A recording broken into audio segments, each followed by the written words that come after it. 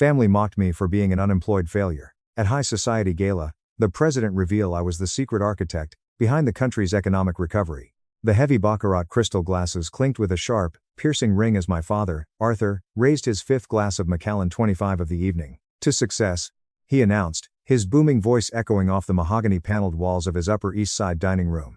To those who understand what it takes to build a legacy, to crush the competition, and to actually contribute to this family's name. As he spoke, his cold, steely eyes bypassed my brother, Preston, bypassed my sister, Chloe, and landed squarely on me. The gaze was heavy, suffocating, and dripping with an unspoken, yet deafening, disapproval. I kept my face entirely neutral, picking up my simple glass of tap water and taking a slow sip, letting his implied, venomous criticism wash right over me. In their eyes, I was Julian Vance. I was 34 years old, the family disappointment, the absolute black sheep. To them, I was a drifter who had wasted a brilliant Ivy League education to bounce between odd consulting gigs that barely paid the rent for my modest, one-bedroom apartment in Queens. If they only knew the truth. If they only knew that just 6 hours prior to this excruciating family dinner, I had been sitting in a secure, signal-jammed subterranean conference room beneath the Treasury Department in Washington, D.C., finalizing a $400 billion sovereign debt restructuring plan that would literally save our nation and by extension, my father's massive real estate portfolio from the brink of a catastrophic, cascading financial collapse. Still between opportunities, Julian? Uncle Robert called out from the end of the table, not even bothering to hide the cruel smirk playing on his lips.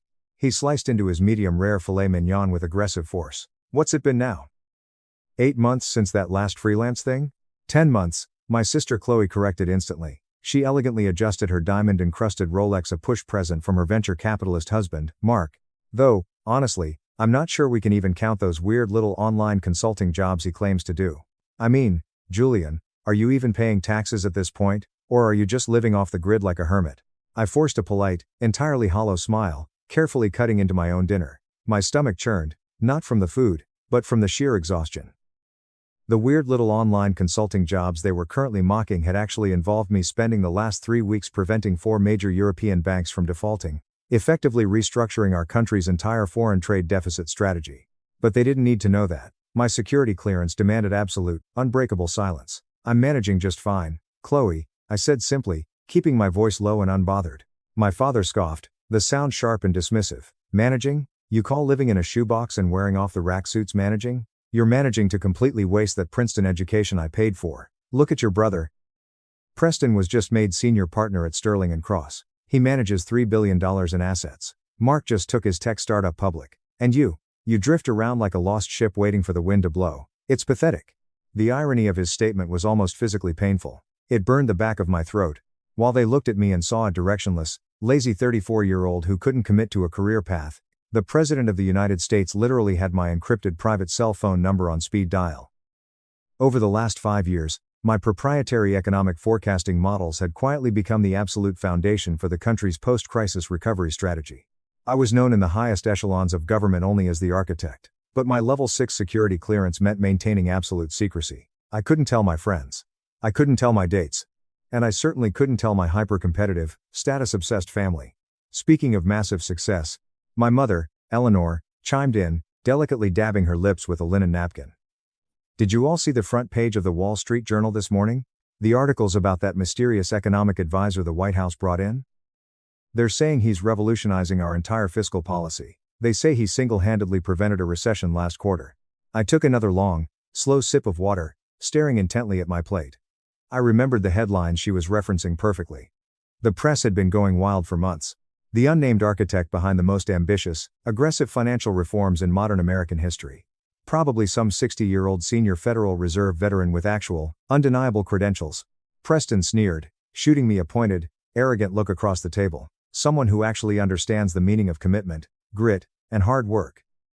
Not someone who sleeps until noon. Right at that exact moment, my encrypted phone buzzed violently against my thigh. It was a specific vibration pattern. 2 short, 1 long. It was a text from Agent Miller, my direct liaison to the White House Chief of Staff. Emergency briefing. 10 p.m. Est. The situation in Tokyo is deteriorating rapidly. The Asian markets are hemorrhaging. We need you. In the war room now. You. I discreetly checked my watch. It was 8:15 p.m. Excuse me, I said, abruptly standing up from the heavy oak dining table and throwing my napkin down. I'm incredibly sorry, but I need to take care of something urgent. I have to go. Of course you do, my father muttered loudly, not even looking up from his plate. Always running away the second things get uncomfortable. Always running away from responsibility. If he only knew I was currently running toward preventing an international financial meltdown that would have wiped out his entire net worth by Tuesday morning. I didn't say another word. I walked out of the penthouse, rode the elevator down in silence, and climbed into the back of the black, armored SUV that was already idling discreetly down the block. Inside the car, I quickly stripped off my deliberately cheap, rumpled dinner clothes and changed into the bespoke, tailored Tom Ford suit I kept hung in the back for emergency midnight briefings. Within 45 minutes, I was being heavily escorted through the subterranean tunnels beneath the Capitol, where the Treasury Secretary and the core economic defense team were already sweating through their shirts. Julian, thank God. The Secretary greeted me, his face pale and grave. The Bank of Japan is wavering on our proposed liquidity measures. If they dump their bonds, the contagion spreads to London by 3 a.m., and New York opens in a freefall. We need your magic, kid. For the next 6 agonizing hours, I didn't blink. I reworked massive, complex financial algorithms on the fly, barking orders to senior analysts twice my age, and aggressively negotiating with foreign finance ministers via a secure, heavily encrypted video link.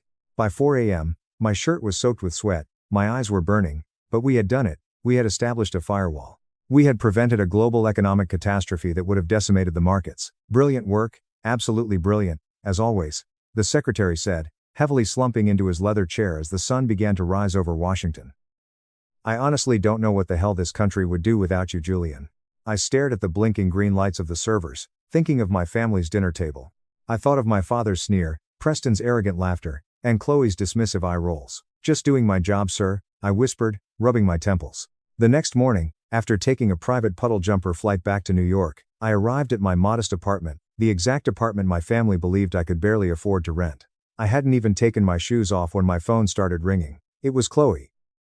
Mom and Dad are worried sick, and frankly, I'm just disgusted, she started, completely bypassing any form of greeting. You literally just disappeared from dinner last night without a single explanation. Do you ever, for 1 second, think about anyone other than yourself? You are so incredibly selfish, Julian. I glanced blankly at the morning papers spread across my kitchen counter. Every single one of them featured massive, bold headlines about the miraculous midnight save and the averted Asian market crisis. A crisis that absolutely no one in the world knew I had personally stopped. I'm sorry, Chloe, I said, my voice hoarse from yelling at foreign bankers all night. Something came up. An emergency. She let out a dramatic, theatrical sigh that crackled through the speaker. Something times, always times comes up with you. Listen to me. The Vance Family Foundation's annual charity gala is next Friday at the Plaza. This is the biggest night of the year for Dad. Preston's firm is the main sponsor. Try to at least pretend to be a responsible, functioning adult for one single evening. Don't embarrass us. The Vance Charity Gala. It was the crowning jewel of my family's narcissism. An event where New York's absolute elite gathered to network, drink $1,000 champagne, and show off their grotesque wealth. My family had been hosting it for a decade, and every single year, they used it as a public stage to highlight the massive contrast between their soaring achievements and my apparent, miserable failures. They loved having me there just so they could point to me as the cautionary tale. But what my sister didn't know, what none of them knew, was that this year was going to be drastically, violently different. The President of the United States had personally insisted on attending the gala this year. My father thought it was because of his massive campaign donations. Preston thought it was to honor his Wall Street firm. They were both dead wrong. The President was attending for me. After 5 years of operating in the absolute shadows, taking the hits, enduring the stress, and letting my family treat me like garbage, the administration had decided it was finally time for the architect to step into the blinding light. The classified period of my project was officially over. I'll be there, Chloe, I promised, a slow, dangerous smile finally creeping onto my exhausted face. I wouldn't miss this one for the world. Edit. A lot of you in the comments are asking why I didn't just tell them I worked for the government to get them off my back. I legally couldn't. I signed NDAs that carried federal prison sentences if breached. The market manipulation that could occur if people knew who I was or what I was analyzing was too dangerous. I had to play the part of a loser to protect the global economy. Yes, it sucked. Yes, it destroyed my mental health, but the payoff was coming. Update 1. The week leading up to the gala dragged on with excruciating, agonizing slowness. Every single day felt like wading through wet cement. Every family phone call, every condescending text message, every well-meaning suggestion from my mother about applying for entry-level data entry jobs felt like another heavy iron weight being added to a highly compressed spring. I was just waiting for it to snap. I was sitting in my actual office, a highly secure, biometric locked floor in a federal building in Lower Manhattan that officially did not exist on any public directory when Preston called me. Dad insists you wear something actually presentable to the gala. Preston barked, the background noise of his busy Wall Street trading floor bleeding through the phone. He's arranged for you to borrow one of my old suits. We can't have you showing up in whatever bargain bin polyester garbage you've been wearing lately. It's embarrassing for the brand. I glanced down at my bespoke, hand-tailored Italian suit that cost more than Preston's entire monthly mortgage payment. That's very thoughtful of him, Preston. Yeah, well, he's a generous guy. And listen to me carefully, Julian. Try not to mention your pathetic little consulting work to any of the VIP guests. These are serious, heavy-hitting people. Board members, hedge fund CEOs, actual political advisors. Don't bore them with your delusions of grandeur. Through my reinforced, bulletproof office window, I could see the massive skyscrapers of the financial district. Just hours ago, I had drafted a regulatory policy that was going to fundamentally change how Preston's exact firm operated. I'll keep that in mind, I said smoothly. Good. Oh, and apparently the President and the Treasury Secretary are making an appearance. Secret Service is already sweeping the plaza. Try to make yourself completely scarce during that part. Go hide in the bathroom or something. The absolute last thing we need is you embarrassing the Vance family name in front of the leader of the free world. I ended the call without another word, turning back to my massive array of 6 monitors displaying real-time global market data. Agent Miller walked in, carrying a fresh stack of classified intelligence reports and 2 cups of black coffee. Your family still doesn't suspect a single thing? He asked, having listened to countless similar, abusive calls over the last few years. They see exactly what they want to see, Miller, I replied, taking the coffee and reviewing the documents. They need me to be a failure so they can feel better about their own hollow lives. Though, that's about to change rather dramatically in about 48 hours. Miller grinned, a rare sight for the stoic agent. The President is incredibly excited about the reveal. He's actually moved 2 international diplomatic calls around just to ensure he can make a proper theatrical entrance at the gala. He knows what they've put you through. That same afternoon, I was forced into another agonizing family obligation. High tea with my mother and her elite social circle at the Pierre Hotel.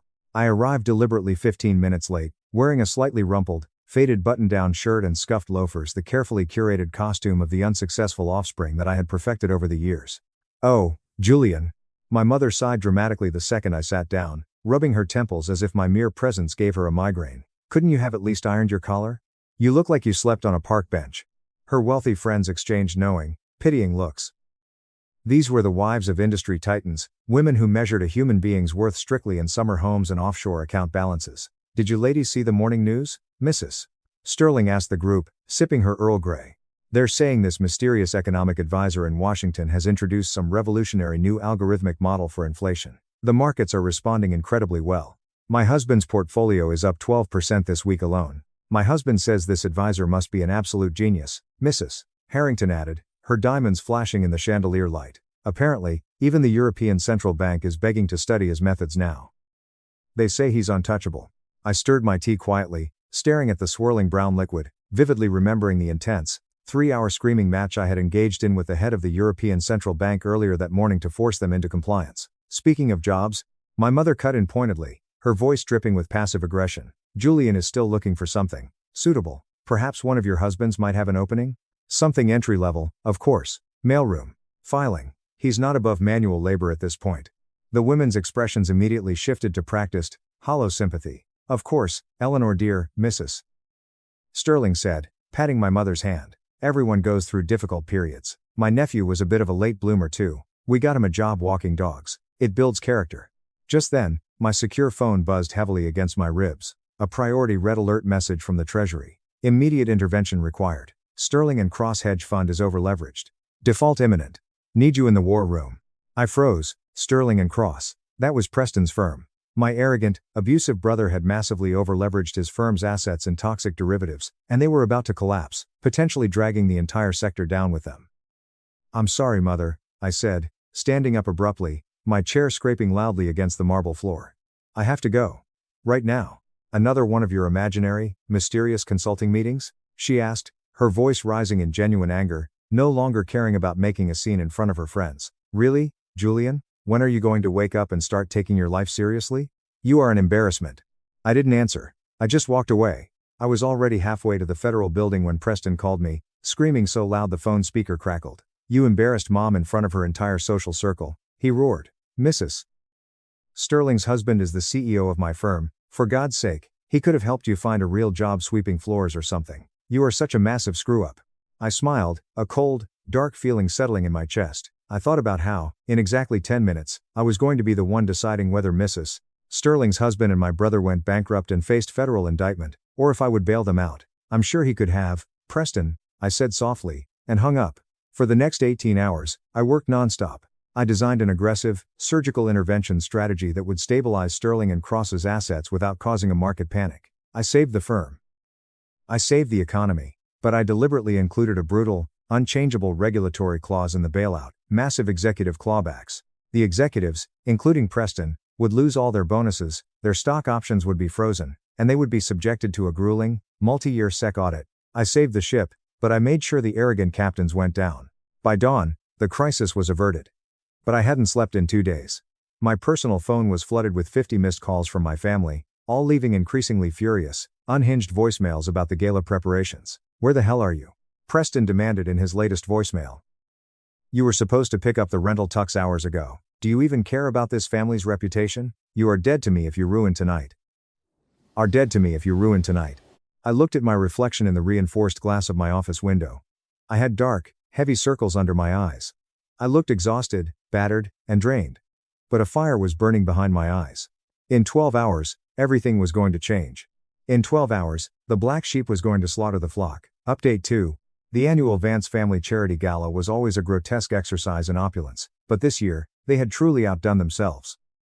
The grand, cavernous ballroom of the Plaza Hotel gleamed with thousands of crystal chandeliers. Massive, elaborate floral arrangements of rare white orchids covered every surface. Each table was meticulously set with hand-painted gold china and heavy sterling silver cutlery. I arrived exactly on time at 7 p.m. I deliberately ignored the cheap, ill-fitting suit Preston had left for me. Instead, I wore my own bespoke, midnight blue Tom Ford tuxedo, paired with a vintage Patek Philippe watch that the Prime Minister of England had gifted me after I saved the pound sterling. The heavy security team at the door, Secret Service agents who were there for the president, but who secretly reported to my office, nodded imperceptibly as I glided past the velvet ropes. Julian. Chloe's shrill voice cut through the elegant hum of the crowd. She stomped over to me, her designer gown shimmering, her face twisted in absolute fury. Where on earth have you been? And what the hell are you wearing? That is definitely not Preston's old suit. Did you rent that? You're going to bankrupt yourself trying to look like you belong here. I managed to find something appropriate. Chloe, I said mildly, smoothly lifting a glass of vintage Dom Perignon from a passing waiter's silver tray. My father appeared out of the crowd, his face already flushed a deep, angry red from whiskey and irritation. He grabbed my arm hard, pulling me aside. You were supposed to sit at table 40, in the absolute back near the kitchen doors. He hissed, his breath reeking of alcohol. We have the Treasury Secretary, the Mayor, and 3 massive bank chairmen at the main table tonight. The President himself is arriving in 20 minutes. So I've heard, I replied, casually freeing my arm from his grip. Just try not to draw any attention to yourself, he muttered, glaring at me with raw disgust. And for God's sake, do not speak unless spoken to. Do not mention your unemployment. If anyone asks, tell them you're taking a sabbatical to find yourself. Don't humiliate me tonight, Julian. I mean it. I checked my encrypted phone. A message from Agent Miller. POTUS is en route. Ida 5 minutes. The Eagle is ready to fly. Enjoy the show. The ballroom filled rapidly with New York's absolute elite. Hedge fund managers, political heavyweights, industrial titans. I stood silently near a massive ice sculpture, sipping my champagne, watching my family aggressively work the room.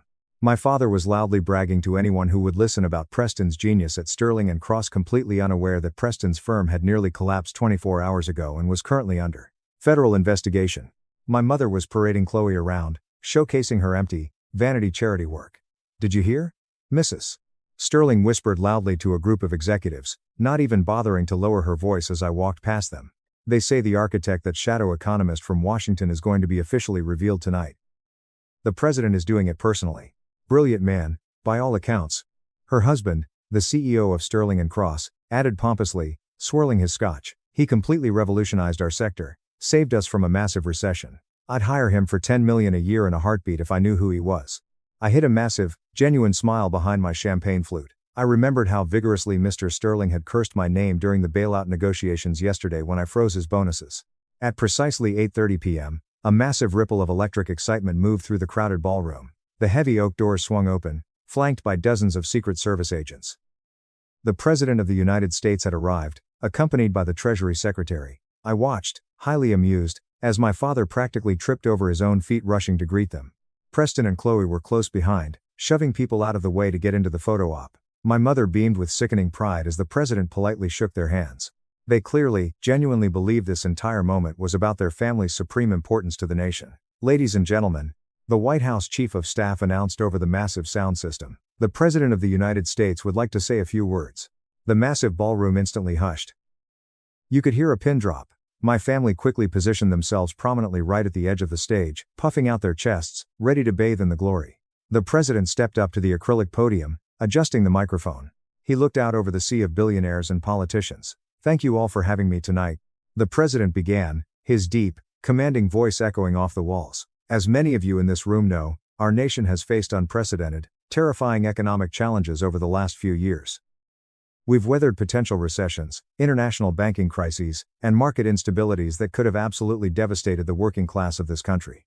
My father nodded sagely, stroking his chin, acting as though he had personally guided the country through these hardships. "But," the President continued, his tone shifting to something much more serious, "thanks to one single person. One absolutely brilliant, unparalleled economic mind working in the shadows. We have not only survived these massive challenges, we have emerged stronger than ever before." A murmur of excitement rippled through the crowd. "You have all heard of him in the press," the President said, smiling slightly. "They call him the architect, the shadow economist.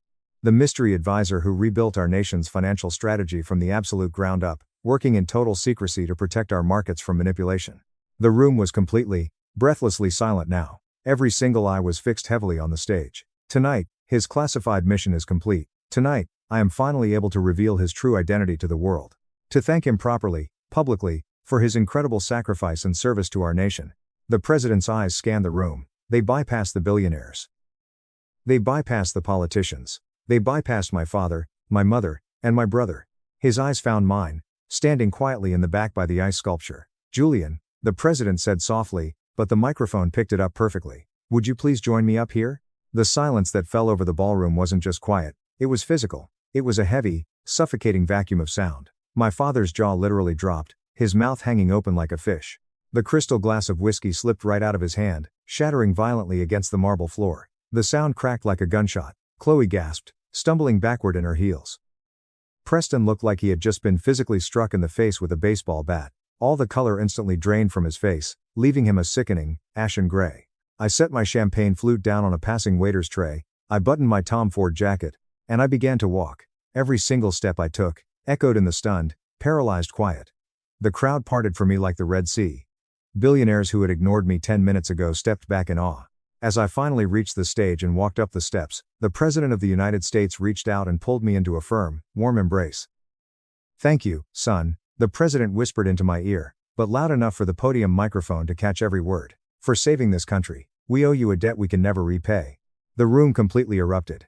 Gasps, murmurs, and shocked whispers flooded the massive space. I looked down at my family. My mother had physically collapsed into a chair, her legs completely unable to support her weight. She was hyperventilating, staring at me like I was a ghost. "For the past 5 years," the President continued, raising a hand to quiet the crowd, "Julian Vance has been my chief economic advisor, operating at the absolute highest, most classified levels of the federal government. His financial models have literally saved our economy. His crisis management strategies are currently being taught as gospel at Harvard, Yale, and Oxford. While enduring total secrecy, he has single-handedly reshaped the future of the free world." The President stepped back, gesturing for me to take the podium. I stepped up to the microphone. I looked out at the sea of faces, but my eyes locked directly onto my father's terrified, pale face. My voice was calm, cold, and crystal clear. "Thank you, Mr. President," I said, the sound booming through the room. Though, I must admit, maintaining that absolute secrecy over the last 5 years was made significantly easier by certain preconceptions about my career path by those closest to me. My father's face turned a horrifying shade of purple. He looked like he was going to have a stroke. Preston was frantically, desperately typing on his phone, furiously Googling my name, presumably finding the hundreds of articles about the architect that he had previously mocked. "Julian." Mr. Sterling, the CEO of Preston's firm, called out from the front row, his previous condescension entirely replaced with a desperate, raw panic. "All those meetings you missed. Those freelance jobs. You were in Washington?" "I was in the war room, Mr. Sterling," I answered smoothly, leaning into the microphone. usually overriding your firm's reckless, highly illegal leveraging policies. The room erupted into nervous, terrified laughter. Mr. Sterling swallowed hard, sweat pouring down his forehead. In fact, I continued, my eyes shifting to my brother, Preston, who was physically shaking. That massive emergency yesterday afternoon, the one that kept me from picking up a borrowed, cheap rental suit for tonight? That was me preventing a major Wall Street hedge fund, one that many of you in this room are heavily invested in, from completely collapsing due to gross, criminal negligence. I paused, letting the silence hang like a guillotine. I saved the firm. But I also drafted the executive clawback policies that went into effect at 8 a.m. this morning. So, to the executives who just lost their bonuses and are currently facing SEC indictments, you're welcome for keeping you out of total bankruptcy. Preston let out a choked, pathetic noise. He knew I had just destroyed his entire career on live television. The president smiled broadly, clapping me on the shoulder. Thanks to Julian's unparalleled work, we are now entering our strongest economic period in 4 decades. Please, join me in thanking a true American hero. The room exploded into a deafening standing ovation. Billionaires, politicians, and industry leaders were on their feet, clapping furiously. My family remained frozen in their spots, entirely paralyzed by the massive nuclear bomb I had just dropped on their entire reality. The rest of the evening passed in an absolute blur of surreal vindication. Every major financial figure in the room, men who had looked at me like dirt for years, were now practically shoving each other out of the way just to shake my hand. They were desperate to claim some prior connection, to establish a relationship with the man who held their entire industry in the palm of his hand. My family remained in various, pathetic states of shock. My father attempted to approach me 3 separate times, but every time he got close, my Secret Service detail smoothly and forcefully blocked his path. He looked broken. Preston spent the entire night in the corner, chugging straight vodka, furiously arguing on his phone with his lawyers as the reality of the SEC audit set in. Chloe was sobbing in the bathroom because her wealthy friends had immediately abandoned her to come try and talk to me. Finally, near midnight, the crowd thinned out, and my mother managed to slip past the agents. She walked up to me, tears streaming down her perfectly contoured face, her hands trembling violently. Julian, we had absolutely no idea, she stammered, her voice cracking. My God, we didn't know. That was rather the entire point, Mother, I said coldly, sipping my water. But why? She cried, grabbing my arm. Why let us believe you were a failure? Why let us treat you like that? Why didn't you just give us a hint? So, I slowly pulled my arm out of her grasp. I looked down at her, feeling absolutely nothing but pity. Because, Mother, you all times needed times to believe I was a failure. I said, my voice dropping to a harsh whisper. You needed a punching bag. You needed someone to look down on so you wouldn't have to look at your own shallow, empty, meaningless lives. It made my classified work possible, yes, but if I'm being completely honest, letting you all dig your own graves, letting you expose exactly how conditional and toxic your love really is. It made tonight infinitely more satisfying. She openly sobbed, covering her face with her hands, but I didn't comfort her. I turned my back and walked away. As the evening finally wound down and the ballroom emptied, the president pulled me aside near the exit. You know, Julian, he said quietly, looking at my shattered family huddled in the corner. You could have asked me for special clearance to tell them years ago. I would have authorized it. You didn't have to endure their abuse. I watched my father staring at the floor, his legacy in ruins. I watched my brother realizing his career was over. Some lessons are better learned dramatically, sir. I replied, adjusting my cuffs. Besides, they never once asked me if I was okay. They never asked what I was actually doing. They were so utterly convinced they knew who I was, they never bothered to look closer. Later that night, as I was walking out toward my armored motorcade, my father finally broke away from the group and ran up to me. He looked 10 years older. His arrogance was completely gone, replaced by a desperate, hollow panic. Son. Julian, please, he begged, his voice shaking. We've been so incredibly wrong about you. You're brilliant. You're the pride of the Vance family. We need to talk. Preston's firm. The SEC, you have to call them off. You have the power to fix this. You're my son. I stopped walking. I turned around and looked at the man who had called me a parasite, a disappointment, and a failure for 8 years. I looked at the man who measured love in dollar signs. I straightened my perfectly tailored Tom Ford tuxedo. No, Arthur, I said, using his first name for the first time in my life. You were exactly right about one thing tonight. You were completely right. He blinked, confused. Right about what? I really couldn't hold down a corporate job. I smiled, a cold, predatory grin. I was way too busy running the United States economy. Good luck with the federal indictments. I turned around, got into the back of the armored SUV, and the door slammed shut with a heavy, satisfying thud. I didn't look back as the motorcade drove away into the New York night. I suspected my wife was planning a divorce, so I moved my assets. 2 weeks later, she filed, then backtracked when her plan backfired. Hello everyone, before we start today's video, I need your help. We've noticed that the channel is losing traction, and subscribing is one of the best ways you can help us. It's quick, free, and allows us to continue bringing you great content. Your support means everything. Let's keep this channel growing together. Thank you very much. Now, let's begin the video. Hello people. I've been skimming through the posts here for a while, believing I'd never have my own tale to tell. However, life has a way of shocking you, and I've been lugging this about for months. I need to let it out. Let me be clear, I've never been the sort to jump to conclusions or assume the worst. My wife, let's call her M, and I have been together for 6 years and married for 4. Things were solid, or so I thought. We experienced the typical ups and downs, but nothing that made me think, oh, there's a problem here.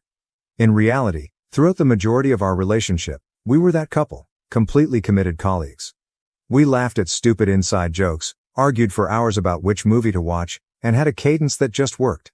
She'd organize elaborate date nights, and I'd treat her to her favorite takeout after a long day. It felt effortless. As if we had figured out the whole love thing. That is why what occurred next struck me like a ton of bricks. The shift around 6 months ago, things began to alter.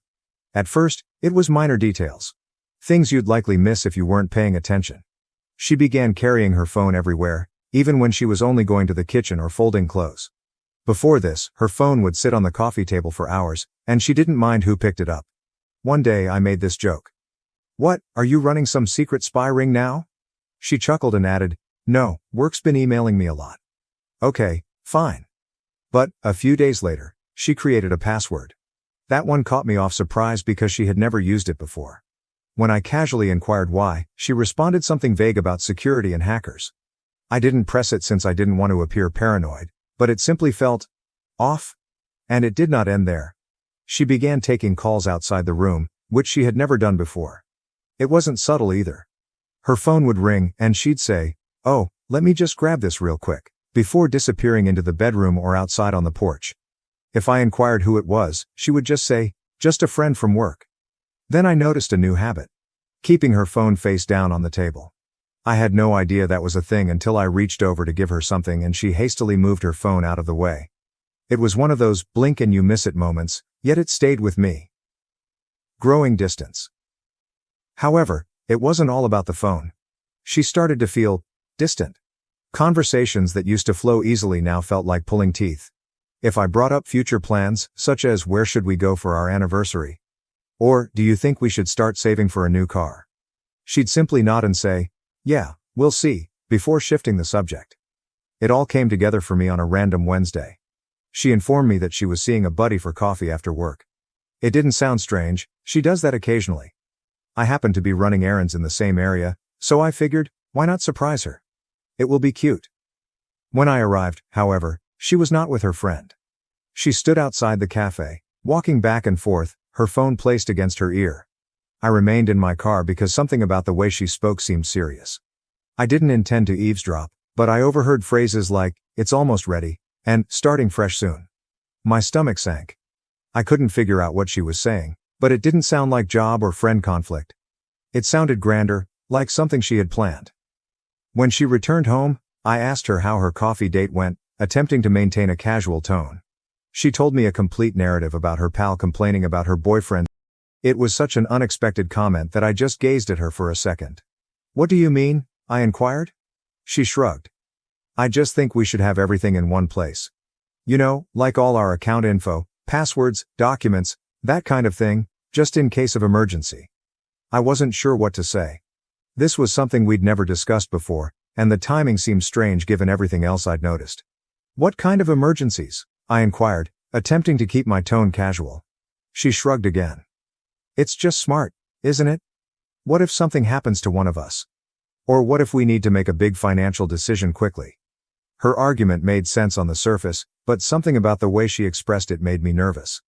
It was too rehearsed and polished, as if she had been waiting for the appropriate time to bring it up. I nodded and murmured something like, "Yeah, I guess that's a good idea," but within, alarms were ringing. Why now? Why are we suddenly concerned about arranging our finances when we've always kept them separate and loose? That night, my mind kept reliving her words, attempting to figure out what it meant. Was this just typical adult behavior, and was I reading too much into it? But then I remembered the phone calls, the talk I overheard in the cafe, and how distant she'd been recently. It all began to mount up, and I did not like the image it was painting. Until then, I had done nothing about it. A few days later, she mentioned it again. We were in the kitchen. I was making a sandwich, and she was looking through her phone, when she remarked, "Have you thought more about organizing the bank stuff? Like, do you know where all the account details are?" I lowered the knife and turned to face her. "Okay, what's going on?" I inquired, attempting to keep my tone light but firm. "You've been bringing up the finances a lot lately. Is there something we need to talk about?" She finally looked up from her phone, astonished that I had pressed her on it. "No, nothing's wrong," she responded hastily, making me giggle. "I just think it's important, that's all. You know, for emergencies." "Emergencies? Like what?" She shrugged, her expression unreadable. "I don't know. Just life stuff. It's not a big deal. I promise, I just think it's something we should get on top of." Her response seemed ambiguous. Too vague. I nodded and let it go, but the way she avoided providing a direct answer made me even more suspicious. It didn't seem like a casual suggestion anymore. It felt like she was concealing something, but I had no idea what it was. So, the next day, while she was at work, I decided to look into our finances. I opened our joint account online and discovered something unexpected. Over the last month, a few tiny moves had taken place. Nothing large, but small quantities that did not appear to have a clear purpose. They were not designated for bills, groceries, or anything similar. I didn't want to jump to conclusions, but it appeared that she had been withdrawing money from the account for some reason, which I couldn't figure out. I considered addressing her, but something told me to wait. If I was wrong, I'd look ridiculous. And if I was correct, I had to be careful. It was eating at me, so I contacted someone I trusted, an old college friend who also happens to be a lawyer. I told him what I'd discovered while trying not to sound like a conspiracy theorist. "Look," he remarked after I'd explained everything. "I'm not saying something is absolutely going on, but you're not insane for wanting to be ready. If you're concerned about protecting your assets, now is the moment to do so. Better safe than sorry." He walked me through what I could do, simple procedures to ensure my finances were protected if something happened. I'll admit that taking such drastic action felt out of the ordinary. It felt like I was preparing for something dreadful even though I wasn't sure what was wrong. But the more I considered it, the more it made sense. If she was really up to something, and I was beginning to suspect she was, I needed to defend myself. It was not an easy decision to make, however. This wasn't just about money or assets.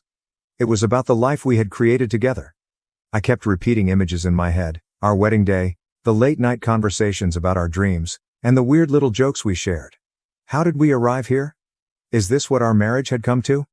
The prospect of taking these measures felt like conceding defeat, as if I was officially abandoning the trust we previously shared. That evening, while she was out, I sat at my desk and took out my laptop. My hand shook as I opened the computer and began browsing through everything: bank accounts, investment accounts, and the property deed. Each paper I studied felt like a betrayal, but a persistent voice in my head reminded me that this was about survival, not sabotage. I didn't mean to hurt her. I couldn't get rid of the idea that if I didn't act now, I'd regret it later. I compiled a list of everything I could transfer and how to do it without raising suspicion. As I typed, I felt a crushing weight settle against my chest. I had entirely trusted her for years, and now here I was, playing defense against the person I thought would always have my back. Then I called my mother and explained why I needed her help, but not in detail. "I need you to hold on to some things for me for a while. It's nothing bad, just something I need to do to protect myself, just in case." She was silent for a minute, likely trying to figure out what I wasn't saying. "Are you okay?" Her voice was filled with anxiety. "Yeah," I lied. "It's just a precaution. Nothing to worry about." She didn't press me, but I could hear the pause in her voice when she responded. "Of course, sweetheart. Whatever you need." I hung up the phone with an odd mix of relief and shame. I despised engaging her in this mess, but knowing she had my back provided some steadiness in an otherwise chaotic environment. By the time Em arrived home, I had already begun the process. I moved the majority of my assets, our cash, investments, and even the house, to my mother's name. I kept enough in our joint account to keep up appearances, but the rest was locked down. She didn't notice anything. She walked in, kissed my cheek, and asked if I wanted to watch a movie. I appeared okay, but inside I was a wreck. Part of me felt awful, as if I had betrayed her trust. But another part of me felt relieved, as if I was finally gaining control of a situation that had spiraled out of my control. Over the next 3 days, I tried to maintain a normal routine. I didn't want to let her know that anything had changed. She appeared satisfied, even unusually cheery at times. However, rather than putting me at ease, it increased my suspicion. If she was plotting something, she did an excellent job of concealing it. What stood out, however, was that she never brought up the finances again, not even after I questioned her the last time. It was as if the subject had evaporated from her memory. At first, I believed I had overreacted, and she dismissed the subject since it wasn't relevant. But the more I thought about it, the more I realized she was avoiding it. Almost as if she was afraid to bring it up again after I pressed her. I noticed her staring at me a few times, as if she was assessing my mood or contemplating whether to say something. Every time I noticed, she'd quickly return her attention to whatever she was doing, her phone, the TV, a book. It was slight, but it was present. It felt like she was waiting for me to bring it up, as if she didn't want to push the issue again. The silence only made me feel more anxious. It wasn't like her to drop anything she considered essential, and the way she avoided it suddenly appeared deliberate. If she was testing the waters, she was not going in. If she was waiting for something, I was not about to give her the go-ahead. Whatever her next move was, I knew I had to be one step ahead. Something was coming, but I didn't know when or how. All I could do was prepare. That night, I made certain that everything was solid. I glanced over the paperwork again, double-checking every aspect of my mother's asset transfers. The house, the savings, the investments, everything was now legally in her name, sealed in an uncontested trust. I even called her to confirm that she had all of the necessary papers. 2 weeks had passed, and everything appeared normal, frankly. She was acting more loving, even starting to talk about unrelated topics like jobs or what we should eat for the evening. It threw me off because she'd been aloof for months, avoiding anything more than superficial conversations. Part of me began to question whether I had been overreacting all along. Maybe the strange conduct was merely stress or something I didn't comprehend. But then, one random Friday night, she sat me down on the couch, turned off the television, and said, "We need to talk." My stomach fell quickly. I knew what she was going to say before she did. "I think we should get a divorce," she replied, her voice so calm it seemed prepared. It wasn't furious or emotional, it was simply frigid, as if she had told me we had run out of milk. I stared at her, unsure how to respond as she explained her argument. She mentioned needing space, wanting to figure herself out, and feeling like she'd lost her identity in the marriage, standard breakup phrases that didn't really explain anything. But then she said something that struck a different tone. "You know, I've made a lot of sacrifices for you over the years, and I don't think you really appreciate them. I deserve more." That last part stung. It wasn't just that she wanted out, it was that she framed it as if I owed her something, that everything was my fault, and she was simply claiming what was properly hers. As I sat there, trying to understand what she was saying, a new question arose. Why now? Then she said something that made everything start to make sense. "A friend of mine has been helping me see things more clearly," she continued, not looking at me. "A friend." I remained still, letting her speak, but my mind was racing. Who was this friend? Why were they so involved in my marriage? The way she stated it was not casual. It seemed like someone had been hyping her up, convincing her that leaving me wasn't simply a choice, but a strategy she needed to implement. And the more she talked about how she deserved more because of her sacrifices, the more I became skeptical. Sacrifices? What kind of sacrifice? She was happy with me, or so she said. I worked hard to offer her the life she desired, and it wasn't just about money. When she asked to move closer to her job, I agreed, even though it meant a lengthier commute for me. When she wanted to attend that pricey yoga retreat last year, I made sure we budgeted for it, even foregoing a vacation I was looking forward to so she could go. I backed her when she changed careers twice, telling her it was fine to take the risk because I wanted her happy. I believed being a decent husband meant putting her first whenever possible. And it wasn't as if I was an unresponsive, distant partner. I showed up. I remembered birthdays and random things she had mentioned loving.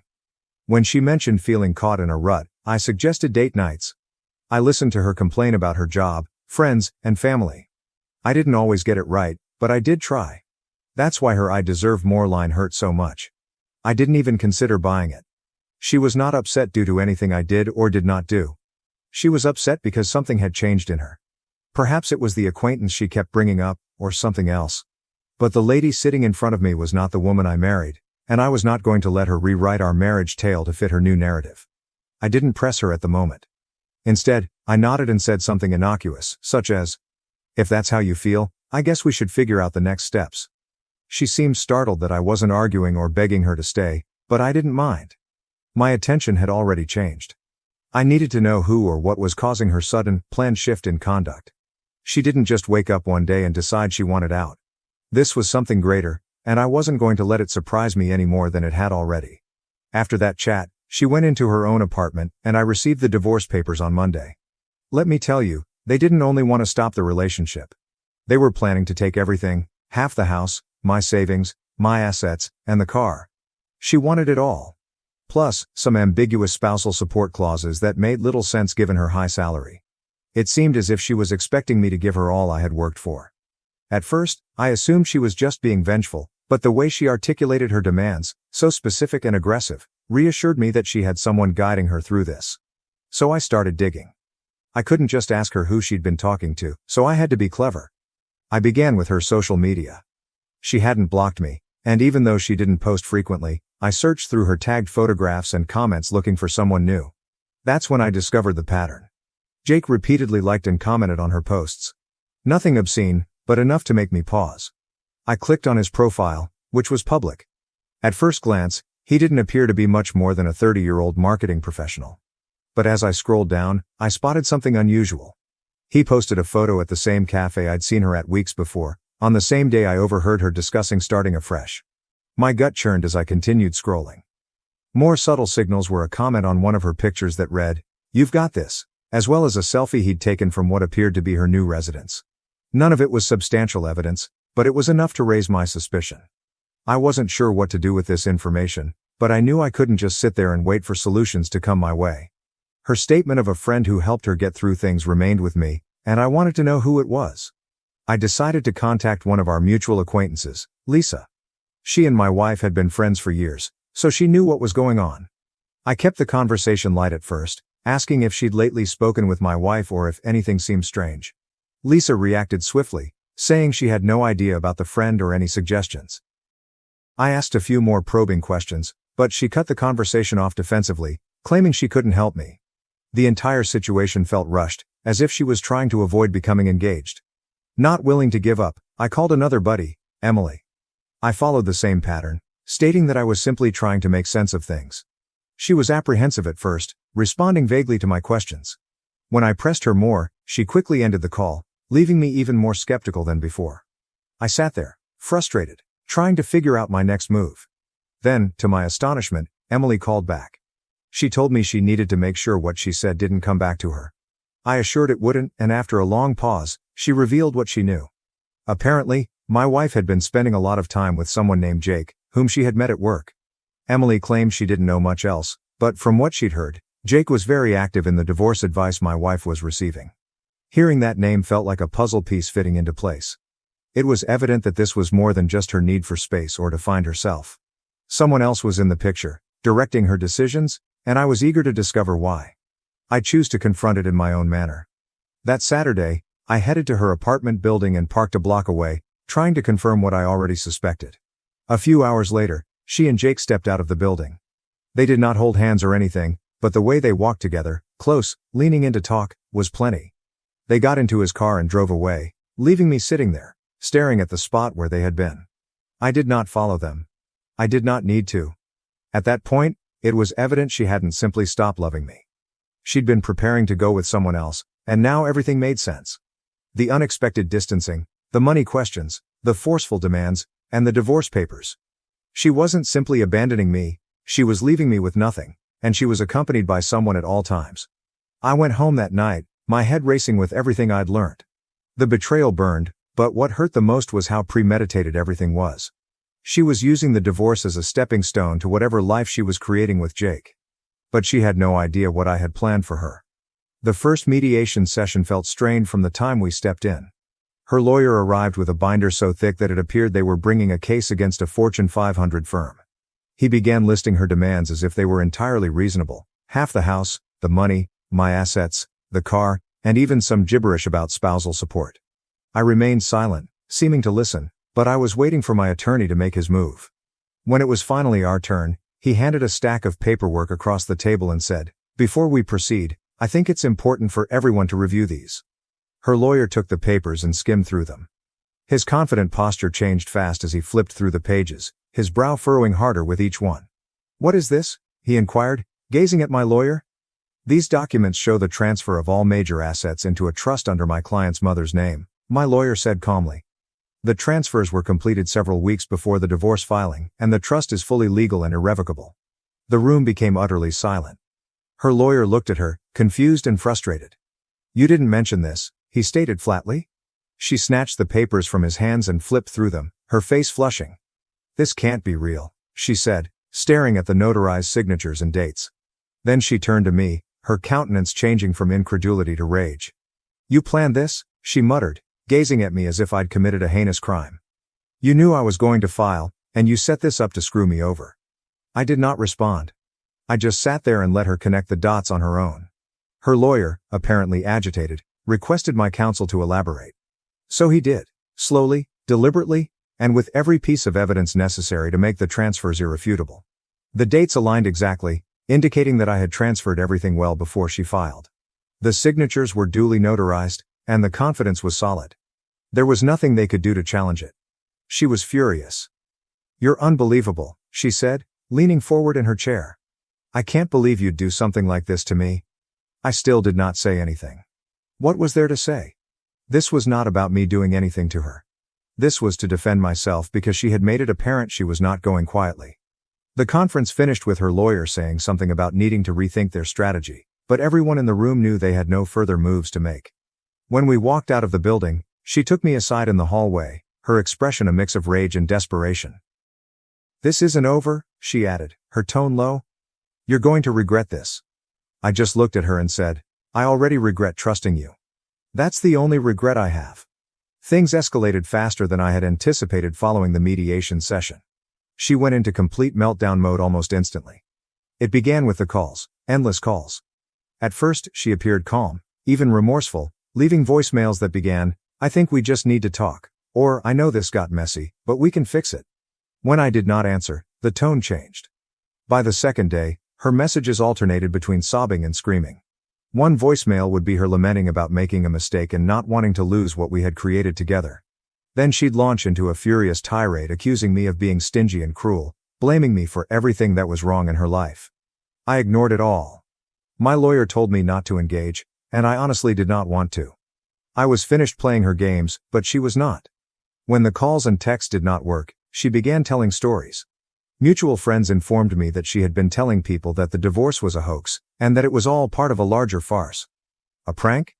I mean, who would believe that? The flaws in her story quickly became apparent. Friends began to ask questions like, if it was a prank, why did you file actual legal paperwork? Or, why hire a lawyer and make such specific demands if it wasn't serious? When others didn't instantly accept the hoax justification, she doubled down. She said it was not a joke, but rather a test of our relationship's strength. She began casting herself as the victim, claiming that my reaction had hurt and betrayed her, that I had gone too far and broken our marriage's trust. At first, some individuals seemed to believe her stories. I'd get strange emails or comments from acquaintances like, "Wow, I didn't realize things were so rough for her." Even her brother lashed out, saying, "You should have just talked it out instead of being so drastic." It was annoying, but I knew the truth would eventually come out. And it did, due to a common buddy. Let us call him Matt. Matt and I were not particularly close, but we had always been nice. A few weeks after the mediation, he messaged me unexpectedly, stating he had something I needed to see. When we met, he brought out his phone and showed me a series of text messages between her and Jake. I was confused at first. "How did you even get these?" I inquired, scanning through the messages. Matt revealed that he and Jake shared a mutual buddy, who had heard their talks. Apparently, this common acquaintance had grown concerned about the way things were going, especially when Jake began gloating about how he was assisting her in securing her future. It didn't take long for that common buddy to figure out what securing her future really meant, trying to bleed me dry. Feeling awful about remaining silent, the buddy grabbed screenshots of the texts and sent them to Matt, believing he had a better relationship with me and could warn me. "This guy's been playing both sides," Matt replied, shaking his head. "He's been hyping her up to take you for everything while making her believe he'd be there for her afterward." Matt gave me the texts and said, "I thought you should know. You don't deserve this, man." The texts were terrible. She wasn't just ranting to Jake about the divorce. She was actively planning her future steps with him, and he was guiding her through them. A message she left read, "Once the settlement's done, we'll have everything we need. I just need him to agree to the terms." Jake responded, "Don't back down. Make him feel guilty if you have to. He owes you. We'll start fresh once you've got the money." I sat there, staring at Matt's phone and trying to understand what I was reading. This was neither a misunderstanding or an emotional response to a failed marriage. This was a cold, deliberate manipulation. I thanked Matt and he left, but my thoughts were racing. Everything made sense now: her abrupt isolation, her fixation with our finances, and her harsh demands throughout the divorce. It was all part of a plan, one she had been developing with Jake behind the scenes. The text soon circulated among our mutual friends. Matt shared them with a few friends, and they quickly spread. Her story suddenly ceased to be credible. People who had previously been indifferent or even supportive of her began to distance themselves, and the change was nearly immediate. People who had previously defended her or remained neutral suddenly recognized her for who she truly was. Even her closest allies started to distance themselves.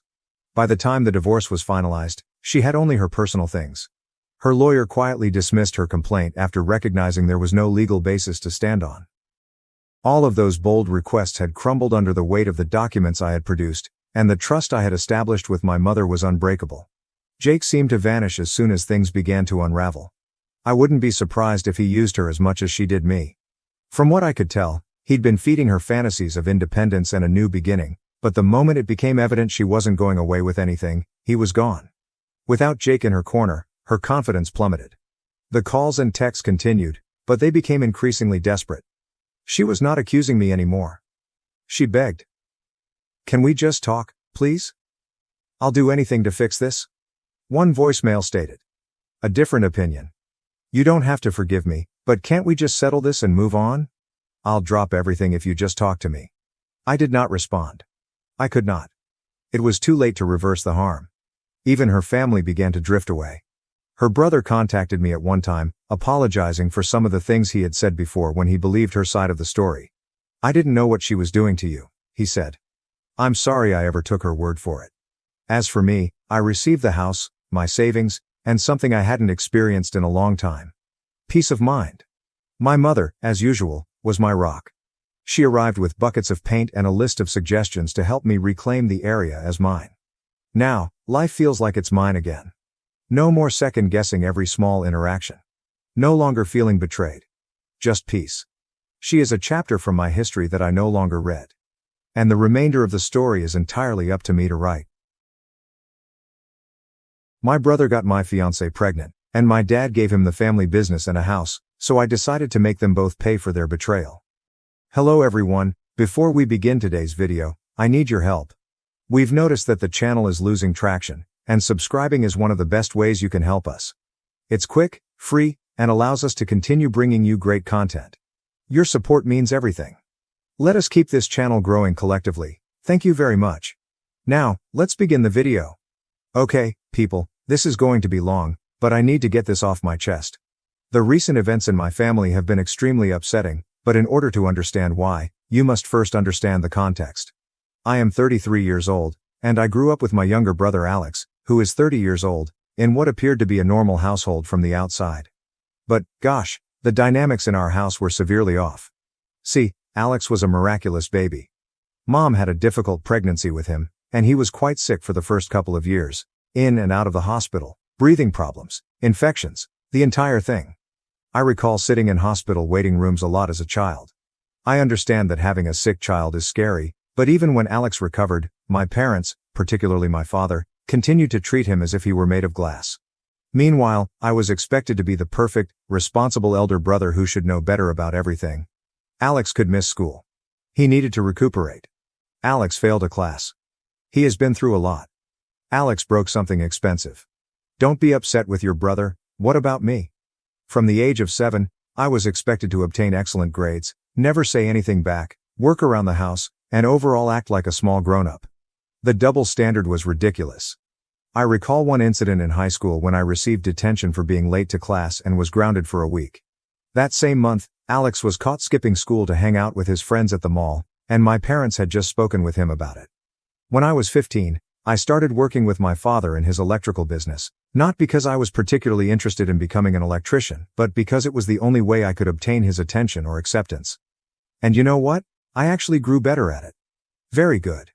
I began learning everything I could about electrical work, staying late to watch Dad handle the difficult tasks, reading manuals, and watching YouTube videos to learn more. Meanwhile, Alex remained, well, Alex. He was a smart kid when he wanted to be, but he lacked work ethic. He could enchant everyone with his sad little ill kid routine, which he never outgrew. He attempted college for about 2 semesters, got out because it was too stressful, began an online business selling dropship trash that flopped, and then tried to be a day trader, losing a lot of his father's money. But nevertheless, I was still the one receiving lectures about supporting your brother and putting family first. I won't lie, it made me feel a strange mix of hatred and responsibility. I liked my brother because he was my brother, but I couldn't tolerate being around him the most of the time. We were complete opposites. I was the serious, hard-working person who valued keeping my word and doing things well. He was the fun one who never faced repercussions and believed regulations were for other people. Dad's business was dependable. Basic home electrical work, some small commercial work, nothing special, but it paid the bills. I saw potential in it, however. When I wasn't working, I was studying about new technologies, smart home systems, and security installations. Dad was old school, preferring to do things the way he'd always done them, but I insisted on modernizing and taking on larger projects. The strange thing is that even when I brought in new clients or completed large projects flawlessly, Dad would find a way to credit Alex. Your brother's charm really helps with customer relations. He answered phones sometimes. Alex has such good ideas for the business. He suggested we get a website. In 2020, I moved out as soon as I could afford it. I moved into my own place around 20 minutes from my parents' house, close enough to help with the business but far enough away to have some space. I felt I was doing fairly well. You know, I had my own place, made decent money, and was learning new skills. I was even considering getting my master electrician license and even having my own business someday. Sophie, a 29-year-old female, and I met around 6 years ago while working on a large rewiring job at these upscale flats downtown. She was the property manager there. The first time I saw her, she was arguing with some HVAC technicians about their substandard work, getting into the technical specifics of why their installation was not up to code. I recall thinking, damn, she actually knows her stuff. Most property managers I'd dealt with wanted things done cheaply and quickly, but Sophie was different. She had read through all of the electrical codes and knew exactly what she wanted done. For the first few weeks on the job, she kept coming around to inspect our work, not in an irritating way, but because she truly wanted to know what we were doing and why. I began taking lunch breaks when I realized she'd be making her rounds. We'd discuss the project first, then about other topics. She told me about growing up with her father, a general constructor, and how she learned everything about construction by helping him on assignments. I informed her about my desire to update my father's business and potentially grow into more commercial work. She was simple to chat to, right? I could rave about my family turmoil, and she understood. Her brother was also the beloved kid, a hotshot lawyer who could do no wrong. We joked about forming a support group for responsible siblings. After we finished the apartment job, I assumed that was it, but about a week later, she called the office to report an urgent electrical problem in her own apartment. Dad asked me to check it out. It turned out there was nothing wrong. She just wanted to see me again. I have to say, that was a really nice maneuver. We began dating after that. Sophie was different from the other girls I dated. She did not play games or expect me to read her mind. If something bothered her, she would simply express it. If she was happy, you would know. She also showed genuine interest in my job. She'd helped me study for my licensure examinations and eventually started assisting with the business side of things. Within a year, she was effectively running our business, having implemented a new scheduling system, upgraded our invoicing, and prepared actual contracts in place of the handwritten quotes we used to use. Dad was initially unhappy about it. He preferred doing everything on paper, but he had to acknowledge the firm was functioning more smoothly. I finally felt like I was creating something real. We moved in together after 2 years and started talking about marriage and even having children someday. Sophie would joke about our future children becoming electricians and carrying on the family business. Man, I thought I had everything sorted out. The weird part is that my family liked her at first. Mom was continually calling us over for supper, asking Sophie for assistance with computer issues, or soliciting her advice on house renovations. Even Dad warmed up to her once he realized how much she was contributing to the company's growth. We were gaining larger contracts, doing more commercial work, and establishing a solid reputation in the area. Sophie got along well with Alex too. When I became irritated with his latest unsuccessful attempt, she would defend him, telling me that I should try to understand his point of view better, how growing up unwell might have influenced him. Looking back, I should have recognized that as a red flag, but you know how it is when you really trust someone.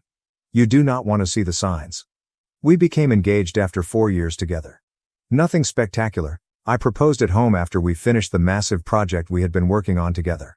She'd been helping me plan this large electrical renovation for a nearby hospital, staying up late with me to go over blueprints and deal with contractors. It just felt right, you know. As if we were true partners in everything.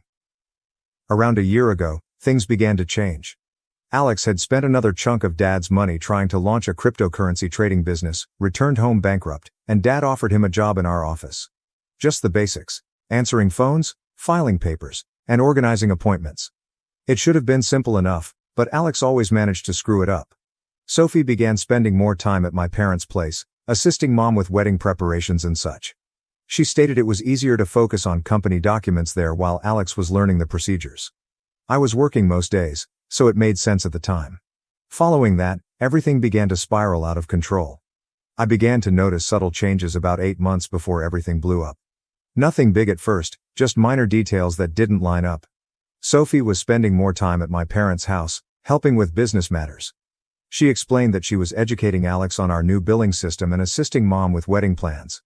Makes sense, right? I was out on jobs most days, working my tail off to save money for our future. We planned the entire wedding and talked about buying a property. I wanted to do things correctly. But then other things started happening. Sophie changed her phone's password. She has never actually hidden her phone before. We knew each other's passwords. It was no big problem, but she started acting strangely about it. She explained that her banking app required her to update security or something. Whatever, I absolutely trusted her, so I didn't think much of it. Then Alex began acting differently. He began wearing cologne at work. Dude used to turn up half the time in the same clothes as yesterday. He got all these new clothing and started showing up to work on time, which was unusual for him. He was also strangely polite to me, volunteering to stay late at the office and expressing a strong desire to study business. Sophie was talking about him differently. Alex is really getting good at handling the scheduling, or your brother's actually pretty smart when he applies himself. She'd get angry whenever I complained about his messing something up, and even started taking his side in family disputes. The atmosphere in the office also becomes strange. Janet, our receptionist for the past 15 years, was like a second mother to us. She began giving me these looks while Sophie and Alex were working late together, but whenever I asked what was going on, she would simply say nothing and change the subject. Once, I returned to the office early from a task because we had run out of materials. Sophie and Alex were in the break room, giggling over something. There was nothing clearly wrong, but they both jumped as if they had been caught doing something when I stepped in. Sophie mentioned that they were just going over some invoices around 7 p.m. Right. Sophie seemed to talk less about our future. She used to be quite enthused about wedding planning, looking at houses online, and discussing what kind of family we'd have, then she became quiet about it all. She claimed she was just anxious about work. The true red flag I missed was when she stopped visiting job sites to check on projects. It used to be our thing. She'd bring lunch, we'd go over plans, and solve problems together, but she was suddenly too busy at work with Alex. We had a large family meal approximately 6 months ago. Sophie was acting funny all night, barely speaking and constantly checking her phone. Alex kept attempting to make inside jokes with her. Sophie snorted with laughter when he mentioned that insane person at work. But when I questioned what was hilarious, they both said, "You had to be there." After dinner, on the way home, I finally brought it up. Sophie remained glancing at her phone. "You okay? You seemed off tonight." "Just tired. Work's been crazy." "Yeah, it seems like you and Alex are getting along better these days." She tightened up but tried to keep it casual. "He's not as bad as you always say. He's actually pretty funny when you get to know him." "Funny enough to make you ignore everyone else at dinner? What's that supposed to mean?" "Nothing, just that you've been different lately. Distant. Always on your phone." She became defensive quickly. "Oh, so I'm not allowed to have my own conversations now? Everything has to be about you?" That threw me off guard. Sophie never spoke to me like that before. "That's not what I said. Just feels like something's changed. Maybe you're just paranoid. I'm tired of you always complaining about Alex. He's trying his best." I recall getting a horrible feeling in my stomach, like if something was seriously wrong, but I couldn't put my finger on it. She had never defended Alex like that before. Since when are you Team Alex? Since I actually got to know him instead of just listening to you bashing him all the time. We drove the rest of the way silently. Man, all the symptoms were there. The protective attitude, the phone, the inside jokes, the way she suddenly thought Alex was fantastic. But you never want to believe someone you absolutely trust could do that to you, especially not your own brother. I recall lying there that night, watching her try to sleep and thinking, nah, I'm just being paranoid. The next several months were just more of the same. Sophie working late, Alex becoming interested in the business, and me being a complete idiot working 12-hour days to save for our future while my brother was stealing my girl right under my nose. Then came the day when everything burst. It was Tuesday. I recall because I was working on a large commercial project that involved rewiring a warehouse.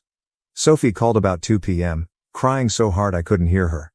She claimed she needed to speak with me in person and that it was urgent. My immediate impression was that something had happened to her parents.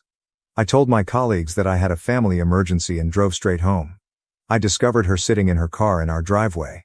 She refused to come inside, instead sitting there gripping the steering wheel as if it was the only thing holding her together.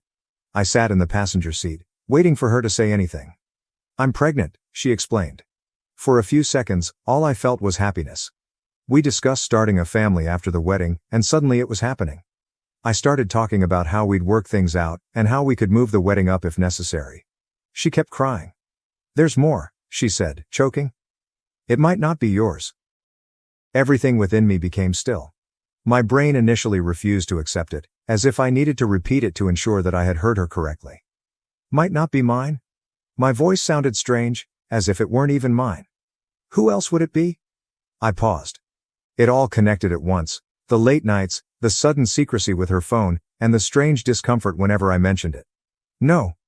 I gazed at her, waiting for her to deny it and tell me I was wrong. She did not. It's not him, she sighed. My hands tightened into fists.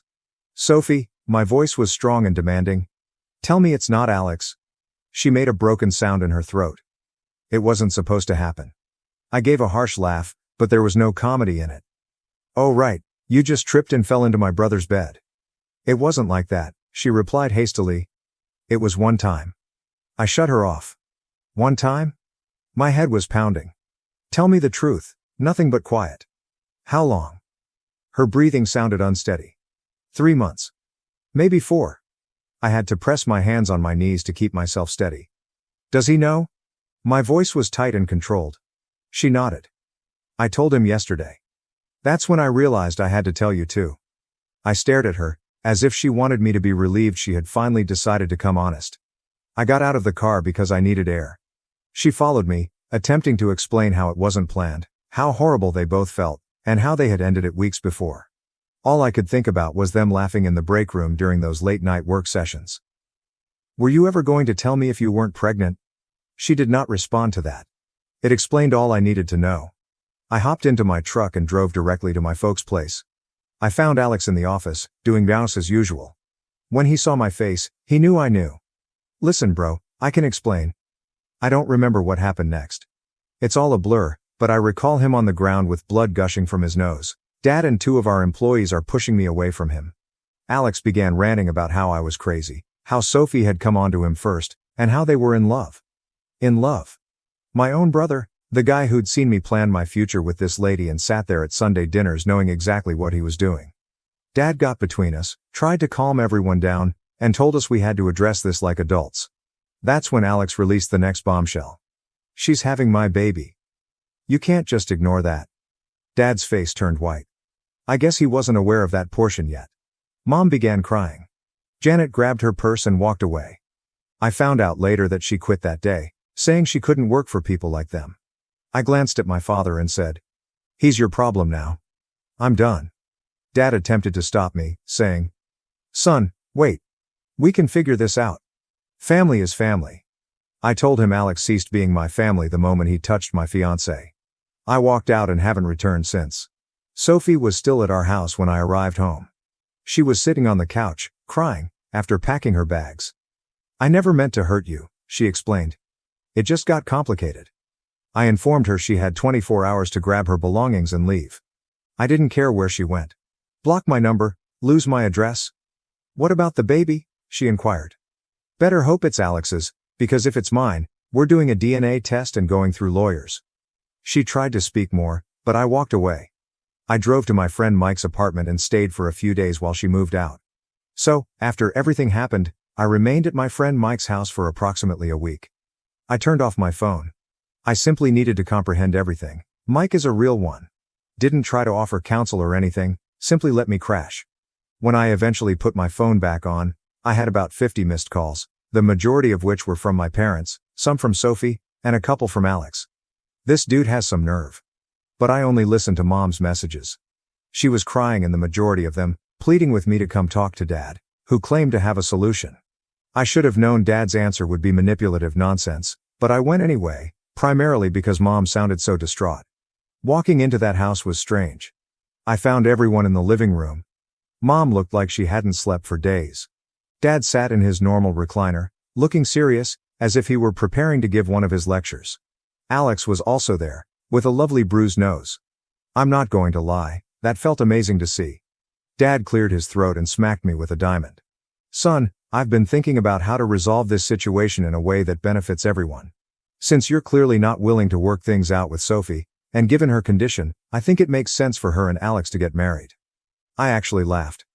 I literally laughed in his face. But he wasn't finished.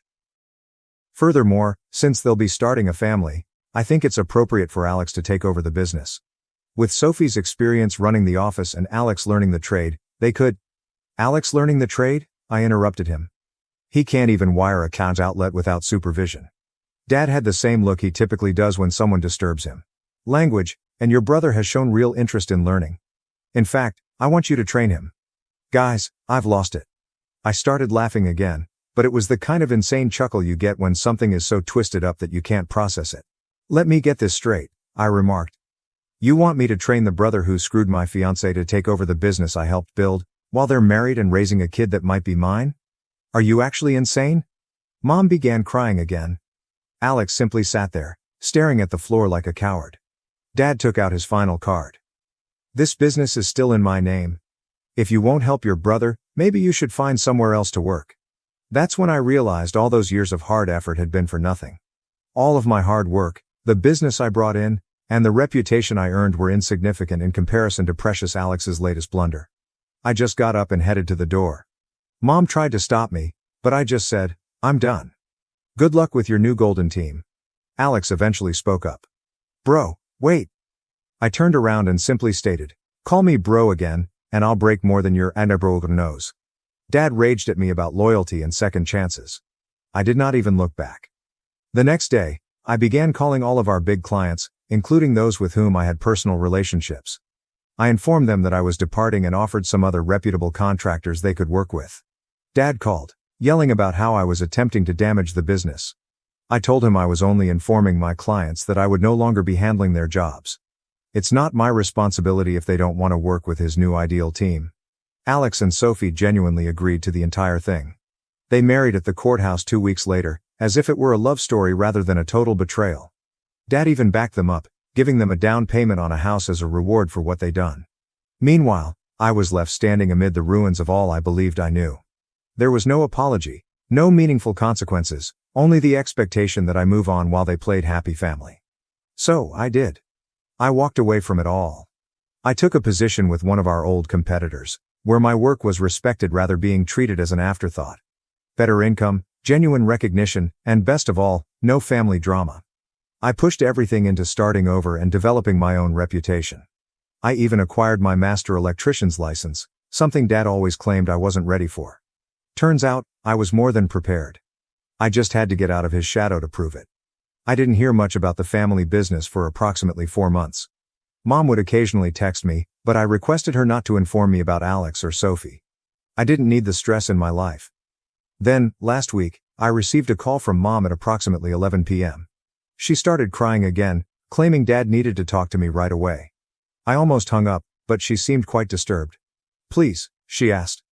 I know you have every right to say no, but we're about to lose everything. I was truly curious and remained on the line. Dad came on, and his voice was different, not the typical I know everything tone.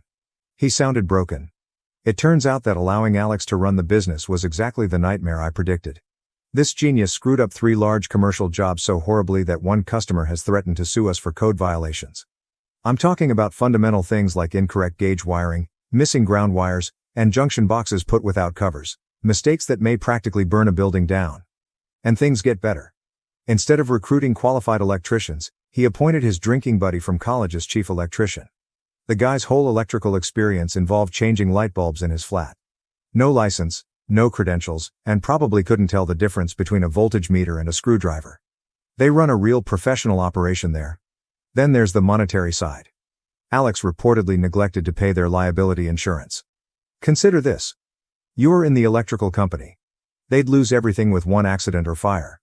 But, hey, why spend money on frivolous things like insurance when you can pocket the cash instead? Because that's exactly what he was doing. Accepting cash payments from consumers while conveniently failing to record them in the books. And the financial genius had been taking out loans against the firm without informing Dad. Multiple loans. We're talking significant money here. And the best part? Nobody can figure out where all that money went.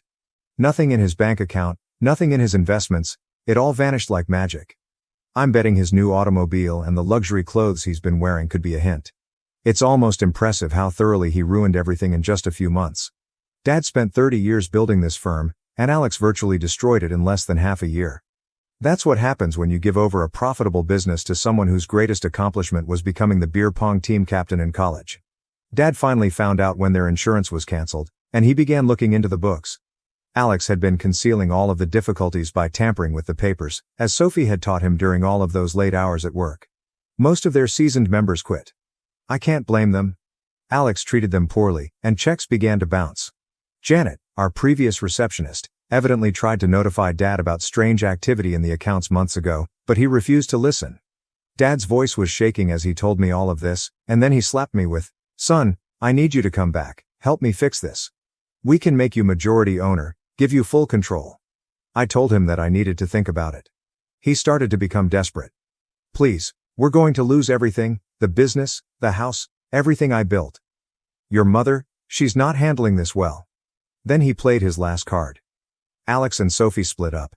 She left last week, just disappeared. Left a note saying not to contact her. The baby. We don't even know where she is. Alex wasn't daddy material after all. My response was, "Not my circus, not my monkeys anymore." Dad began with his typical guilt trip about family and devotion. I cut him off. "Remember when I begged you not to give the business to Alex? When I told you he'd run it into the ground? What was it you said? Oh yeah, family is family. Well, this is your family's mess now." Mom called back, weeping about how they might be homeless soon. That hit hard. Mom did not deserve any of this. She's the only one who's ever attempted to keep the family together, the only one who hasn't taken sides, even when she probably should have. I told her she may come and stay with me at any moment. It's just her. Not Dad. Not Alex. "I can't leave your father," she explained. I exhaled. "Then that's your choice, Mom, but my door is only open for you." It sucked knowing she would never go through it. A few days later, Sophie texted me. "I know I'm the last person you want to hear from, but I need help. The baby's yours. I got the test results. Alex took all my money and disappeared. Please, I don't have anywhere else to go." I read it, stared at it, and set my phone down. Did not respond. Not going to. But damn if it didn't sit there like a stone in my gut, like a punch I knew was coming but couldn't handle. It should have meant something. It should have been life-changing. But all I felt was tiredness, like if I had finally climbed out of this mess just to have it reach back and try to drag me under again. And for the first time, I didn't know what to do. Dad showed up at my place last night while I was still trying to figure out what was going on. There was no notice, simply standing there when I arrived home from work. Looking grungy, wearing an old jacket I recall from my childhood. Hadn't shaven in what seemed like weeks. First thing I noticed was that he was driving Mom's old Civic rather than his truck.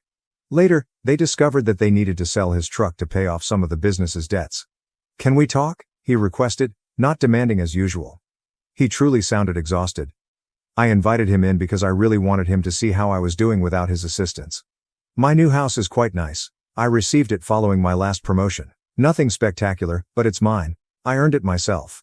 He stood in my living room, looking bewildered, as if he didn't know how to communicate with me other than by delivering commands. Finally, he sat down and began pouring everything. The business is essentially dead. They're being sued by 2 business clients over Alex's rubbish work. After that, the majority of their home customers abandoned them, complaining about jobs that were left unfinished.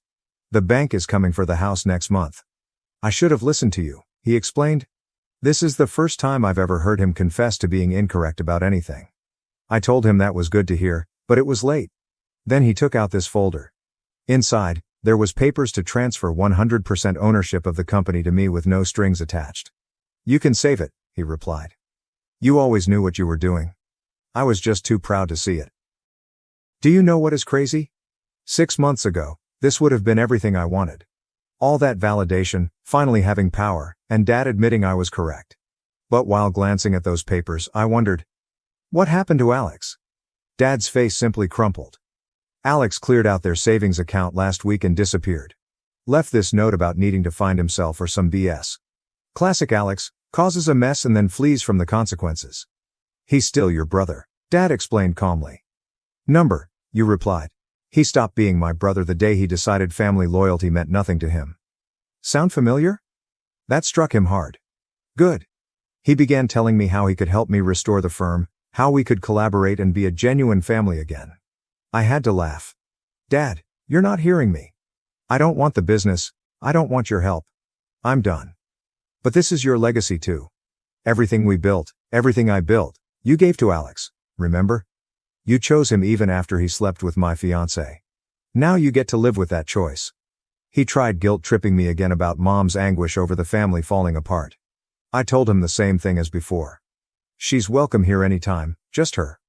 She won't leave me, he said? Then that's her choice, and living with the consequences of your actions, that's yours. He sat for a long time before asking quietly, where did I go wrong? I wanted to lay it all out. All the years of favoritism, the continual justifications for Alex, how he discarded someone who genuinely cared about the business for someone who regarded it as a piggy bank to rob. So what's the point? You didn't go wrong, Dad. You got exactly what you always wanted, Alex being in charge. How's that working out? He left shortly thereafter. He looked around 20 years older walking out than when he walked in. I received a text from Mom this morning. They'll be moving in with her sister in Ohio next month. Dad is going to try to find a job there. She asked me once more if I would contemplate assisting them in their stay here. I informed her that my offer stood. She is welcome to stay with me at any moment, but I am tired of burning myself on fire to keep others warm. Sophie still sends texts concerning the baby. I advised her to call my lawyer. I haven't heard from Alex, do not expect to. You know what's weird? I imagined that witnessing them lose everything would be satisfying, as if karma was punishing them for what they had done to me. But honestly, I don't feel anything. Nor pleased, nor sad, just finished. I began dating someone new last month, taking it slowly. She asked about my family, and I simply stated that we are not close. Maybe someday I'll tell her the whole tale, but for now, I'm focused on creating my own life. There is no drama, no poisonous familial BS, and no attempting to gain favor that never comes. I informed Sophie that everything would now be handled by lawyers. Will I be present for my child? Yeah, I am not my brother. I do not abandon my responsibilities. But Sophie destroyed that bridge. We'll work out custody and support through the courts. She made her choices, and now she must live with the consequences, just like everyone else in this mess. For the time being, I'm simply trying to keep my head straight, focusing on work, my new relationship, and creating something unique to me. Some nights, I lie awake thinking about how messed up it is that my children will be born into all of this drama, but you can't undo other people's mistakes. You can only strive to follow your conscience. Sometimes the best vengeance is simply living well. This is the last section, guys. Thank you for following along. Writing it all out truly helped me sort through some of my thoughts. Edit 2. Since people keep asking, yes, if Sophie can show the baby exists and is mine, I will step forward, but only through legal means. No direct interaction. My wife was cheating with a younger former colleague and was also pregnant with his child. She even admitted that she no longer wanted our kids. My children found a small bunny a few days ago and took it home. They begged us to keep it, but we couldn't maintain a wild rabbit because we already had other pets. The bunny was big enough to fend for itself, so I gently told my kids that it needed to return home to its family. They were sad but decided to return it. However, I was unable to accompany them due to business commitments, so my wife took the rabbit. I instructed her to release it near the thorn bushes at the end of our land, since that was the safest area. We live in a rural region with many predators, and I didn't want the rabbit to be an easy prey. I returned to work, but shortly after, my children ran into the house, weeping loudly. My wife trailed behind them, attempting to calm them down by saying, "It's not so bad." When I asked what happened, my eldest responded, "Mama made us let the bunny go in the middle of the yard, and a hawk took it." They even recounted the unfortunate rabbit's screams. I was ashamed, then enraged. My wife ignored my advice, so our children got to watch the unfortunate rabbit get carried away by a hawk. She defended herself, stating, "It was just a bunny. The kids will get over it." But I told her it was completely incorrect. I had warned her about predators, and now our children had been scarred by what they had witnessed. Both of our children locked themselves in their rooms and refused to speak to their mother for days. When she attempted, they dubbed her the Bunny K. You can guess what the K represents. I've attempted to mediate, but my children are still angry. And honestly, so am I. My wife is upset with me for not having her back. She stated, "As husband and wife, we're supposed to support each other." That resulted in an altercation in which I repeatedly pointed out that she hasn't got my back either. She burst into tears and walked off to our room to pout. Now I'm worried if I messed up. A friend advised me to ask here, so, Aita? Edit 1. Yes, I understand that hawks need to eat, and they may be seen all throughout our area. I just didn't want my kids to see anything like that. They're only 4 and 5 years old. My wife was a city girl, whereas I grew up in the countryside. When I was a youngster, if we had to release a wild animal, we always attempted to find a safe place where it could fight for its survival. Edit 2. I did not yell at my wife. Where in my post does it mention that I yelled? Yes, I chastised her, but I never raised my voice, even when we disagreed afterward. We whispered so that the children would not hear us. Also, I couldn't accompany them to release the bunny because I was working. I work from home part of the week, but I have to keep my phone close by at all times unless I'm on a lunch break. Another thing, I've never used the Bunny K nickname for my wife. That's what our children call her. I've tried to make them stop. I will not call my wife anything derogatory. I'd behave like a bully. Edit 3. We apologize for all of the adjustments, however several individuals misread the situation. My children weren't playing unsupervised when they discovered the bunny. My wife, a stay-at-home mom, was with them when they discovered it. They came running into the house with the rabbit, and I was the one who informed them it had to be released. Edit 4. I can't believe I need to make another edit, but people keep making stupid assumptions. No, this is not a copy of a viral online video. I have not seen the video, but I have no doubt it exists. Hawks frequently hunt small animals. Is it truly shocking that this happened to someone other than the folks who documented a similar situation? In addition, my property is virtually totally flat grassland, with the exception of the home and one tree. I own 4 acres. The lawn was mowed last Sunday, so it was fairly short. That unfortunate rabbit might as well have had a target on its back. Hawks routinely circle our area. I've been battling hawks since I was a child, protecting tiny chicks with my old pellet pistol. Little bunnies are probably one of their favorite things to grab. That is exactly why I instructed my wife to release the bunny into the bushes. Edit 5. I'm so sick and tired of folks saying, "Hawks gotta eat too." Circle of life, or calling me UDA, for allegedly rejecting nature. When I was a kid, I had to keep animals safe from hawks for my grandparents. Farmers also have the right to safeguard their animals against predators. We weren't going to let the hawks swoop in and grab all the newborn chicks they wanted, as they would have done every day. Yes, I was out there with a pellet gun, but it was mostly a deterrent. I never did shoot one down. Oh, I hit a few, but only barely. All it did was cause them to turn tail and fly away. And for the record, I haven't shot a hawk in 25 years. I have never enjoyed shooting anything alive. My grandfather was the one out there with real guns, taking down hawks and coyotes. But I grew up watching hawks take little creatures. Hawks had little trouble getting food in this location. However, like other predators, they are opportunistic. That is exactly why I instructed my wife to release the bunny into the bushes. But, as I stated in a previous edit, I was unable to leave my desk, a fact that many people still do not seem to understand or did not bother to read. What happened to that poor bunny is nothing compared to what I have to tell you now. I am not sure if this is the appropriate place to post, but I can't think of anywhere else. For those who remember me, I'm the guy whose wife forced our kids to release a wild bunny in the middle of the yard, despite my instructions to move it to the bushes for safety. A hawk swooped in and took the bunny directly in front of our two young children, who were 4 and 5 years old at the time. They freaked out at their mother and ran back to me in tears. After that, our children began calling her the bunny slaughterer. After her affair was revealed, others began calling her by that moniker, making it seem even more fitting. What happened to the unfortunate bunny?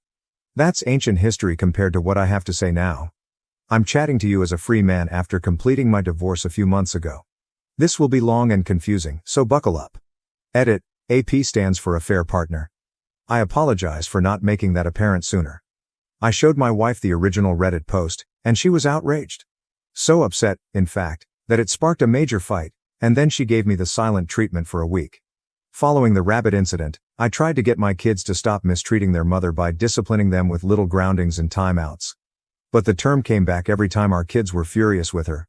After a few weeks, my wife finally gave up the cold shoulder and said she should have listened to me regarding the bunny. She stated she should have carried it to the bushes, as I had recommended. But she later stated she just defended herself because she didn't want to be wrong. I accepted her apology and even apologized for creating the Reddit post. I wanted to go to marriage counseling, but she refused. She acted as if nothing was amiss with our marriage, and I chose not to press the subject further because things appeared to be improving.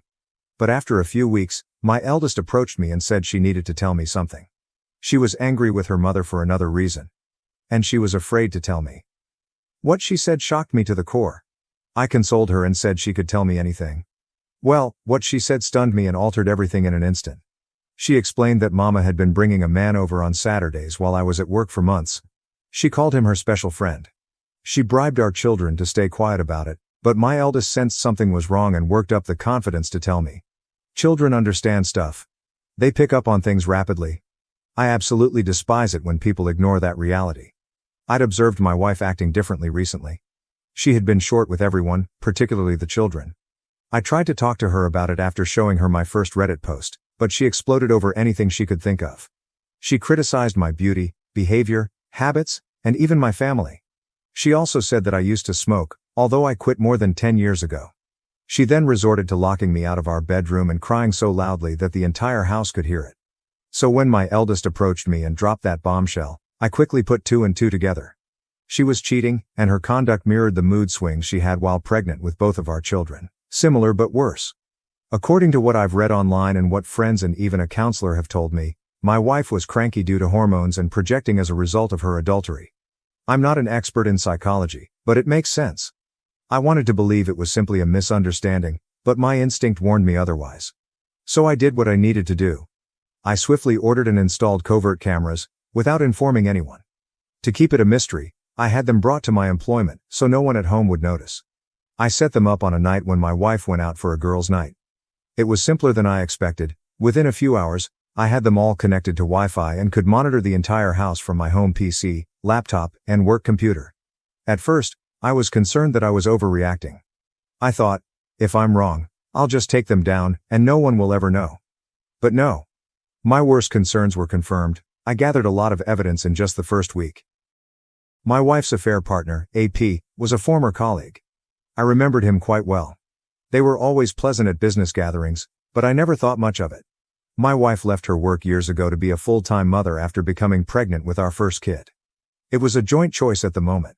She maintained contact with her old coworkers, claiming they were her greatest friends, but not anymore. What I'm about to tell you has made her disliked by everyone. Her AP was over a decade younger than her. When she quit her employment, she mentored him to take over her position. They'd stayed quite close. My wife and I are both over 40, although you wouldn't know it by looking at her. She's gorgeous. She is constantly mistaken for someone in her 20s. And I suppose she took full advantage of that. I finally confided in my sister about what was happening. I showed her the nanny cam clip. She informed me she had a long-held suspicion. She had seen my wife at a neighborhood bar, going way too close to a man who wasn't me.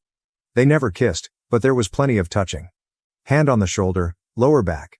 She didn't tell me sooner because she wasn't certain. That is all I needed to hear. I purchased a GPS tracker and placed it in my wife's trunk. My sister and her husband promised to help me. They followed my wife's location during her next girls' night out. She did not go to her customary area. Instead, she traveled 20 miles further, to an entirely different location. There, she met AP. My sister and brother-in-law watched from their car. They recorded as AP continued to stroke my wife's belly while they talked. When I viewed the clip, I knew. She was pregnant with his child. Her mood swings. The secret, everything made sense. I lost it. My sister and brother-in-law had to calm me down since I was extremely distraught. I wanted to bury my sorrows with drink, but my sister persuaded me out of it. She was correct. Drinking was the absolute worst thing I could do. I took a leave of absence from work, but told my wife it was for a business trip. She could not have been more thrilled. She didn't even try to hide her happiness. Who was this woman? She was not the woman I married nearly 2 decades ago. Did someone else take her place? Is she an alien from the pod people? Did I ever really know her? The more I thought about it, the less it made sense. So I quit attempting to make sense of it. Before I left, I ensured that my cameras were rolling. My sister and brother-in-law agreed to take my children for a few days. My wife took the bait. She phoned AP only a few hours after I departed. He showed up that evening and stayed the night. I'm not going to go into detail about what they did. You can complete the blanks yourself. But what struck me the hardest? They kept joking about me the entire time. They openly discussed their kid and how they wanted to figure out what to do before her tummy began to show, since she was already more than 3 months along at the time. There was no way it could be mistaken for mine. AP is a different race than me, so it would be evident from birth that the kid wasn't mine. My wife dismissed AP's concerns, saying they had months to straighten things out. Then she shamelessly claimed that this wasn't even her first affair, having slept with another man when she was 29 years old. She told AP that she was weary of having to be the good housewife, tired of being around a dull man like me who made her feel old, and that if it hadn't been for my financial security, she would have left me long ago. Even AP inquired about her plans for our children. Her precise words were, "He can have them." She didn't want to be around them any longer because she thought they liked me better, and she'd be having her do-over kid anyhow. I almost flung my laptop across my motel room because I was disgusted. But I controlled myself, drank a few beers from a 6-pack, ate at a diner, and then watched a movie. After that, I spent half the night lying in bed, contemplating, until finally falling asleep. I thought I knew my wife rather well. I loved her. I would have given her everything. But, in the end, some individuals are simply nasty, and you'll never truly know who they are until they expose their actual nature. I made up my mind right then and there. I was going to destroy her through divorce. I am typically a polite and quiet man, but if you push me too far, I may become your worst nightmare. The following day, I went straight to a law company and requested the meanest divorce lawyer they had. I reside in an at-fault state, so once I caught her affair on camera, she was doomed. At first, the lawyer was hesitant that I would hire him so rapidly, but when I told him more about my position and showed him some video footage, he gave me a mischievous grin. We shook hands, and he promised to start right immediately. This was the type of case that divorce lawyers like working on. A few weeks later, when I was working from home and the kids were in school, my wife was served with divorce papers. The sheriff delivered them right into her hands, and my cameras captured it all. She appeared horrified as she opened the envelope, read the contents, and suddenly lost her mind. She stormed into my office, yelling at me, but I remained cool and composed the entire time. I had already checked out of our marriage. She tried to argue, but I simply told her that I had made up my mind and wanted her out of my house. I was the only one who had ever paid into the mortgage. She screamed at me, "You can't do this to me," and even threatened to tell people that I had battered her if I brought her to court. She even threatened to have me fired from my job. I told her to go right ahead. She could make up whatever falsehood she chose.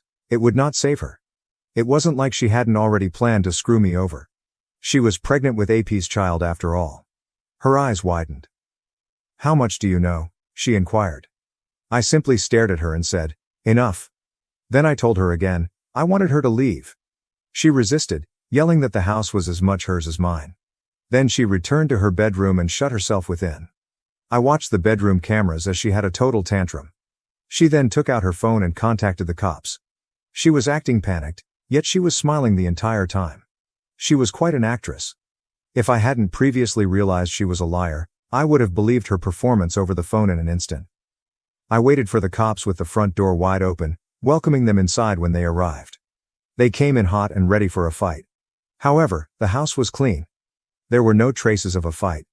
Then my wife ran out of the bedroom, grabbed one of the officers' vests, and began crying, accusing me of being a monster. I asked one of the officers if I could show them evidence of what was going on, and he said okay. My wife was surprised. She had no idea I had recorded everything. I took out my laptop and showed the officer video footage from my security cameras. First, I aired a video of my wife claiming she would make stuff up to ruin my life. Then I showed them the video of her running from my office into the master bedroom. Finally, I aired a clip from the bedroom camera in which she called the cops and flatly lied. I had captured everything, from different perspectives. Despite her assertion that I hit her, she had no visible injuries. And the cameras throughout the house revealed a very different story than the one she told the cops. I then handed the officers a thumb drive, telling them it held all of the footage they needed to establish she had phoned them under false pretenses. Despite all of this proof, my wife continued to lie. She argued that I was an abuser, even claiming that the recordings were unlawful and inadmissible. I quickly explained that these were entirely legal. They were security cameras within my own home, not in a public place.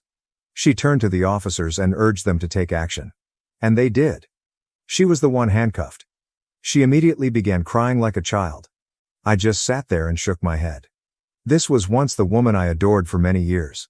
I felt she was a wonderful, intelligent, and endearing individual. I could not have been more wrong.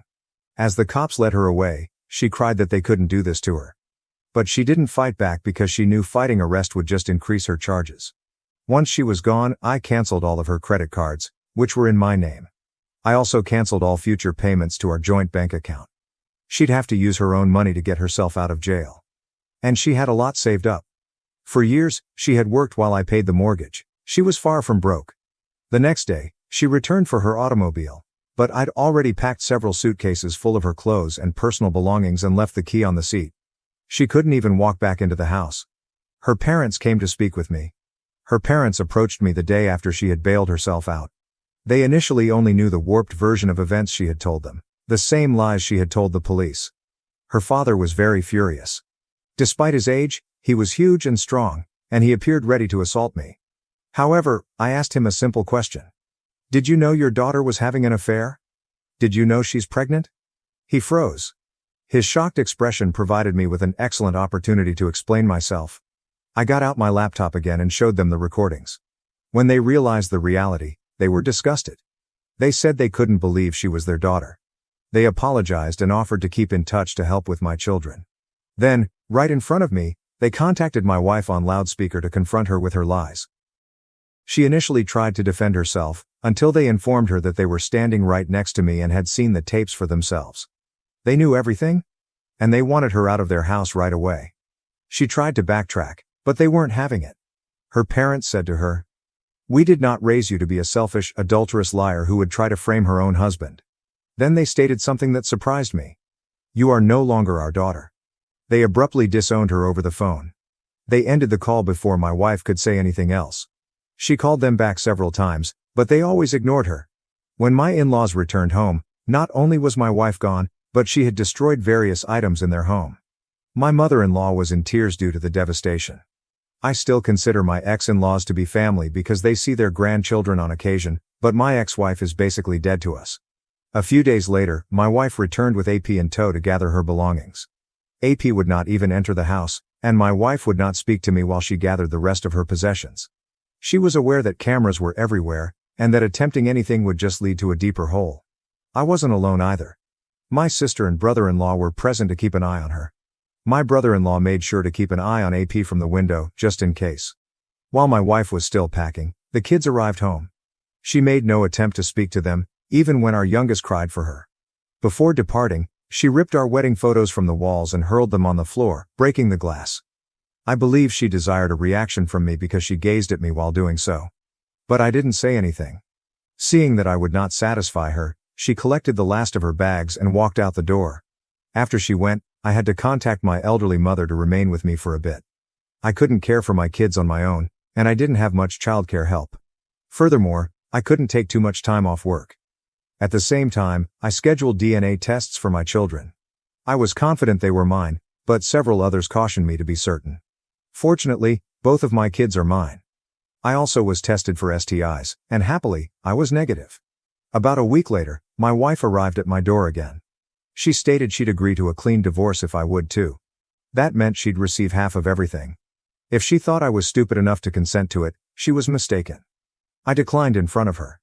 There was some back and forth, and she basically admitted that she had researched the laws and discovered that they were not on her side. We had met, become engaged, married, and spent our entire lives in this state. There was no way she could escape a significant loss unless I agreed to settle. I refused. I said to her, "You betrayed me, our kids, your parents, and practically everyone by having an affair." Then I slammed the door on her face. She departed softly. I did not see her again until court. Several months later, we were in divorce court. By then, my wife was clearly pregnant, but AP was nowhere to be found. I completely anticipated her lying to the judge, which she did several times. But I had sufficient video proof to disprove any lie she told. She did not stand a chance. When she realized her falsehoods wouldn't work, she tried a fresh strategy: postponing the divorce. She refused to participate, imposed unreasonable conditions, and dragged everything out. She wanted most of my savings, a lengthy list of my own assets. I would buy out her half of the house, despite the fact that she had never paid into it. On my end, I was pushing for full custody of our children and the removal of her name from the house deed. I had clear video evidence that proved she stopped caring for our children. She was eager to fabricate lies to ruin me. She kept procrastinating and changing demands, but the court wouldn't have it. This is an at-fault state, therefore she was entitled to very little, especially as an adultery. And the fact that she attempted to frame me exacerbated her situation. In the end, she lost custody of our children and walked away with only her things, a fair financial settlement considering the circumstances, and the automobile I had previously purchased for her. The title was in my name, but I signed it over without hesitation as part of the settlement. She had made no attempts to communicate with our children throughout the divorce, so I received full custody. The house is now wholly mine, and I am totally free of her. My now ex-wife attempted to continue lying about me to others prior to and after the divorce, but my sister ensured that word spread about my wife's infidelity. Once our mutual friends understood who was telling the truth, they quickly cut her off. She and her AP left town together once their divorce was finalized. I heard that AP was not fired, but rather transferred. To where? I do not know. Honestly, I don't care. They could have sent him and my ex to freeze in Greenland for all I cared. I'm just glad they're both gone. By now, my ex should have had her do-over baby, and I hope it was all worthwhile for her. This is not the type of story I expected to publish on Reddit. I started out by talking about my wife releasing a bunny where a hawk could catch it. However, many of the responses I received back then reminded me that I should have paid attention to the red signals far sooner. I believe I just wore rose-tinted glasses throughout our marriage. But it's over now. Thank you to any readers who made it through this. I understand it was a lot to read, but this is my life. I had my ex's name removed from the house deed because every bank document proved that I was the only person who had ever paid into it. My ex was also constantly arguing with the judge, and in an at-fault state, being a confirmed cheater puts you in a lot of difficulties during a divorce. It's similar to having a signed prenup against you. And when I said I hired the meanest lawyer in the firm, I meant it. The man resembled a bear and a shark mixed together. My ex-wife received a $60,000 settlement, as well as the car I bought for her 2 years earlier for $50,000. I had totally paid off the car and handed the title to her. She was also offered partial custody of our children, but after the court saw the video of her claiming she didn't care about them anymore, she didn't bother fighting for custody. Instead, she gladly gave up all parental rights when she saw she wasn't going to get her way. And if you think the cops wouldn't have arrested her for lying, think again. The cops here don't mess around. My ex attempted to paint me as a wife beater with a psychotic smirk on her face. That is plenty of justification for an arrest. My wife, learning I was infertile, grew distant and eventually left for another man. Her family and friends reached out, but I refused to help. It's common to hear statements like, "I never saw it coming." That's exactly how it was for me. Though I had been married to my wife for 4 years, I honestly thought we were doing well. For the most part, I thought we were in accord. We had a life plan in place. The difficulty is that I felt we both wanted children. We started serious discussions about it as soon as we got married. She would continuously emphasize her wish for 2 or 3 children, droning on about the names we would give them, nursery decor, and other details. She would even spend hours online planning our future children's lives, browsing baby goods and clothing. It kept us linked and provided a topic for discussion. We were excited to begin this new chapter in our lives together, and everything seemed to be going as planned. But then we got some horrible news, which devastated me. After a few months of attempting to conceive, we went to the doctor to figure out what was happening. To shorten a long story short, it was me. The doctor essentially told us that our chances of naturally becoming parents were slim because my count was far too low. It felt like a stomach punch. I felt unworthy. Our entire set of plans went in an instant. The news hit me hard, incredibly hard. I found myself in a bad situation for a while. I was a total catastrophe at first, but therapy eventually helped. At first, she appeared to be quite supportive, saying that it didn't matter and that she would be okay with just the two of us. However, there was something off about the way she said it from the outset. She appeared to have dropped it way too quickly. She was all about creating a family 1 minute and then suddenly said she didn't need children to be happy. I understand that people's opinions evolve, but her entire behavior struck me as weird. She had stopped talking about children since she was preoccupied with baby names. Furthermore, it appeared that she began to perceive me in a different light. She would suddenly start making tiny barbs at me, something she had never said before. She would make comments about how I wasn't taking care of myself, how I should exercise, or how I should be more productive at home. Yes, I could have gained a few pounds, but it appeared like she was always looking for reasons to accuse me of something. When I asked her about the dramatic change in attitude, she dismissed it. She said that I was very sensitive and was just imagining things. But I knew there was something wrong. She was not like the woman I married, who would sit with me for hours discussing our future plans. She wasn't particularly harsh, but she had a frigid demeanor about her, as if she had already checked out mentally and was only acting. I think as time passed, I grew to trust her when she assured me that everything was fine. I didn't want to come across as needy or insecure, so I stopped pursuing the topic.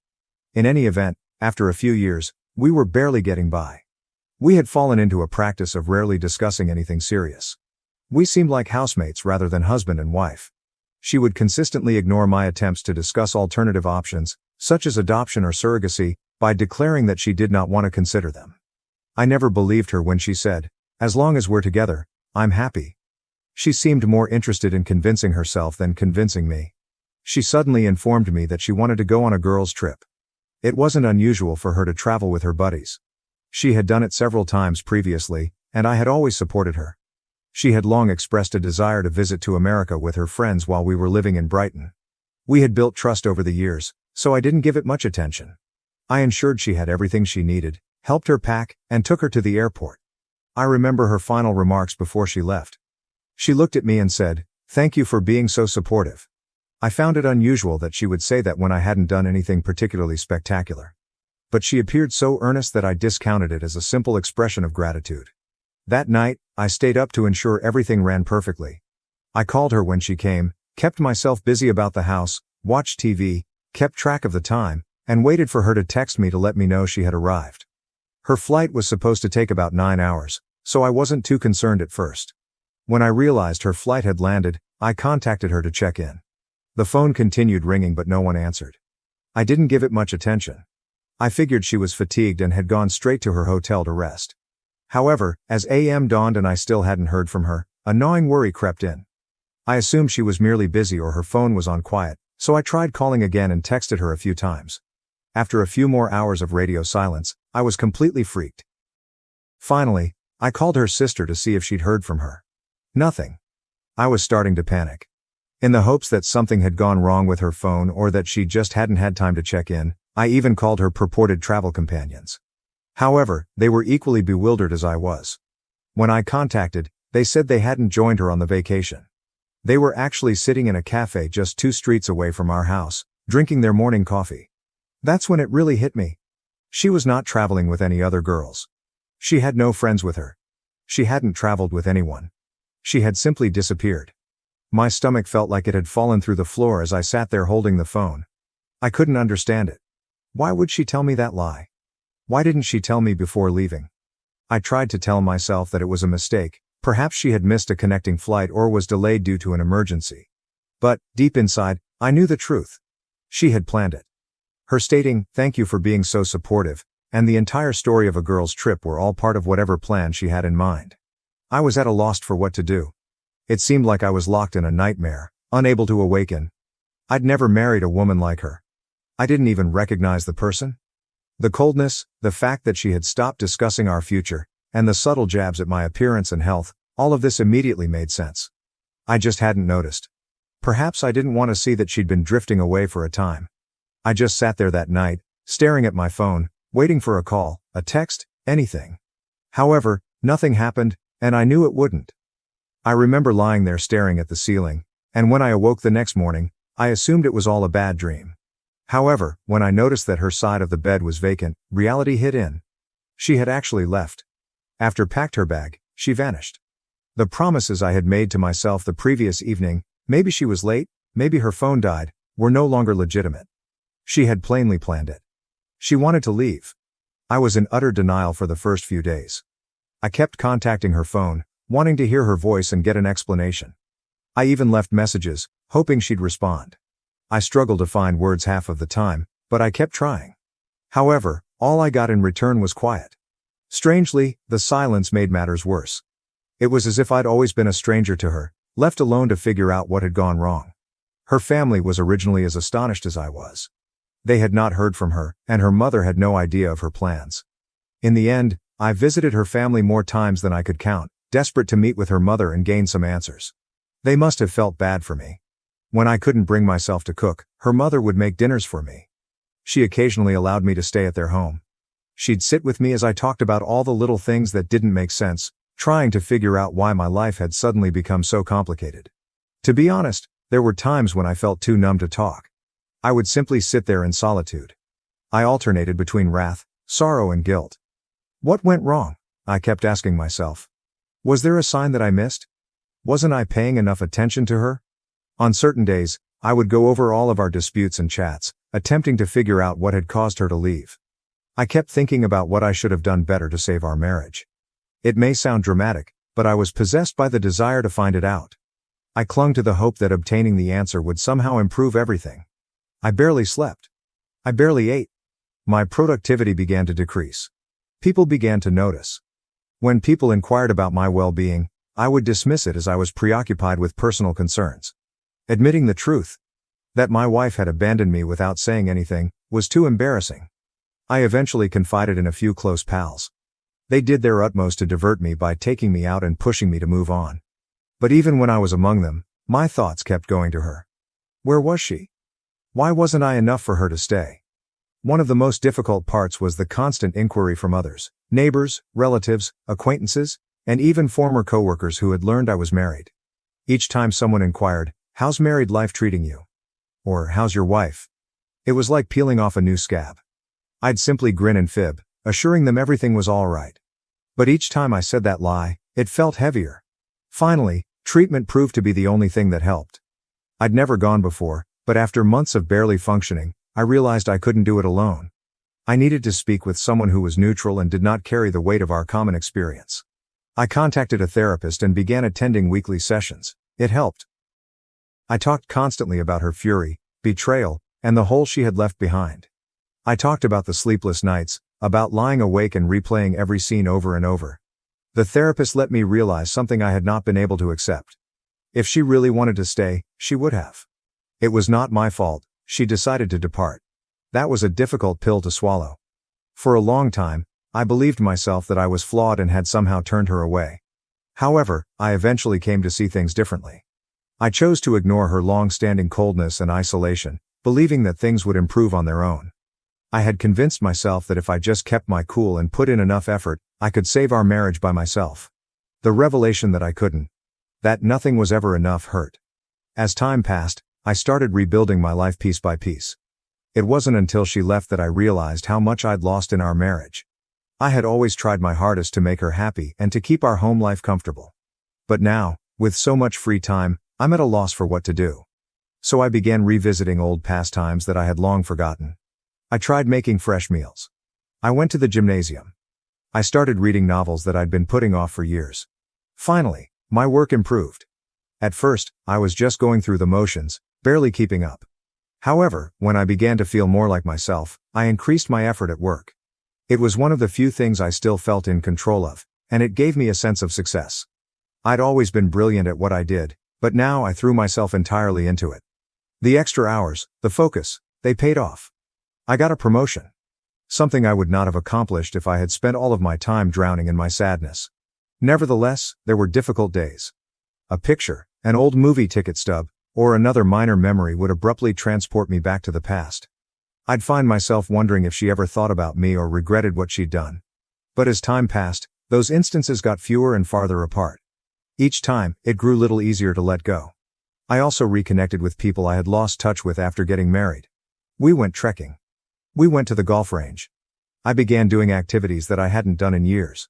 Having friends by my side, people who weren't caught up in the turmoil and could support me without dragging me back into the pain, was a huge comfort. Looking back, I realized I had invested too much of myself in that connection. As her husband, I had lost a huge part of me.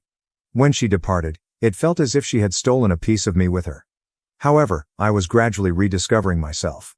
It was not quick, it was not easy. But I was making progress. At the end of that year, when I looked in the mirror, I saw more than simply a man whose wife had abandoned him. I'd rebuilt. I had survived. I was stronger now. For the first time in years, I felt free to live my life without her shadow lurking over me. And I took pride in it. I genuinely thought I'd moved on from everything. After all of the commotion, things had begun to feel normal again, or as normal as it could be. Work was progressing smoothly. My friends kept me busy. I had a routine down. Even my thoughts of her had disappeared. Sure, there were occasional flashbacks, odd recollections that appeared unexpectedly, but they weren't as often as previously, when everything I did seemed to be linked to her. She was the last person I expected to see standing outside my door on Saturday morning.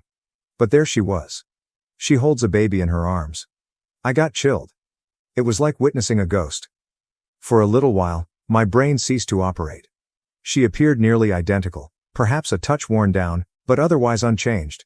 And the way she looked at me, as if she truly believed I would be delighted to see her, moved me. I thought I had stopped caring. But meeting her again resurfaced emotions I had long suppressed. For a minute, I stood there in silence, staring. She smiled as if nothing had happened and asked, "May I come in?" A nerve. After everything she has done, she simply walks up here, expecting me to welcome her back with open arms. However, I kept my cool and told her, "No. You can stay right there." I said that I did not want her in my home, bringing all of the chaos back into the place I had established for myself. Despite her bewildered demeanor, she remained where she was and simply began her story. She began by saying, "I know this may come as a shock, but I wanted to come back and explain everything." Her look was hopeful, as if she genuinely felt I would be eager to listen. I was tempted to simply close the door in her face. Perhaps even laugh. But I was too curious. I was curious about the reason for her disappearance and the tale she had come up with. She went on to say that she had made a mistake in leaving and had now recognized that she had lost the best thing that had ever occurred to her. Not my words, but hers. She claimed that after much thought, and after having this child, she had finally realized what was truly essential in life. After years of ignoring me, it appeared that what was most important had unexpectedly brought her back to my doorstep. "This is our second chance," she said, looking down at the newborn. What I was hearing was incredible. Our second chance? As if this child were some sort of miraculous reset button, allowing us to resume where we left off. I was outraged on the inside, but my expression remained neutral. She went on to suggest that, despite having made a terrible mistake, we could now start over, just the three of us. She wanted us to be a family again. "Why did you leave?" That was the question that had haunted me since she first appeared. I tried to keep my voice steady, but I wasn't sure how long I could do it. Now that she was present, I needed to hear the truth. For years, I tortured myself with unlimited possibilities, attempting to make sense of everything. She hesitated, looking down at her feet, as if embarrassed. Then she finally said it. Or, at least, what she said was true. She stated that she had gone because she wanted a child, and she had found someone who could provide one, because I could not. She spoke nonchalantly, as if it were insignificant, as if she hadn't ruined my life, as if I should simply nod, accept, and go on. She went on to explain that, while the man she had left me for did not remain, she had already given birth and had realized she wanted me back. How convenient. I paused to digest what she was saying. She was standing here, confessing that she had abandoned me, fled with another guy, had his child, and now expected me to simply accept it. To pretend that none of this had ever occurred. "So, you left. Found someone else. Had his baby? And now you think you can just come back and pretend like nothing happened?" I responded with curiosity. She burst into tears and apologized repeatedly, acknowledging she had made a tremendous mistake. I remained unaffected. She kept talking, attempting to persuade me that she knew she was meant to be with me. That I was the person she actually loved. To be honest, it was difficult to maintain a straight face. She sounded deluded. The desperation was written all over her face. It wasn't love that brought her back. It was terror. Then she attempted to guilt-trip me.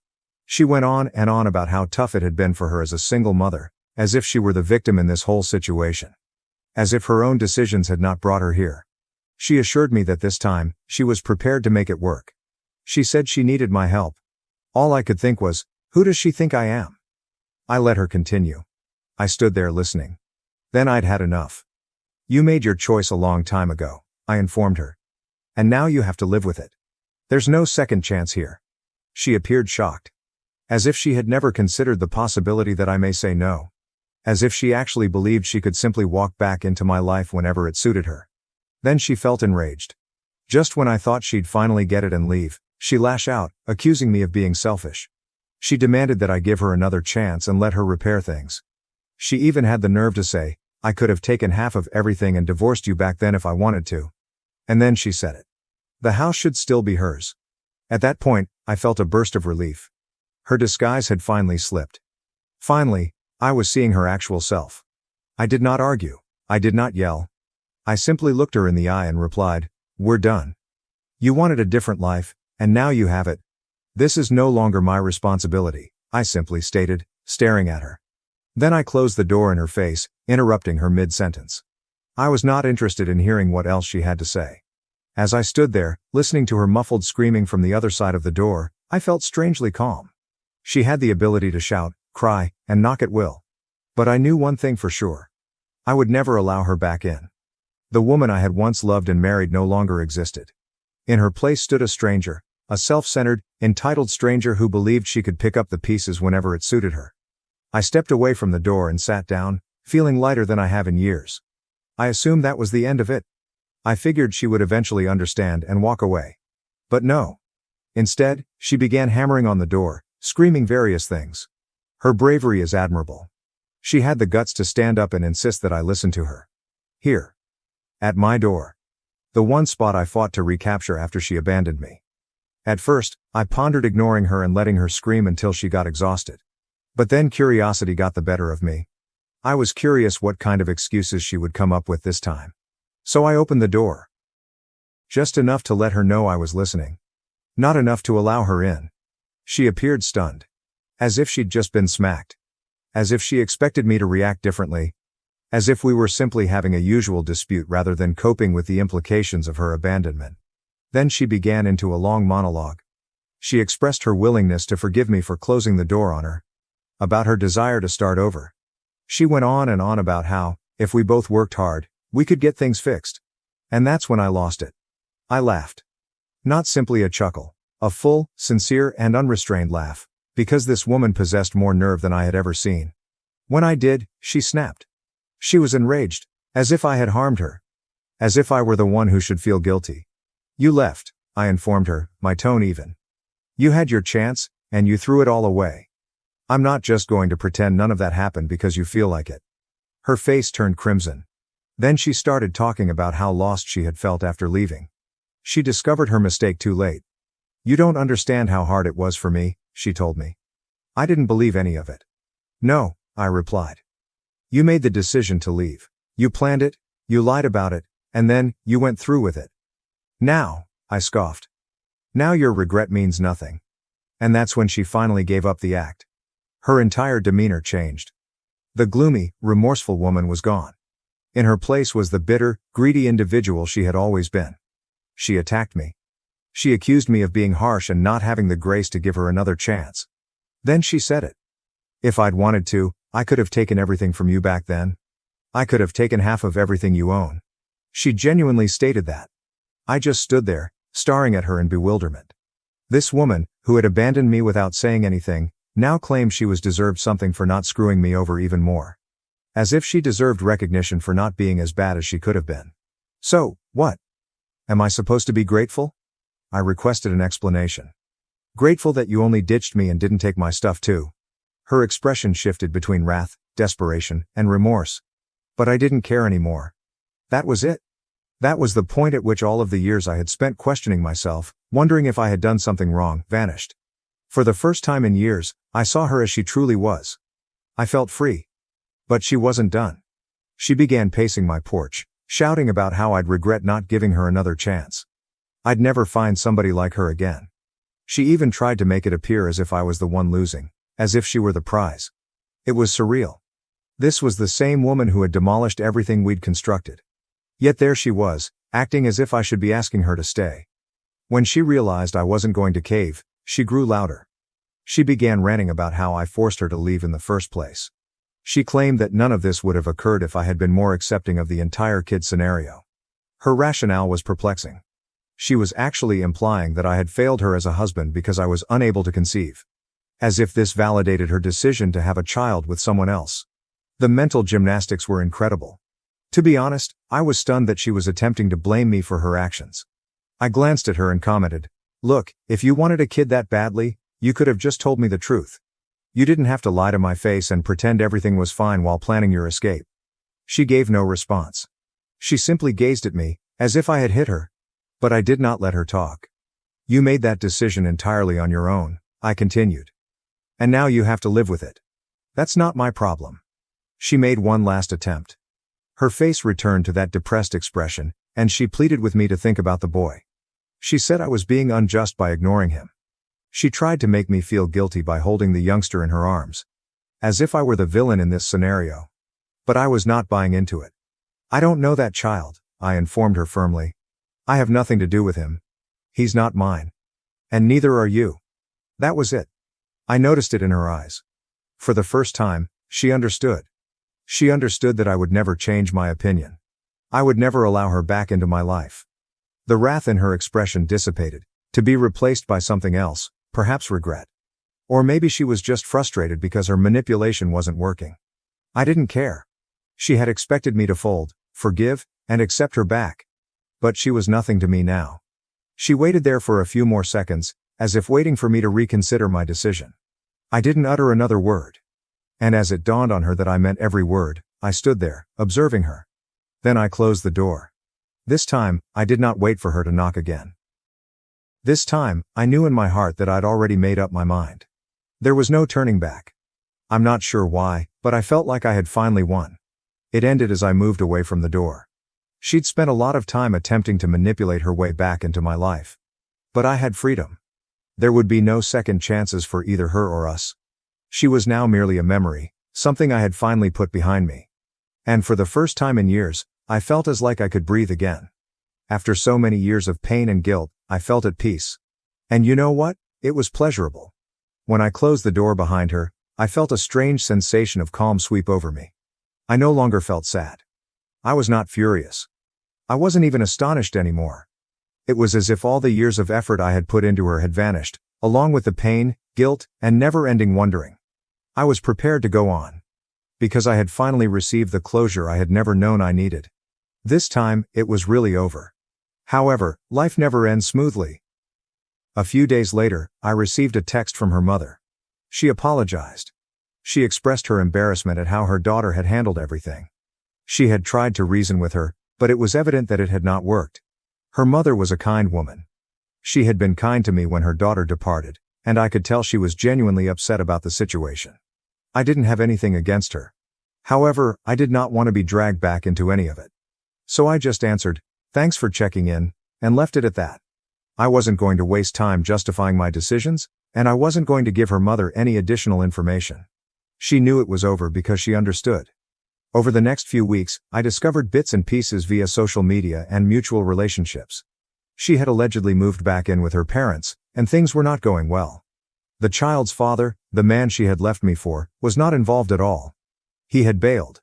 She was left to figure things out on her own, as he had apparently not committed to the long term. Few people wanted to help her. She'd burned almost every bridge. Her previous acquaintances, many of whom had backed me when she initially went missing, had little sympathy for her. They were not about to get drawn back into her drama. They'd all moved on. And frankly, you can't blame them. Even her parents weren't pleased. They did not have the financial resources to maintain her and the child. I knew this because immediately after her mother texted me, her father called. Curiosity got the best of me. I almost didn't respond. He was clear yet respectful. He added that they were hurting financially and quietly suggested that I might be able to assist them. He spoke about the youngster and how terrible things were for them. "We know you cared about her once," the man added. I listened politely, but the irony of the situation made me laugh within. Then he went on and on about how his daughter only needed a little support to get back on her feet. That's when I joined in. "Your daughter made her choices," I said, my voice calm but forceful. "I am neither in a position, nor in the right frame of mind, to help her." He didn't press the subject. I believe he received the message.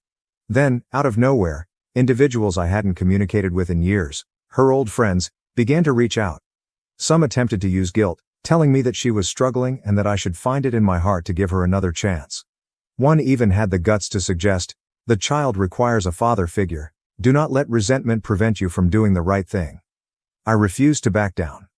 I refused to let anyone make me feel guilty about my decision. I'd already given the woman everything I had. Years of self-doubt, trying to be enough, and she'd thrown it all away. Instead of expecting me to save her, she had to accept responsibility for her own actions. The calls and mails gradually slowed and eventually stopped completely. It seems that everyone had finally understood I was serious. That I'd moved on. That I wouldn't get pulled back in. And that's when I really felt at ease. For the first time in years, my life seemed normal. I had friends. My job. My routines. I'd recreated my life on my own terms. It wasn't lavish or glamorous, but it was mine. Ironically, I found myself rediscovering joy in the small things. Things I had overlooked when I was married. I began reading novels that I had planned to read for years. I cooked my own meals. I took long walks. And for the first time, I felt liberated. I didn't need anybody's approval. I wasn't always concerned about someone else's happiness. For once, I arrived first. Every now and then, I would come across someone who knew us both. They'd say, "Hey, whatever happened to her?" I would respond briefly, politely, and change the subject. I didn't need to revisit that part of my life. It wasn't like I was hiding anything. I had previously perfected the capacity to abandon her. The last I heard, things were still not going well for her. She was jumping between her parents' house and sleeping on friends' couches. She couldn't keep a consistent job. Occasionally, someone I barely communicated with would message me, saying she needed aid from anyone who would listen. Some even suggested that she was still hoping I would reconsider. That maybe one day, I'd alter my mind and play father to her child. But that wasn't going to happen. I'd worked too hard to reconstruct my life. She'd made her bed. And I wasn't going to be the one picking up the pieces. Nothing could bring me back into that chapter. I was finished. In the end, I believe I found the closure I needed. She was now facing the repercussions of her own actions. And me? For the first time since she departed, I felt entirely and really free. I'd finally let go of the weight she had left behind. And you know what? I was pleased. Not in a big dramatic way. Just content, and it was enough. My wife became distant and obsessed with her career. I discovered her affair when I found evidence of her planning a future with another man. 48 hours later, she had nothing, and the electrician she underestimated had the power cut. And now she is begging. Hey everyone, before we jump into today's video, I need your help. We've noticed the channel is losing some traction, and subscribing is one of the best ways you can support us. It's quick, free, and it helps us keep bringing you awesome content. Your support means the world. Let's keep this channel growing together. Thanks so much. Now, let's start the video. What's up, Reddit? Never thought I'd be one of those guys posting their relationship drama online, but here we are. I'm going to lay out the whole show that's been my life these past few months. Buckle up. I'm Alex, 34, male. I've been an electrician since I was 19. Started as an apprentice, made money, worked my way up to journeyman, then master electrician. 5 years ago, I started my own business. Nothing fancy. Just me and 2 other guys wiring up houses and doing commercial jobs around town. I make decent money now, enough to be comfortable without being rich. Me and Jessica, 31, female, met at my buddy Dave's housewarming party 6 years ago. She was his girlfriend's friend from college. Not going to lie, the first thing I noticed was her hourglass body, but what actually got me hooked was how she laughed at my dumb jokes, like genuinely laughing, not that fake polite giggle most chicks do when they're just being nice. We hit it off right away. She was working at this marketing firm downtown, handling social media accounts for local businesses. She was smart as hell, always had something interesting to say, not like those boring dates where you're desperately trying to keep the conversation going. Our first date was at this dive bar that has the best wings in town. She showed up in jeans and a t-shirt. I knew right then I was in trouble. 3 years of dating, 3 years married. We built what I thought was a pretty decent life together. I was busting my ass getting my electrical business going, sometimes working 14-hour days, crawling through attics in the middle of summer or wiring new constructions in the freezing cold. But it was worth it. We bought a modest 3-bedroom in a decent neighborhood. Nothing fancy, but it was ours. Well, mostly mine since I put down most of the down payment, but whatever. In the beginning, Jessica seemed to genuinely appreciate what I did. She'd have dinner ready when I got home from a long job, and listen to me about the general contractor who nearly got himself electrocuted because he couldn't wait for me to kill the power. She'd brag to her friends about how her man could fix anything, and used to wear my old work shirts to bed because they smelled like me. Never complained about my calloused hands or the fact that some days, I came home so tired I'd fall asleep on the couch before dinner. Weekends were simple but good. We'd work on house projects together. She actually got pretty decent with a paintbrush and could hold her own with basic power tools. We'd have friends over for BBQs, binge watch shows, try new restaurants, normal couple stuff. Took a vacation once a year. Nothing extravagant, usually a beach somewhere within driving distance, but we had fun. But I'm going to be real. There were probably signs that things weren't as perfect as I thought. When you're grinding every day trying to build something, you don't always see what's right in front of your face. Honestly, I've never been the most observant guy when it comes to emotional stuff. My dad was old school, fix things, provide, protect. Talking about feelings wasn't exactly part of the training manual. Things were good for the first couple of years of marriage. We talked about kids but agreed to wait until my business was more stable and she got to a better position at her company. We had a decent little savings building up, I was landing bigger contracts, she got a promotion, everything was on track. Her family liked me well enough. Her dad appreciated that I worked with my hands and built something from nothing. Her mom was always a bit snooty, typical suburban Karen who thought her daughter would have landed a doctor or lawyer, but I won her over by fixing everything in their house whenever we visited. Nothing builds goodwill with the in-laws like solving the plumbing problem that's been driving them nuts for months. My family loved her. My mom was just happy I found a girl who could put up with me. My dad thought she was a little too into social media and brand names, but he kept that to himself mostly. My younger brother thought she was hot, the little shit, but respected our relationship. We had a good group of friends too, a mix of my construction buddies and her marketing coworkers. Regular game nights, summer cookouts, fantasy football league that got way too competitive. Normal. A good life. If you'd asked me then, I would have said we were solid, not perfect. We had the normal fights about dumb stuff like dishes in the sink or me tracking mud into the house. She'd get annoyed when I'd forget some event with her friends. I'd get irritated when she'd spend too much money on clothes or makeup. But nothing major. No red flags, at least, none that I saw. Man, typing all this out, it's like watching the beginning of a horror movie where everything seems fine, but you know the serial killer is about to jump out. Except in my case, the monster was wearing Victoria's Secret and sleeping next to me every night. The first sign something was changing was probably about 8 months ago. That's when Jessica started talking more and more about this new guy at work. Mike. Mike with his MBA from some fancy school. Mike with his amazing ideas for the company. Mike who was going places? Should have paid more attention when my wife couldn't go 5 minutes without mentioning another dude's name. But like I said, I was focused on growing my business, landing contracts, managing my small crew. Didn't realize I should have been focusing on what was happening right under my own roof. But then it became Mike this, Mike that. Mike thinks we should approach the Johnson account differently. Mike went to Cancun last year and said we should go. Mike says my ideas have real potential. Pretty soon, I'm hearing about Mike's breakfast choices and workout routine, like I give a shit that Mike does CrossFit and eats avocado toast. Around this time, Jessica started coming home late from work. It started with team happy hours that were supposedly mandatory for team building once a week. Then it became twice, then 3 times a week.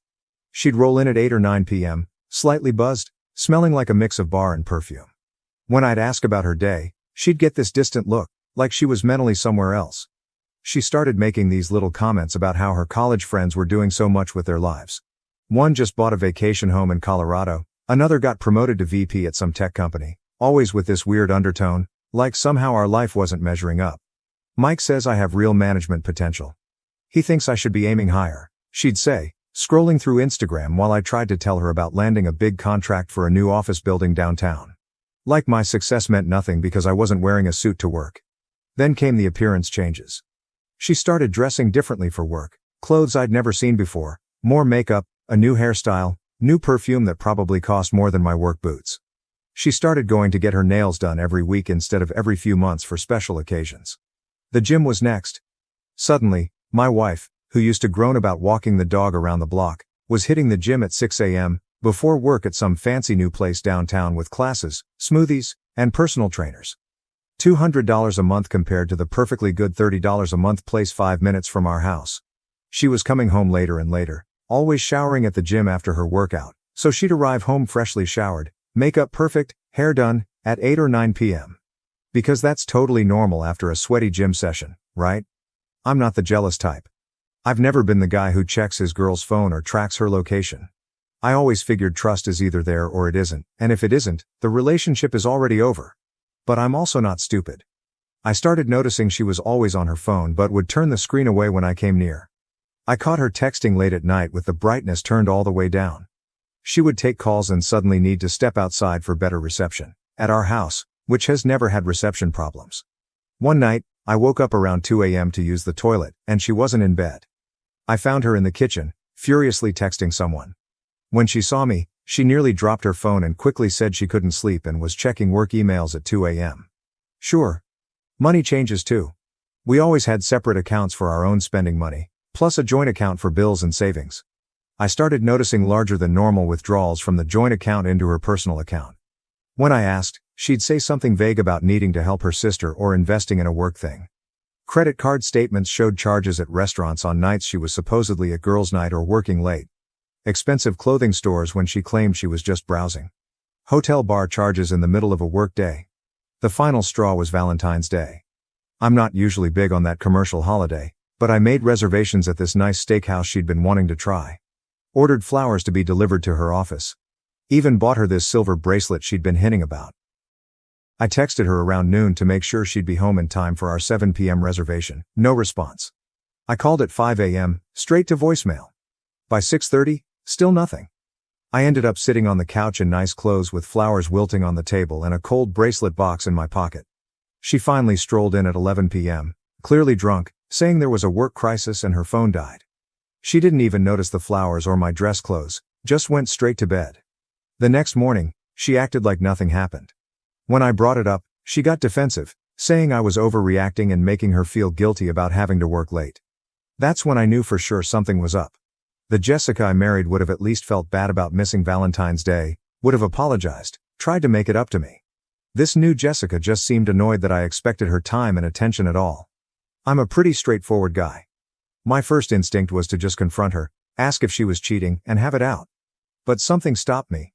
Maybe pride, maybe self-preservation. Instead, I decided to pay attention. Really pay attention. I started keeping track of patterns. Every Tuesday and Thursday, late meetings. Every other Saturday, girls' brunch that somehow lasted until dinner. Always came home with her hair done but no shopping bags from these supposed shopping trips. I checked our cell phone records online, multiple calls and texts to the same number, always at times when she was working late or at the gym. A number that wasn't saved in our family phone plan contact list. One day, while she was in the shower, I did something I never thought I'd do. I checked her phone. It was locked with a new passcode. Since when did she need to lock her phone from me? We used to know each other's passcodes, not because we were checking on each other, but just for convenience. Then the work events started. Company parties, client dinners, team outings, that I was suddenly not invited to. It's just for employees, or it would be boring for you. The Jessica I married used to love showing me off to her coworkers, introducing me as her sexy electrician husband. I'm not the most observant guy with relationship stuff, but even I couldn't ignore what was happening. My wife was pulling away, building a separate life that I wasn't part of. The question was, what was I going to do about it? As I was deciding what to do, the universe decided to hand me a piece of real evidence. I was fixing our leaky bathroom sink when I dropped my wrench, and it knocked over Jessica's makeup bag that was sitting on the counter. While picking up the scattered lipsticks and whatnot, I found a hotel keycard tucked in the side pocket, not from any vacation we'd been on. This one was from the Marriott downtown, walking distance from her office. Weird thing to keep as a souvenir unless it had some special meaning, right? I put it back exactly where I found it and finished fixing the sink like nothing happened, but that keycard kept eating at me. That night, after she fell asleep, I did a deep dive into our finances. Jessica always handled the bills and budgeting, not because I couldn't do it, but she was pickier about that stuff, and I was happy to let her deal with it. I logged into our joint accounts and started going through recent statements. Found large withdrawals to her personal account over the last 3 months. We're talking about $500 here, $700 there, money that was supposed to be for our future, our savings, our life together. Credit card statements showed shopping charges at stores way above our usual budget. Dinner charges on nights she told me she was eating with the girls at restaurants that were definitely not the casual places her friends usually picked. Charges at high-end lingerie stores for stuff I'd never seen her wear. Then I spotted it. A hotel charge from the same Marriott downtown from 3 weeks earlier. Just a bar charge, not a room, but still, she hadn't mentioned being at any hotel bar. When I cross-referenced with our text messages from the day, she told me she was working late on a big presentation. My buddy Trent works in IT security. We've been friends since high school. I'm not proud of it, but I called him up and asked if he could help me access Jessica's email. I told him my suspicions. He was hesitant at first, but he'd been through a bad divorce himself after his ex cheated, so he understood where I was coming from. He helped me set up a simple keylogger on our home computer, just a basic program that would capture her passwords the next time she logged in. Shady? Absolutely. Legal? Probably not. But at that point, I didn't care. I needed to know what the hell was going on. 2 days later, I had her email password. There it was. Message after message with this Mike guy. Weekend plans, complaints about me, how I was stuck in my underdog mindset while Mike was going places, how she was settling by staying with me, how she deserved more luxury in her life than I could provide.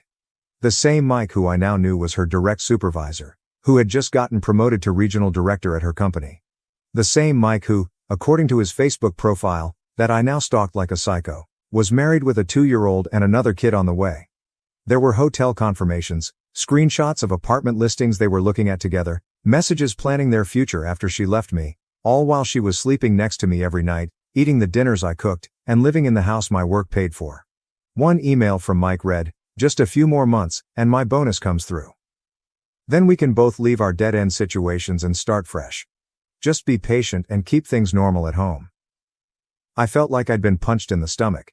6 years together, 4 years of marriage, all a lie, or at least it had become one. I sat in my truck for an hour that night, parked outside our house, just thinking. Rage, betrayal, everything washing over me. Part of me wanted to storm in, pack her stuff, and throw it on the lawn. Part of me wanted to find this Mike and introduce his face to the pavement. Part of me wanted to just get drunk and set something on fire. But I didn't do any of that. I'm not that guy. Never been the type to lose control, even when every part of me wanted to. My dad always said, when you're angry, that's exactly when you need to think clearest. Old man was right about that at least. Instead, I started making plans. If Jessica and Mike were plotting their exit strategy, I needed to be 2 steps ahead. I wasn't going to be the chump left holding the bag when they decided to pull the trigger on their little escape plan. First, I set up a consultation with a divorce lawyer, a guy I'll call Richard, who my buddy used when his wife cheated. Supposedly a real shark. I forwarded all the emails I'd found, the financial records, everything. He confirmed what I already suspected. I had more than enough for an at-fault divorce on the grounds of adultery. But Richard suggested something smarter than just confronting her outright. If you show your hand now, she'll just get defensive and start hiding assets, he said. Better to be strategic about this. Gather more concrete evidence, photos or video, if possible, to document any unusual spending or asset transfers to secure your own finances before making any moves. And most importantly, act normal while doing all of this. The element of surprise is your biggest advantage right now. Once you confront her, the game changes completely. A game, that's what my marriage had become. A game of chess where I needed to anticipate her moves and counter them before she even made them. The next day at work, I couldn't focus. I almost electrocuted myself because I was distracted, thinking about Jessica and Mike planning their new life together while I was busting my ass providing for us. My apprentice, Tommy, actually had to step in and remind me to test the circuit. Kid saved me from a nasty shock. Embarrassing. That night, when Jessica came home late as usual, I forced myself to act normal. I asked about her day, listened to her lies about a stressful client meeting, and even managed to kiss her goodnight without throwing up in my mouth. While she slept, I started making lists on my phone. Assets to protect, accounts to separate, people who needed to know what was happening, and people who didn't. A timeline for how this would all go down. The next morning, I texted her that I might have to go out of town for a big electrical job, a commercial building in Phoenix that needed a complete rewiring. I'd probably be gone for about 2 weeks. I asked if she'd be okay holding down the fort alone. Her response was so enthusiastic it was almost comical. "That's great, babe. Such a good opportunity for you. I'll be fine here. Don't worry about me." I bet you will be, I thought. I bet you will be. The trap was set. Now I just needed to put the rest of my plan in motion. I made a big show of packing, loading my truck with tools, kissing her goodbye. I even stopped by my parents' place on the way out so they'd think I was really leaving. Told them not to mention anything to Jessica if they talked to her. I said I wanted to surprise her with a gift from the money I'd make. Mom thought that was sweet, if she only knew. Once I was clear, I circled back to town and crashed at my buddy Tony's empty rental property about 15 minutes from my house. He's been through his own divorce nightmare, so he got it. I needed eyes on my house, so one of my friends, Kevin, who installs security systems, hooked me up with some discreet outdoor cameras I could monitor from my phone. We set them up when Jessica was at work, one watching the driveway, another on the front door. Nothing inside the house. I'm not that kind of creep, and honestly, didn't want to see what might happen in my own bedroom. The first day was quiet. Jessica came home, ordered food, watched Netflix, sent me some miss you texts that I answered with equally fake enthusiasm. Second day, around 7 p.m., a black Audi pulled up. Out steps Mr. Regional Director himself. Tall, gym body, expensive watch. Catching the streetlight, I could see he brought wine. They stayed until 3 a.m. I got it all on video, the arrival, the way they kissed at the door. Definitely not their first time. How comfortable he looked walking into my house with an overnight bag like he owned the place. Same happened 3 more times that week. Once they left together in the morning, she called in sick while they spent the day, who knows where. They ate dinner on my deck, drank my expensive whiskey I'd been saving. They even took my boat out that I busted my ass to buy. While watching this show, I wasn't just sitting around feeling sorry for myself. I called my dad first, showed him everything. He was pissed but focused. "What's the plan, son?" he asked. "Need to protect what I've built," I told him. The next few days were a blur of preparation. With Richard, my lawyer, we secured my business since it was already an LLC in my name only. I set up new bank accounts, transferred my work equipment to the business name, changed beneficiaries on everything, and stored important documents and irreplaceable stuff off-site. Most importantly, I had papers drawn up giving my dad temporary power of attorney over my business and moved half our savings to my new account, leaving her exactly half, everything above board and documented through my lawyer. By day 10, I had everything I needed: videos, emails, financial records, and a solid legal strategy. Just one more chess move before confrontation. I anonymously sent all the evidence to Mike's pregnant wife. She deserved to know before making life-altering decisions, just like I wished someone had done for me. With that final piece in place, I was ready to head home a day early from my business trip and watch Jessica's face when she saw me. So, I drove home a day early from my Phoenix job, ready for the big confrontation. I had this whole speech prepared in my head, kind of expecting to catch Jessica and Mike in the act, maybe get some more video evidence. But life's full of surprises, ain't it? I pulled into the driveway and noticed something off right away. Her car wasn't there. Weird, since my security cam showed it parked there just 3 hours earlier. Figured maybe she went grocery shopping or something. I walked in, and the house felt empty. You know that feeling when a place that should feel like home suddenly doesn't? The air was different, quieter. I called out her name, nothing. I checked the kitchen, the living room, then headed to our bedroom. And that's when it hit me. Her side of the closet was completely cleared out. Dresser drawers empty. Bathroom counter missing all her expensive creams and makeup. On the bed was a note, folded neatly on my pillow like this was some romantic movie. "Alex, I can't do this anymore. I've moved on with someone who matches my ambitions and can give me the life I deserve. I'll have my lawyer contact you about the divorce. Don't try to find me, Jessica." Cold, right? 6 years together, 4 years of marriage, and that's it. 8 lines on a piece of paper, not even a full page. I sat on the edge of the bed, note in hand, feeling nothing. No rage, no heartbreak. Just this weird emptiness, like I was looking at the aftermath of something that had been dead for months, but I just hadn't admitted it yet. I headed to the living room and opened my laptop, pulled up the security footage from earlier that day. There it was. Jessica and Mike loading suitcases and boxes into his Audi around noon. She was laughing as he struggled with a heavy bag, both of them looking excited, like kids sneaking out past curfew. I spent the next few hours making lists: bank accounts, credit cards, passwords, utilities, All the practical stuff that needs handling when your wife decides to vanish. I changed the locks, changed every password she might know, and called Richard, my divorce lawyer buddy, to get the ball rolling. While checking our accounts, I noticed something interesting. She'd cleared out her personal checking account but hadn't touched our joint savings. Either she forgot in her rush to start her fancy new life, or she was planning to come back for it once things settled. Then it hit me, the safe in my home office. I opened it, and yep, all her important documents were still there. Birth certificate, passport, social security card, everything you need to function as an adult in this country. She'd been in such a hurry to bail that she'd completely forgotten the basics. Stupid. I picked up my phone to text her about it but stopped. Richard's advice came back to me. Don't engage. Don't engage until we have everything in order. Let her make the first mistakes. Instead, I called my dad, explained the situation. He came over quickly. We sat on the deck talking while I transferred half our savings to a new account in my name only, leaving her half in the joint account. I'm not a thief, but I'm not a sucker either. Dad stayed over that night. Good thing too, because around 3 a.m., my phone started blowing up, text after text from Jessica. Just realized I left some important things. Can we arrange a time for me to pick them up? Alex, please respond. This is childish. They're my documents. I need my passport for a new job opportunity. I shut off my phone and went back to sleep. Let her sit with her poor planning for a while. The next day was weirdly normal.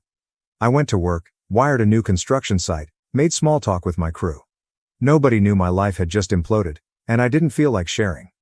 I checked my phone at lunch, 27 missed calls, voicemails ranging from sugary sweet to threatening legal action. Mike had even called twice, trying to sound all authoritative about personal property law. I just texted Jessica once. All communication through lawyers from now on. Then I blocked both their numbers and finished my sandwich. 48 hours after Jessica's great escape, I was in the garage reorganizing my tools. What can I say? It's therapeutic. When I heard someone pounding on the front door, I checked my new security app, and there she was, looking considerably less put together than when she left. I laughed my ass off and took my sweet time answering. Found her on the porch, mascara smeared, hair a mess, wearing what looked like yesterday's clothes. You changed the locks? First words out of her mouth, all indignant, like I'd done something wrong. Yep. Didn't invite her in. Just stood in the doorway. I need my things, Alex. My documents. I can't do anything without them. Should have thought about that before you cleared out while I was working. Her face did this thing where she was trying to look sad, but also trying to look attractive while looking sad. It's a weird expression that used to work on me. Not anymore. Can I please come in and get my passport at least? I have a job interview tomorrow.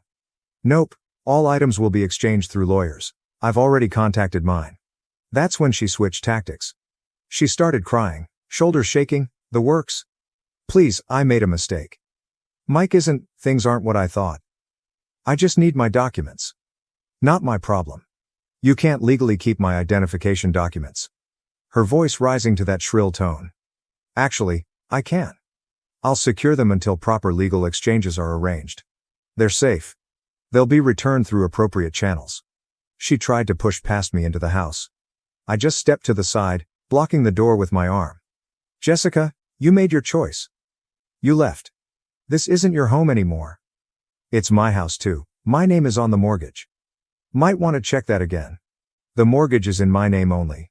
The house was purchased with my pre-marriage savings as the down payment, and since you abandoned the residence without notice, you've complicated your claim considerably. Thank you, Richard, for that legal script. Although I felt she didn't quite get what I said, she felt it, because her face showed the exact moment she realized I wasn't the pushover she thought. Where am I supposed to go? Mike's place is complicated. Trouble in paradise already? That was fast. She glared at me. His wife found out somehow, and showed up at his apartment screaming. Had all these emails and videos?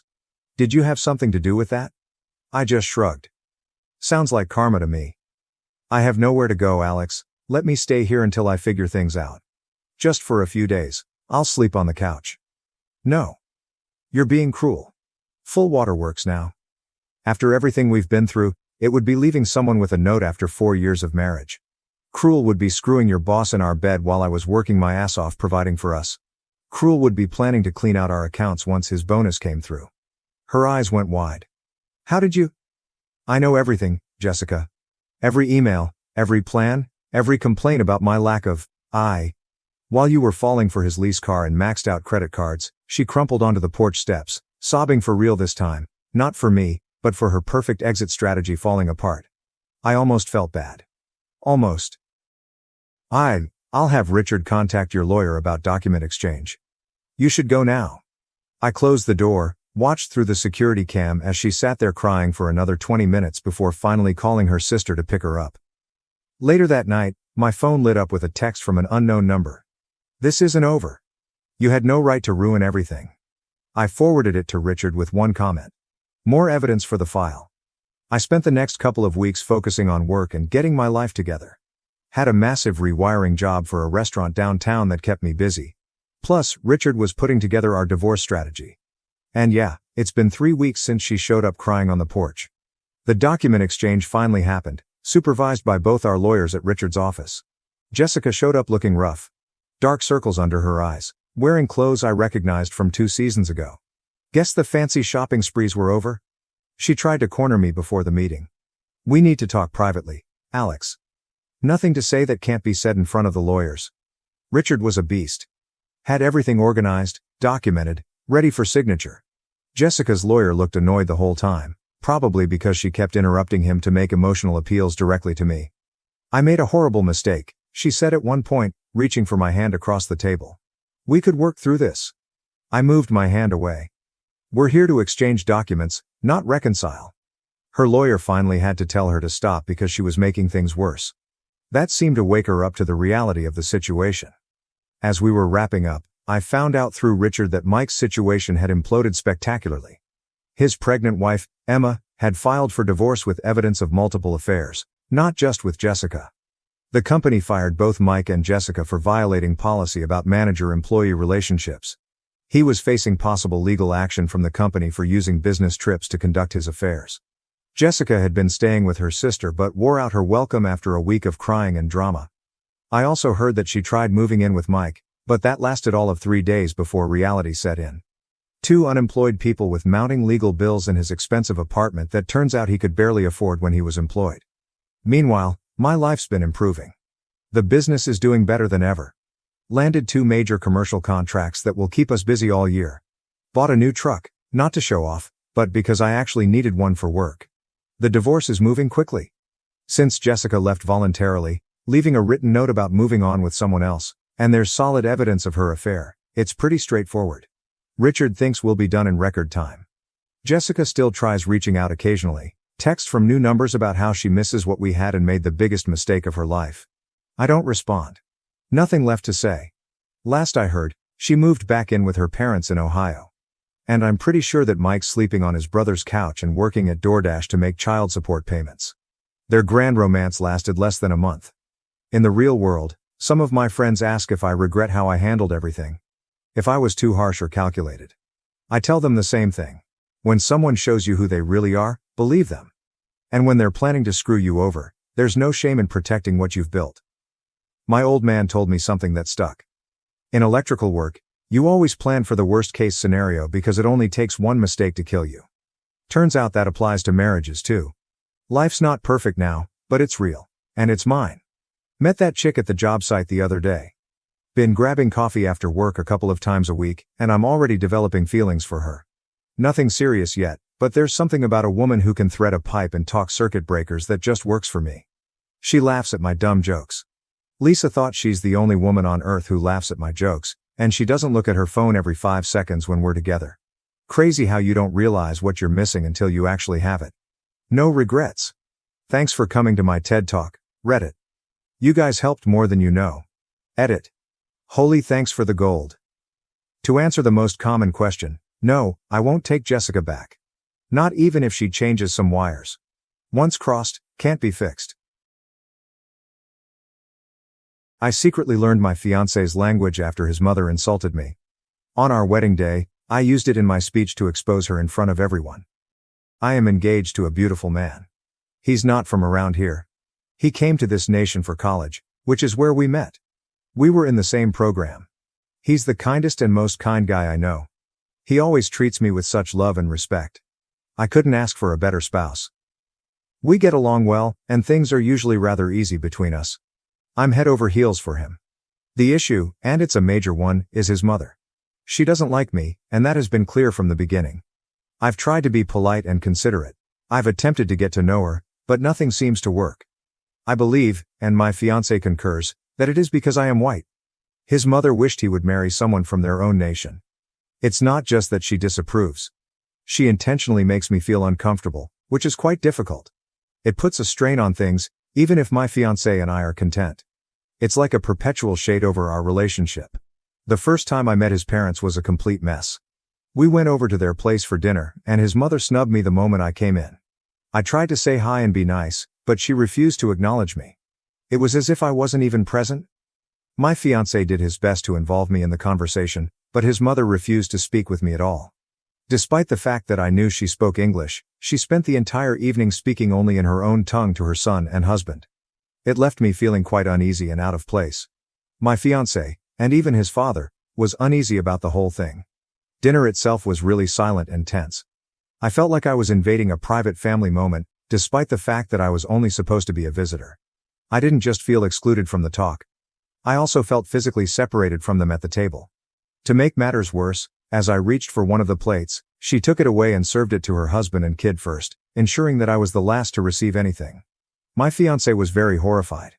He apologized repeatedly on the way home. He kept expressing how awful her behavior was, and how sad he was that I had to go through it.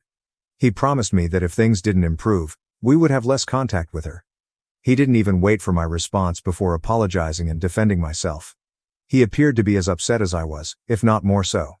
The entire meeting was unpleasant, and it gave me a good indication of what I was in for. Of course, even after that dreadful first meeting, I had to see his mother on several occasions. It was his birthday, and he wanted to celebrate with his family, including me.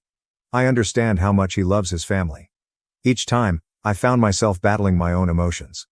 I wanted to be there for my spouse, but I was afraid to go. I hoped things would improve, but she remained as cold and disinterested as before. It became a pattern. She would point to my hair, features, or clothes and make comments in her home tongue before laughing.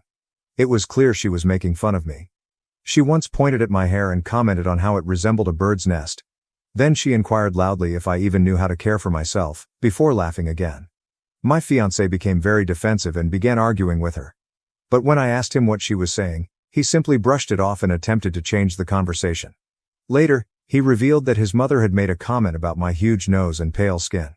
He clearly did not want to repeat the hurtful things she was saying. I felt that I was not only being ostracized, but being picked on, which was quite terrible. It's not like I'm a terrible person. I actually think I'm a very decent catch. I'm not trying to brag, but I am considered attractive. I was the valedictorian of my college class, and I actually have a better earning job than my fiancé. It isn't about the money, but it demonstrates that I am responsible and hardworking.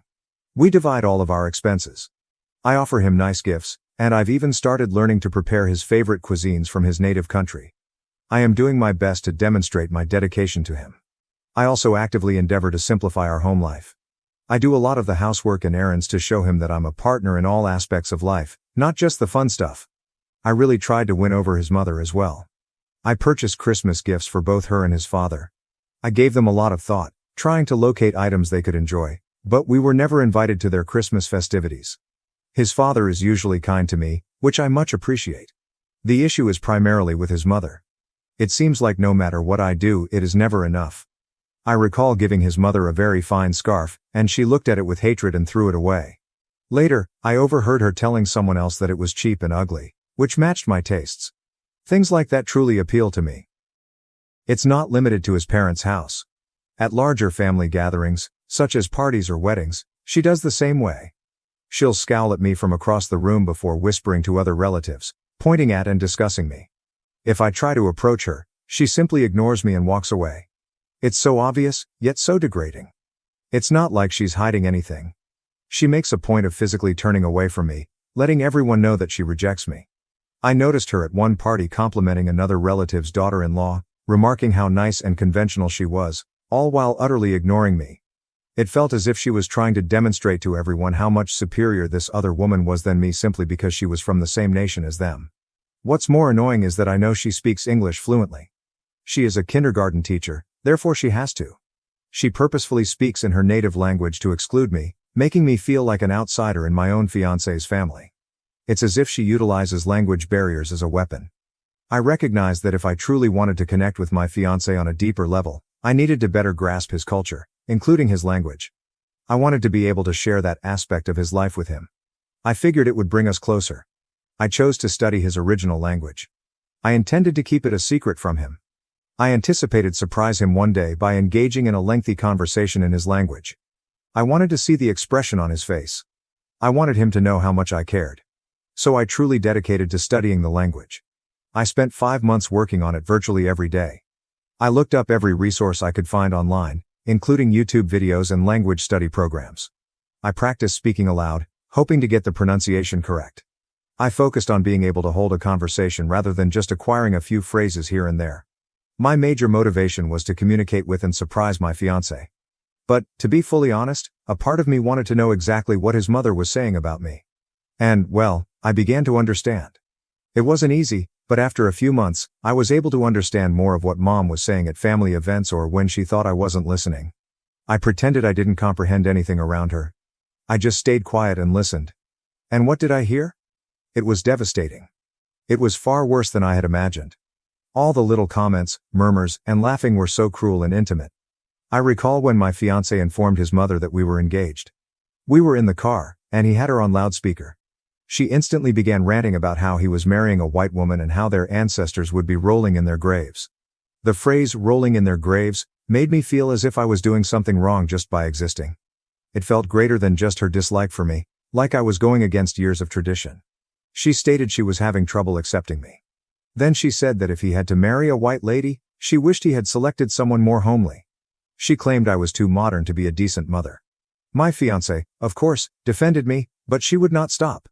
She acknowledged as much. She'll probably raise our grandchildren to be spoiled and disrespectful, unlike children raised in our culture. She's completely unfit to be a mother in our family. That one really hurt. Later, when we went to see his parents to start talking about wedding plans, his father was overjoyed for us. You could feel it on his face. But what about his mother? She was as disapproving as always. While we were there, she began ranting in her own language at my fiancé and his father. But this time, I got everything. She was wishing my fiancé would reconsider the marriage, claiming that an astrologer had foretold a black hole in the family because of me, and that I was infertile. She began fussing about how many of my white relatives would attend the wedding and even recommended removing people from my guest list. My fiancé declined, and they had a heated disagreement. I just stood there, crushed, and knew exactly what she was saying. To top it all off, she lied to my father-in-law, stating I had been bragging about how much more money I made than my fiancé, in an attempt to make me appear terrible. It was all so unfair and untrue. I thought wedding dress shopping may be a good bonding experience, so I invited my future mother-in-law, as well as my mother and sister to join me. I was hoping it would be an opportunity for us to connect and have a good day together.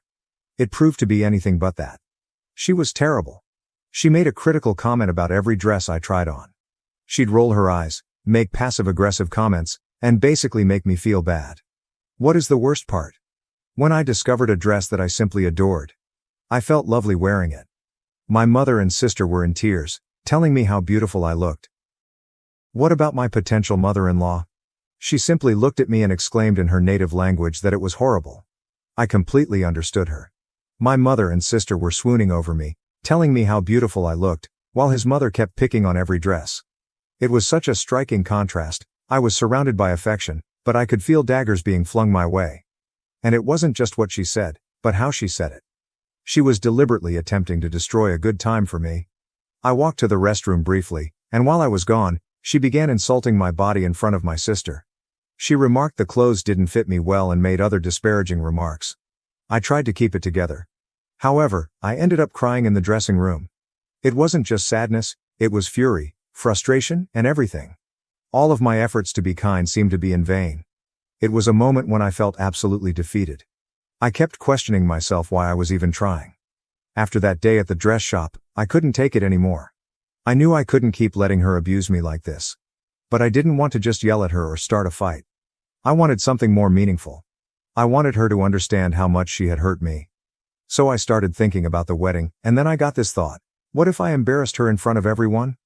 I understand it sounds horrible. But after everything she'd put me through, I felt I deserved to give her a taste of her own medicine. I intended to punish her once and for all. But then I started to question myself. I'm going to you, Reddit. Would I be the a-hole if I went ahead with this? Update 1. Wow. Thank you very much for your comments and recommendations. I sincerely appreciate all of the encouragement and humor. It's made me feel a lot less alone in this circumstance. I wanted to clarify a few points based on some of the comments I've seen. First and foremost, I want to make it clear that my fiancé has always stood up for me. He's been tremendously helpful since the beginning. He confronts his mother when she is disrespectful, and he always comforts me when I am unhappy. He is genuinely my rock, and I could not ask for a greater companion. I want everyone to know that he is completely on my side in all of this. He's not enabling her conduct. He's actively opposing it. What about my potential mother-in-law? I suppose the simplest way to characterize her is as a cruel old woman. I don't believe she is particularly racist in a wide sense. I believe she has an issue with me specifically. It is personal. She wanted her son to marry someone from her own background, and I didn't fit the bill. I want to make it obvious that all of this is coming from her. It is not a reflection of her culture or community. I've read requests to report her to the school where she works, but I'm not going to do so. I do not want to ruin her career. I might be furious and hurt, but I don't want to get to that level. Her issue is with me specifically, and it is not fair to punish her professionally for something that occurred in our personal lives. I just want to deal with this situation directly and without inflicting any needless damage. Update 2. Hello again, everyone. I'm writing from my honeymoon. We're blissfully married. I wanted to give you all an update because I've received so many messages and requests. We've been celebrating our love and, let's just say, a little sweet revenge. The wedding day has finally arrived. Everything was gorgeous, and I was overjoyed to be marrying the love of my life. When it came time to deliver speeches, I decided to try something unusual. I began in English, thanking all of our friends and families for being there to celebrate our momentous day. Then, I switched to my husband's native tongue. You should have seen the expressions on everyone's faces, particularly my husband and his family. They were completely shocked. I could see my husband's eyes tear up. I thanked his family in their native language for welcoming me, though in my mother-in-law's case, this wasn't quite true at the moment. But I was building toward something. I explained to them that studying their language was my wedding gift to my husband, a way for me to show him how much I loved him and cherished his culture. He was so moved that he came over and kissed me in the middle of his speech. Then I focused my attention on his father. I thanked him again, in his original tongue, for his generosity and genuine warmth. And then I turned to face my mother-in-law. I thanked her sarcastically for her rejection. I told everyone, in her own tongue, about all of the insults, attempts to exclude me, and nasty things she had said and done. I told them about the heinous insult she made regarding my wedding outfit. I explained how she informed everyone that I was infertile. I could see her face growing redder and redder. She was obviously embarrassed. I continued. I also want to publicly address the false claim my mother-in-law made about me bragging about my income. I replied that this was a pure fiction, intended to make me appear bad in front of her family. She was complete rubbish and a piece of garbage that had been picked up from a dumpster.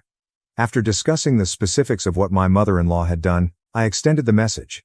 Still speaking in her own tongue, I stated that skin color and ethnicity should not be considered when it comes to love. I emphasized how much effort I had put into learning their language and adopting my husband's culture since it was vital to me to be involved in all aspects of his life. Then I explained how my mother-in-law's behavior, her isolation and degrading remarks, had only served to widen the distance. I looked at her straight and calmly warned her that if her behavior persisted, she would have no access to any future children we might have. I made it clear that I would not tolerate my children being subjected to such hatred and discrimination. My hubby was really proud of me. He subsequently told me that he had never felt greater love for me than in that moment, when I stood up for myself and our future. I simply ignored my mother-in-law for the remainder of the evening. I did not want to satisfy her with any more replies. She, on the other hand, was visibly enraged. She began arguing with my father-in-law and husband. Eventually, she stormed away. My husband stated he was confident she would think twice about disrespecting me again. But the nicest part was the reaction of other relatives. Many of them approached me afterwards, complimenting my language skills and expressing how thoughtful it was of me to learn their language. They told me how much this meant to them. For the first time, I felt like I belonged. That I was a true member of the family. I thoroughly loved the remainder of the wedding and had a strong sense of empowerment. I believe I proved my point and received the vengeance I sought. I felt as if a big weight had been lifted. Update 3. Hello again, everyone. We just returned from our honeymoon, and I had a lot of voicemails from my mother-in-law. My husband indicated he would support anything I decided to do, whether I called her back or ignored her entirely. Honestly, my first thought was to ignore the calls. I was still upset and angry, and I wasn't sure if I was prepared to talk to her. But, after some thought, I decided to give her one last shot. I called her back, and we decided to meet. When I saw her, she appeared different. She was nervous and appeared apologetic. Then, for the first time, she issued an official apology. She stated that she was really angry after the wedding, specifically after my speech, but that she had some time to contemplate. She stated that a number of relatives had called her out on her behavior, which made her realize how terribly she had acted. She stated that she had treated me harshly and unfairly. She recognized that I had made a genuine attempt to embrace their culture, learning the language and all. She made no particular apologies for the worst things she had said, such as calling my clothing awful or claiming I was infertile. That bit was somewhat skimmed over, which I noticed. But it was a general apology, and it appeared honest. She added that my husband is her only kid and that she has always been quite protective of him. She stated that she had always imagined him marrying someone from their home country, and that she struggled to accept me since I did not fit her expectations. She apologized for making me feel uncomfortable and pledged to be more tolerant. I calmly listened to what she said before accepting her apology. I told her I wanted to move on and try to improve our relationship. I admired her candor and willingness to attempt to change. However, I made it plain that I had some doubts. It's not like everything is instantaneously fine now. This is more of a cautious step forward, and while I'm hopeful she'll change, I'm not completely persuaded. After the apology, we actually began talking, albeit in her native tongue. She told me stories of my husband when he was a little boy, and it felt good, like we were finally connecting, perhaps for the first time. I could tell she was trying, so I decided to try too. There were still some little issues, such as her avoidance of staring me directly in the eye for too long, which suggested she wasn't totally at ease yet. Then there was one time when I prepared supper and she tried to compliment me, but it came off as a little backhanded. She said, "This dish is actually quite good, for a white person's attempt. It's almost as good as how we make it." It was better than an insult, I suppose, but it still had a sting to it. I understand that this upgrade may not meet everyone's expectations. Some of you undoubtedly wanted me to cut her off totally or continue the feud, but I believe I made my point at the wedding. I stood up for myself and told her, in front of everyone, that her actions were unacceptable. Right now, all I want is a drama-free family life. I want to move forward with enthusiasm and give this a genuine shot to be a new beginning. I believe her own family's reaction was what finally convinced her to rethink her mind. She claimed that many relatives called her after the wedding to tell her she was in the wrong. I believe she eventually recognized how biased and unfair she had been. But, and this is key, I understand how difficult it is to break old habits. I am giving her the benefit of the doubt. I am willing to try, but one incorrect move, one return to old rudeness, and the truce will be broken. I will not hesitate to defend myself again if necessary. I hope for the best. We'll see how this goes. My spouse and I deserve to live happy and tranquil lives, therefore let us pray for that. So, that is where things stand. My mother-in-law and I had a heart-to-heart and are ready to try to start over. I will keep you all updated. I have big news for everyone. I am pregnant. My husband and I are very pleased to begin this new chapter in our life. We can't wait to meet our little one. And I am pleased to say that my relationship with my mother-in-law has continued to improve.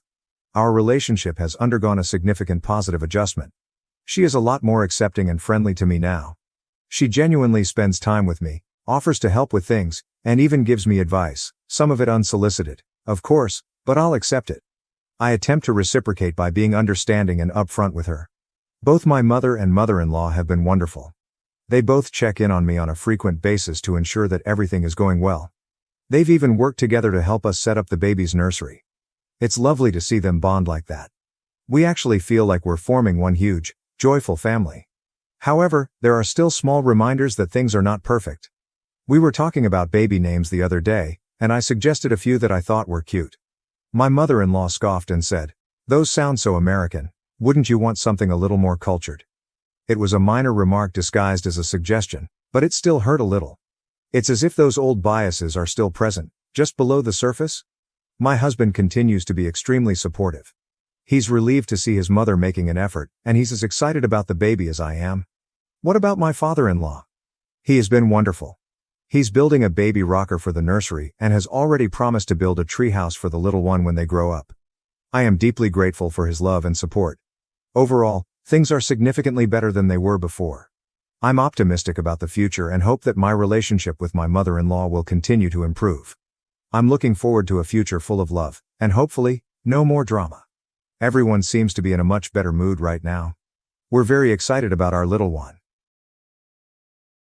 I found out my child is my brother's. I decided to divorce. My parents begged me to stay silent because my father-in-law invests in their company. I, 28M, have been married for 3 years, and my wife Jade, 26F, and I have been together for 6 years. We had our first child a few months ago, but I only recently discovered that the baby is my brother's biological child. My brother Grant, 32 million, had been having an affair with Jade for the previous 3 years. It began just a few weeks after our wedding, and I had no idea until a few weeks ago. To be honest, I had been having trouble connecting emotionally with the infant for some reason. I had been feeling like a bad father because I didn't feel very attached to my own child. I still don't understand why that was happening. Maybe it was just a gut feeling. One night, I was discussing this with Jade, and I burst into tears because I felt so guilty. Instead of soothing me, she began sobbing uncontrollably. That's when the full truth came out. She agreed that it wasn't my fault that I didn't feel connected to the baby wasn't mine. She had already received the paternity test results but chose not to inform me. She said the affair ended shortly after she discovered she was pregnant and that she and Grant had no contact with each other anymore. She wanted to focus on me and our marriage. But once she told me the truth, it was too late. I started packing right away and went, despite the fact that it was late at night. Since then, I have been staying at a hotel. Jade attempted to stop me. She was quite furious, but I just left. I even blocked her, so she couldn't reach me. Since then, this has drained a lot of my emotional energy. For the first few days, I couldn't process what was going on. I did not even inform my parents about it. But they found out, thanks to Jade and Grant. Instead of comforting me, they called, said they knew everything, and then began telling me that whatever had happened was in the past.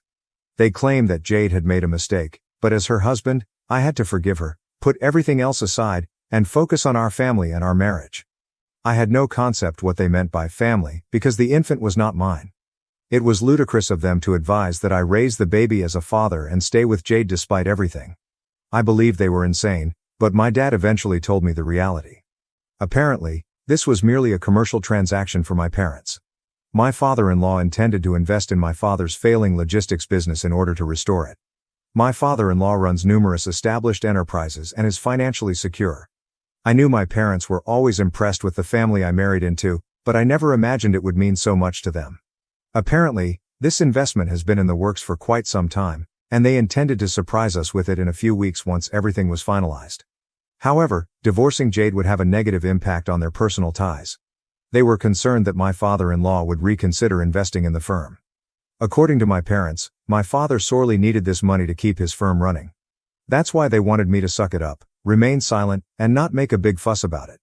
They wanted me to pretend everything was fine, raise my brother's child as if it were my own, and forgive my unfaithful wife, all in order to complete their commercial agreement.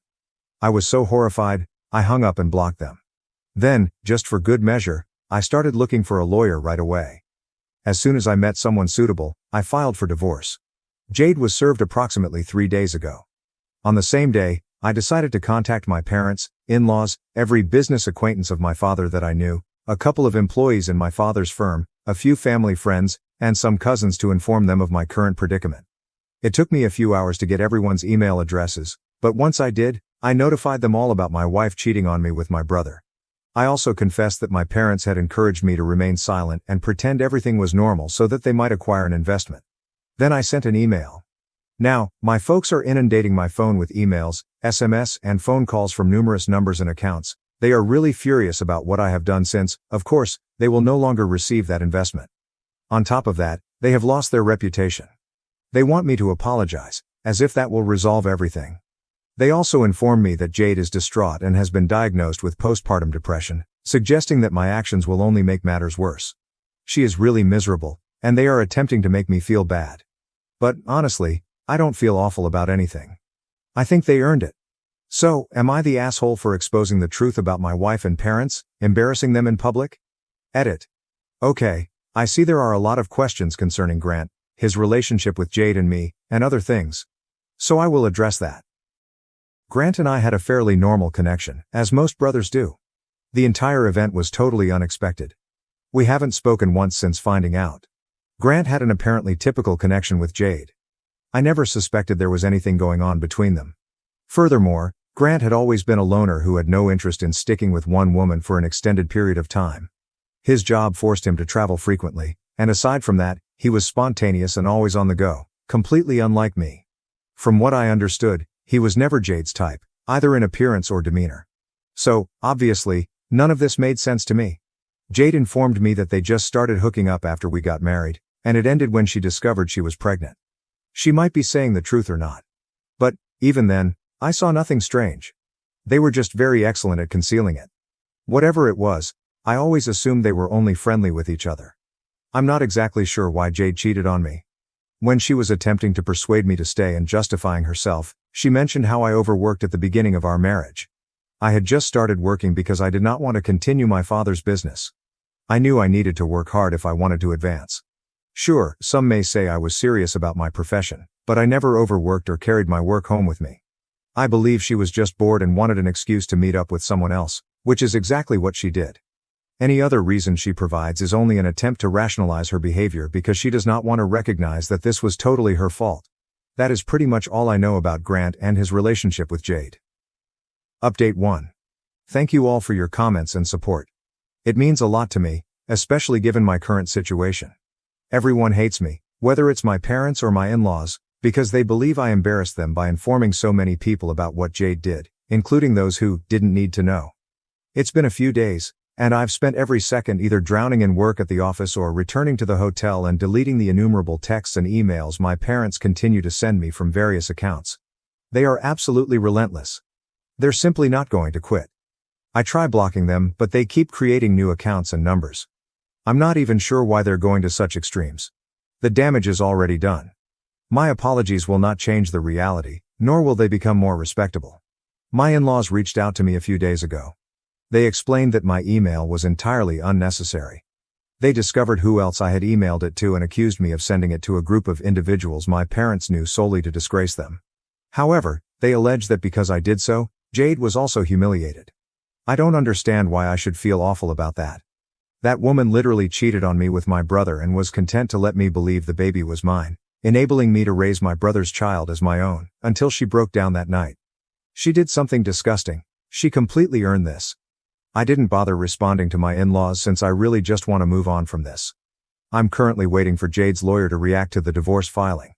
In my opinion, I've been quite fair, and I just hope she doesn't complain about anything. As for the baby, it isn't mine, so I won't be donating anything. I might be the father mentioned on the birth certificate, but that makes no difference to me. I don't detest the baby or anything. In fact, the baby is the only fully innocent individual in the whole affair. I honestly feel horrible for him because he will pay the price for his parents' misdeeds.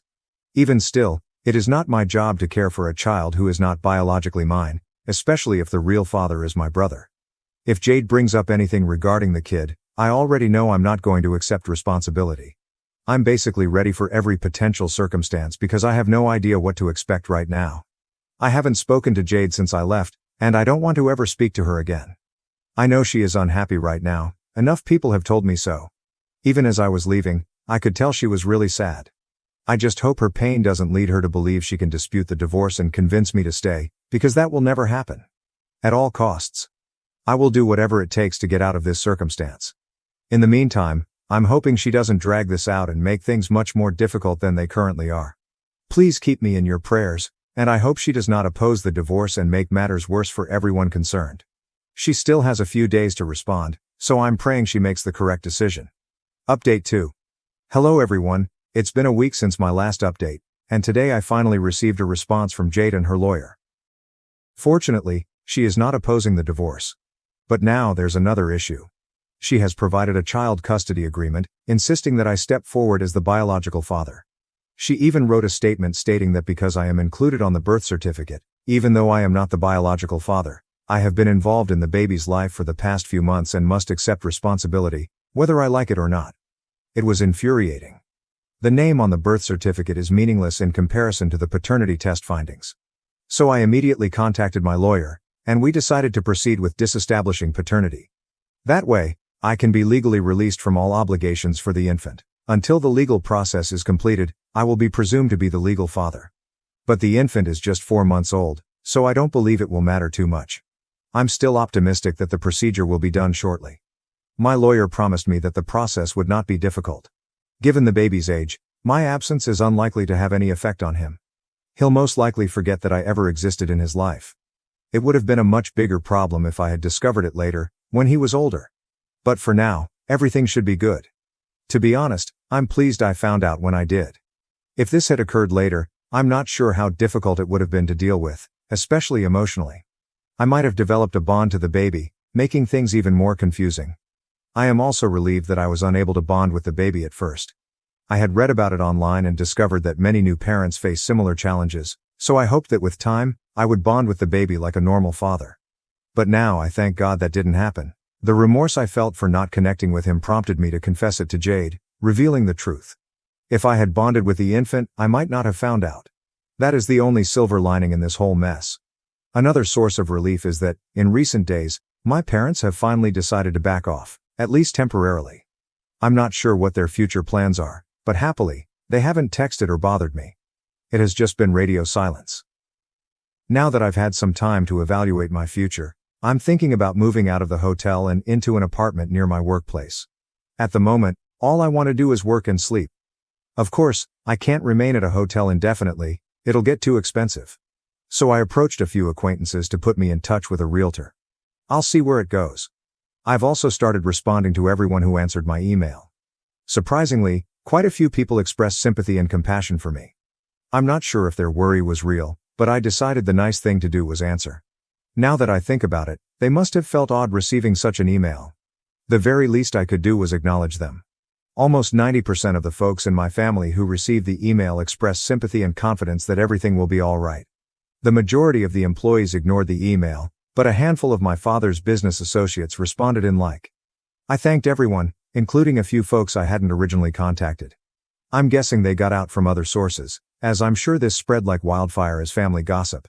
But as long as people reach out to express their sympathy, I'm fine with it. At the very least, they are not attempting to obtain additional information. It may appear needy, but right now, I'm quite content to receive whatever lovely words come my way, whether they're true or not, from friends or relatives. Because, no matter how unhappy I am, I still miss her. I miss being with her. I miss my parents and family. I miss when everything was normal. Despite the fact that they betrayed my confidence, I believe it is quite reasonable for me to feel this way. It's not like I can turn a switch and stop caring. It will take me a long time to completely digest everything. But for the time being, I'm in a strange emotional limbo in which I'm unsure how to cope. I feel quite alone right now, but I suppose things will improve someday. I don't think I'll ever be able to totally accept it. Jade was the first woman I ever truly loved, but life won't stop for me. I still need to work. I still have to deal with all of the practical issues, and I have to keep going forward. It sucks. But that's the way it is. Update 3. Hello, everyone. I filed a petition to disestablish paternity about a week ago, and both parents were summoned before family court. Of course, Jade lost her head over it. She didn't know how else to contact me, so she created a phony Facebook account and began phoning me over Messenger. This happened yesterday while I was at a meeting, so I had my phone on quiet. I hadn't even noticed it at first. Later, when I checked, I discovered that she had contacted me approximately 12 times in 45 minutes. She had also sent me a slew of angry messages when I didn't answer. Apparently, she believes Grant and I have ruined her life. She told me that she did not break up with Grant after the pregnancy. Rather, he dumped her after discovering she was pregnant since he did not want anything serious. That's when she decided to continue with me, knowing that I was committed to her. But then she discovered that Grant was the father, so she tried to contact him again. This time, he simply informed her to end the pregnancy since he was not ready to be a father and had no intention of committing to her. She kept attempting to reach him, but he simply ignored her. He eventually blocked her totally. She told me everything in her messages. Now she accuses me of abandoning her, just as my brother did. And that, it appears, is how the two of us ruined her life, by leaving her alone with a baby. Grant has made it abundantly apparent that he is not interested in raising the child with her. Even if she gets him to pay child support, she won't be able to make him a true parent. And now, she claims, she and the baby will suffer. I cannot understand how any of this is my fault. I can see why she believes Grant ruined her life, despite the fact that she had an affair with him knowing exactly who he was and that he disliked being tied down. But how does she blame me? The mental gymnastics here are insane. After reading her communications, it became evident to me that she only wanted to play the victim. In any case, I didn't want to talk to her, so I blocked her. If she knows what is best for her, she will not argue the paternity issue and will allow me to disestablish fatherhood peacefully. This allows her to save time, money, and resources while focusing on getting Grant to step up and pay child support. She's pursuing the wrong brother. That's all I have to say about it. Anyway, the whole problem will be resolved in court, so I don't want to worry about it right now. In addition, I had my parents' support. But recently, I believe they have chosen to leave me alone. In my previous update, I noted that they hadn't troubled me in a few days. Since then, they have not texted me at all. This could be the quiet before the storm, or they may discover they have already lost their reputation and investment. Making me apologize won't solve anything for them. According to what I've heard from a few relatives, my parents have gone utterly missing. They have canceled all of their social media accounts, stopped communicating with family members, and, as far as I know, my father's business has been defunct for quite some time. People believe he is in the process of selling everything, which is why the company is closed. If that's the case, I know he'll be devastated. He was always quite proud of what he created. Ah well. My father is almost in his late 50s, so I hope he has enough savings to retire. I don't believe he can start again and work for someone else at this point in his life. I am not on good terms with him right now, but I know he used to work hard. Perhaps he messed up recently, but he had always tried to be a decent parent to me. So, I hope everything works out for him. That being said, I hope I don't have to speak with him for a while. I'm just not prepared for it yet. Even without me, they still have Grant. He makes a nice living, and I don't think it bothers them that he is rarely at home. He does not have a family, and I doubt he intends to establish one. So, if my parents don't have enough savings, they can always rely on Grant. He may become their retirement fund. And honestly, I hope Jade does the same thing. I hope she gets some child support from him. That'll be enjoyable. Fun for me, but not so much for him. But after everything he's done to ruin my marriage and the life I've created for myself, that's the least I can hope for him. Anyway, that's all for now. I'll post again if anything more happens. Please keep me in your prayers, and thank you all again for your love and support. Update 4. Hello guys, I haven't posted here in a while since I've been quite busy. I suppose my previous update was about 5 weeks ago. But, in the interim, I was able to officially end paternity. That means I will not be paying child support or accepting any responsibility. It was a major victory for me, especially since I assumed she would try her hardest to drag it out. Fortunately, she did not contest it. I believe she realized that opposing it would be a waste of time, money, and resources. Clearly, the family court judge was no fool. She had already refused to comply and provide the paternity test results, so I had to do them separately. But this was not going to influence the outcome. She could have kept it for as long as she wanted, even 10 years, but it would have made no difference because I was not the father. Anyway, I was able to verify that the infant was not my biological child. And because I had only been in his life for 4 months, the court determined that my absence would have little influence on him. That is how I obtained what I desired. Since then, I haven't spoken with Jade, and happily, she hasn't bothered me. My parents' firm has been sold, and they are preparing to relocate, according to a handful of cousins. They've only told a few individuals where they're going, those who have stuck by them during this whole ordeal. But really? It's not difficult for me to guess. I believe they are relocating to my uncle's home in Iowa so that my mother can join her brother in managing the farm they inherited from their parents. This was always her plan. She had offered it to my father several times over the years, but he had no desire to leave the city. They used to argue about it a lot. Now, he does not really have an option. So he has finally agreed. At the very least, my father will continue to be a member of a family business, albeit not the one he had hoped to lead indefinitely. But all of that is in the past. I've been trying to move on from what happened. I have been going to therapy. I have been going to the gym. I have been actively working on myself. I wouldn't claim I've fully recovered, that would be a lie, but I am in the process of moving on. Some days are excellent. Some days are especially difficult. But I am getting by. Update 5. It has been over 6 months since my previous update. A lot of time has passed, and I'm feeling considerably better. I was promoted at work, Most likely as a result of all those months spent immersing myself in work to keep myself distracted. Certainly not a healthy coping strategy, but at least something positive came from it. Also, I'm officially divorced. It was finalized a few months ago, but I forgot to mention it here. Because there wasn't much to divide and she didn't want alimony, the process was rather simple. We simply had to wait for the necessary time period to pass before it could be finalized. So, yes. We're officially divorced now. I haven't seen her since then, but a few weeks ago, I learned from some common friends that she had moved back in with her parents. She's currently raising her son with them. Until lately, she had been living independently in the property we used to share, but I suppose she can no longer afford the rent without me.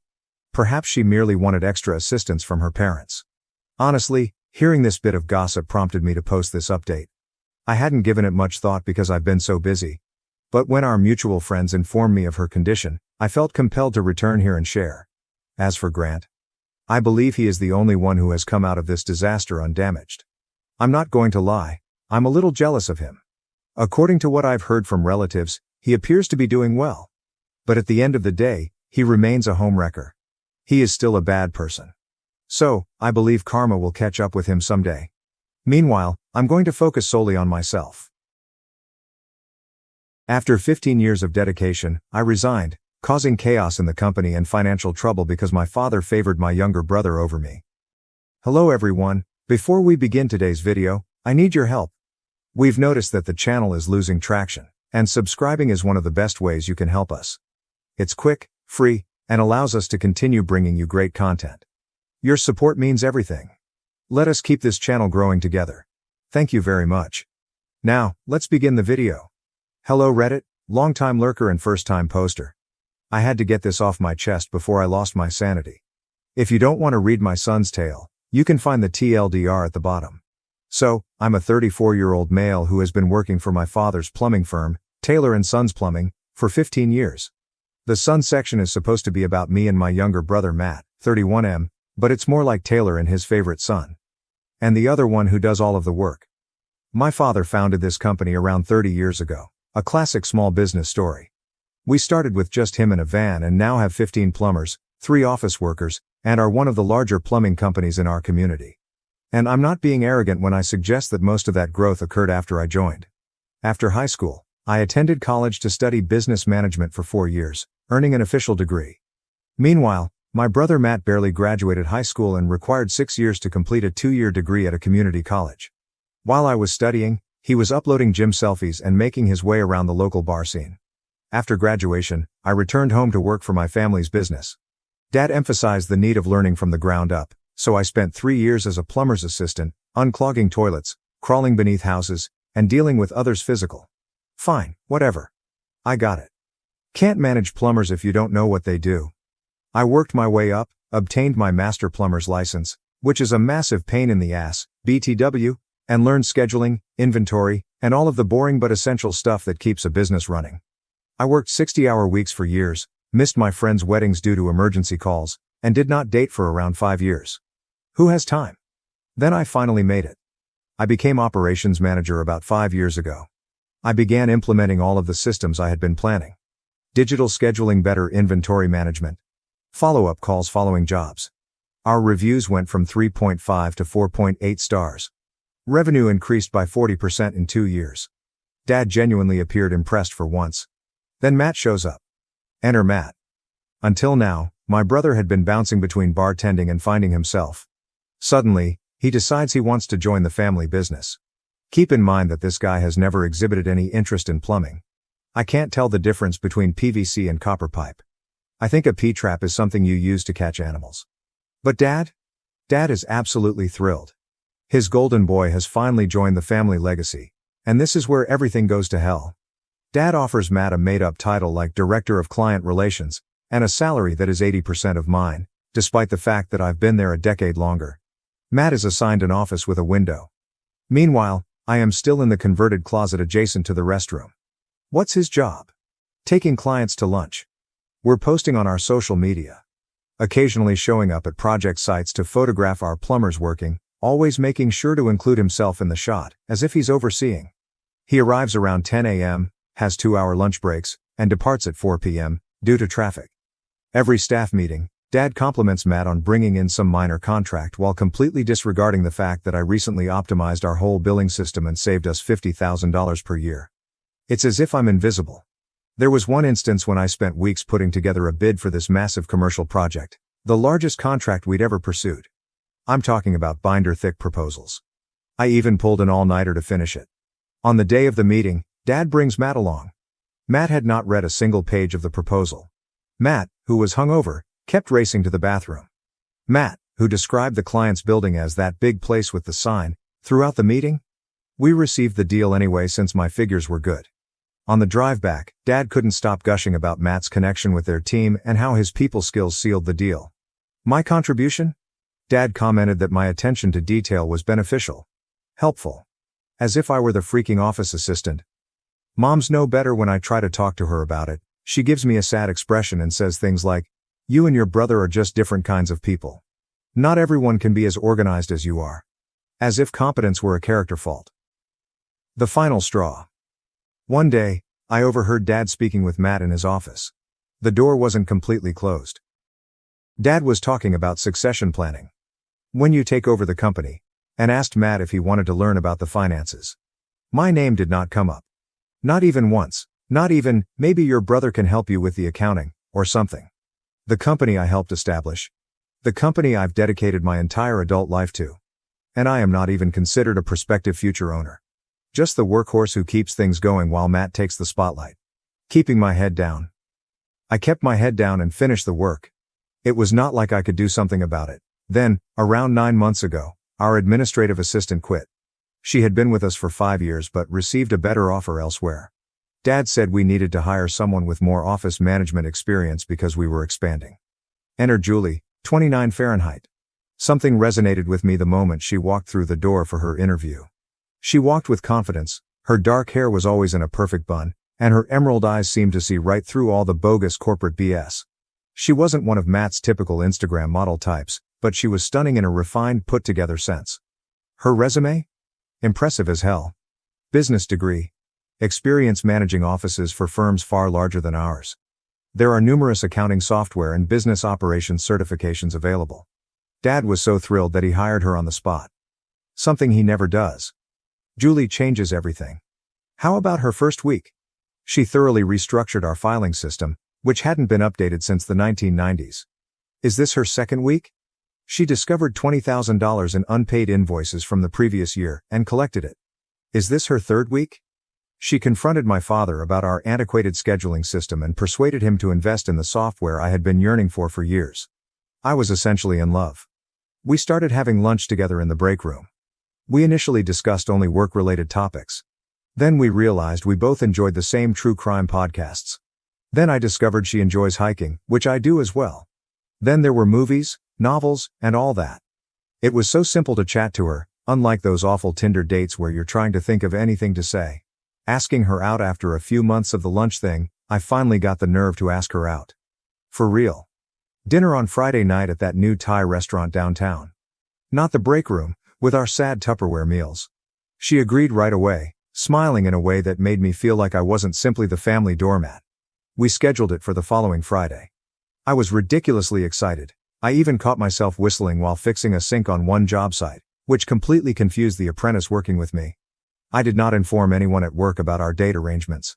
My family has a specific gift for spoiling anything nice that occurs to me, so I decided to remain silent until things got serious. A big mistake. The gut punch. 2 days before our date, I was returning from work when I heard Julie giggling in the hallway. That genuine chuckle was something I had worked hard for weeks to obtain. But she was not laughing at what I said. She was chuckling about something Matt said. As I approached the corner, I noticed them standing far too close together at the coffee machine. Matt was performing his famous lean against the wall, "Look how cool I am" posture. He was showing her something on his phone, and she was genuinely interested in whatever rubbish he was spewing. "Hey, Ryan," Matt said as he noticed me, using that false brotherly tone he saves for when other people are present. "Just showing Julie those kayaking pics from last weekend." Kayaking? Matthew. The guy who complains about having to walk from his automobile to a restaurant while it's raining. The guy who once asked me if the river near our house included those fish things. Since when does he frickin' kayak?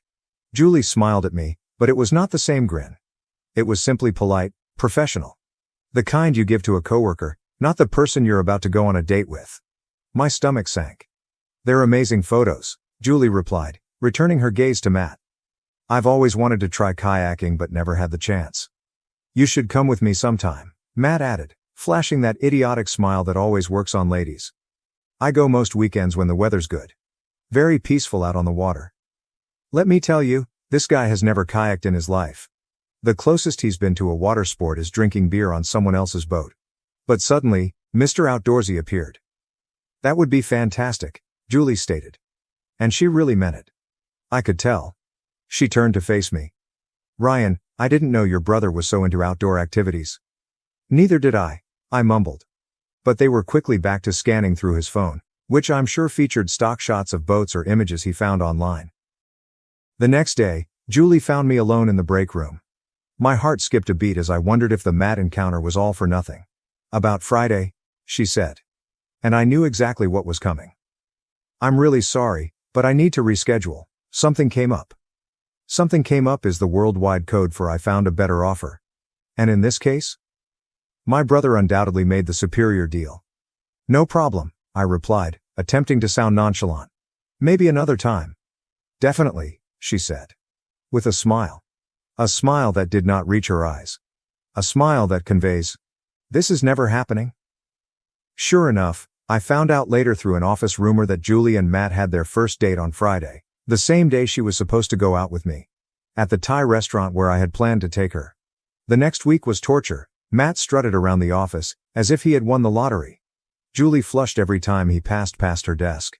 When I entered the room, the whispered talks halted. Matt casually mentioned their date during the staff meeting. I felt like garbage. Every time I try to construct something for myself, Matt swoops in and takes over as if it was never mine in the first place. And of course, things got worse. Matt tells Mom everything, so she knew about it right away. She called over the weekend, all thrilled. "Have you met this Julie that Matthew is seeing? He says she's just wonderful, so accomplished and pretty. She works at your office." "She's our office manager," I replied bluntly. "Well, isn't that nice? Matthew says she's very smart. Organized too. Sounds like she and Matthew have so much in common. They share nothing in common. Except for maybe living on the same planet. But sure, Mom. They are soulmates." Finally, I snapped. "Actually, Mom, Julie and I were supposed to go out first. I asked her out, and she said yes." But then Matt swooped in. There was a prolonged pause. I could almost hear Mom trying to assimilate this information in a way that would not make her beloved Matthew appear terrible. "Well, sweetie, you know how these things go. Sometimes people just connect. Matthew has always been so charming with the ladies. You're more, well, focused on work. Seriously. Not everyone appreciates that like they should." She basically said, "Matt's hot and fun. You're boring. Deal with it." The new power couple. And that's how it began. Matt and Julie, Taylor & Sons Plumbing's new power couple. However, the saddest aspect was not even losing Julie. It was seeing her gradually comprehend who Matt truly was, and pretending not to notice it. The cracks begin to show. He canceled arrangements with her for the first time because his friends invited him to a last-minute poker game. The day she overheard him exaggerating, or outright lying, about his function in the company to a client. She once had to cover for him when he was due to attend a networking event but was too inebriated to show up. I could see the perplexity on her face. The mental gymnastics as she attempted to reconcile the Matt she thought she was dating with the real Matt. However, by that time, they had become official. And she was in too deep. My family circles the wagons. Mom invited Julie to Sunday supper 3 weeks after they began dating. "It'll be nice to have a fresh face," she exclaimed. As if our monthly family dinners weren't already agonizing enough, especially since my work infatuation had picked my brother over me. I almost skipped dinner. But Dad made it clear that it was not optional. Family dinner is family dinner, Ryan. Be there. The dinner from hell, so I went. And it was just the nightmare you'd imagine. Mom went all out, using her best china and preparing a sumptuous roast. Dad told work stories that made Matt sound like a business prodigy. Matt performed his ideal son-boyfriend routine, pulling Julie's chair out, refilling her water glass, telling utterly fabricated stories about his wild weekends and charitable work. Julie ate it all up, laughing at Matt's jokes. questioning him about his fictitious hiking expeditions. While I sat there, knowing that Matt's closest experience with outdoor adventure is when he had to park at the far end of the mall parking lot, I attempted to join the conversation. I described the hiking trail Julie and I had discussed over our break room lunches, just to let him know what he ruined. "Oh, Matt was just telling me about that place," Julie cried, turning to him with excitement. "You've been there too?" "Been there?" Matt asked, laughing. "I practically live on that trail in the summer." "Sure." He is suddenly Bear Grylls. "The promotion I deserved at supper happened 6 months ago. They have been formally dating ever since." Anyway, I focused on myself and tried to adjust, praying that things would improve for me. I persuaded myself I didn't really care about what slipped through my fingers. I knew fantastic things would happen. About a month after that dinner, I was ultimately promoted to senior operations manager. After 15 years of killing myself for this company, this was meant to be a big deal. Increased responsibility, better pay. Most importantly, the company's car. Nothing fancy, just a new Ford F-250 with ample towing capacity for transporting equipment to job sites. The announcement that almost was worth it. Dad made a major announcement during our monthly staff meeting. After years of dedicated service, Ryan is being promoted to senior operations manager. This comes with a nice raise and the new company truck we just purchased. Well deserved, son. For once, I felt as if my effort was being recognized. I even allowed myself to get enthusiastic about having a great vehicle for the first time in my life. Instead of my rusted out Chevy, which is held together with duct tape and prayers. And then came Sunday dinner. Fast forward to Sunday dinner.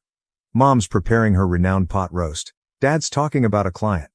Matt has his arm around Julie, as usual. I'm just hoping to get through the lunch without saying anything I'll regret. Then Dad clears his throat and sets down his fork. "I've got an announcement to make," says the man. I immediately tighten up. Because in my family, announcements are never good news. Matt and Julie share this glance, and I know what's next. The bombshell: "We're engaged," Julie announces, holding out her left hand.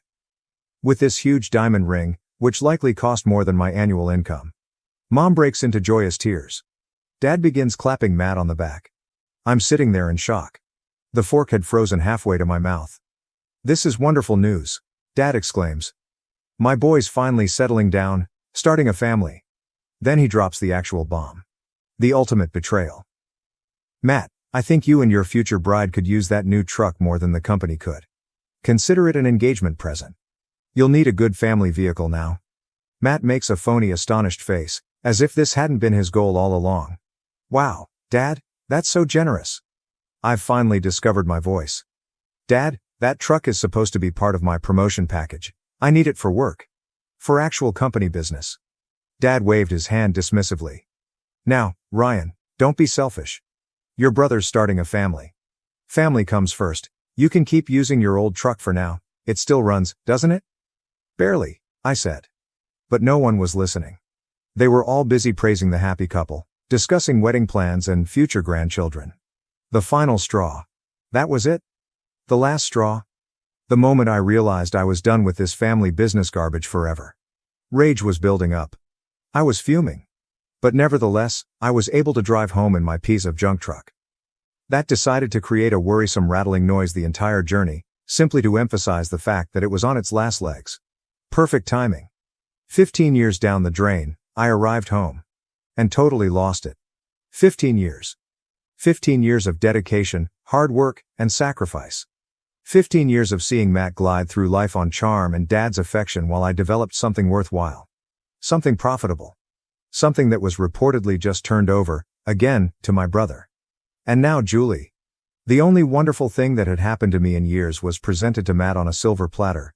Complete with an engagement ring and a company truck. I don't think I've ever been so angry in my life. It wasn't even hot or explosive. It was this cold, controlled wrath that suddenly made everything crystal apparent. I was never going to be valued by this family. I was never going to receive what I deserved. I was merely the workhorse, the dependable one they could dump on while Golden Boy received all the glory. The email that changed everything. I grabbed my laptop and checked my email. I looked at the blank compose window for around 10 seconds. Then I started typing. Subject, my resignation. Dad, I am quitting from Taylor & Sons Plumbing, effective immediately. Consider this my 2-week notice, though realistically, you'll be lucky if I make it through the week. I plan to pursue other options. Sincerely, Not really, Ryan Taylor. I pushed send before I could back out. Then I sent a separate email to our HR person, who is essentially the bookkeeper who handles payroll, about my accumulated vacation time. I advised them that I would start taking it immediately. I had no intention of returning to the office. The fallout begins. Within minutes, my phone began to blow up. Dad is phoning. Matt texted only WTF and stupid emoticons. Mom left sobbing voicemails about how I was tearing the family apart and being overly dramatic. Then Julie called. I let that call go to voicemail. Ryan, it's Julie. Your dad told me you quit. What's going on? Please call me back. As if she didn't know. As if she hadn't been a part of the entire disaster. I disregarded them all. I turned off the phone and began updating my resume. I was finished. I'm done being the family's workhorse. I'm tired of watching Matt get everything he wants while I labor myself to death for scraps of attention. The confrontation dad arrived at my apartment the next morning at 7 a.m. He pounded on the door, as if he were attempting to break it down. What the hell, Ryan? He yelled when I finally opened it, still in my pajamas and unprepared for this showdown. Quitting over email? After everything this family has done for you? I honestly laughed at his face. Done for me? You mean like paying me less than the market wage for 15 years while Matt receives bonuses simply for showing up to work? Or how about offering me a business vehicle as part of my promotion and then giving it to Matt as an engagement present? The excuses? That's different, Dad said, his face flushing. Matt's starting a family. He needs our support. And I don't? I've been supporting this entire family for years. Who do you think keeps the business going while Matt is away enjoying 2-hour lunches and posting on Instagram? Dad's face became even redder. Do not talk about your brother in that way. Matt brings in clients, he is the company's face. And I am what? What about the workhorse? The sucker who actually performs the work while Matt takes all the credit? I am done, Dad. Let Matt manage your business. You don't need me, anyway. The final goodbye. I started to close the door, but Dad's foot got in the way. Classic. You walk away from this company, you walk away from this family, he told me. It was all very dramatic, as if we were watching a horrible television program. I looked him dead in the eyes. If this is how family treats each other, maybe it's for the best, I replied, pushing the door so firmly that Dad had to shift his foot. He pounded and yelled for a bit before giving up and leaving. The aftermath begins. The next day, Matt arrived. I didn't even open the door, but yelled through it that he needed to go before I called the cops. He attempted the "come on, bro, don't be like that" thing, but I wasn't buying it. Mom called repeatedly, crying about how I was breaking your father's heart and tearing the family apart. As if I were the problem here. As if the 15 years of favoritism and disdain were my fault. But, you know what? I've never felt more free in my life. A new beginning. The job search was shockingly easy. That first week, I got 3 interviews, all with larger and more professional organizations than my father's. Both of them made offers. I accepted the position with Wilson Plumbing and Heating, a competitor across town. They're tiny but developing quickly, and the owner, Dave Wilson, values experience and hard effort. Isn't this a novel concept? What is the best part? They offered me a partnership track, in writing. After 2 years, I'll have the chance to buy in and become a part owner. Despite 15 years of service, my father never considered gifting me this. Oh, and they gave me a business truck. A brand new Ford F-350 Super Duty. Better than what Dad took from me. Fully loaded, with the firm logo on the side and everything. During my first week, I made sure to drive past my parents' house. Petty? Yeah. Satisfying? Of course. Watching Taylor & Sons fall apart, meanwhile, the Taylor & Sons enterprise crumbled without me. I've been receiving texts from some of the plumbers, who were truly nice guys, and their stories are better than any revenge fantasy I could have imagined. Week 1. Dad attempts to take over. Dad tried to handle operations on his own while I was gone. He hasn't done the job in 15 years. He had no idea how my scheduling system operated. He ended up scheduling 3 distinct crews on the same day. Then there was no one available for an emergency call at the hospital. That's a large account that I've personally managed for years. They were not pleased. Week 2, Matt gets promoted. Dad delegated responsibility for operations to Matt since he was in over his head. Matthew. He can't even remember to arrange his own dental appointments. Predictably, it was a complete disaster. According to my friend Steve, one of the senior plumbers, Matt arrived late every day. He spent most of his time on the phone with Julie or his friends. Couldn't answer simple job-specific questions. They lost one of our second largest commercial contracts entirely because Matt failed to submit the renewal papers. The account was worth $50,000 each year. Gone. Matt was too busy posting gym selfies or whatever it is he does all day. The dominoes keep falling. The scheduling is so disorganized that they have had to call clients the night before to reschedule. This is infuriating everyone. Their online ratings have plummeted from 4.8 to 3.2 stars in only 3 weeks. Dad is blaming the new system. My system. Not the fools attempting to run it. The office chaos. One of the office employees resigned because Matt continued to blame her for his failures. Accounts receivable are stacking up because no one is invoicing on time. That was another thing I managed that no one seemed to know about. But I didn't expect. Did Dad have to take out a short-term loan to cover payroll? Because their cash flow is all messed up. 3 weeks ago, the business was solidly profitable, is currently struggling to stay afloat. And Julie? Apparently, she stays up late every night to keep things functioning. But she is an office manager, not an operations professional. She can arrange files and answer phones all day, but she knows nothing about schedule plumbing jobs. Managing a group of 15 plumbers. Handling various talents and certifications. She didn't realize what she was getting into with my family. Have you made your bed? Lie in it. The Taylor family breaks apart. Mom has been messaging me nonstop, increasingly desperate messages. Your father's working 16-hour days trying to sort out the schedule.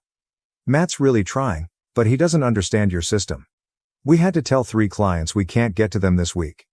Notice that none of these messages contain an actual apology. Or an admission that they messed up. Classic Taylor family. Dad's breaking point. Dad left me only one message, slurring his words as if he had been drinking. This business was okay prior to your sophisticated systems, and it will be fine afterwards. You think you're irreplaceable? No one is. Yes, Dad.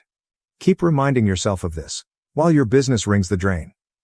Matt's panic mode. Matt's messages have progressed from phony brotherly concern, hey bro, everyone's worried about you. A barely veiled panic. Do you still have the login for the scheduling software? Dad can't find it. To outright desperation. Seriously dude, just tell me how you handled the Henderson specs. Their project manager is freaking out. Julie's half-hearted attempt. Am I the only one who hasn't reached out much? Julie. She sent one email to my personal account about a week after my departure. It was lengthy and full of apologies about how she never meant to hurt me, and how things with Matt just happened. And, of course, she hoped we might remain friends. Finally, almost as an afterthought. If you have time, could you possibly write up how you handled the scheduling? We're having some issues. I removed it without replying. Not my circus, not my monkeys. Oh, and the truck? Apparently, it's creating an odd sound. Matt had the audacity to ask if I could look at it, according to his most recent text message. The truck that should have been mine. The truck was part of my promotion but was given to him as an engagement present. I laughed out and then deleted it without answering. Not my truck, not my problem. A new life at Wilson. Meanwhile, I've been at Wilson for 2 weeks now, and it feels like I've entered a parallel dimension where competence is truly respected. Dave asks for my thoughts on operations. My ideas are executed rather than disregarded. The employees appreciate me for my experience, not because I am the boss's son. Yesterday I fully revamped their service call routing system. Dave was so amazed that he offered me a bonus on the spot. A bonus? For executing my job well. What a concept. And then I met Kate. About a week after starting my new job, I met someone. Kate. She's an architect I met on the job site while we were working on the plumbing for a new office building. Smart. Funny. Director. Not playing any games. Kate is nothing like Julie. Kate is real, whereas Julie was always polished and proper. She comes up to dates wearing jeans and boots. She can talk athletics as readily as she talks design. And calls me out on my nonsense in the most refreshing way. She doesn't engage in games. She doesn't say what I want to hear. Kate delivers exactly what she promises. Our third date. For our third date, we went hiking to a waterfall I'd wanted to see for years. Just 2 folks that genuinely enjoy each other's company. I showed her some urgent texts from my relatives. She simply shook her head. They had gold and treated it like dirt. Their loss. My gain. Then she kissed me, and I completely forgot about the family business for the rest of the day. Perhaps for months.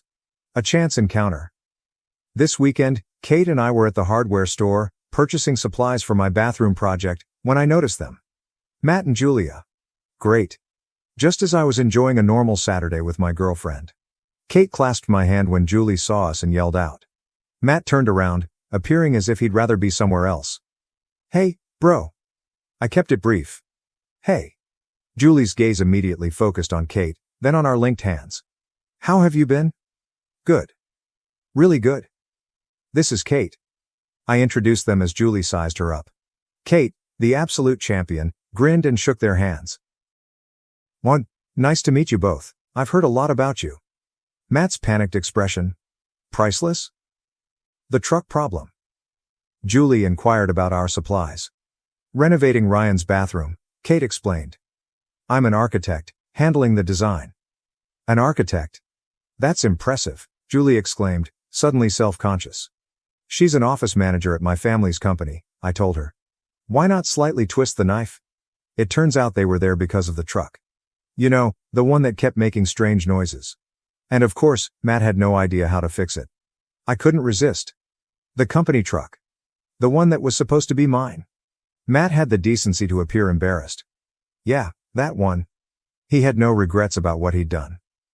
Julie's apology. Kind of. Kate, ever the pro, expertly devised an exit route including some fictitious dinner appointments. Julie hesitated as we turned to leave. Can I have a moment alone? Kate questioned me, but I nodded. She gripped my hand before moving away.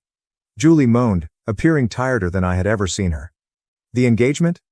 Taking it slow? Translation, Matt's true colors were showing. The business? Not the same without you. Apparently, they had hired 2 individuals to replace me, but they were still lagging behind. Matt. Different since you left. Yeah, working for the first time in his life will accomplish this.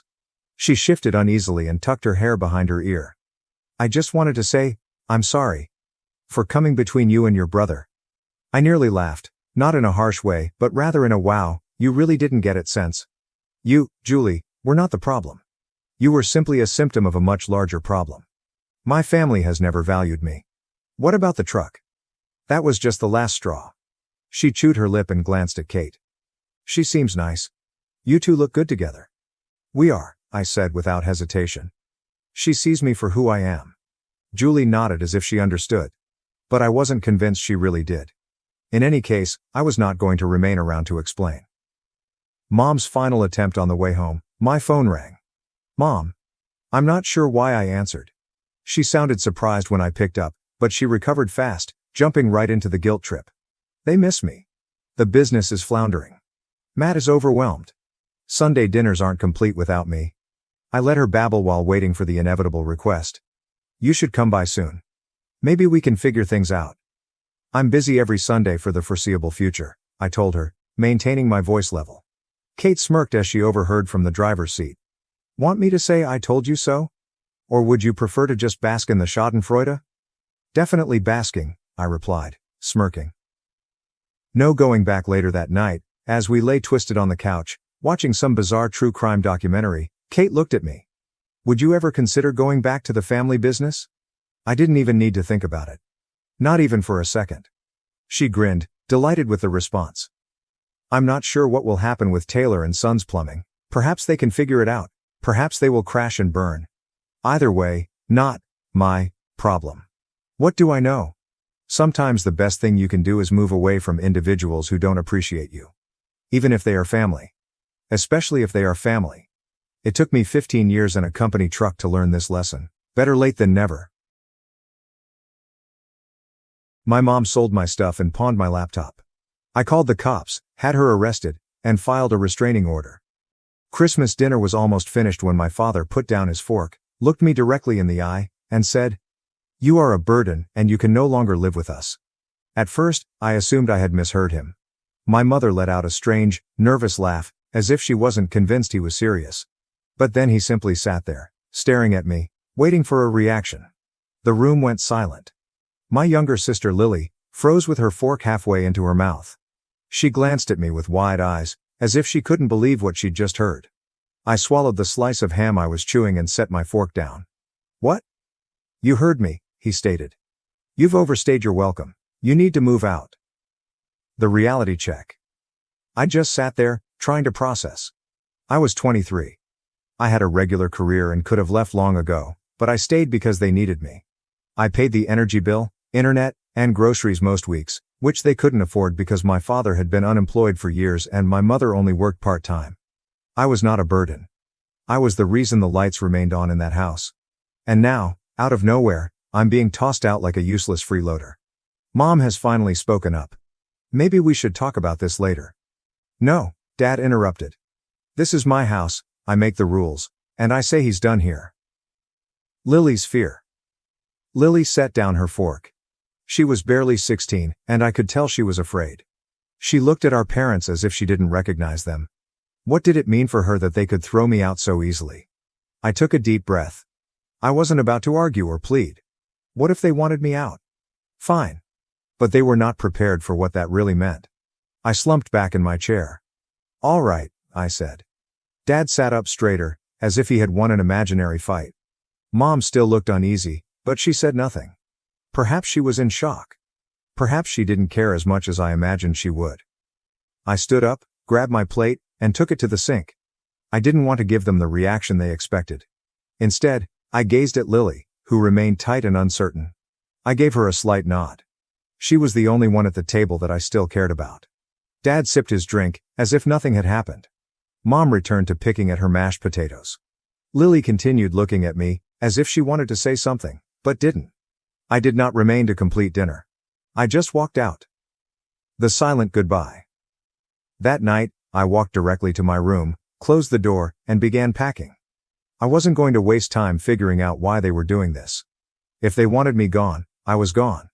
However, this meant they would lose all I had paid for. And I wasn't about to warn them. I packed quietly, but I could hear them talking below. Mom's voice sounded low and terrified. Dad's tone sounded forceful, as if he were attempting to persuade her of anything. I caught bits and pieces. He's old enough? We can handle it. He should have moved out years ago. An hour later, Lily knocked at my door. I opened it, and she slipped inside, closing it behind her. She appeared distressed, her eyes red as if she had been sobbing. What the hell was that? She said. I don't know, I replied, tucking my laptop into my bag. But I'm leaving tomorrow. She shakes her head. That's crazy. You pay for everything? They can't even afford food without you. Not my problem anymore. Lily bit her lip, clearly attempting to keep back more tears. Where are you going? I'll figure it out. The fact was that I had some money saved up, but I had not intended on moving out so soon. I'd have to locate a place quickly, perhaps staying at a friend's for a while. But I wasn't concerned. I would be all right. They would not. Lily paused. Can I? She stopped herself. I knew what she'd ask. She wanted to join me. But she was still in high school, and as much as I disliked leaving her behind, I couldn't bring her with me. You know they'd never let that happen, you said. She stared down at the floor. Yeah. I finished packing while she stood there, as if she didn't want to go. Finally, she sighed. You're going to regret this. I grinned. I know. The next morning, I left before they even awoke. I hauled my bags downstairs, loaded my car, and took one last glance around the house. There's no sadness. No regrets. Just relief. Then, as I was driving out of the driveway, I entered my banking app and erased my name off all bills. Electric, internet, water. Even the Netflix account I had paid for each of them. Without me, everything would shut down within a month. I grinned, put my car into drive, and drove away without looking back. For the next few days, I stayed at my friend Jake's apartment while looking for a place of my own. His sofa sucked. His dog, Max, would not stop looking at me while I tried to sleep. His roommate repeatedly asked, "Are you staying forever?" But none of this mattered. Because I was free. No more paying for a house that I didn't want to live in. No longer pretending to appreciate a man who threw me out of Christmas dinner. No more being regarded as a walking ATM. I was finally doing something for myself. 3 days after I left, my phone started ringing. Initially, I ignored it. 7 missed calls from my mother. My father called me twice, which surprised me because he seldom did. Lily sent a handful of SMS. I also ignored those. Until she sent it. They're freaking out, the power's been cut off. I grinned. They honestly believed that the bills would magically pay themselves. Then, another text. Dad's losing his mind. He said you did something to the house. Oh, this was getting better. I could just imagine Dad stomping about in the dark, cursing at my mother while she cried over the Wi-Fi being down. An hour later, my phone called again. This time, I responded. The moment I took up the phone, my mother's voice hit me like a hurricane. "Kevin, we don't know what happened. The power's out. The internet's down. The water bill." "You didn't pay," I replied simply. Silence. Then, in a hushed voice, "You paid for these?" I nearly laughed. "Are you serious? Who else did you think was paying for them?" She paused. "Your father said." She interrupted herself. I already knew. My father was too proud to acknowledge he didn't know how things worked. He presumably assured her that everything would be all right. That the house would function flawlessly even without me. "Not my problem anymore," I said. "Kevin, please, we didn't mean..." I hung up. Not my problem anymore. I assumed that was the end of it. They would figure it out. Perhaps my father will finally get off his ass and get a job. Perhaps my mother would work more hours. Perhaps they will sell something to keep the lights on. Either way, it's not my concern. The next morning, I awoke to a message from my bank. Fraud alert. A suspicious login attempt was detected. I sat up fast, my heart racing. I checked my email. 3 additional alerts. Someone had attempted to enter my account. And I already recognized who it was. I quickly logged in and went over my purchases. Nothing had been taken yet. But there it was. An attempt to reset a password. Another failed login. Then a third. I clenched my jaw. My father must have been quite desperate, calling Lily. I phoned Lily. She responded right away. "I was just about to call you," she said quietly. "Dad's freaking out. He keeps yelling about money. He was on the computer all morning."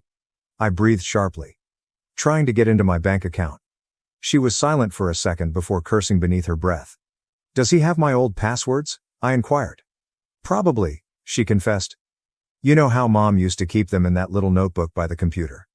I knew it. My father must have gone through that, figuring I'd be stupid enough to continue using the same passwords from high school. "Kevin," Lily whispered. Her voice shook. "He's really pissed. I think..." She paused. I heard shouts in the background. My father's booming voice, the banging of doors, and my mother crying. "I think he's going to do something stupid." Lily's words sent shivers down my spine. "What do you mean? What did he say?" I inquired, squeezing my phone more tightly. She lowered her voice. "He's saying you ruined us. That you did this on purpose to screw him over. He's talking about calling the cops." I nearly laughed. "For what? Not paying his bills?" "I don't know," she hissed. "He's losing it. Mom's crying, saying she'll talk to you, but he won't listen. He keeps saying, he's not gonna get away with this. Kevin, I think he wants to go after you." That took the smile off my face. I had expected my father to get desperate. To beg. Perhaps even try to guilt trip me. But to believe he would gain revenge on me? That was a new level of foolishness. Locking down everything. "Lock your door," I instructed her. "If he does something crazy, call me." I hung up and quickly changed all of my passwords. Bank accounts, email, streaming services, even my Amazon login. Then I called my bank to report the hacking attempt. They had locked my account so tightly that I even had difficulty logging in for a few hours. I assumed that was the end of it. I was completely mistaken. That night, Jake and I were hanging out in his apartment, playing some ridiculous Xbox game. Then, bang! Someone slammed the door. Hard. Jake paused the game. "Are you expecting someone?" I was not. I already got a horrible feeling. I got up, walked to the peephole, and my stomach dropped. It was my father. He was standing in the corridor, hands clenched and breathing like a bull prepared to charge. Jake asked, "Who is it?" I stepped back from the door. "My dad." Jake stood up. "Dude, what's going on?" Bang! "Kevin, open the door." I did not move. Bang! "This time, it's harder. I know you're in there. You think you can just walk away from this?" Jake scowled at me. "Dude, should we..." Before he finished, my father kicked the door in. "Calling 911. That was it. I grabbed my phone and called 911. "My dad just showed up at my apartment," I told the dispatcher. "He's banging on the door, yelling at me, and he just tried to kick it in." Jake stepped back. "Kevin, this is crazy." I met his gaze. "Yeah, I know." I held the phone to my ear while my father continued yelling, "You ungrateful little... You think you can just walk away? You owe us? You? Sir, officers are on their way. The dispatcher stated. 2 minutes later, I heard sirens. Then my father's voice went silent.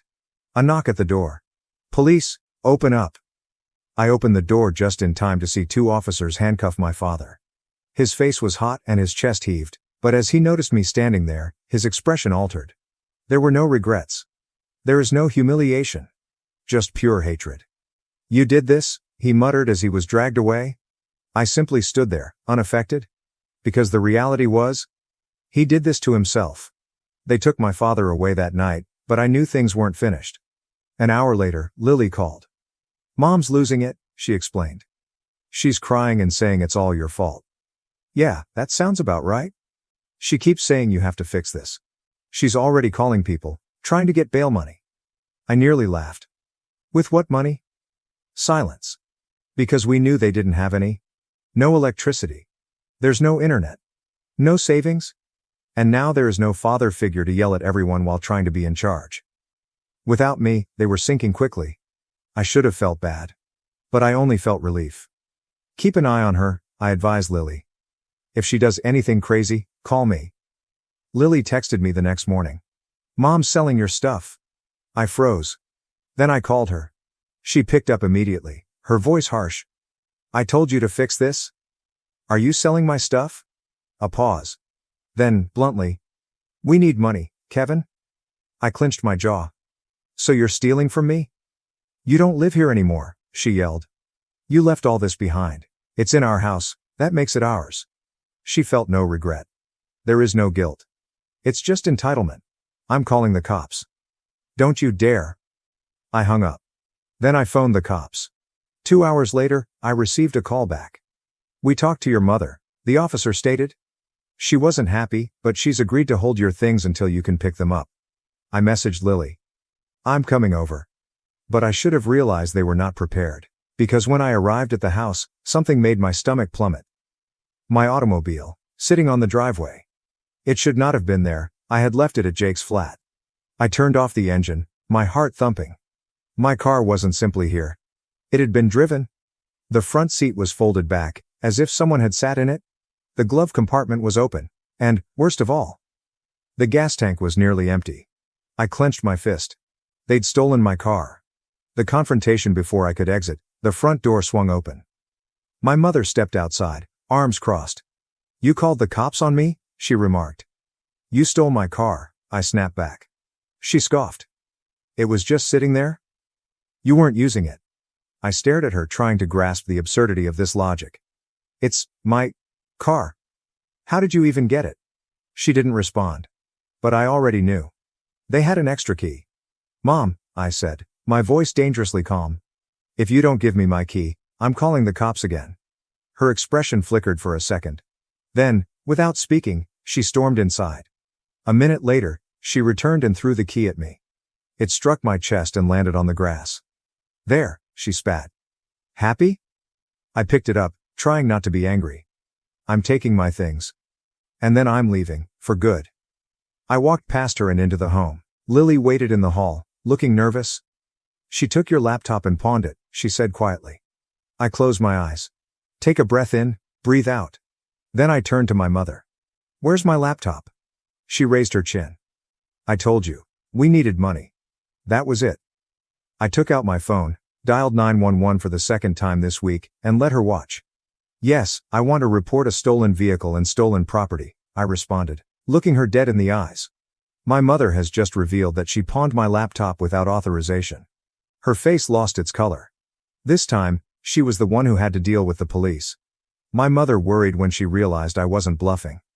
You can't do this, she muttered, her tone low. I'm your mother. I ignored her.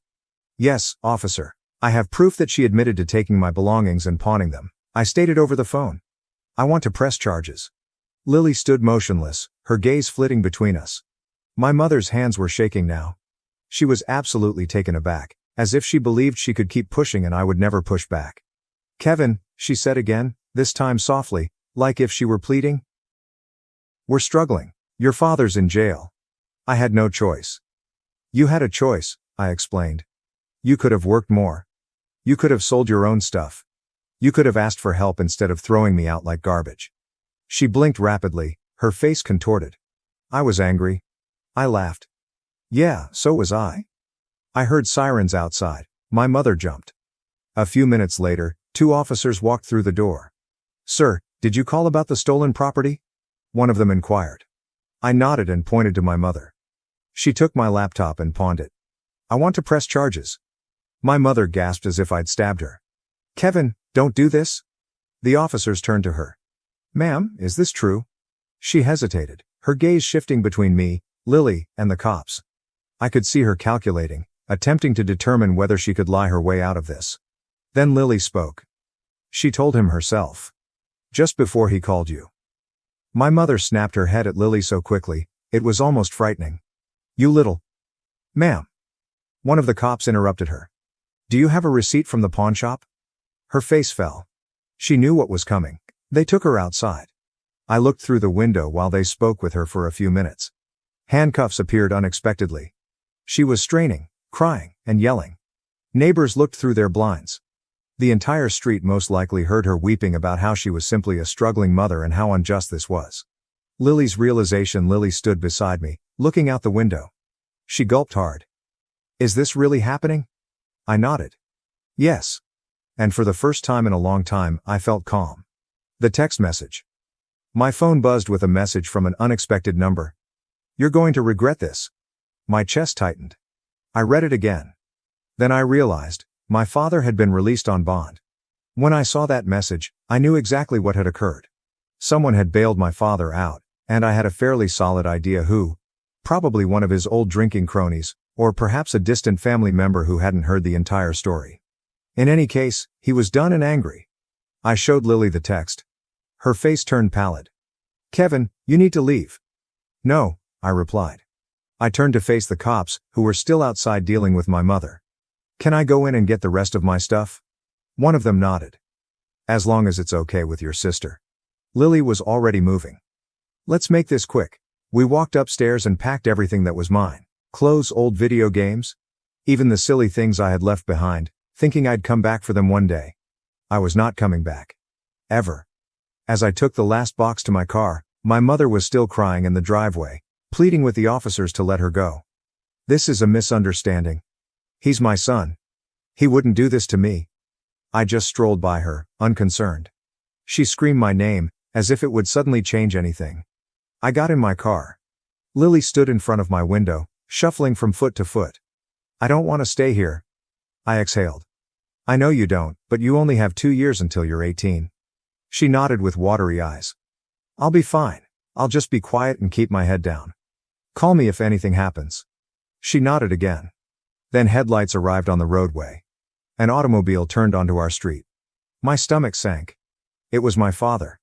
He pulled up right as I started the engine. He hardly had time to go before I put it in reverse and backed into the street. He stared at me with hatred in his eyes, as if he were about to approach and try something. I rolled down my window just enough to carry my voice. You try to come near me again, I'm filing a restraining order. His hands tightened into fists. You think you're better than us? I smiled. I know I am. Then I drove away. It was the last time I saw them. I blocked my parents' phone numbers, changed my financial information, moved, and never looked back. Lily's independence. Lily kept out for 2 years, just as she promised. She left as soon as she turned 18. She moved in with a buddy and headed off to college. We're still talking all the time. The consequences? My parents? My father never had a job. My mother lost the house a year later. They bounced around for a while, destroying relationships with family. And the last I heard, they were renting a dilapidated flat in a poor neighborhood. They attempted to reach out to me, Facebook messages, unknown numbers, even letters. I never responded because they had made their pick for Christmas dinner, and I made mine. I raised my wife's children as my own, but when they disrespected me, I stopped providing and left. Am I the asshole? I've always believed in a few fundamental principles: working hard for what you have, accepting responsibility for your actions, and remaining loyal to those you care about. I also learned the hard way that loving the wrong people can lead to serious problems. This entire story is about how my views were put to the test, and how everything I thought I understood about family came crumbling down. To be honest, this isn't a happy story.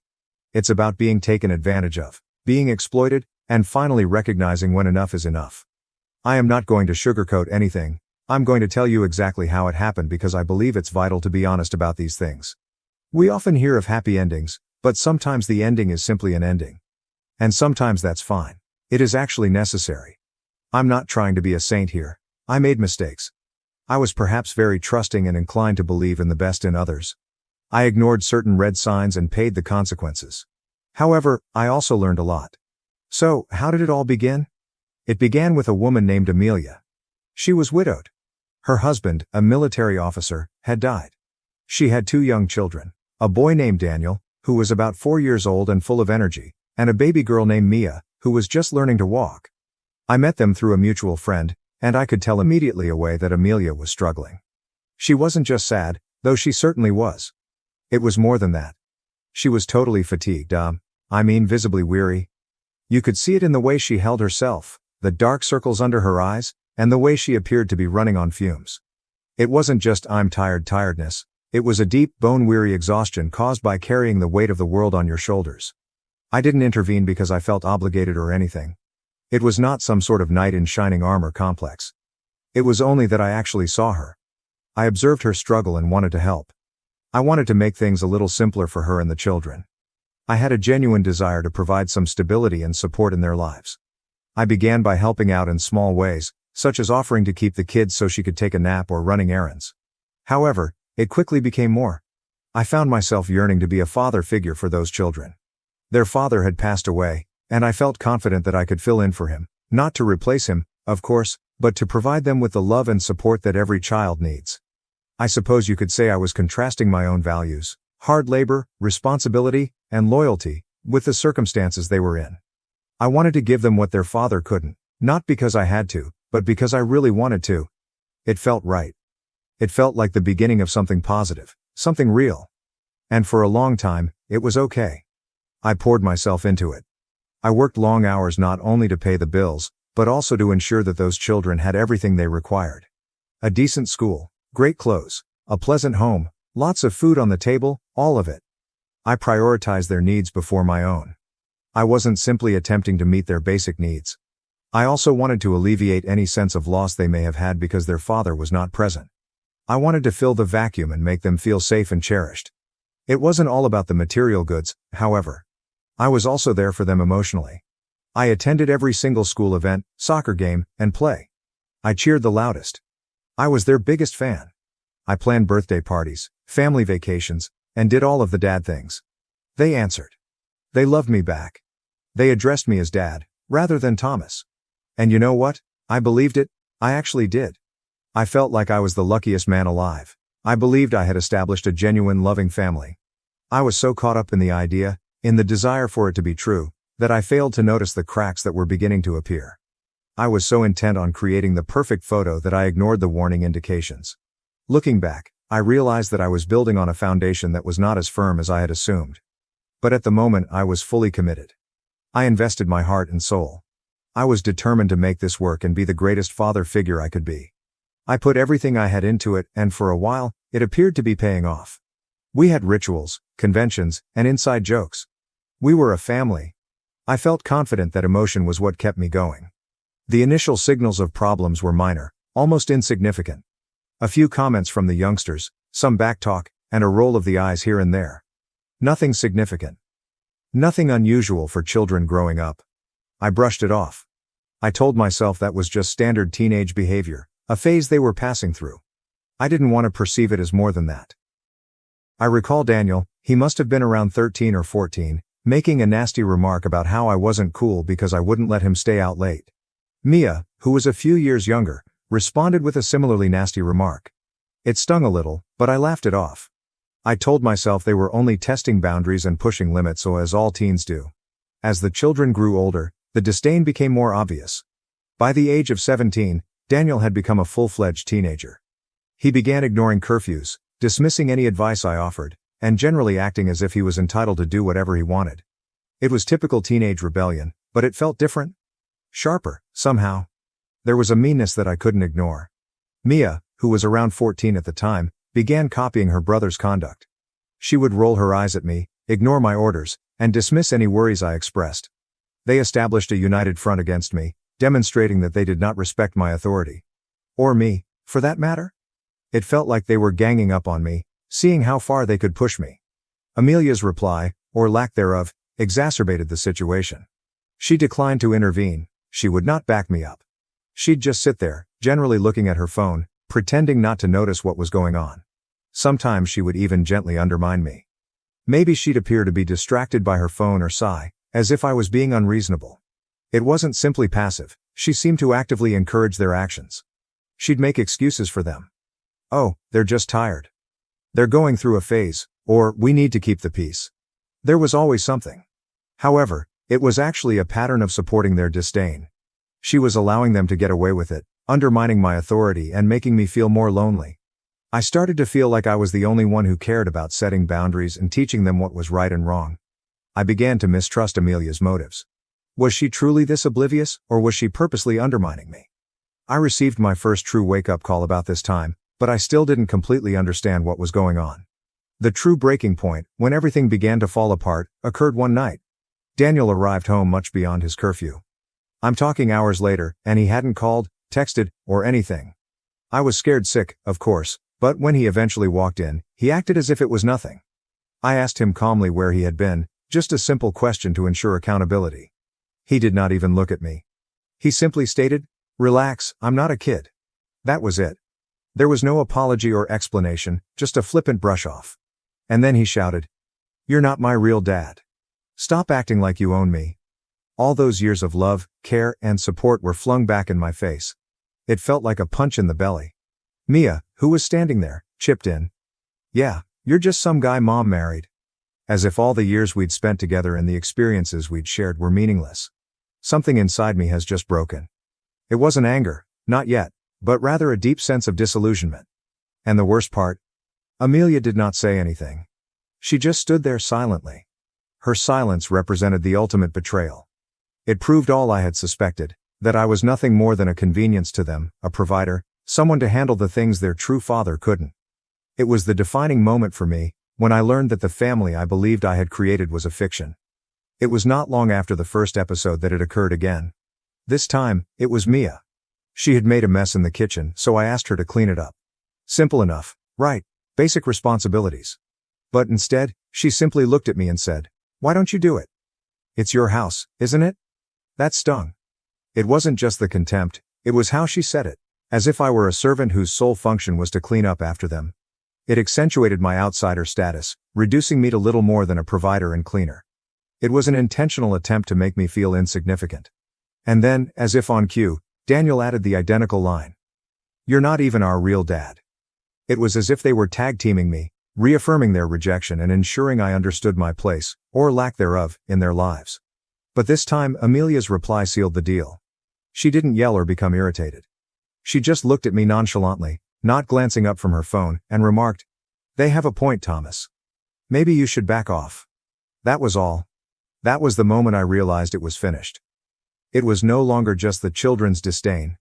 Amelia had explicitly agreed with them. She was siding with them against me, the guy who had spent years caring for them. It wasn't a moment of rage or even pain, not really. It was a moment of clarity. I eventually realized I was finished. There was no going back.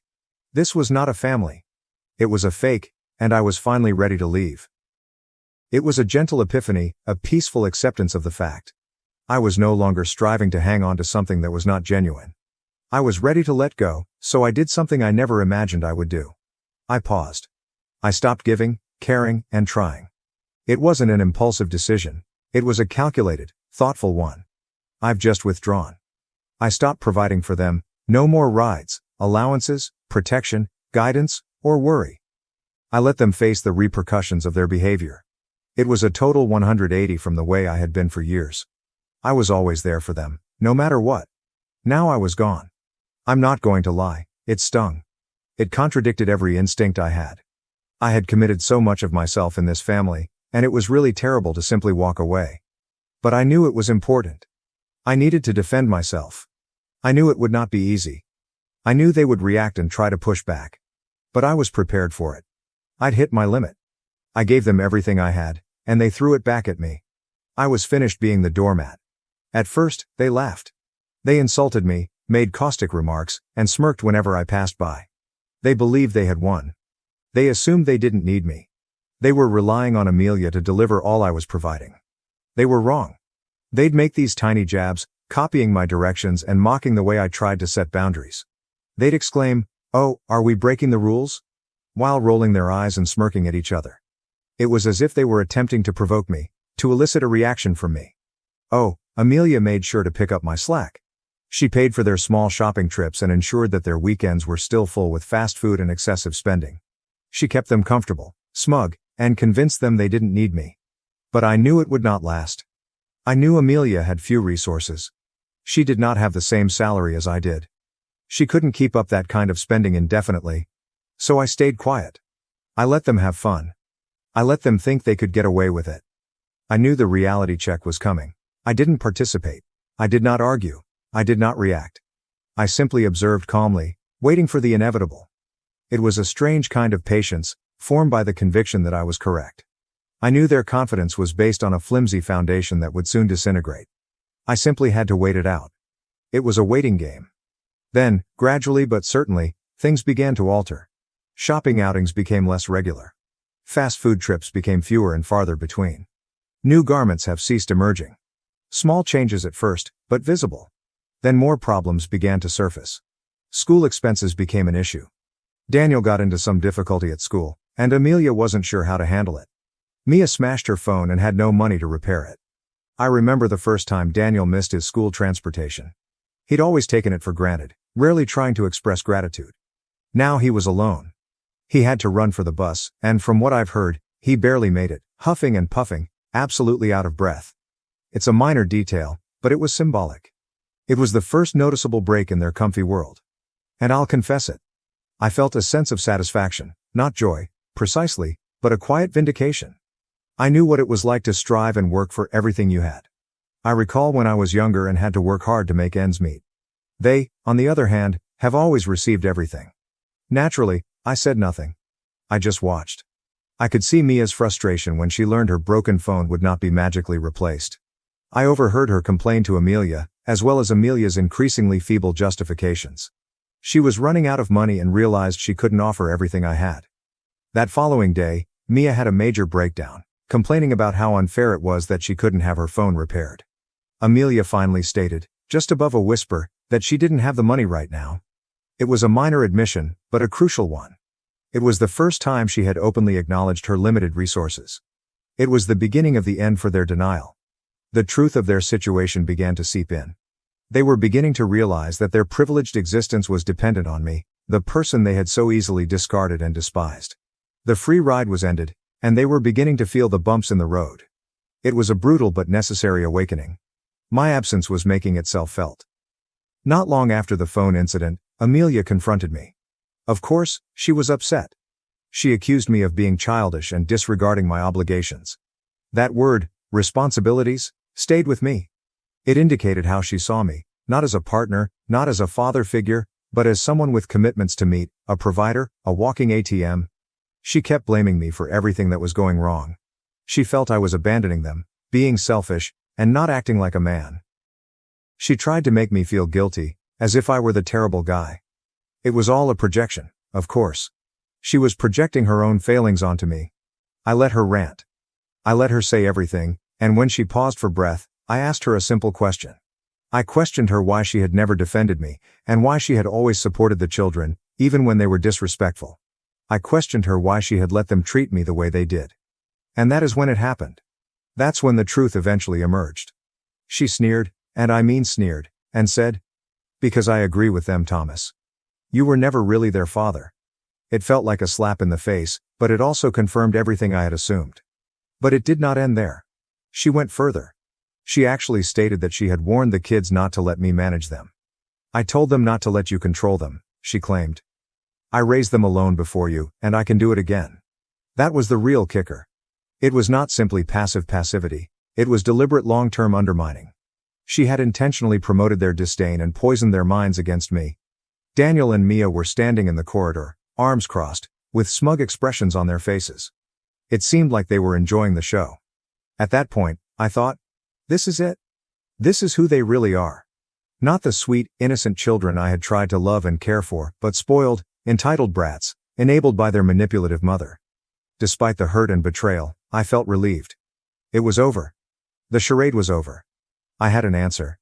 There was no ambiguity and no space for doubt. I knew without a doubt that I had made the right decision by walking away. The reality was unpleasant, but also liberating. I was finally free. But things worsened before they improved. Amelia's rage, combined with their own sense of entitlement, drove the kids to act out even more.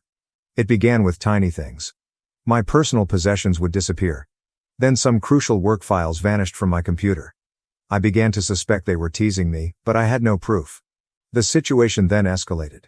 One morning, I discovered my car had been keyed, a long, deep mark along the side. That's when I realized I needed to do something. I discreetly installed security cameras inside and outside the home. I didn't tell anyone, including Amelia. I only wanted to gather proof, and I succeeded. A few days later, I caught Daniel and Mia on video in my closet. They were laughing, ripping up my garments and destroying them with scissors. It was purposeful vandalism. I did not challenge them. I did not yell or scream. I just stayed quiet. I documented everything. I've saved the video clip. I took pictures of the damage. I gathered all of the menacing texts they'd sent me, evidence of their growing anger. I was playing along, letting them believe they were winning while secretly planning my departure. I realized I had to defend myself, not just emotionally, but legally. I knew things were going to get bad, so I wanted to be prepared. I was preparing my case, accumulating the ammunition I'd need to fight back if necessary. It was a sad and pathetic scenario, but I was resolved to handle it with as much respect and calm as I could. I was not going to come down to their level. I was going to be smart, strategic, and quiet. The next step was to see a lawyer. I described the problem and showed him all of the proof I had obtained. He listened quietly, nodding occasionally, and when I finished, he told me I had a solid case. We discussed divorce, and he even offered a restraining order due to the children's growing animosity. I also filed a police report regarding the property damage. It felt strange to report my stepchildren to the police, but I knew it was necessary. I needed to keep an official record of their actions to protect myself from any accusations or legal challenges. It was another step in the process of breaking relationships and freeing myself from this toxic environment. Then, one afternoon, while Amelia and the children were gone, I packed a bag. I didn't take much, just the necessities, the things that were most important to me. I left everything else behind, including the furniture, appliances, and material possessions I had accumulated over the years. They weren't important. What was crucial was my freedom and peace of mind. I left an envelope on the kitchen countertop. The divorce papers were inside, along with copies of all supporting documentation, such as the police report, images of the damage, and screenshots of the threatening texts. It was a formal act of separation. There was no going back. I went out of the house and did not look back. I got into my car, the one with the long scrape on the side, and drove away. I didn't have a plan, really. I just knew I needed to get out of the toxic environment I was living in. The last phase was financial. I stopped all joint accounts and denied Amelia access to my assets. It was a harsh move, I admit, but it was necessary. I had to limit her capacity to continue enabling the children's entitled behavior. I needed to make it apparent that the gravy train had halted. It was the final cut of ties, the ultimate act of departure. It was over. Amelia reacted as one could have imagined. She contacted me several times, leaving furious voicemails accusing me of being a coward, abandoning them, and being a bad person. She claimed she could live without me, that she didn't want my money, and that she would be better off without me. It was just bluster, of course. She was in denial and refused to acknowledge the reality of the situation. I did not return her calls. I did not react to her texts. I've just blocked her number. I declined to engage in additional dispute. I had spoken my piece. I'd taken my stand, and I was finished. I needed to focus on my own well-being and create a new life for myself. Then the children began messaging me. At first, they sent the same careless, arrogant messages they had always sent, but the tone gradually shifted. They began to sound apprehensive and even sorry. They apologized for their actions, admitting that things were challenging, and that they were struggling without my help. Finally, I got a message from Mia, the younger one. It was only 3 words. I miss you. It was a big change, but it was too late. The damage was done. The trust was broken. I couldn't return, even if I wanted to. I stayed mute. I did not respond. I recognized their regret, but I remained solid in my decision. I'd learned a harsh lesson and was determined not to make the same mistakes again. I gave them everything I had, and they threw it back at me. I was finished. My silence was my response. It was my way of saying, you made your choice, and now you have to live with the consequences. So, that is my story. It's not pretty, but it's genuine, and it taught me some essential things. The most important rule is to never allow others to take you for granted. Never beg for respect. Never waste your energy on individuals who do not appreciate you. And if you feel used or insulted, move away. Do not hesitate. Do not look back. It's a difficult lesson to learn and even more difficult to apply, but it's necessary for your own well-being and self-respect. You deserve to be treated with kindness, respect, and love. And if you don't get it, you have the right, or obligation to walk away. Some individuals only recognize your worth after you're gone, and by then, it's too late. It's a terrible truth, but it is nonetheless a truth. Do not wait for them to recognize your worth. Know your worth and act appropriately. It is not about selfishness, it is about self-awareness. It is about protecting your heart, mind, and soul. Thank you for reading. I hope my story can help someone out there who is going through something similar. Remember that you are not alone, and you deserve to be happy. Do not let anyone tell you otherwise. Choose yourself. My wife hired a trainer to lose weight. Now, she has filed for divorce and started flaunting her new life online, even starting an OnlyFans account. Hello everyone, before we begin today's video, I need your help. We've noticed that the channel is losing traction, and subscribing is one of the best ways you can help us. It's quick, free, and allows us to continue bringing you great content. Your support means everything. Let us keep this channel growing collectively. Thank you very much. Now, let's begin the video. What's up everybody? It's Dave here. Buckle up, because my life recently became a whirlwind. I'm 34, a typical warehouse manager living in Columbus. My life was not glamorous, but it was consistent. I had an excellent career, a great home, and was married to Carla. We had been dating for 5 years, married for 3, and I believed we had a good thing going. Sure, we weren't the romantic pair from TV, but we made it work. Bills were paid, we had date evenings, and the occasional disagreement was simply typical married stuff, or so I thought. Carla decided to embark on a major fitness adventure approximately 6 months ago. It came out of nowhere, but I was already on board. She joined an elite gym downtown that resembled more of a spa than a gym. She hired a personal trainer, Justin, and soon began discussing meal prep, macros, and detox programs. I did not mind. In fact, I encouraged her. Everyone should feel good about themselves, right? Plus, I believed it was simply a phase, similar to her brief knitting passion or her interest in tarot cards. At first, I even pitched in to assist her.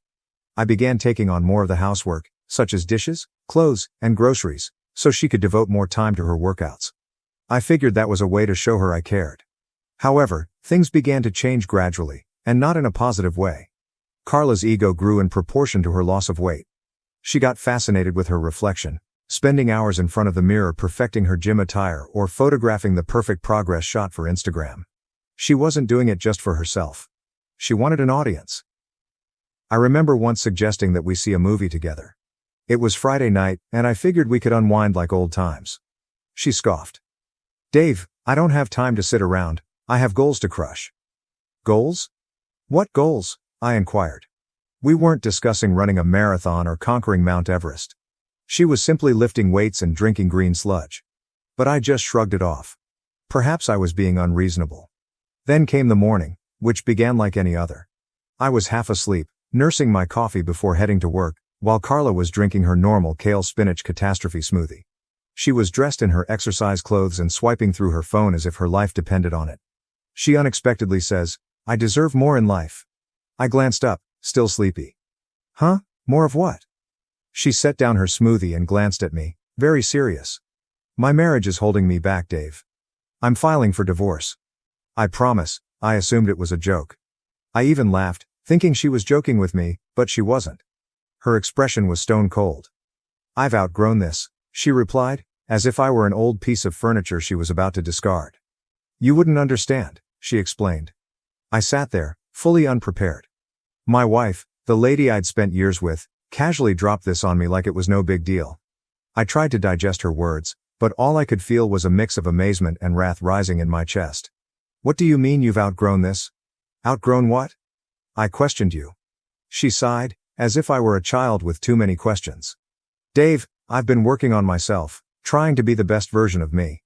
And frankly, this life doesn't match my potential anymore. I want more than this house, this routine, this you. Her remark struck me.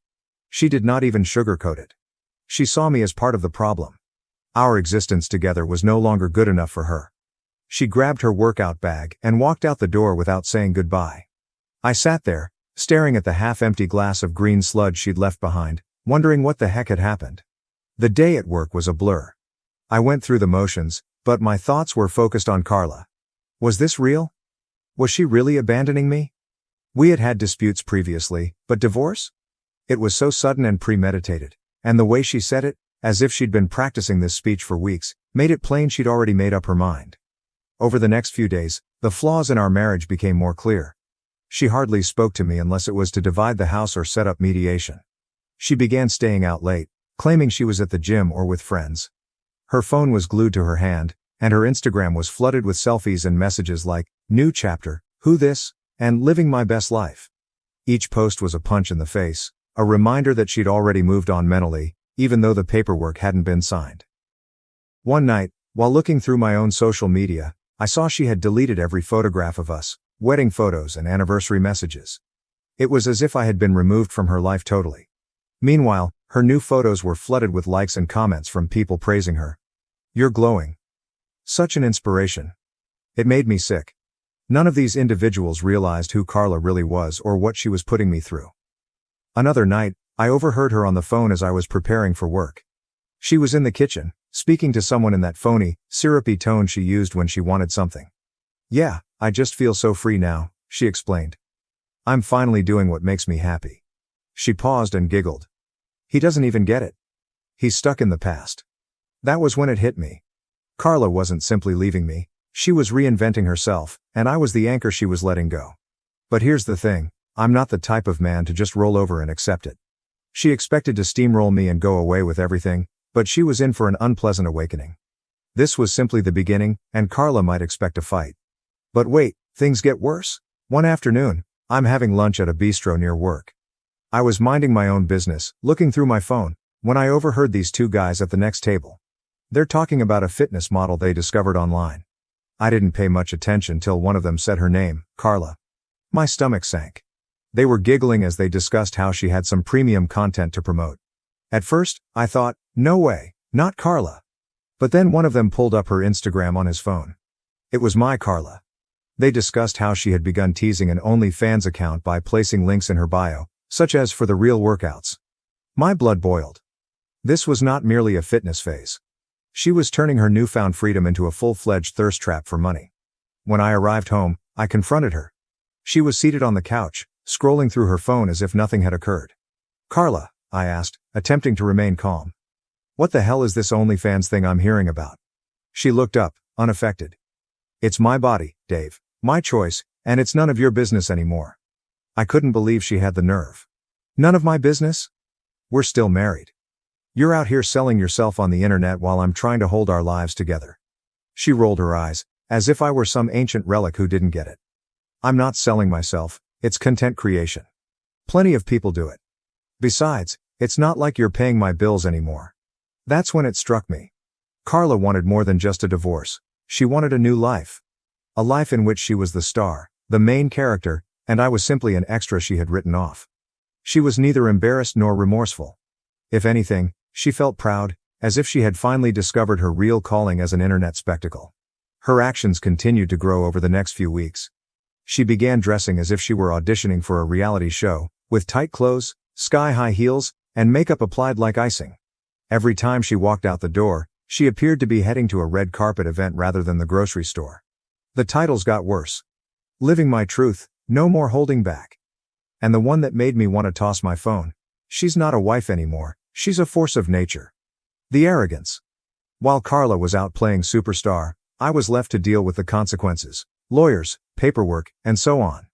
Carla, however, was not as untouchable as she had believed.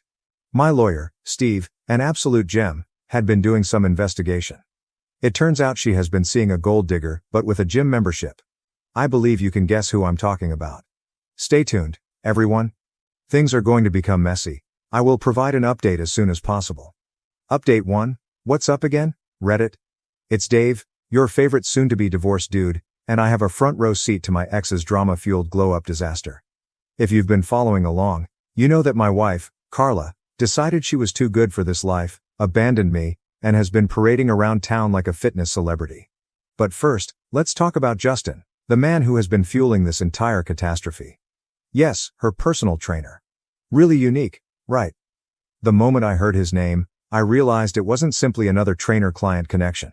Justin was the type of guy you'd expect to see on a reality dating show. Shredded, spray-tanned, and about the size of a puddle. He was all charisma, biceps, and smirks, as if he had wandered out of a horrible rom-com. Carla was very open about their relationship. One day, she strode into the home after her workout, virtually glowing. "Justin says I'm the strongest I've ever been," she boasted, without looking at me. "Yeah, Carla. I'm sure Justin also told you he's never trained anyone like you before, because that's his script." A few weeks later, she stopped pretending it was just an exercise. She began mentioning his name in everyday conversations. "Justin's taking me to this new vegan restaurant. And Justin said this protein powder is life-changing." Meanwhile, I'm standing there like, do I look concerned? Carla wasn't simply dropping names. She was parading him as if he were the prize. Word spread quickly. Friends began contacting me with sightings of Carla and Justin throughout town. They were holding hands, laughing, and behaving like the Instagram couple of the year. Carla did not even bother to hide it. She came home one night, as brash as ever, and said, "Just so you know, Justin and I are dating now. I think it's time you accepted that." "Oh, I accepted it, all right," I said. Accepted that my wife had turned into a full-blown caricature of entitlement. She'd already psychologically divorced me, so what did it matter if she added a public affair to her resume? The more I discovered about Justin, the hotter my blood became. He wasn't your typical gym bro. This individual had a past. My lawyer, Steve, who deserves a freaking medal at this point, did some research and discovered that Justin had pulled this stunt previously, twice actually. He had a pattern. Find a married woman, shower her with compliments and affirmation, and then urge her to leave her spouse. When the dust settled and the money stopped coming, he'd disappear like Houdini. Justin was a professional home wrecker. It was not love, it was a hustle. He pumped these ladies up, made them believe they were invincible, and rode their wave until it was no longer convenient. And Carla? She was the ideal mark. She sought attention and approval, just like a fish craves water. Justin had her wrapped around his finger, and she didn't realize it. The worst part was his smug attitude about it. I heard from mutual acquaintances that Justin was already discussing their major plans. He reportedly told someone, "Once the divorce is finalized, Carla and I are going to build an empire." Empire? Dude, you are a trainer, not a tech mogul. But, certainly, dream big. Justin was banking not just on Carla's money, but also on mine. Carla demanded half of my funds, spousal support, and even tried to take the house. She imagined she could stroll into court, play the victim, and walk out with a golden ticket to her and Justin's new life. Little did she know, my lawyer had receipts, and I wasn't going to give up. Let me paint a picture of Carla and Justin as a couple. Imagine a guy who only owns tank shirts standing next to a lady who suddenly believes she is a Kardashian. They were all over social media, posing in front of nice cars, not their own, and tagging themselves at costly restaurants. I'm guessing Carla was paying the tab. It was as if they were screaming, "Look at us, we're winning." But anyone with half a brain could tell they were overcompensating. Their partnership was not without flaws, however. Justin's over-the-top personality began to conflict with Carla's developing diva mentality. One night, I heard Mom on the phone in the kitchen, shouting with someone. "I don't care what your exes said about you, Justin. You're with me now, and I deserve better than your baggage." I didn't catch the rest, but it was enough to convince me that their little fantasy wasn't as flawless as they wanted everyone to believe. As much as it irritated me, there was something strangely fulfilling about seeing Carla go all in on Justin. She'd put everything on this guy, believing he was the key to a better life, and it was only a matter of time before the house of cards collapsed. My lawyer and I were making certain of that. Carla's confidence dipped after mediation. She entered the room acting like Beyoncé and exited looking like a deer in headlights. It was beautiful. Justin, her ever-loyal hype guy, did not even attempt to console her. He simply sulked behind her, scrolling through his phone. That was my first indication that their small empire was not as strong as Carla had led everyone to believe. But let's go back a little bit. Mediation was not only a setback for Carla, it was a calamity. She expected to come in, cry a little, and go with the house, half my savings, and spousal support. Carla's counsel portrayed her as an underappreciated wife who gave up all for my mediocre goals. Do you have mediocre dreams? I'd been working my ass off at this warehouse job for years. Steve, my lawyer, was prepared. He provided spreadsheets, screenshots, and even credit card stubs to back up my claims. Carla had been depleting our joint account for months before she filed for divorce. We're talking luxury spa days, expensive outfits, and $200 dinners while I'm eating leftovers and attempting to find out what went wrong. Steve made sure the court saw every dime she squandered. Then came Justin's skeletons. His previous romances, his habit of sweet-talking married women, and how he always bailed when the money didn't flow as planned. What about the cherry on top? Steve discovered messages from one of Justin's exes urging Carla to be cautious. Of course, Carla refused to listen. She felt she was unique. Justin's smirk was also gone. In fact, he appeared uneasy. He probably saw his little scheme was crumbling in real time. Carla attempted to defend him, stating, "Justin isn't like that anymore." However, the evidence was stacked against them. The judge didn't buy their act. By the end of the session, it was evident Carla wasn't going to walk away with the riches she expected. Justin? He appeared to be already plotting his exit route.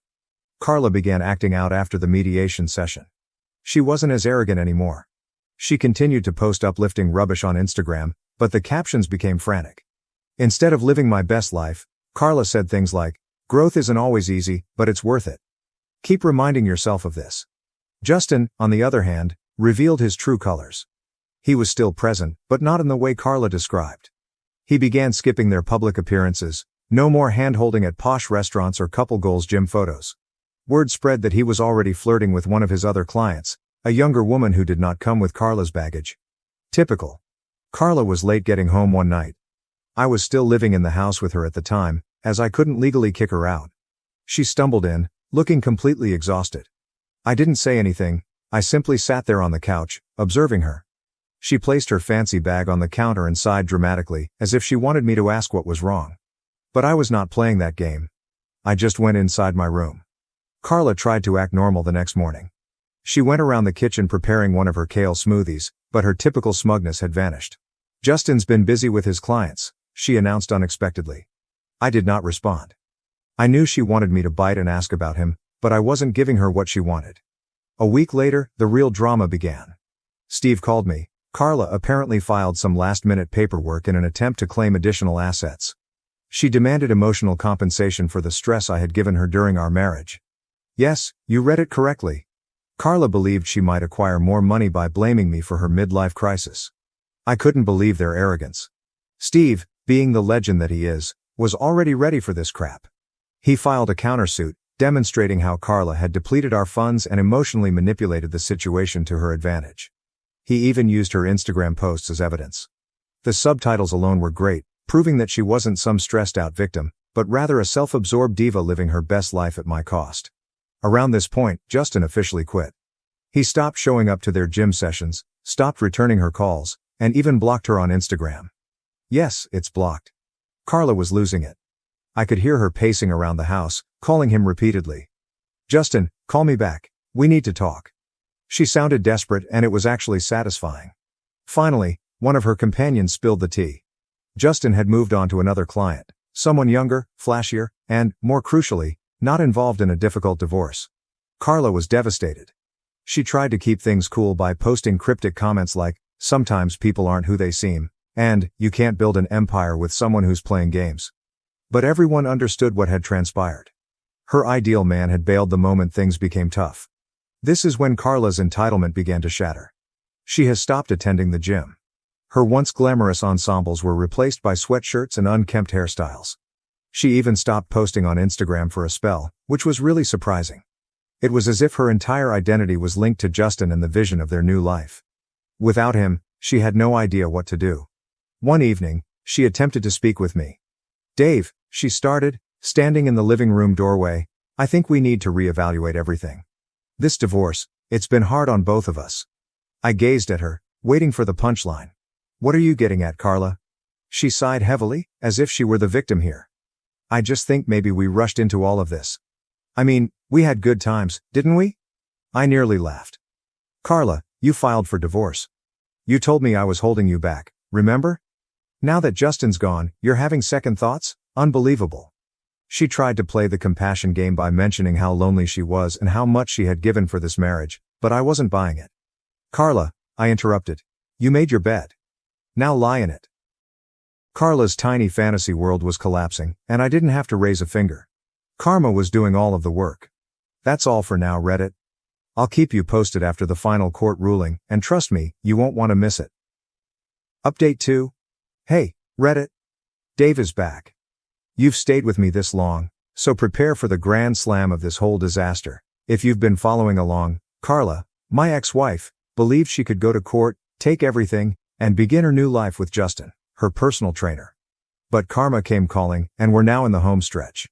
Let me explain how the courtroom drama unfolded and why Carla probably wishes she hadn't gone in there.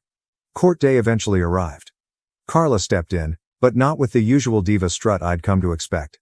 No fancy blazer, no cocky grin, just her and her lawyer, marching into detention with the confidence of 2 children. She must have realized things weren't going to go her way. The energy was off, and I honestly enjoyed every moment of it.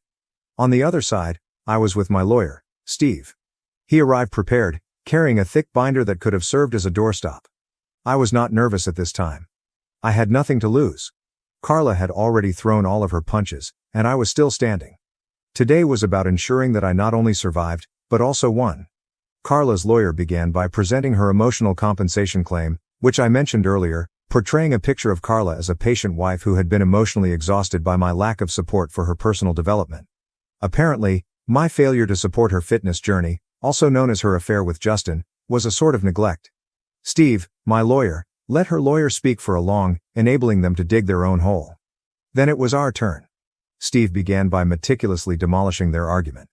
He demonstrated that I had not only supported Carla, but had gone above and above on her so-called fitness journey. He provided evidence that I had taken over home tasks, modified my work schedule, and even pushed her to pursue her ambitions. He read aloud text conversations in which I offered to make her healthy meals, encouraged her gym sessions, and even suggested we join couples fitness classes to deepen our bond. Then Steve dropped the bombshell. Carla's emotional compensation claim was not only unfounded, it was a clear attempt to conceal her own emotional carelessness. He showed emails and texts in which Carla openly mocked me to her friends, calling me dull and dead weight. He also had screenshots of her gushing about Justin and referring to me as her backup plan. The final nail in Carla's coffin came when Steve addressed the financial side of her claim. He showed us our bank statements, revealing how Carla had diverted thousands of dollars from our joint account to fund her lavish lifestyle. Carla's lawyer attempted to argue, but Steve refused to give up. He disclosed the ultimate piece of evidence, Carla's journal entry, which Steve had subpoenaed. Carla had written about her master plan to leave me, get whatever she could out of this marriage, and use the settlement money to start a new life with Justin. When the judge read that, his expression was one of complete amazement. The courtroom was dead silent as the judge flipped through the documents, his stern look becoming more intense with each page. Carla sat next to her lawyer, looking agitated, her polished nails nervously pounding on the table. Her confidence, which she had displayed so brazenly during mediation, had vanished into thin air. I sat across from her with my lawyer, Steve, feeling a mixture of expectation and joy. This was it. The moment Carla's tale would crumble. The judge began by considering Carla's emotional compensation claim. Mrs. Patterson, he continued, his voice steady yet forceful. Your request for emotional compensation lacks any substantive evidence.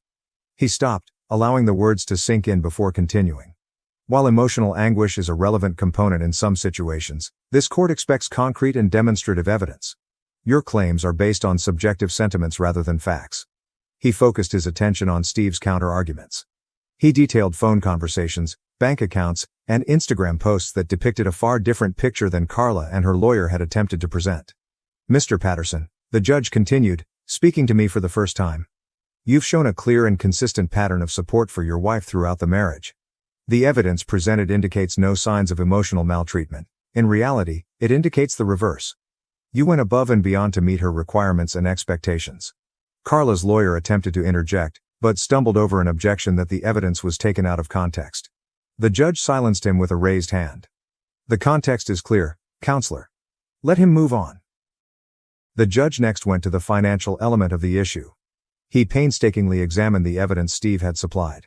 "Mrs. Patterson," the magistrate said in a stern voice, "you withdrew over $223,000 from your joint accounts in the period leading up to this divorce filing. These funds were not used for household expenses or shared needs. Instead, they were spent on luxury items, high-end dining, and personal indulgences. The court finds this behavior irresponsible and in direct violation of your marital financial obligations." Carla shivered in her seat, her face flushed deeply crimson. Her counsel attempted to downplay the expenditure, stating that it was part of her coping technique during a tough period. The judge wasn't impressed. "Coping mechanisms do not justify financial recklessness," he stated emphatically. "Then I came home." Carla had boldly asserted her right to half of it, stating she had contributed emotionally, if not financially, to its upkeep. Steve was prepared for this. He presented paperwork proving that I had paid the mortgage in full, maintained the property, and even handled renovations, all while Carla contributed nothing. The judge did not mince words. "The house will remain the property of Mr. Patterson," his announcement stated. "Mrs. Patterson, you have no financial claim to it based on the evidence presented." Carla's jaw dropped. Her lawyer whispered something into her ear, but she waved him away, too astonished to answer. The judge was not done.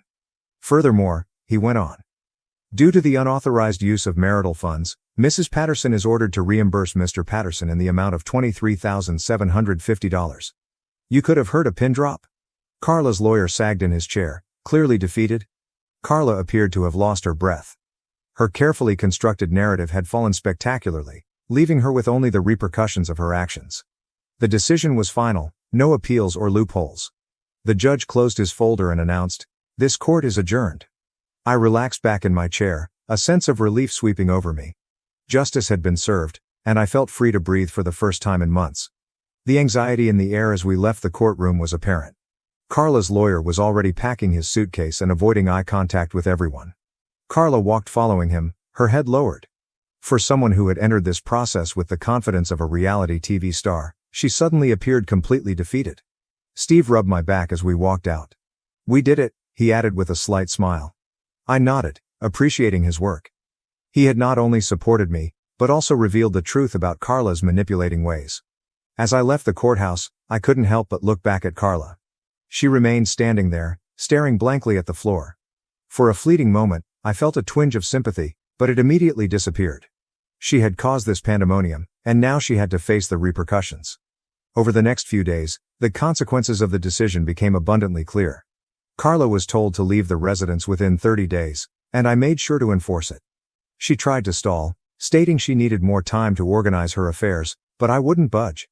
I informed her that she'd had plenty of time to prepare while she was busy bragging about her affair with Justin. But reluctantly, she packed her belongings and moved out.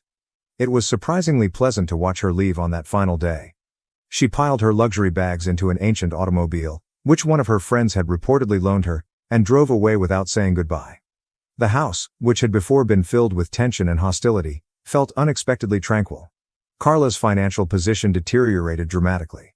She was left to fend for herself because she no longer had access to my income or the marital funds she had been draining. She attempted to sell some of her fancy clothes and handbags, but it was insufficient to repay the sum she owed me. Word spread that she was borrowing money from friends, who were rapidly bored of hearing her sob stories. Justin, however, has completely vanished. He didn't respond to her calls or messages. Carla unexpectedly arrived at the residence one night, roughly 2 weeks after the verdict. I opened the door to see her standing there, her once perfect beauty replaced by unkempt hair and haggard eyes. She looked like she hadn't slept for days. "Dave," she replied gently, her voice cracking. "Can we talk?" I stepped outside and closed the door behind me. "What do you want, Carla?" I inquired. She hesitated and wrung her hands. I wanted to say I'm sorry for everything. I made mistakes, big ones. I let Justin manipulate me. I got caught up in this fantasy, and I ruined everything." Her comments seemed scripted, but the despair in her eyes was genuine. She didn't come to apologize out of true remorse. She was here because she had no other options. "I don't know what you expect me to say," I said, my tone calm but forceful. "You made your choices. You chose Justin. You chose to try and take everything from me, and now you're dealing with the fallout." Tears welled in her eyes. "I just can't. We at least be civil? Maybe start over?" "I have nothing, Dave. I'm lost." I looked at her for a time, feeling nothing but resolve. Carla, I gave you everything, my support, my trust, my love, and you threw it all away. You don't get to come back now and ask for a second chance. That's not how this works. She fell down sobbing on my porch, but I didn't move. After a time, I returned inside and shut the door, leaving her alone with her regrets. Since then, I've moved on. Carla, according to what I've heard, is still battling to get back on her feet. She's destroyed bridges, lost friends, and is now facing the consequences of her own actions. Sometimes karma doesn't just knock. It kicks down the door. Carla was left with only the repercussions of her deeds. I found out my daughter wasn't mine, and that my wife had an affair with my brother for 8 years. They stole $200,000 and planned to run away. I'm writing because I still can't believe what occurred. It all began like any other month. My buddies, Howard, Jeremy, Kyle, David, John, and I, George, have known each other since we were children. We're all in our late 30s and early 40s now. We aim to meet up once a month at my beach property. It's nothing fancy, just a comfy 2-story home that's a little weathered, but it smells like the beach, which I adore. We have an old surfboard hanging on the wall in the living room. We were all into surfing back in the day. Anyway, we all have our belongings. Howard is Mr. Organized, and everything has to be just right. He will mend any picture frame that is even a millimeter off. Jeremy, he is the joker. His jokes can be a little bit harsh at times, but he's a wonderful guy at heart. He has a scar on his arm from a fight he got into years ago, but he never talks about it. Kyle is the quiet one. He's an architect who creates stunning buildings. According to my understanding, he had a difficult upbringing, yet he grew up to be okay. David is ex-military and doesn't say much about his time and duty, but you can tell he's seen a lot. He is constructed like a brick wall. John always seemed to have it all.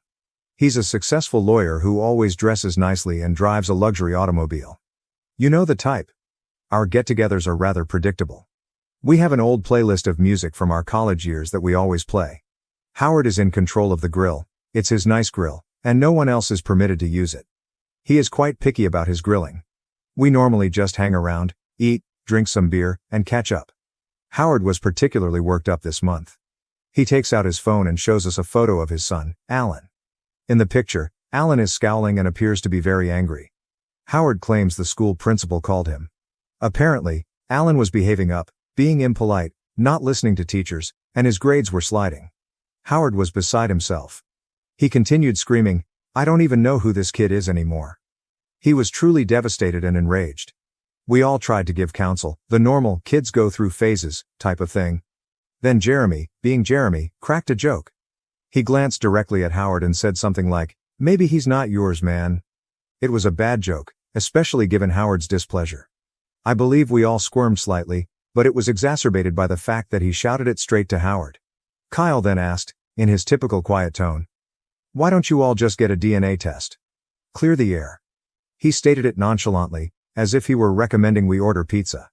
Initially, we all laughed it off. It appeared silly, but the more we joked about it, the more we thought, well, why not? The next day, there we were, 6 mature men stepping into a paternity testing clinic. I had to explain to the receptionist why everyone needed tests. It was very embarrassing. I attempted to make light of it, but she just gave me a blank expression. To make matters worse, Howard's brother, Harold, and his 2 nephews were with us. The boys continued to ask questions. "Why are we here, Uncle George? What are they going to do?" It was embarrassing. And, of course, with all of our families present, it evolved into a hugely awkward scene. People were clearly staring. We all took the swabs, paid the cost, and agreed to meet at John's apartment the next week to receive the findings. John's place is the polar opposite of my beach house. It's everything modern, minimalist, and spotless, almost too beautiful, as if nobody lives there. We sat around, attempting to make light talk, but everyone was plainly on edge. Howard took his findings first, as he was the one who initiated everything. He'd been putting on a brave face, but we all knew he was extremely concerned about Alan. The joke Jeremy told had gone under his skin more than he cared to admit. He ripped open the packet, and I watched his expression change from one of fear to one of sheer relief. 99.99%, he exhaled, leaning back into his chair. Alan was his. He even smiled a little, raking his hands through his hair and muttering about how he was going to ground that youngster for a month for causing him such stress. The other findings were as expected, but we kept looking at John, waiting for him to say something. He was unusually quiet, and he was clearly drinking more than he normally did. He was still standing there, and when he finally said, "Jenna isn't mine?" he pushed the paper across the table, his hand shaking so violently that he nearly knocked over his beverage. What made things worse was how John just stood there, staring at nothing, as if he was trying to make sense of figures that couldn't be real. He kept whispering, 25.0%, like a broken record. In some ways, everything went downhill from there. Howard, in shock, knocked over a glass, which smashed on the floor. Jeremy, who had made the initial joke, appeared to want the earth to swallow him whole. Kyle simply closed his eyes, as if he were trying to block everything out. David looked like he was about to punch something. And me? I felt a surge of sickness, relief that my children were mine, and anguish for John. It was simply dreadful. The whole affair seemed strange. We sat for hours. The aftermath was a mess. John's wife, Alicia, went on the offense first. She stormed into John's office. I wasn't there, but I heard about it via John. She was yelling at him, calling him a liar, and making a big deal in front of his coworkers. It was very embarrassing for him. Then she attempted to persuade my wife, Maria, to her side. She came over to our house crying, attempting to create a story about John misinterpreting everything and how it was all a big mistake. However, Maria is quite sharp. She saw through Alicia's ruse quite immediately. Alicia often changed her story, contradicting herself. Maria later told me that she had gotten a horrible sense from her. Alicia's next tactic was to phone Kyle late at night. She was sobbing and virtually asking him to help her, claiming John was ruining her life. Kyle, being the nice soul he is, listened to her for a time, but made no promises. He informed me about it the next day, and we were all beginning to see how manipulative Alicia was. The reality emerged gradually at first. Alicia stated that her romance with John's brother, Stephen, was a one-time occurrence, a moment of weakness. John naturally did not believe her. He performed some research, possibly even engaged a private investigator. He wouldn't tell for certain. He discovered that the relationship was far longer and more involved than Alicia had previously admitted. The ultimate encounter occurred at their home. I was not present, but John informed us about it afterward. Alicia eventually admitted everything. The romance began before their wedding and had continued on and off for years. She also stated that Stephen had major financial issues, and she had been covertly providing him money, John's money. And things got worse. It was more than simply a casual flirtation. They had been meeting in hotels while John worked late, believing he was providing for his family. They even used John's automobile occasionally. They celebrated Jenna's birthday like a couple, snapping photos and pretending to be joyful. Days before John's family gathering, Stephen had been sending Jenna costly gifts that John could never afford, all purchased with money that had been essentially stolen from him. It appeared that he was attempting to buy Jenna's adoration. Is this the lowest blow of all? She would tell John she was working late when, in fact, she was out with Stephen. The financial side of things was completely out of control. These family loans that Alicia had been handing Stephen were massive. He'd squandered his money on gambling, lousy investments, and frivolous purchases like a nice watch and sports vehicle. He stated that these were business costs.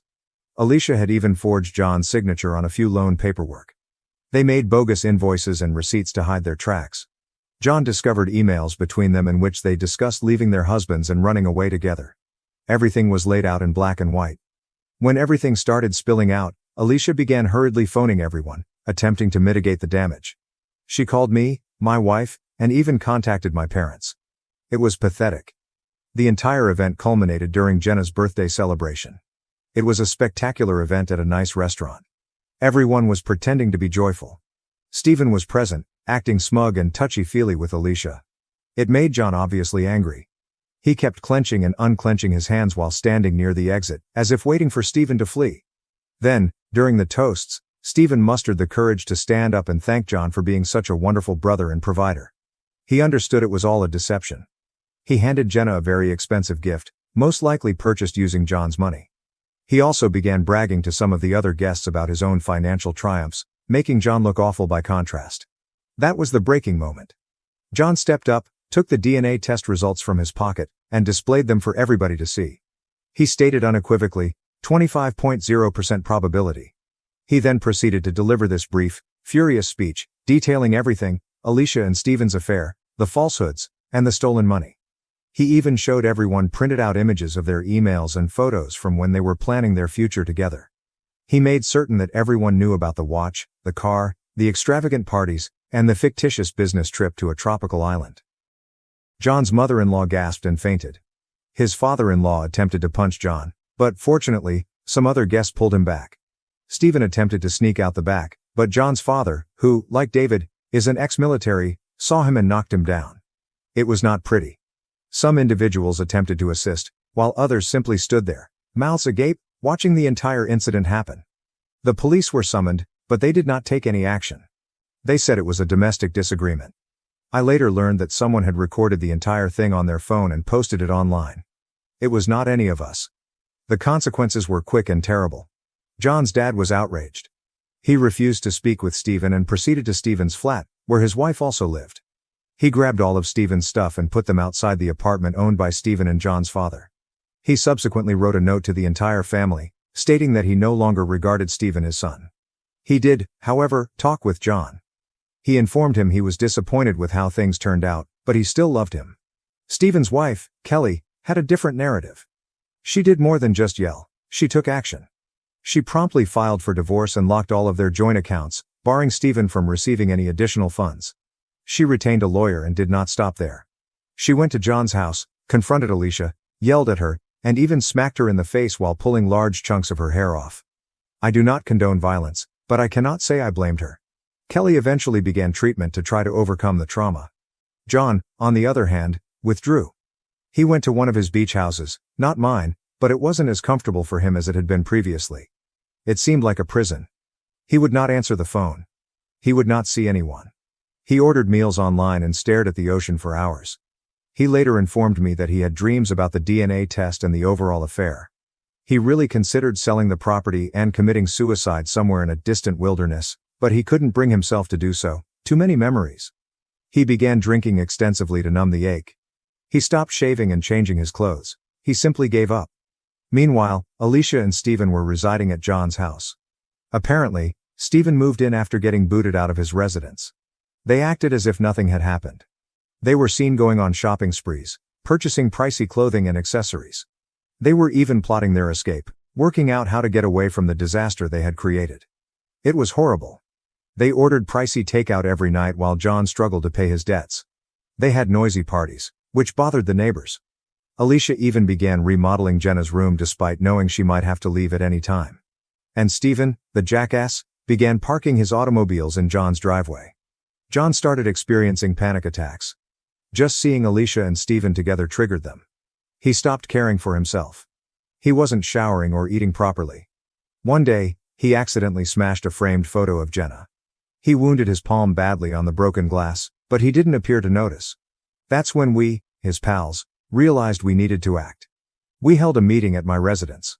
Howard brought all of the bank statements and, with John's assistance, the fake documents.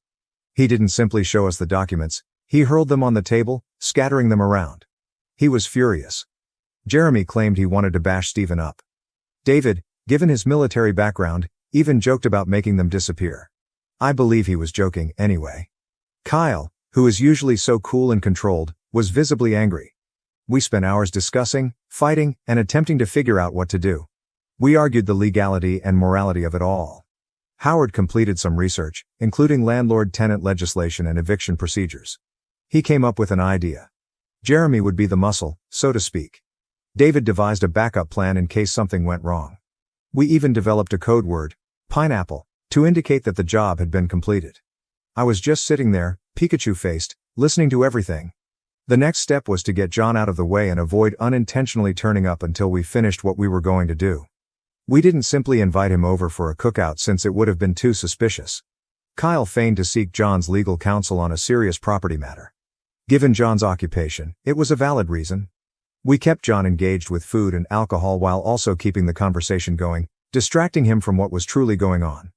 Meanwhile, the rest of us visited John's residence. The confrontation was fierce. Alicia instantly began playing the victim, crying and claiming we had no right to be there. Stephen attempted to seem strong, but you could see fear in his eyes. We took pictures and films of everything, documenting the chaos and the fancy stuff they purchased with John's money. We discovered additional evidence, including images of them on secret travels and documentation indicating that they intended to buy a property together. We didn't just neatly pack their possessions when we were clearing them out. We hurled them out the window, resulting in a massive pile of garments, shoes, and whatever else we could find. Jeremy was raving at Stephen, calling him every term in the book and threatening him if he ever approached John or Jenna again. I discovered a stockpile of valuable items that Alicia had been hiding. I flung it at her feet, saying, "Here's your blood money." Alicia began weeping hysterically, yelling, and threatening to call the police. Jeremy stepped in and gently explained her that the house was exclusively in John's name, that they had signed a prenuptial agreement before getting married, and that she had no legal right to be there. Howard finally got in Stephen's face, forcing him up against the garage door and calling him a lowlife. Kyle and John waited at my beach house. I sent him the word pineapple. Finally, he informed John that it was time to return him to his true home. Kyle described John as a jumble of emotions, including rage, relief, anxiety, and remorse. He was driving wildly, speeding, slowing, and then speeding up again. He continued to murmur to himself, revisiting the last 8 years of his life in his thoughts, attempting to make sense of it all. He was scared of what this could do to Jenna. When they arrived at the house, it was quite the sight. Alicia and Stephen's belongings, including clothing, furniture, and golf equipment, were strewn around the front lawn. The neighbors were outside, watching the entire event. It felt like a yard sale from hell. Alicia stood there, red-faced and enraged, yelling at John. She was blaming him for everything, claiming he was wrecking her life and was a horrible guy. Stephen stood behind her, gazing down at the ground, as if humiliated. He didn't say anything. John did not even recognize them. He strolled right by them, as if they were invisible. He went into the home. It was disturbingly silent. Of course, the furniture remained, but everything else, all the small personal touches that made it their home, had vanished. It was like coming into a set model home, not the one he'd shared with his family for years. He moved from room to room, slowly taking everything in. The emptiness was the worst part. He told me later that was when it hit him. They were genuinely gone. While the turmoil erupted at John's house that day, Jenna was safe at her best friend's house for a playdate. Her friend's mother was one of the few parents at Jenna's school who saw through Alicia's act and was always sympathetic to John. She had planned this playdate knowing what was going to happen at the house, because we had told her about it. She returned perplexed. John needed to explain everything. "Is Uncle Stephen my true father?" she asked. John felt nauseous. Then she asked, "Don't you love me anymore?" He broke down, telling her that nothing could ever change his feelings for her. But then Alicia returned, seized Jenna by force, and we couldn't stop her. John spent the first night alone. The next day, he told us he had ended up sitting on Jenna's bed, marveling at her toys and drawings. It was one of the most challenging things he'd ever done. He spent the following few weeks in his daughter's room, and it was a blur. John wasn't doing well. He had both good and bad days. I believe that seeing a therapist helped him. He attempted to keep himself busy by focusing on his work. He began playing his guitar again, which he hadn't done in years. He even went surfing a few times, hoping to relive part of his former life. We, his pals, supported him every step of the way. We frequently checked on him, made sure he was eating, and hauled him out of the home when necessary. The biggest worry that troubled John, the one he couldn't shake, was, what does Jenna think of me now? He was consumed by the dread that she blamed him, that she believed he had abandoned her. He kept wondering, does she believe I abandoned her? Will she ever forgive me for what occurred? He couldn't ask her directly just yet. He had missed her school dance presentation, which she had been practicing for months. He felt bad about it, but he didn't know how to confront her or explain why he hadn't been there. The guilt was crushing. He simply wanted to cuddle his little baby and tell her everything was fine, but he wasn't sure whether it was. He wasn't sure if he'd be okay. However, John could not have fought this fight alone. None of us could have handled something like this on our own, and it wasn't only the guys who rallied around John. Our spouses were also great. They observed how much John was hurting and stepped up big time. They didn't just say they were sorry, they did something. They confronted Alicia immediately. They made it clear to her that they understood exactly what she had done and would not allow her get away with it. They posed a formidable challenge. They also cared for John.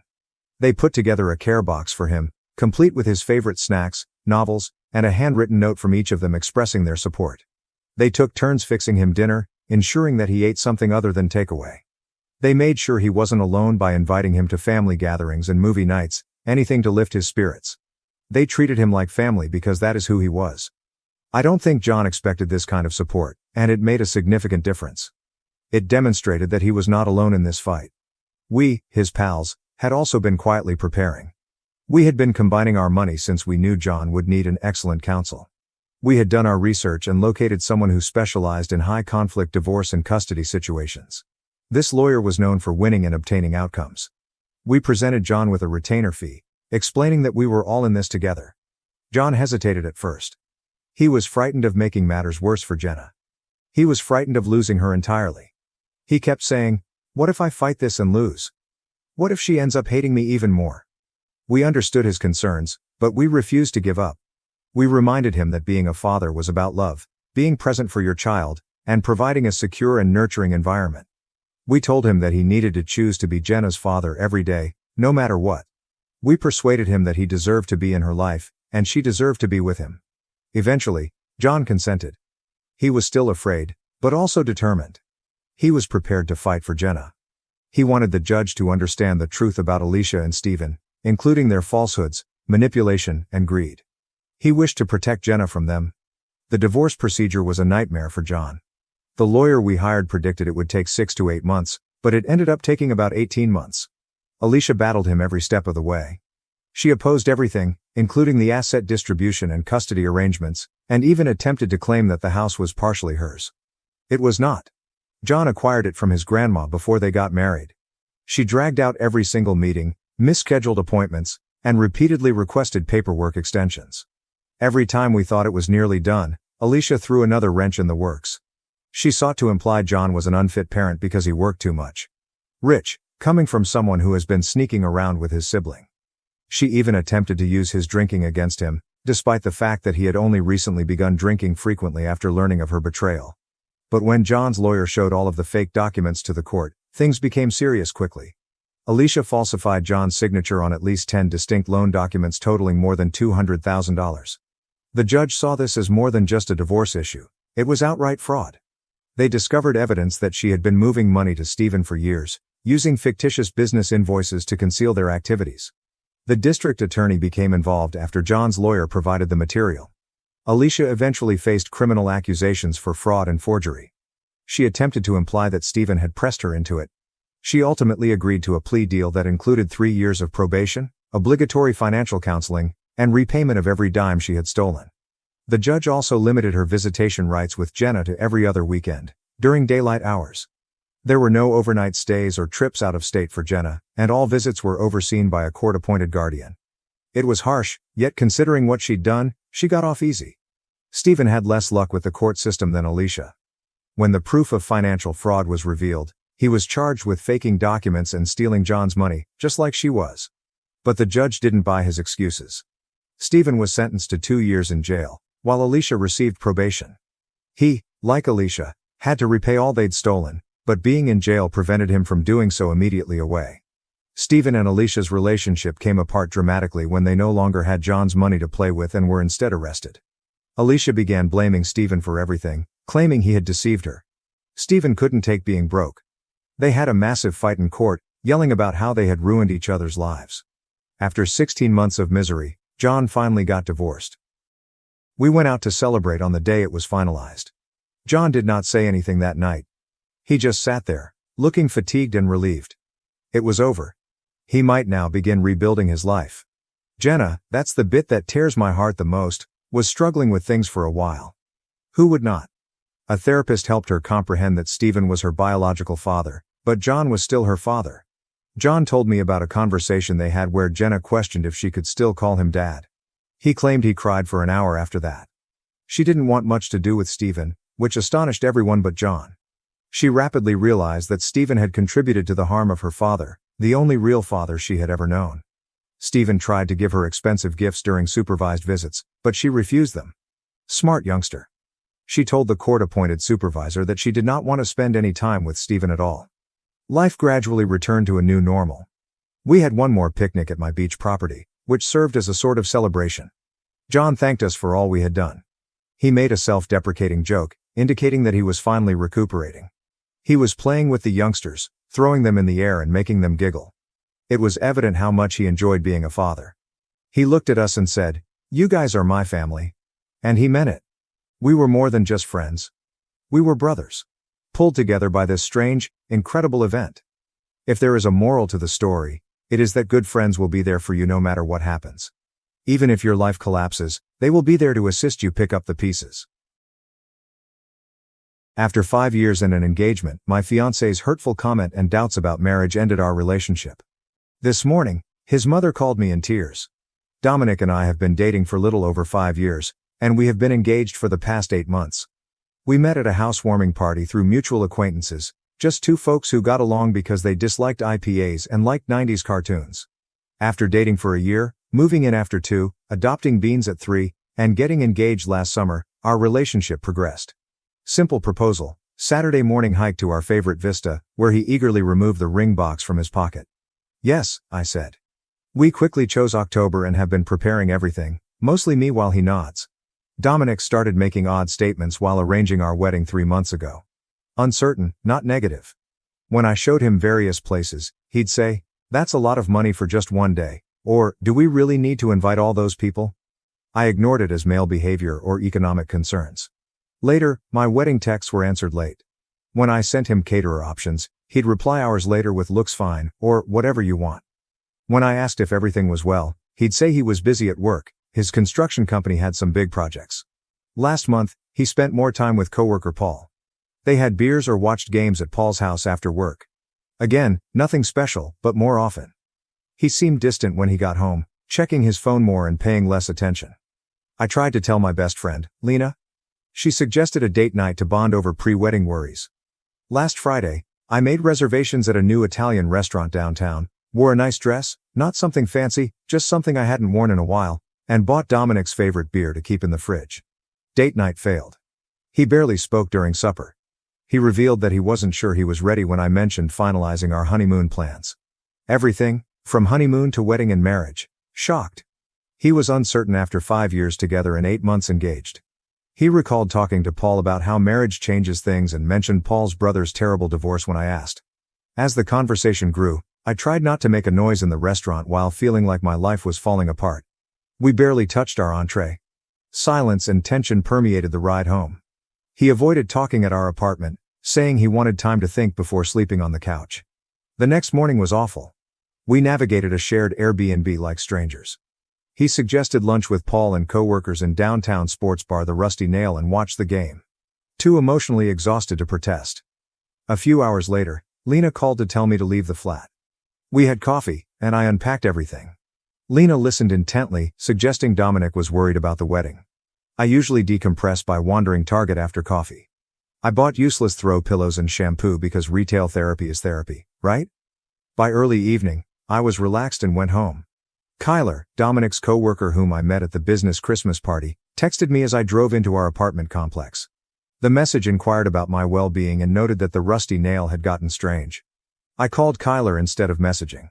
He was initially hesitant to talk, but after some coaxing, he did. The boys had been bugging Dominic about wedding plans, and when Paul asked if he was ready to be with one woman forever, Dominic expressed doubts. Dominic, evidently drunk, said, "If you were prettier, I'd be more excited about marrying you." Paul asked him what was holding him back, and Dominic laughed. Kyler told me he and other guys confronted Dominic about the comment, but Dominic got defensive and said they couldn't take a joke. I cried for 20 minutes in my car after that call. The man I loved for 5 years, whom I believed loved me, joked about my appearance as a reason he wasn't ready to marry me. Dominic was asleep on the couch as I entered, still in his clothes. The place reeked of old beer. I locked beans in the bedroom. I smelled Dominic's apology meal, coffee and bacon on Sunday morning. He looked hungover and sheepish, like food would fix everything. I told him what Kyler told me, and his face dropped. He claimed ignorance and inebriation to lessen the situation. He said he murmured something dumb to stop the boys taunting him for being strapped down. He exacerbated, guys being guys, by supporting them.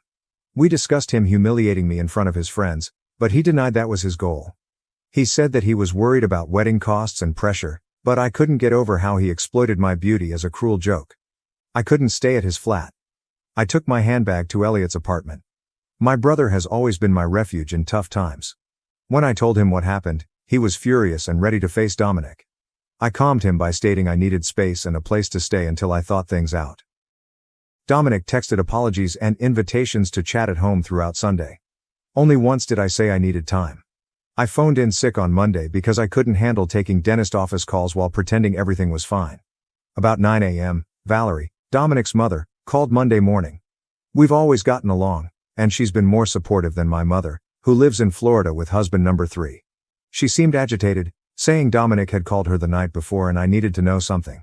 She asked if we could meet somewhere to chat, so I'm waiting in my car outside the coffee shop where I'm supposed to meet Valerie in 15 minutes, wondering what else to know and if my 5-year relationship is over. I never thought I'd write this. I keep looking at my engagement ring, wondering whether I should have expected this. Was I wrong, or did things shift so fast? Should I follow Valerie? How could she say anything to fix this? First, I'd like to thank everyone for their overwhelming support of my initial piece. I wasn't expecting thousands of comments. I tried to read as many as I could between weeping bouts and stress eating emergency Oreos from my brother's pantry. I met Valerie, Dominic's mother, and I'll discuss it at the end of this update. So much has happened in the past 2 days, and I'm still processing everything. I called in sick again after publishing on Monday.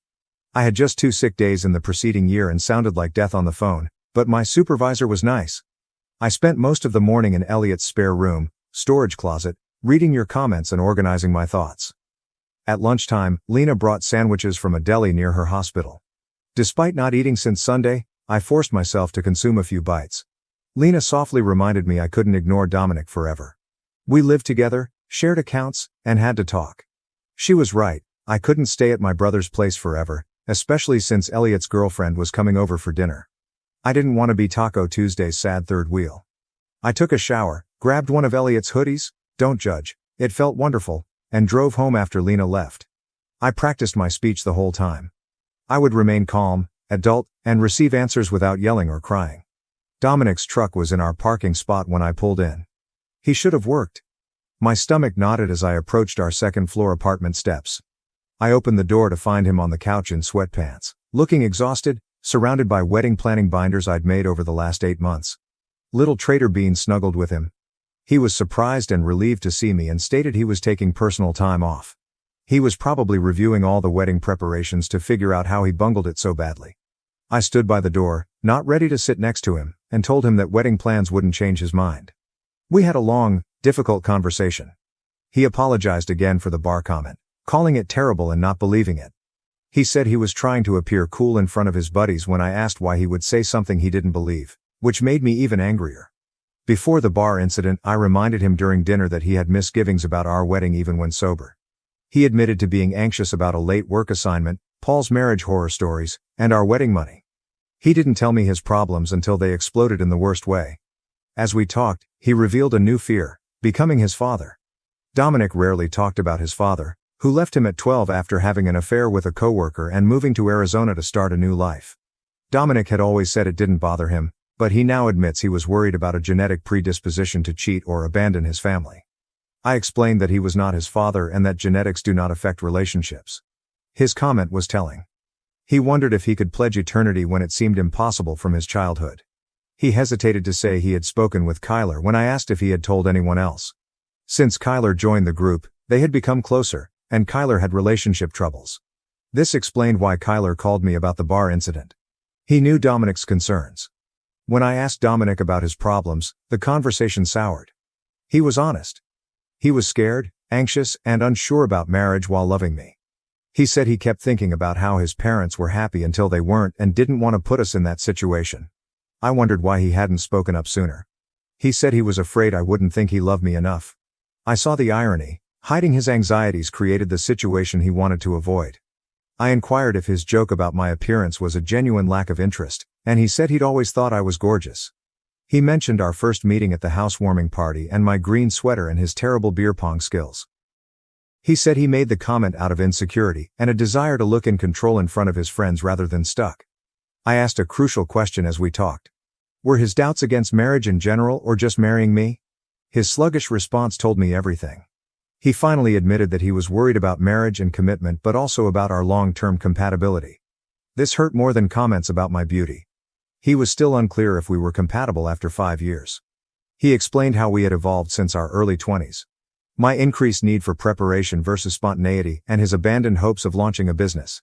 He asked if we had grown closer or apart, even though I told him partnerships change. I was emotionally weary by then. I told him I needed time to think about his public humiliation, secret fears, and now our compatibility anxiety. He told us to try therapy or couples counseling, but I insisted on separation. He noticed my phone vibrating as I packed more clothes. I found 3 Valerie missed calls. With everything going on, I forgot about our coffee date. Dominic looked worried after I mentioned this. My mother called crying the morning before, stating she needed to talk about something urgent. After calling her Sunday night, he replied clearly. When I asked what he told her, he was pale and reluctant to look at me. He made vague references to their fight and his doubts, but I was dubious. When pressed, he said he couldn't explain and suggested I ask his mother. I called Valerie after leaving. She reacted instantly, worried I hadn't attended our meeting. I replied I was with Dominic at the flat. She requested that we meet promptly since she had important news. Her voice seemed strange when I mentioned being with Dominic, which reinforced my fears that I was missing something essential. After agreeing to meet Valerie in 30 minutes, I asked Dominic what his mother knew that I didn't. Remorse and resignation filled his face when he looked up. He said he should have told me anything and suggested I go to his mother, promising to leave when I returned. I rapidly packed a week's worth of clothes, toiletries, and my laptop. Dominic told me he loved me at the door, but I said love isn't enough. Karina, Dominic's sister, called me on my way to Valerie. She was worried about Dominic and me after hearing from Paul about the bar situation and seeing that Dominic wasn't responding to her texts when their mother was unhappy. Karina looked surprised when I told her I was meeting Valerie and asked if it was about Maria. Name struck me like a truck. What about Maria? Karina's horror and hasty retreat suggested she had accidentally revealed something significant. She apologized and recommended me to listen to Valerie, but refused to elaborate despite subsequent attempts. Valerie was waiting at a window table when I entered the coffee shop parking lot. She had red, puffy eyes. I thought what she would say would change everything. My phone buzzed with a text as I reached her table. Dominic said, "Whatever my mom tells you, please remember that I do love you. I just got scared and made terrible mistakes. I'll understand if you can't forgive me." I put my phone away, breathed deeply, and sat across from Valerie. Second update. Thanks for supporting my earlier posts. Reading your comments is comforting and overwhelming. Many of them have gone unanswered, but I read them and appreciate the advice. Lena's flat is my new writing spot. I hated returning to Elliot's or our apartment after meeting Valerie yesterday. Lena's pull-out couch is slightly cozier than Elliot's storage room futon. Pepper, her cat, doesn't mind me bawling over my oatmeal at 2 a.m. The Valerie appointment. Where do I start? The coffee shop was packed on Tuesday afternoon. Computer-using students filled most tables at a nearby community college after classes. Valerie received a corner booth with high backs for privacy. She changed since our monthly family dinner 3 weeks ago. Her gorgeous hair was unkempt, and she wore no makeup. Valerie has always worn mascara and lipstick in my 5 years of knowing her. This is her routine, just like others need coffee to start the day. She stood and hugged me when I came, smelling like her lavender dryer sheets. Instead of a caramel with extra whipped cream, I requested a black coffee. It felt improper to order anything fun for this talk. After some awkward small talk, Valerie got to the point. Dominic broke down Sunday night and called her. She understood his concerns about commitment and becoming like his father, but Maria drove his behavior more immediately. I almost choked on coffee. Dominic's new project coordinator, Maria? What about the woman he mentioned briefly? Valerie hurriedly ripped a napkin into tiny pieces to explain Dominic's love for Maria over several months. Dominic told his mother there was no physical contact, but an emotional connection made him rethink our relationship. I sat there trying to understand this, feeling like the coffee shop was tilted. Creating a timeline in my head while Valerie spoke. Maria started working with Dominic around New Year's. I briefly met her at the March corporate holiday dinner. Dominic had already changed, he was more aloof, checked his phone more, and spent more time with coworkers. What I thought was more stress from his big task was more. When I asked Valerie why she was telling me this instead of protecting her son, she cried. As she explained, her marriage dissolution became clear. Before Dominic's father moved to Arizona with a coworker, there were months of alienation, harsh words, and staged disputes to create distance rather than face truth. She left me in the dark as Dominic took the coward's way out to avoid repeating the past. The bar comment became clear, not intoxicated folly, but a subconscious attempt to harm our connection so he didn't have to make the hard decision. We chatted for over an hour. Valerie recounted how she battled to save her marriage after finding the affair and blamed herself for not being enough. Before I parted in the parking lot, she said, "The hardest lesson I learned was that you can't make someone choose you. They either do or they don't, and anything in between is just delaying the inevitable. Afterwards, I stared at my phone in my car for a while. Dominic sent 3 more texts, all variations on "I'm sorry" and "I love you," but Maria was not mentioned, hinting that the truth was buried. I called Lena instead of responding and begged to stay at her flat. She did not hesitate or ask questions. She simply said she was setting up the pull-out couch and would pick up dinner on her way home. Everyone needs that kind of friend in a crisis. Finally, I wrote to Dominic. I know about Maria. Don't contact me again until you're ready to tell me the complete truth. I'll be collecting more of my things tomorrow while you're at work. I blocked his phone number for the night. I wanted time to think without his explanations. On her way to Lena's, Karina called. Valerie had overheard Dominic and Paul discussing the matter last Thursday. The chat confirmed and expanded on her information. She made her brother pledge to tell me the truth after the weekend. He had broken his promise. Karina's unwavering support amazed me most. Despite being Dominic's sister, she supported me. My relief was profound. I was worried about losing Dominic and his family, who had become like family to me. Lena's flat was perfect that night, a neutral space where I could exist without explanation. Dining on the living room floor. Her coffee table was covered in online class papers as we watched a baking competition we didn't understand. Its simple normalcy saved me during my emotional turmoil. I used my phone to relive 5 years of vacations, holidays, and everyday selfies with Dominic after Lena went to bed. Our engagement photos showed us smiling like lottery winners. I was mentally planning for the next day, going to the apartment while Dominic was at work, packing more stuff, possibly talking to the landlord about breaking our lease, when an unknown number texted me. Hi, Margot. This is Maria. I know you have blocked Dominic. Can we meet tomorrow? There's more to the story, which you should know. Only the 2 of us. My pulse raced as I glanced at the letter, wondering what else could be and why this woman would want to tell me directly.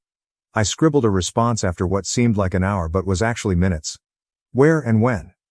Third update. First and foremost, I want to thank everyone for their overwhelming support in my previous posts. Your comments have helped me through restless nights more than you realize. Yes, I'm alive. Sometimes are easier. My visit with Maria went differently than expected. Probably impartial, we met at a little brunch establishment near the park. She was nervously checking her phone when I arrived.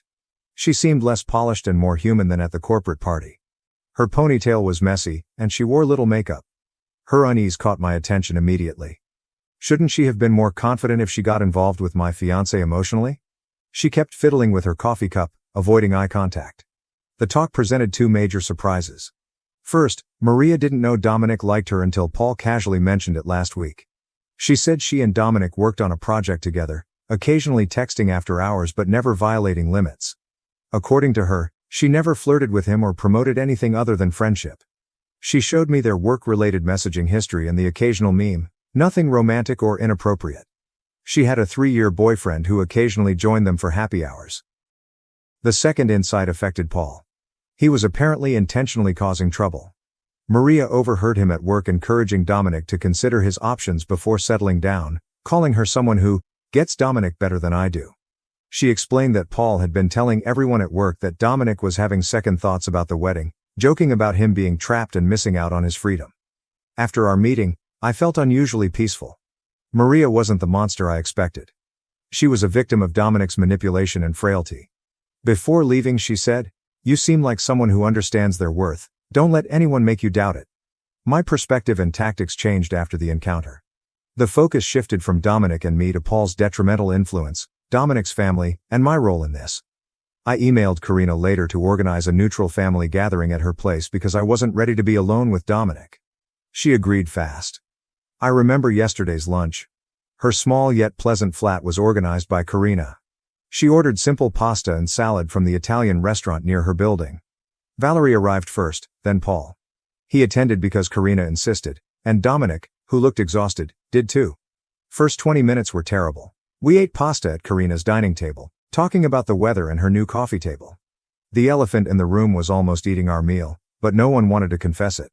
Finally, Valerie broke the silence by reiterating that we were there to face what had happened and find a solution, not to socialize. That opened the floodgates. I told Paul all I learned from Maria, watching Paul's expression. The uncertainty and defensiveness in his face said it all. He tried to help his friend, but Karina cut him off immediately. Dominic sat calmly, staring at his unturned pasta. He confessed that Maria had been pleasant, but he had twisted it out of fear of becoming his father. Valerie recoiled at that comment. Dominic seemed embarrassed when I told the joke at the bar. He said it was his cowardice, not Maria. Paul was teasing him about being whipped, so he shouted something mean to appear cool. Dominic says my appearance never mattered. Paul dismissed it as guy talk, but Karina reminded everyone that Dominic and I were getting married in 3 months. That simple comment, a reminder of our fast approaching wedding, hit me hard. After sending save the dates and paying deposits, my dress was hanging in Lena's spare closet for final modifications. I subtly remarked that I no longer believed the wedding would happen. The room quieted. Dominic began to protest, but I stopped him. He stated he spent the week trying to figure out how we got here. I realized it wasn't simply Maria, that joke, or Paul's harm. Dominic was dishonest with me and himself. I said that I had ignored his lack of interest in wedding arrangements, his increased time with Paul, and his emotional isolation for months. I made excuses because it was easier than facing the truth, but I deserved someone who believed in me and didn't need a family intervention to figure out their feelings. Valerie and Karina said shut up when Paul made a snarky remark about my drama. Dominic said he loved me but was frightened of messing up. He already had, I said. We talked for hours. There were tears, yelling, especially between Karina and Paul, and hard truths. Old wounds reopened and new ones formed. When everyone was emotionally exhausted at midnight, we had to cancel the wedding. Our 5-year romance ended. Not a fight or a dramatic exit, just a sense that something fundamental had broken between us. Trust. It might be rebuilt someday, but not for an October wedding, not with Maria still working at Dominic's company, and not with that joke lingering. Karina brought me back to Lena's and said my relationship with her and Valerie hadn't altered. She stated I was still family despite Dominic's actions. After returning to Lena's apartment, I sat on the pull-out couch in the dark, realizing that 5 years had passed, the wedding had been canceled, and the future was unknown. Didn't cry right away. I made a list on my phone's notes app. Call the venue to cancel, the deposit is likely gone, return the ring, contact guests, relocate out of the apartment, change relationship status on social media. Past 2 a.m. Shuffled out of her bedroom, Lena. She heard me enter and checked on me. She sat beside me in the pull-out and threw her arm around my shoulders as I told her the wedding was off. We sat like that till daylight, not talking and just living in my new craziness. Dominic texted me this morning to meet to discuss the apartment lease, separating our accounts, and what to do with our shared furniture. So mature, so final. Elliot also asked when he could help me pack. My brother is always practical. My mother asked if she should cancel her flight to the wedding after hearing from one of my relatives who follows Karina on Instagram. My finger feels heavy with the ring. Twisting it unconsciously was a nervous habit I didn't realize. Nothing fancy, just a round diamond in white gold. Dominic chose it because it reflected our classic relationship. I called the venue this morning, ironically. The coordinator was kind but firm. The deposit is non-refundable so close to the date, $8,000 lost. Trips, new clothes, and outings have been cut for nearly a year. My cerebral half cringes at the waist, while my emotional side is indifferent about money. Karina texted me that she had found a photographer who might move our money to a future event. Valerie promised to tell relatives about the cancellation to avoid awkwardness. Small kindnesses afterward. Paul replied with a non-apologetic text stating things happen for a reason and I'd find someone better. I deleted it without replying. Maria wrote me a quick message apologizing and assuring me that nothing happened. Strangely, I trust her. Dominic's anxieties and Paul's manipulation seem to have made her collateral damage. Simple reminders like my wedding planning binder in my tote bag, our shared Spotify soundtrack for the celebration, and my laptop honeymoon research folder are the hardest. A lost future in small pieces. I went to work against Lena's advice to take a mental health day. Reddit browsing and overthinking appeared more distracting than answering phones and filling insurance claims at home. Coworkers have been surprisingly normal, either unaware or respectfully ignoring my puffy eyes and missing engagement ring. Tomorrow, Dominic and I will exchange keys and discuss the place at a coffee shop. Since my name is on the lease, he'll stay with his cousin until he leaves. Another practical discussion about leaving a relationship. Part of me doubts this. Last month, we debated reception music and tried different cakes.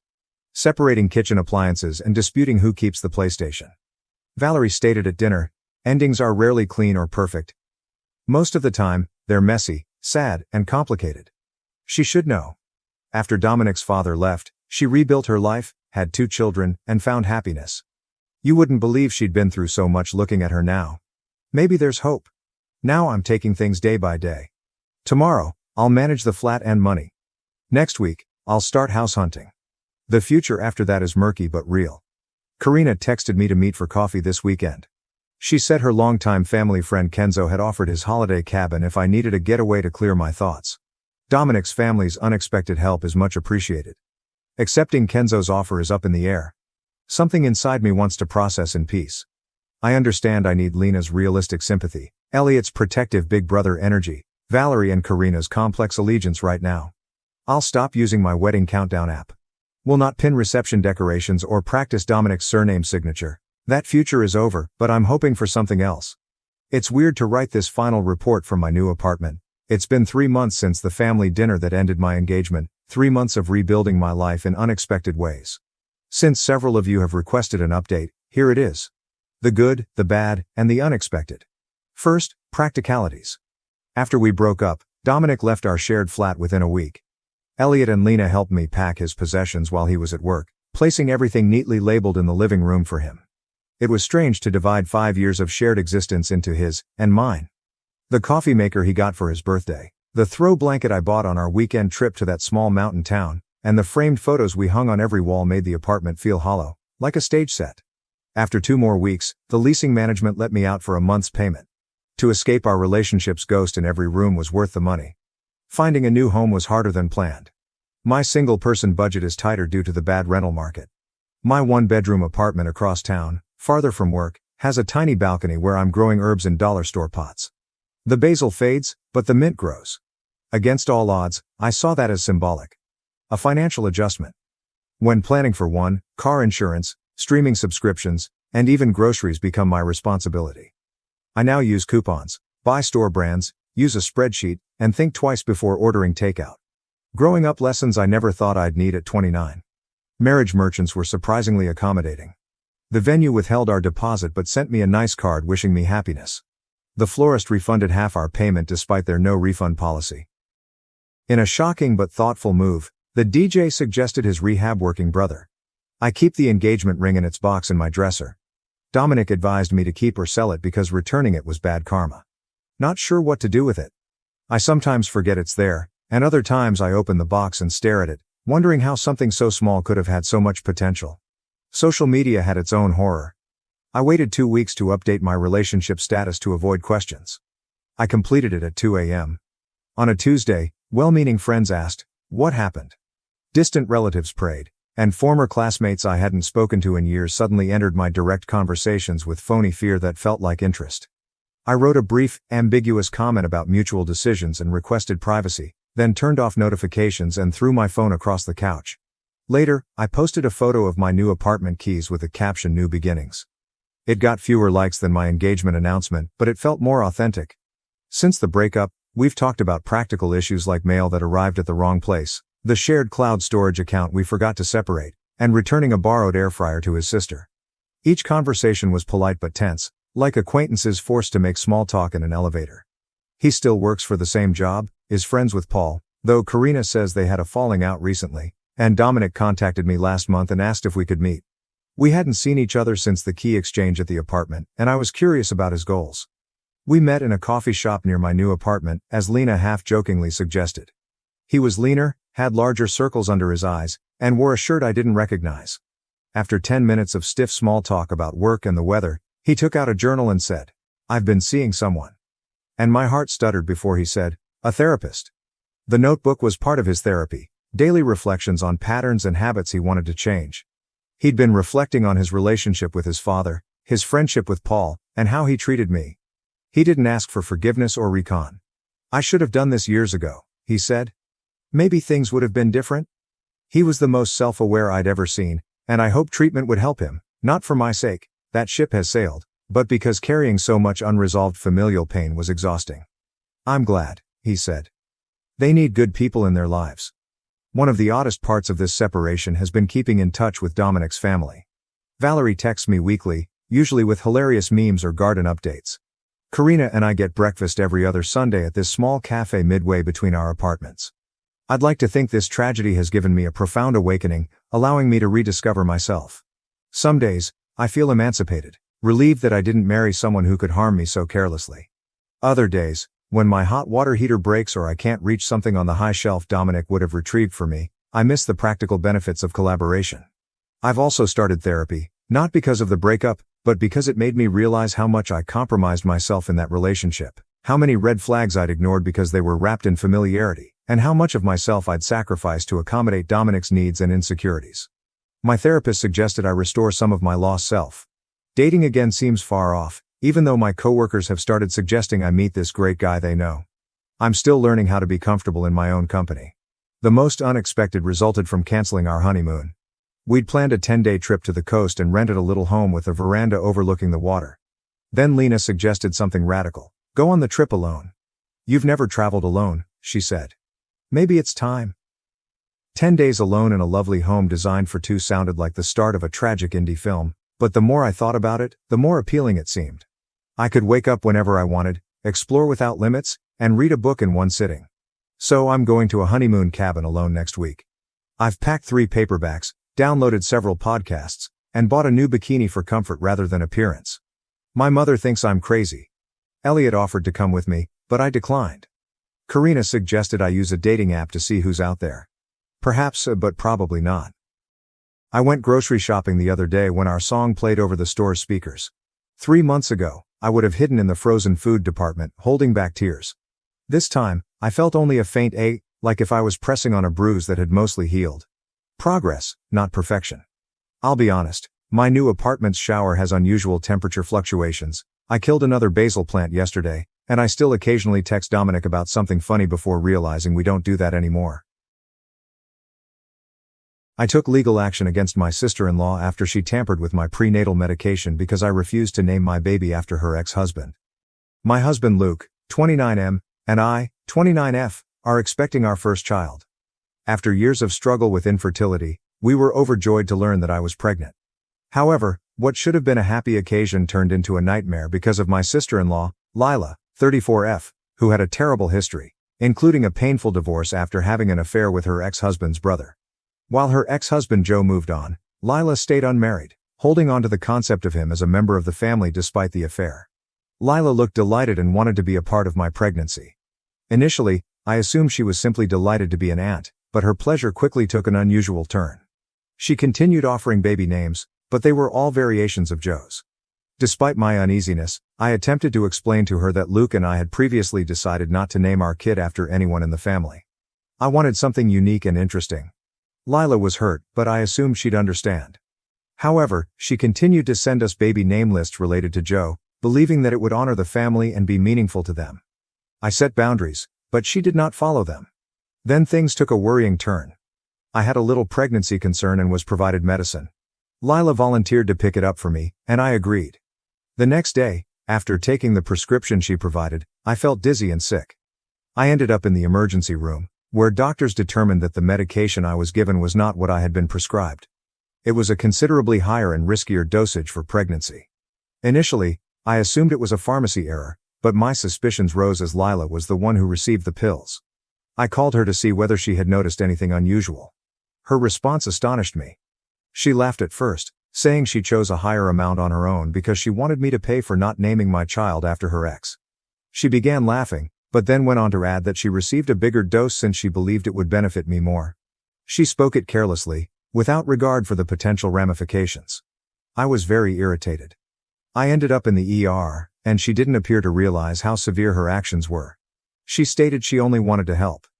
I informed her that what she did was unlawful and dangerous, and it may have harmed me and my kid. Only then did she begin to apologize, but it seemed insincere. At that point, I realized I had to act. After discussing it with Luke, we decided to take legal action. We filed a police report, documented everything, and notified her that we would be pursuing charges for tampering with my prescription. I believed that this was the only way to make her understand how terrible the issue was. This circumstance has undoubtedly strained relations within the family. Lila is attempting to paint herself as the victim, claiming she had no idea it would upset me. But I can't accept it.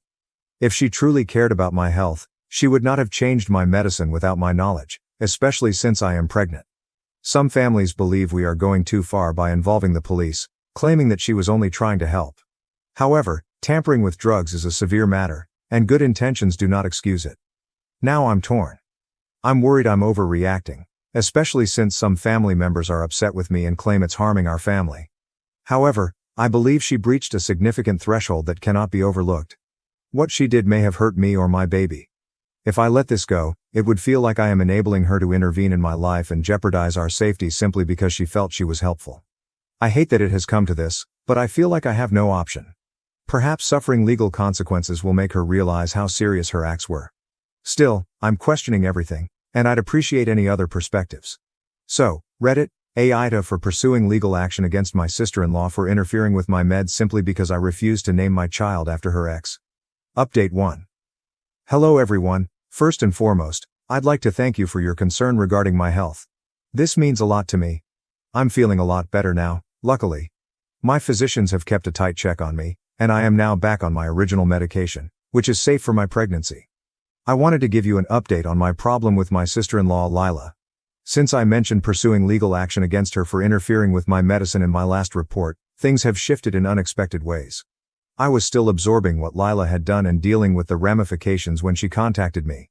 She called to apologize, stating she didn't intend for things to escalate and thought she was helpful. Initially, I wanted to trust her. I thought she was sincerely remorseful for interfering with my meds, but just as I was about to accept her apologies, she said something that completely took me off guard.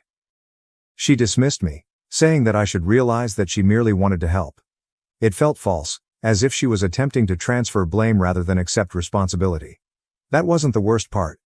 Shortly after our conversation, I began hearing reports from other family members about what Lila had said. She was telling everyone that my baby wasn't Luke's.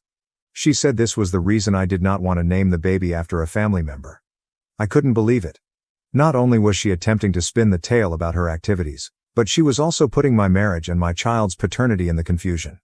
When I learned about this, I was filled with rage. Lila's lies were making me mad. I was attempting to protect myself and my pregnant baby, and she was spreading lies to justify her behavior. I questioned her directly, questioning why she had made such an accusation. Instead of accepting responsibility, she dismissed it as a misunderstanding and stated that she did not mean it that way. It was difficult for me to accept.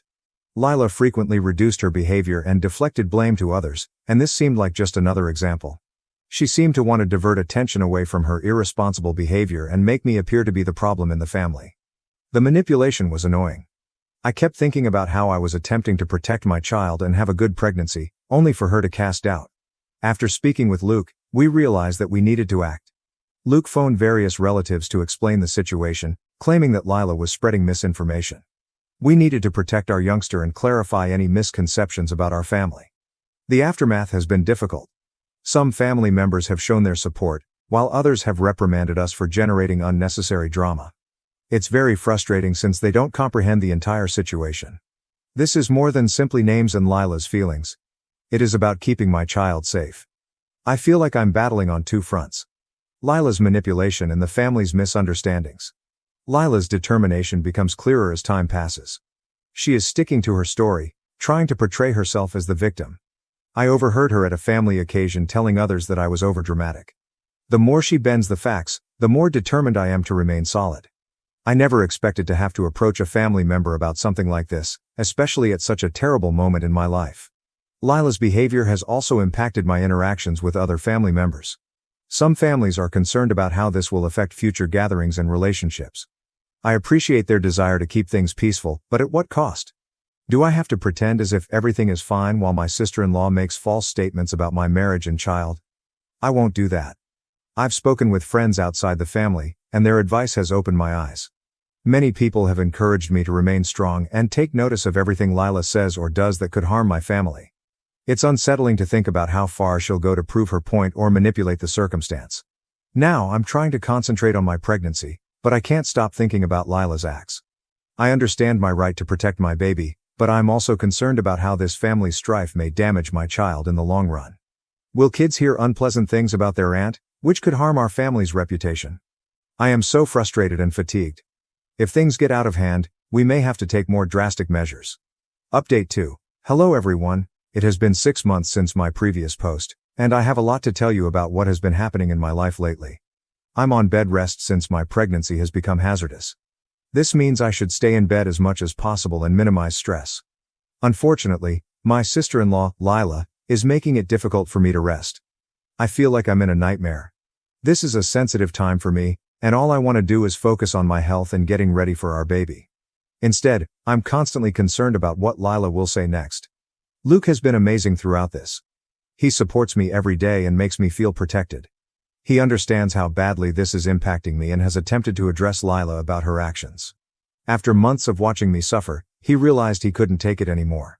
He and his parents contacted Lila and told her to stop telling lies. They informed her that if she didn't comply, she would be entirely cut off. We all thought that this would help her comprehend how serious the situation was and modify her conduct. Unfortunately, it had the opposite result. Lila refused to listen and made everything worse. She acted like the victim, claiming we were overreacting and that she was simply trying to help, whatever that meant. It was difficult to think she could twist the facts like that, especially given her previous behavior. I knew I needed to watch out for myself and my kid, but it was exhausting. Lila arrived at our home a few days later. I was lying in bed when I heard a big smash on the front door. Luke said, but before he could speak, she barged in. I was afraid. She began shouting, accusing me of wrecking the family. I was horrified and recognized how bad things had become. Luke swiftly stood in front of me, insisting that she go. I appreciated him stepping up, but it made me realize how hazardous the situation was. Lila finally departed, and I was afraid. I had no idea what she was going to do next, and I hated feeling this way in my own home. After discussing it with Luke, we determined we needed to take decisive action. We needed to defend ourselves from Lila. We agreed to file a restraining order against her. This was something we never imagined we would do. It felt drastic, but we couldn't ignore reality any longer. We needed to make sure we were safe, especially with the baby on the way. Obtaining a restraining order is not straightforward. We needed to meet with a lawyer, who advised us on what measures to take. We started collecting evidence of Lila's actions. It was difficult to recall all of the mistakes she had made and said, but we knew they were significant. We documented every incident in which she disseminated misinformation and made threats. Meanwhile, my anxiousness worsened. Being on bed rest gave me too much time to ponder, and I was concerned about how Lila's behavior would affect our baby. I also thought about how this could affect our family connections in the future. The prospect of raising a child in such an uncertain atmosphere was frightening. At the same time, Lila persisted. She continued to propagate her vile rumors. I began hearing from other family members about what she was saying, which made me feel sick. I wanted to enjoy my pregnancy, but instead I got caught up in the commotion. Luke did all necessary to keep me safe from the circumstances. He contacted family to explain the situation and clear up any confusion. Some family members were supportive. Others were not. Some others said we were generating too much drama by taking legal action and that we should just get along. This frustrated me since they didn't realize how bad Lila's behavior was. This wasn't just family gossip, it was about our health and safety. Lila's activities have also had an impact on our relationships with other family members. Some others are concerned about how this would impact future family gatherings. I understand that they want to keep the peace, but I can't just act like everything is fine while Lila spreads lies about us. I will not let her destructive behavior dictate our lives. I've also started telling friends outside the family about the predicament. Their support has been essential. They advise me to be tough and keep track of Lila's actions. They make me understand that I am not overreacting and that I have every right to safeguard my child. It's good to have a support network beyond my family, especially when things get stressful. We are working on securing the restraining order, but I am also trying to focus on my pregnancy right now. I truly hope we receive the restraining order because Lila's presence in our lives is becoming a hazard for everyone. I'll keep you folks updated on the results. Update 3. Hello everyone, it's been a few weeks since my previous update, and I have a lot to tell you about what's been happening. We ultimately received the restraining order against Lila, which is a huge relief, but things were pretty stressful before that, and I'd like to share that with you. Lila emailed me before we received the restraining order, which was a huge mistake. In her message, she threatened to harm me and my baby if I followed through on the restraining order. I was stunned. It was difficult to imagine that someone I thought of as family could say anything so cruel and dangerous. It seemed like she was attempting to intimidate me into quitting up. The email was filled with claims that I was the one ruining the family, and I couldn't believe what I was reading. Reading that email made me feel strange. I felt terrified and angry. How did she believe it was acceptable to threaten me? It was difficult not to let anxiety take over. I continued to be concerned about how her threats might affect my pregnancy and mental health. I couldn't let her dominate my life anymore, especially because I wanted to focus on my health and prepare for my baby. Luke was naturally angry when I showed him the email. He couldn't believe Lila had gone this far. He instantly instructed me to save it as proof.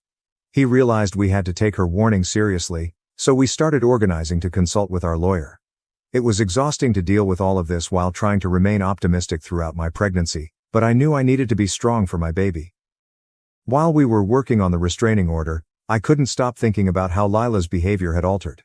What began as a silly quarrel had escalated into serious threats, and I was very hurt.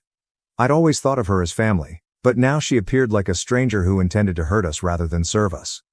After a few difficult days, we went to court to file for the restraining order. I was apprehensive, but I knew it was important. With the email as proof, I thought the judge would understand how severe our situation was. During the hearing, I detailed everything that had occurred, from the prescription to the gossip to Lila's threats. I noticed that the judge was paying careful attention and taking notes. When we received the restraining order, we felt a big relief. However, I realized this was only the start of a lengthy road. Despite the restraining order, I am still uneasy. Lila had previously demonstrated her unpredictable nature, and I was concerned that she would try to contact me again, especially given her recent conduct. The concept of constantly glancing over my shoulder is exhausting. I want to enjoy my pregnancy, but instead I'm overwhelmed with anxiety.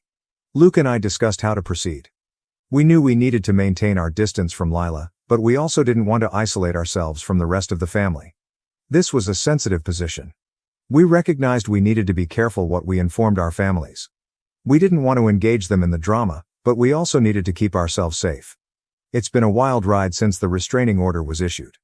We must consider how to handle future family functions, especially because Lila understands how to manipulate circumstances so that she appears to be the victim.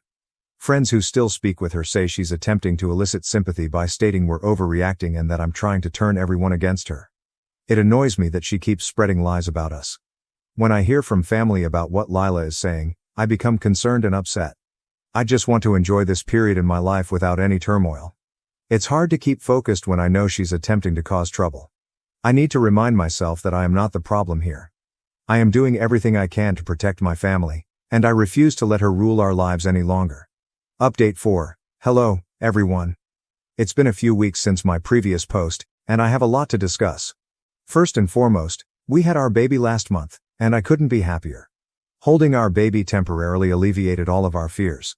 The joy of parenthood is beyond words, and we are grateful for our healthy kid. We named him Neil, and he's already won our hearts. Despite our joy at the arrival of our new baby, my sister-in-law Lila became concerned. As you may know, we previously secured a restraining order against her for her unpredictable conduct and threats to me and our child. It felt good to have legal protection, but I didn't anticipate things getting worse. Lila unexpectedly showed up at our house shortly after Neil's birth. I was still healing from having birth and adjusting to being a new mother. Luke had gone out on a quick errand, and I was at home with the baby. While I was in the nursery comforting Neil, I heard a big bang at the front door. At first, I thought it was someone else, but when I looked out the window, I was shocked to see Lila there, looking frantic, screaming, and demanding to see her little Joe. She was literally screaming at the top of her lungs, saying I was not letting her see her baby Joe and that she would call Child Protective Services on us if I didn't allow her in. I was so afraid. I didn't need her to arrive unexpectedly. I needed to protect my child, and I was terrified because of her. I hastily went for my phone to call Luke, but before I could touch the send button, I heard the door being pushed open. She'd gotten in. I had no idea how, but I could hear her calling my name. At that moment, I felt completely powerless. I knew I had to keep Neil safe, but I was still healing from the delivery. I took a long breath to relax myself. I elected to take Neil into the bedroom and close the door behind me. Lila was shouting, and I could hear it. She sounded quite angry. It was clear she was not going to back down easily. I saw no other way out, so I dialed 911. I told the operator what was going on, including Lila's restraining order and my concern for my own and my baby's safety. While I was speaking, Lila continued beating on the door, begging to see Neil. It was terrible to realize how desperate she was to contact us. Fortunately, the cops responded shortly. I was relieved to hear sirens approaching because it meant aid was on the way. When the officers entered, Lila was still attempting to break into the room. They intervened right away, pulling her back and attempting to calm her down. I finally opened the door after the cop told me Lila was being held down. I saw the officers speaking to her, but I was too shaken to hear what they were saying. I stayed in the bedroom, keeping Neil tight and trying to console him because the loudness was making him cry. I felt terrible that he had to experience such chaos so early in his life. The police were speaking with Lila, attempting to figure out why she had gone to our house and what her objectives were. Lila's predicament turned out to be worse than I anticipated. The police informed me that her neighbors had reported her for trespassing many times. She had been acting suspiciously, attempting to enter their homes and cause havoc. The officers also discovered that she had multiple outstanding tickets and had been arrested for drunk driving just 2 weeks before she arrived at our place. It was astonishing to discover how troubled she was. Lila was arrested for violating the restraining order. They felt it was significant, particularly given her recent actions. After the officers left with Lila, I felt safe enough to breathe again. Luke arrived shortly after and was noticeably concerned when he noticed the police cars outside. He rushed in to discover me and Neil. As soon as he walked in, I felt a great weight lifted off my shoulders. I described everything that had transpired. Luke was outraged that Lila had gone to our house, but he was grateful that the cops had handled it. We have taken steps to tighten our security. We've added more locks to the doors and installed a security camera outside. I wanted to ensure that we were safe from any further incidents. The news of what happened traveled swiftly, and family members soon called out to check on us. I felt grateful to everyone who helped and encouraged us during this difficult period. However, it was difficult to ignore Lila's persistent attempts to elicit sympathy. She began to seek sympathy from anybody willing to listen. She modified the story, portraying herself as a misunderstood family member who simply wanted to visit her nephew. Some friends who had distanced themselves but remained in touch reported that Lila insisted we were overreacting and making her life difficult, portraying herself as a victim. She conveniently ignored the threats she had made, as well as the severe reasons that prompted the restraining order. Her attempts seeking attention became increasingly desperate. As the truth came to light, we discovered that this was not her first encounter with the authorities. After Lila's arrest, we discovered that she had a far longer criminal past than we had previously imagined. She had been involved in numerous theft and fraud cases over the years, which family members had kept hidden to avoid disgrace. This was stunning, especially because Luke and I learned how much she had lied to us. It caused us to doubt if much of what we knew about her was true. Her attempts to elicit pity began to fail as more family members and friends learned about her past offenses. The compassion she sought was replaced by judgment and disappointment from practically everyone around her, as she realized she had broken numerous lines and endangered her family for her own pride. Most people had concluded they were done with her. They realized that the situation was far worse than she had represented, and her lies crumbled as her criminal record and unpredictable behavior became public. Lila is now cut off from the majority of her family because she is back in jail for her most recent misdeeds. After years of giving her opportunities, those close to her eventually recognize her true self. Luke and I are relieved that she is finally out of our lives. We have made it clear that we will not tolerate any further contact or give her another opportunity to manipulate or harm us. The entire scenario has been difficult, but knowing that we can move on with our lives, free of her manipulation and disruption, is a tremendous relief. We have taken precautions to safeguard ourselves, and especially our infant, from any future drama she may attempt to generate. For the first time in what feels like an eternity, we can fully focus on our family and raising Neil in a safe, loving environment. Lila is finally gone, providing some serenity to our family after months of tension and fear. Luke and I can now concentrate on providing a safe and loving environment for our child, free of the chaos and manipulation that Lila caused. Our family and friends have been really supportive, and it is comforting to know that we all agree on the importance of maintaining strong boundaries. It's awful how things progressed with someone we once trusted, but we've learnt the value of safeguarding our family and setting firm boundaries when necessary. It's reassuring to know that Lila and her previous activities are no longer a part of our life, and we don't have to worry about her causing any problems. This event has taught us to value our peace and safety, and that is our goal going forward. This will hopefully be my last update here. Thank you to everyone who reached out to me and encouraged me during this time. I really needed a stranger's opinion on what was going on to make sure I wasn't losing my mind. Everyone who commented on my postings was really helpful. I found out my parents will left everything to my lazy brother, despite my supporting them for years. They demanded money and smeared me online. My name is Jake, and any questions I had about my place in my family were eradicated the day I learned about the will. It wasn't even a dramatic sit-down in which my parents revealed the news. No, I discovered it purely by accident, by pure dumb luck. It happened a few months back when I was at their house, which I had been helping them pay for the past 5 years. I was in charge of the mortgage, food runs, and even house repairs, while my brother Eric did nothing. And by nothing, I mean nothing. No work, no obligations, just lying around, waiting for life to throw everything on a silver platter. My folks appeared to be more than willing to provide. That day, I was assisting my father with some paperwork because, as usual, neither of them could be bothered to figure out how to do things for themselves. He had requested me to scan some documents for him, legal and financial, and I didn't hesitate, until I saw it. There was the estate plan and last will and testament folder in the stack. I don't usually snoop, but curiosity got the better of me. After all, I had been the one to ensure they had a roof over their heads. It wasn't out of the ordinary to ponder how things were set up for the future. So I opened it. And that's when I noticed the words that made my stomach plummet. Everything, and I mean everything, was going to Eric. The house, their savings, and their property. There isn't a single mention of me, except from some general phrases like loving both of their sons equally. That is why they ensured that their golden child would inherit everything, while the son who kept them afloat received only a footnote. I felt foolish. Here I was, bending over backward for them, making sure their bills were paid on time, making sure they never went hungry, while they sat back and planned for a future in which I received nothing. And Eric? He wasn't simply lazy. He was entitled. He never raised a finger to assist them, never donated $1, yet he had persuaded them that he deserved everything. Perhaps because he was the younger son. Perhaps because they had always pampered him. Perhaps he understood just how to influence them. Whatever the reason, they'd made their decision. I sat there staring at the paper, my hands quivering with wrath and betrayal. How long did they plan this? Had they always planned for me to be their free financial safety net, offering nothing in return? Have they ever appreciated what I accomplished for them? I wasn't sure how long I'd been sitting there, but my father saw I wasn't scanning anything. "Hey, Jake, what's taking so long?" he inquired, going back into the room. I didn't even bother hiding the will.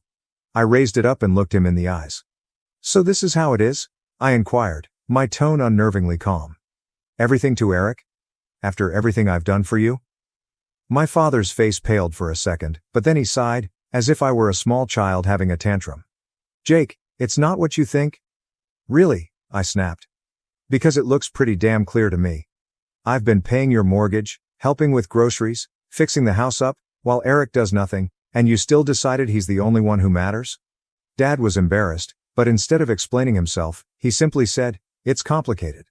That was it. There was no apology or attempt to defend it beyond those two worthless sentences. Just a poor apology and an eager expression, as if he was waiting for me to drop it and return to being their personal ATM. I should have gone out right then, but I wanted to hear from each of them. So I called out for my mother. When she came in and saw the will in my hands, she didn't respond well. She had the decency to appear guilty, but what she said made my fury boil. "Jake, honey, you don't need the inheritance," she whispered softly, like if she were doing me a favor. "You have a good job. You're independent. Eric, well, he struggles. We just want to make sure he's taken care of." That was the moment something inside of me shattered. They were not even ashamed. They understood exactly what they were doing, and they believed it was entirely right. They had spent years encouraging Eric's laziness, and now they planned to reward it by giving him everything while dismissing me as an afterthought. I took a long breath, tightened my jaw, and placed the will on the table. "Got it," I said, my voice strangely calm. "Glad to know where we stand." Then I turned and marched out of the house, disregarding their protests and slamming the door behind me. They had made a decision. Now it was time for me to make mine. I did not return to their place after that. I did not call. I did not check in. For the first time in years, I let them deal with their own dang problems. If they needed to mend something, they could figure it out. If they wanted groceries, they could make their own way to the store. Most importantly, what if the mortgage bill showed up? Well, I wasn't the one paying for it anymore. The hush lasted almost 2 weeks. At first, I guess they thought I was simply pouting and would crawl back like usual. Perhaps they expected me to calm down and apologize for questioning their choice. But as the days passed with no news from me, and, more significantly, no financial assistance, you could almost sense the change in their mood. Then, one afternoon, my phone vibrated. Dad messaged, "The property taxes are due." That was it. Number, "Hey, how have you been?" Number, "Sorry for what happened." Number, "We really appreciate everything you've done." Just a cold transactional message, As if I were still a walking ATM that they could access whenever they wanted. I stared at the computer for a time, almost amused by how predictable the results were. Did they truly believe they could just demand money like nothing had happened? That I would continue to serve as their financial safety net, even after they made it quite plain that I was disposable? I gently typed back. I'm sure Eric will handle it, since the house is his and all. It took exactly 5 minutes until my mother called. I let it ring. Then another text came in. Mom messaged, Jake, please don't be like this. We need to talk. Oh, now they wanted to speak. Now that their debts were stacking up, a reality was finally staring them in the face. I waited an hour before responding. There's nothing to talk about. You made your choice. Now you can live with it. I figured it was the end of the day. I had made my position clear, and no part of me felt terrible about it. But then Eric decided to join in. His text arrived late that evening, and the moment I saw his name appear on my phone, I knew it was going to be something nasty. Sure enough, when I opened it, I was met with utter entitlement. Eric messaged, Dude, why are you being such a drama queen? It's not a big deal, just help them out like you always do. I almost laughed. Is this not a significant deal? He actually seemed as if I had no right to be upset about this. I wrote back. No, I think you've got it covered, since you're the favorite and all. Eric messaged, Oh my God, are you seriously mad about the will? Grow up, man, it's just money. Oh, suddenly it was only about money. It didn't matter anymore now that he had the inheritance. The hypocrisy was astonishing. I shot back. Then you won't mind using some of that money to pay for the mortgage, right? Silence. A few minutes later, my mother texted me again, this time in full guilt trip mode. Mom messaged, Jake, we're your parents. Family takes care of each other. We did so much for you growing up, and now you're just abandoning us? I had to take a deep breath to keep from tossing my phone across the room. Abandoning them? I'd spent years ensuring that they never had to struggle, while they coddled and rewarded Eric's lazy behavior. And now that they'd had to face the repercussions of their own actions, I was the bad guy? I was not falling for it, not this time. I replied, You made it clear I wasn't part of the family when you left me out of the will. Now Eric can take care of you. I can imagine my mother gasping loudly. She had a knack for playing the victim, even when she was in the wrong. A few minutes later, my father sent another text, and this one made me furious. Dad messaged, We're not asking for much, just enough to cover the mortgage for a few more months until we figure things out. Don't be selfish. Selfish? The word caused my blood to boil.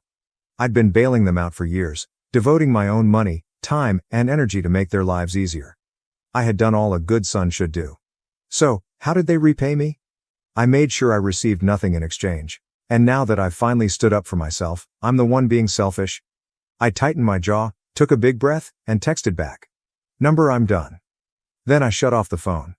They'd made their choice. They were now going to have to live with it. The stillness lasted one day. I knew my parents would not give up so quickly, but I wasn't prepared for what happened next. The next morning, I received a notification on my phone, a bank transfer request. I grimaced as I unlocked my phone to check. It was from my mother. She had genuinely asked me for money. As if I were an ATM. What is the amount? $3,500? I looked at it in surprise, partially chuckling at the arrogance. There's no message. There's no explanation. Just a cold, blatant demand for the precise amount required to cover their outstanding mortgage. They didn't even ask anymore. They just assumed I would give in. I declined without hesitation. Not even 5 minutes later, my phone rang. It was Mom. I let it ring. Then followed another text. Mom messaged, Jake, I know you saw the request. Why did you decline it? I took my time before responding. Because it's not my responsibility. Try Eric. Another call. Declined. Then another text. Mom messaged, We're going to lose the house if you don't help us. Oh, this was an emergency.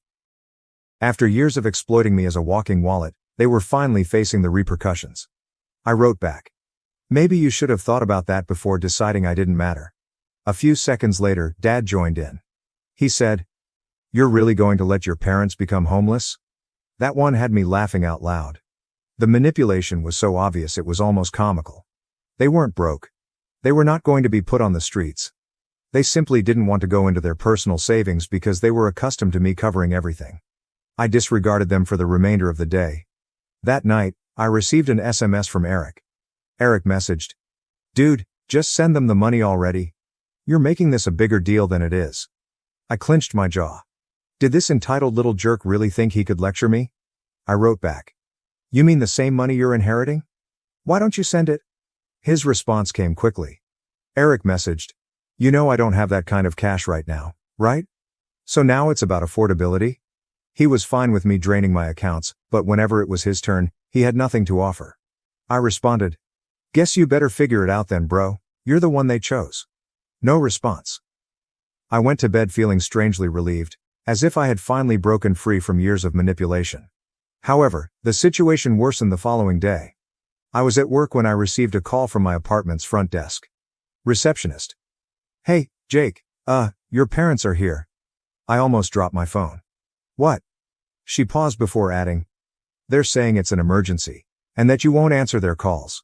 Oh my God. They showed up at my flat solely because I stopped paying their bills. I took a deep breath and pinched the bridge of my nose. Please don't let them up. I'm not expecting them. There was an awkward moment. They're being kind of pushy. I clenched my jaw. I don't care. They can leave. I hung up and instantly received a text from Mom. Mom messaged. We downstairs. Open the door. No question. There's no explanation. Just another demand. I didn't respond. Another text message from Mom. Jake, we're not leaving until you talk to us. I breathed sharply and stood up from my desk. They were not about to back down. Fine. I was about to teach them a lesson they would never forget. I snatched my keys and stormed downstairs, my blood seething. I was not scared. I was infuriated. The sheer chutzpah of these guys to walk up uninvited at my house and demand money as if I were their personal ATM. Not even a phone call beforehand. Not even a half-hearted apologies. Just a straight-up ambush. They actually thought they could corner me into submission, like if I were a naive child? I yanked the door open, and there they were. Mom, Dad, and, of course, Eric, all standing in a close formation, as if they were preparing to hold a family intervention. Mom had her arms crossed, her typical disappointed mother expression locked and loaded. Dad stood rigid, hands in his pockets, his face a mix of frustration and entitlement, as if he couldn't believe I was forcing him to do this in person. And Eric, the tiny leech, had the guts to appear bored. Like the entire scenario was only mildly inconvenient for him. As if he was not the cause of any of this. When Mom saw me, she went into full theatrical. Mom. Jake. Finally. We need to talk. I leaned against the door frame, arms crossed. Number you need to leave. She blinked, as if she was unable to absorb what I had just said. Excuse me? You heard me? My voice was calm, controlled, and firm. You don't get to just show up at my apartment demanding money. That's insane. Dad gave a quick scoff. Are you seriously going to let us lose the house over a petty grudge? I gave out a frigid laugh. A petty grudge? Oh, you mean the one where you judged I was good enough to pay your bills but not worthy of inclusion in your will? Is that a grudge? Mom gasped and clutched her chest, as if I had just hit her. Jake, that is not fair. We merely did what we believed was best for our family. I tilted my head. Best for the family? You mean the best for Eric? Simply say it. Silence. A prolonged, heavy silence. Eric, who had been unusually silent until now, finally spoke up. Look, man, I don't want to get involved in this. I did not ask for anything. I turned to him, finally letting go. No, you simply sit back and accept all that is given to you. You are 28 years old, Eric. Get a damn job. His face grew crimson. What the hell, dude? I stepped closer. You've heard me. Do you want to inherit the house? Begin acting like a homeowner. Do you want to be the golden child? Begin paying their damn bills. I'm done being your personal banker. Eric averted his gaze, his attention drawn to the sidewalk. Mom took a deep breath and refocused her guilt trip. Jake, he's your brother. I nodded. Yep. And I've been there for him longer than you have. Dad's face clouded. You're being selfish? I laughed, a genuine laugh. Oh, that's rich coming from you. I gestured between them. You two agreed that Eric deserved everything, while I deserved nothing. And now when it's time to pay the price for your decision, you're attempting to coerce me into repairing it for you. Not happening. Mom's voice became sharper. We thought you'd be mature about this. I raised an eyebrow. Mature? You mean I should simply accept that I was betrayed and continue to pay your bills? Because, let's be honest, that's what you wanted. Dad stepped nearer, attempting to loom over me as he had when I was a child. We reared you, Jake. We provided you with food, clothing, and everything else you needed. The least you can do is help us right now. I looked him dead in the eyes. I already have. For years. You repaid me by cutting me out. Mom's lips twitched. We thought you'd understand. I exhaled and shook my head. Oh, I understand completely. I understand that I was never your family, but rather a paycheck. Silence. An oppressive and unmistakable silence. I turned to see Eric, who was still trying to be invisible. And you? What is your excuse? You had years to mature, organize your life, and contribute, but you didn't. You knew they'd take care of you. And when they're gone, you just expect me to step in, right? Eric eventually snapped. What would you like me to say, man? I did not ask for this. I nodded slowly. Right, you did not ask. You just benefited. His mouth opened and then closed. Nothing. He had nothing. Mom tried one final guilt trip. Jake, we are family. Family takes care of one another. I stared at her for a long time before responding. Exactly. So, why didn't you care for me? She froze. There are no words, no comebacks, nothing. I exhaled slowly, feeling lighter than I had in years. We're done here. I turned and walked back inside, shutting the door behind me. My phone buzzed before I even got back to my couch. Dad sent a new text. Wow. After everything we've done for you, are you really going to leave us? I smirked and typed back. Number, you abandoned me. I'm just now accepting it. I pressed send. Then I blocked their numbers. But I had no idea that blocking them would simply make matters worse. Things quickly spiraled out of control. Less than a day after blocking them, I began receiving posts on Facebook. My parents were never very tech-savvy, but they knew how to voice their problems online, especially when they felt self-righteous. At first, I assumed it was just my parents being dramatic. After all, that was their go-to move, blowing out family turmoil for everyone to see. But as I browsed through their feeds, I noticed it wasn't just about me no longer helping with bills. The posts were camouflaged as family affection, but they were carefully veiled attacks on me. Mom had posted something about how she didn't raise her son to be so selfish, and how true family helps each other no matter what. A number of her friends responded that I was a disappointment and so out of touch with what really matters. Then, Dad responded with his own post. So-called family members should never abandon you when you need them the most. We gave our children everything, and this is how they repay us? My son, who should be aiding us in our golden years, has decided to desert us. He tagged me and added the passive-aggressive "I hope you're happy" at the end. The real kicker, however, came from Eric. I should have known he'd join in on the drama. He published a post full of falsehoods. Some individuals believe that family is all about money. They do not realize that family is about love and sacrifice. I would do anything for my parents, but some individuals don't understand that. They're too caught up in themselves to know that true love is aiding those who reared you. He even made a disguised shot at me. I wish some people could understand what it truly means to be family. I love my parents and appreciate everything they've done for me. That was it. That was my breaking point. I sat there staring at the television, stunned. How had things come to this point? They flipped the script and made me the villain, the self-centered son who refused to support his sacrificial parents, the son who didn't appreciate all the love they gave me over the years. How could they? I had always been the one who worked hard, contributed, and never complained. And now, somehow, they had convinced themselves they were right. And they were telling everyone that I was the issue. I didn't want to react immediately. I took a step back, collected my thoughts, and waited a few hours to ensure that I wasn't acting out of rage. But when I thought about it, I decided I couldn't let them get away with it. If they were going to drag my name through the mud, I was going to correct the record. So I grabbed out my phone and began typing. I created my own Facebook account, which I kept for close friends and true family, and wrote a lengthy update. I was not interested in playing their game. I did not want to get mired down in petty back and forths. I wanted to tell the truth. This is what I wrote. I know I've been silent for the past several days, but I can't keep it up any longer. My relatives have been spreading false information about me online. They've painted me as the villain, the selfish person who refuses to assist my parents in their time of need. I'm here to set the record straight. I've always assisted my family. I've been helping with bills, paying for groceries, and supporting them in any way I can since I was able to find work. However, there comes a moment when you can no longer give without being respected. Over the years, I've seen my parents favor Eric by giving him everything: the house, the money, and the attention. Meanwhile, I was expected to continue providing without ever being treated as equal. I'm sure some of you are thinking, well, that's just how family works. But here's the truth. Family should be reciprocal. When I learned that my parents had left everything to Eric in their will, I recognized how one-sided our relationship had been. They did not give me a second thought. They've made it apparent that I'm only the one they can rely on when things go tough, not the one they truly want around unless it's convenient for them. For years, I've been responsible for paying for their lifestyle. I've paid for vacations, bills, and even assisted with things like house taxes. And for what? To be viewed as a backup plan? I am done. I am not merely a wallet from which they may withdraw money whenever they need it.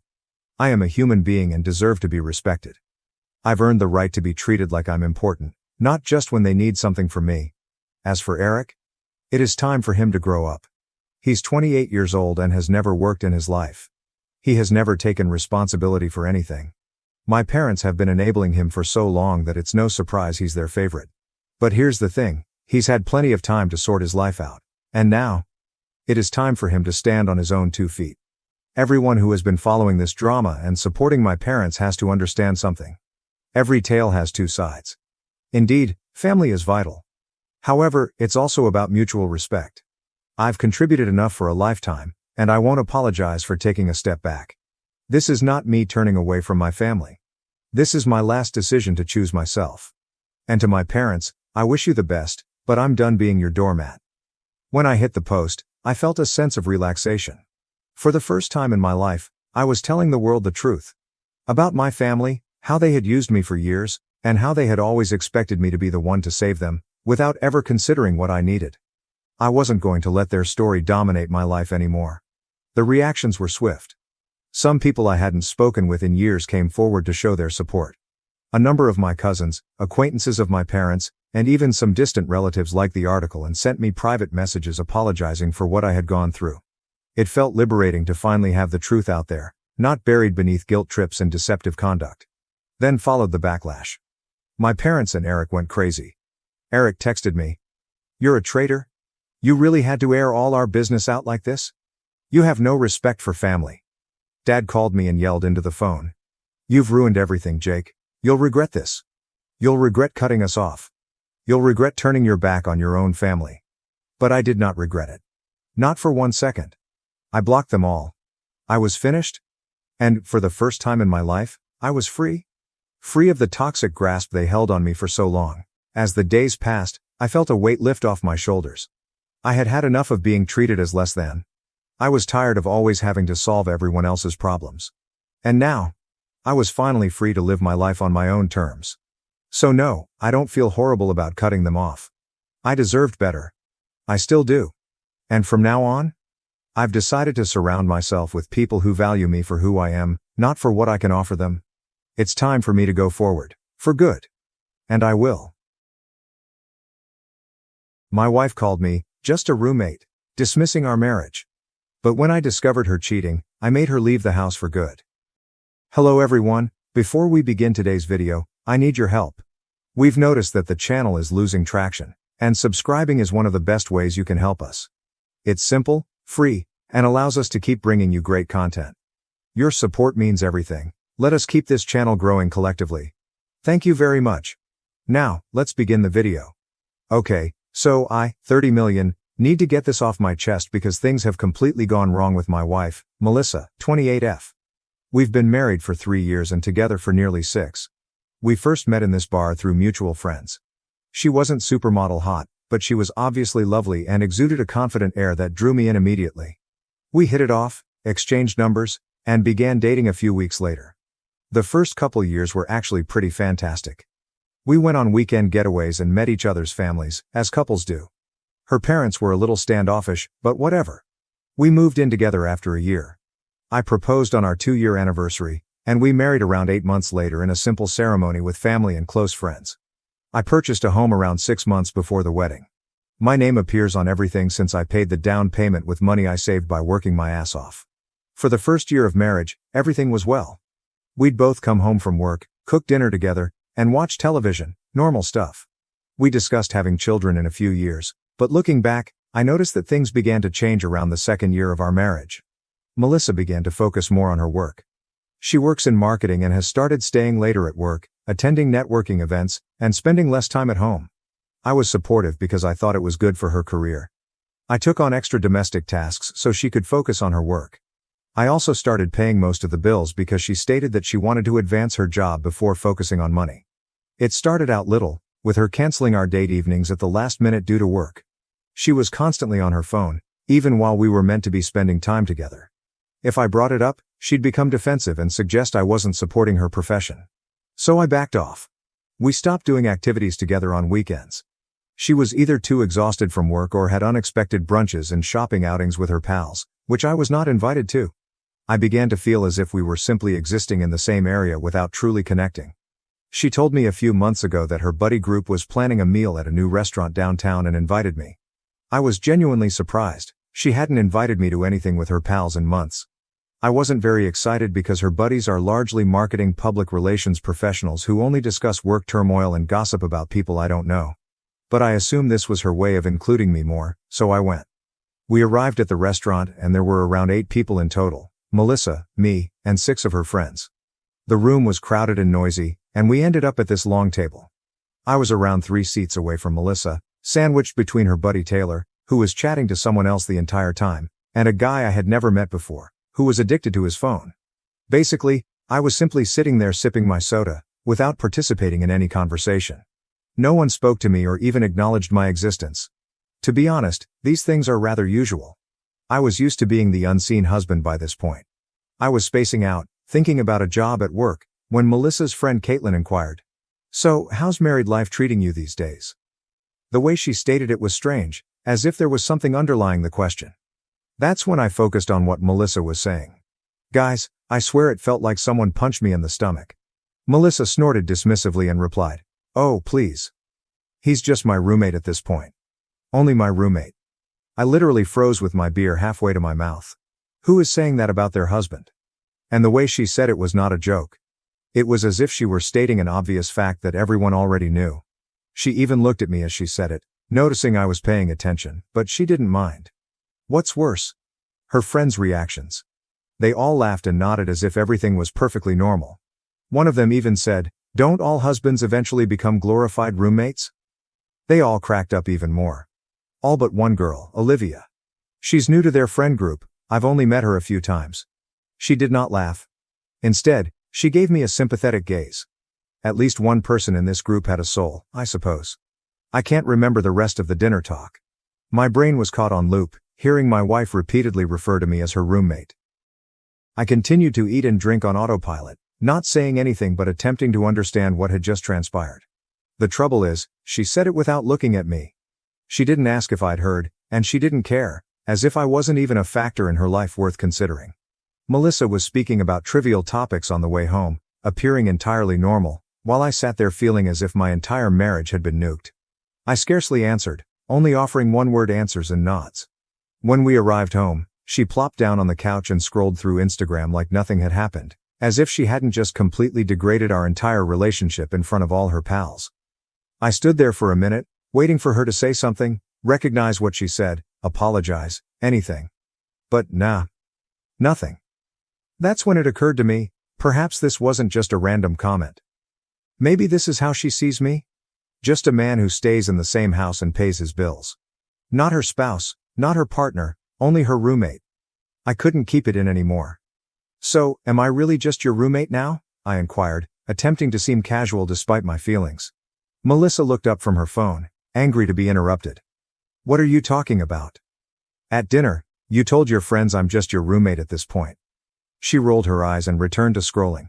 "Oh my God, it was just a joke. Don't be so sensitive. That's just how we talk sometimes." "Didn't sound like a joke," I said. "Well, it was," she retorted. "You're seriously overreacting. Can we not do this right now? I'm tired." And that was all. No apologies. There's no explanation. Not even acknowledging that it might have harmed me. Simply disregarding my feelings and making it appear as if I was at blame for being sad. I didn't want to exacerbate the situation because I was still trying to process everything. Plus, I wanted to consider how to approach this. But one thing was clear, Something was badly wrong in our relationship, and I couldn't deny it any longer. The next morning, I followed my usual routine on autopilot. Melissa was hurrying around as usual, barely addressing me, except to inquire whether I had seen her phone charger. It was just another routine day for her. As I drove to work, I kept revisiting that moment from supper in my thoughts. The more I thought about it, the angrier I became. I've worked hard for years to construct a life with this woman. I purchased the house we live in. I pay the majority of the bills. I've been assisting her career by taking on additional domestic tasks. I've been the one who has put the most effort into our connection. Meanwhile, she has been doing what? Going out with pals? Working late? Paying little attention to me? And this is how she views me. Just a guy who happens to reside in the same house. By the time I arrived at work, I had made a decision. If Melissa prefers a roommate above a husband, she will get one. During my lunch break, I opened a new bank account and transferred the majority of our money from our joint account to it. I only left enough to meet my portion of the bills for the month, not a penny more. I used to pay 80% of everything because I earned more. But roommates split the bill 50-50, right? When I went home that evening, I didn't ask Melissa about her day as I usually would. I did not inform her about my. I simply said hey, and went directly to the spare room where I keep my gaming gear. Usually, I'd wait for her to complete work before we decided on dinner. But not tonight. I ordered a pizza just for myself. When it arrived, I took a few slices and returned to my game. Melissa entered the room a few minutes later, bewildered. "Did you order pizza? Where's mine?" I shrugged, still staring at my tablet. "Oh, I just ordered for myself. Figured you'd get something if you were hungry." She waited there for a second, hoping for a more detailed explanation. When I said nothing else, she just murmured, "Okay," and exited the room. A bit later, I heard her in the kitchen preparing something. That marked the beginning of what I now call Operation Roommate. Over the next few weeks, I gradually changed how I interacted with Melissa. I stopped texting her during the day to check in. I stopped getting groceries for her. I stopped washing her clothes with mine. I stopped asking whether she needed anything when I went shopping. I stopped telling her when I was going out or when I would return home. I stopped cooking dinner for both of us. Essentially, I stopped doing all the husband's things and began acting like we were just two people sharing a shared space, like housemates. Melissa didn't appear to notice right away. Or if she did, she said nothing. She still went out a lot. Still working late. Even when she was at home, she was glued to her phone. However, after approximately a week, things began to alter. One night, she came home, opened the fridge, and gave me an irritated expression. Melissa's buddy was the only one who appeared uncomfortable when Melissa introduced me as her roommate at supper. "Hey, Jake, right?" she said, walking over. "Melissa's husband?" I nodded. "Yeah, hey, Olivia." She grinned, surprised. "I remember your name. Good memory. Didn't know you came here every morning. Their coffee is better than the office stuff." There was an awkward moment. I could sense she wanted to say something but was unsure whether she should. Finally, she stated, "I've been trying to contact out." Melissa's comments at the dinner a few weeks earlier were inappropriate. "I simply wanted you to know that not everyone felt it was hilarious." I was surprised that someone acknowledged it. "Thanks, I appreciate that. Are you all okay?" "I mean, it's not my business." I shrugged. "We're figuring things out." No way was I going to put my marital issues on someone I barely knew, even if she appeared pleasant. Olivia nodded. "Well, I hope everything works out. For what it's worth, I think you seem like a gentleman." This made me grin for the first time in weeks. "Thanks, Olivia." We ended up sitting together for about 15 minutes, just talking, and it turns out she's actually pretty cool. She works as a physical therapist, arrived to the city about 6 months ago, and met Melissa and her group through a common friend. She was easy to talk to, and it felt good to have a real conversation with someone who actually cared about what I had to say. She hesitated before saying, "Look, I know this might be weird, but if you ever need someone to talk to, here's my number." She scrawled it on a napkin and gave it to me. I honestly felt it was a bit strange, like crossing a line. I didn't know precisely what her aim was, but I thought I could use some aid. It also appeared like she was just being polite. "Thanks," I replied, slipping it into my pocket. "I might take you up on that." A few days later, I was having an especially frustrating day. Melissa had become increasingly irritated by the roommate situation, grumbling about having to contribute more to bills and calling me juvenile. Then, I discovered that someone had used our joint credit card, which I believed had been revoked but evidently wasn't, to purchase a $500 purse. 3 guesses who? I was sitting in my car in the office parking lot, angry, when I remembered Olivia's phone number and decided to call her. Perhaps she knew what Melissa was doing. So I messaged her. "Hey, this is Jake. Is the offer to chat still open?" She replied almost instantly. "Absolutely. Is everything okay?" We met for coffee after work. I didn't intend to dump everything on her, but staring into her huge, warm eyes, it all came out. The roommate joke, how Melissa had been distant for months, and how I'd initiated Operation Roommate. All of it. Olivia simply listened, asking occasional questions rather than passing judgment. When I finished, she sighed. "I don't know Melissa very well, but based on what I've seen in the group, she talks about you differently when you aren't present." My stomach plummeted. "How come?" Olivia expressed discomfort, saying, "She complains a lot and says you're boring. She feels stuck." Wow. I wasn't sure what else to say. "I'm sorry, I shouldn't have said anything."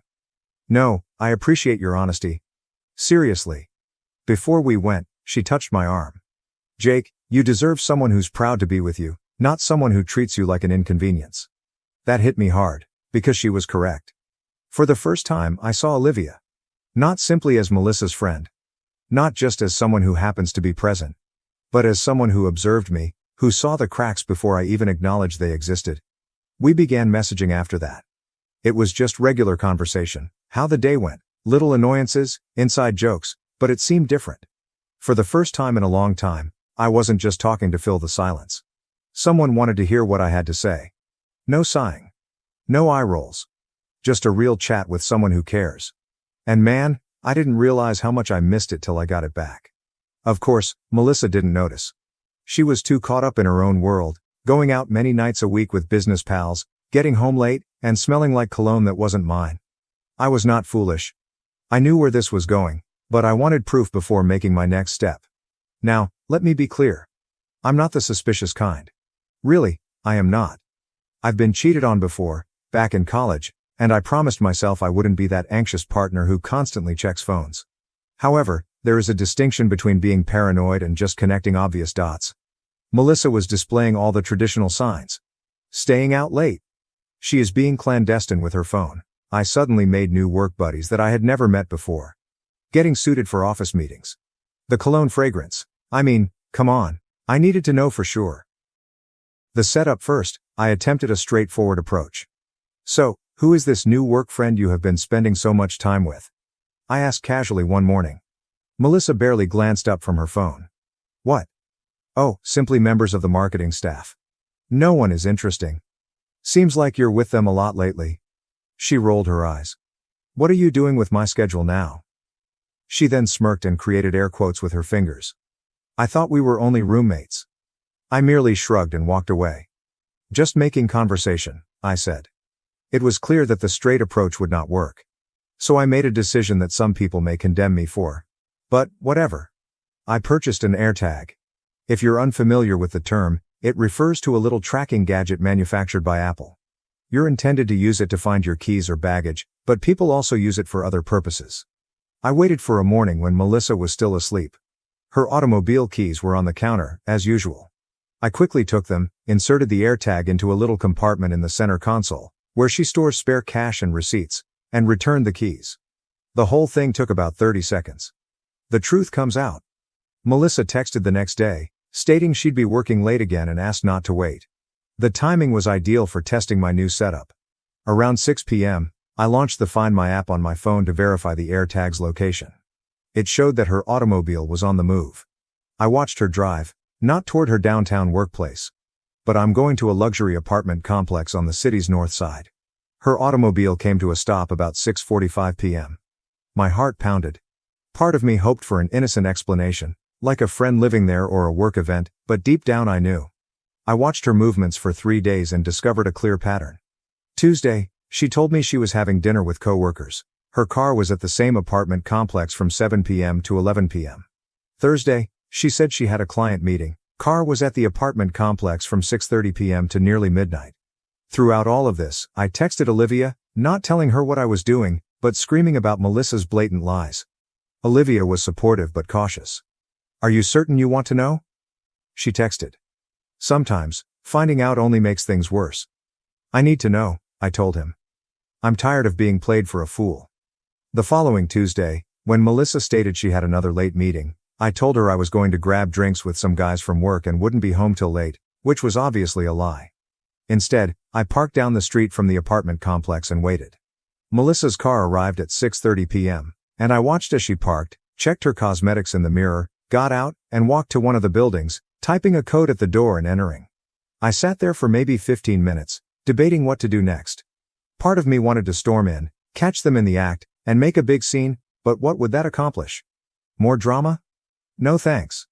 Instead, I took pictures of her car in the lot and the building she entered, then took a deep breath and drove home. Melissa was cheating on me, and now I had all the proof I needed.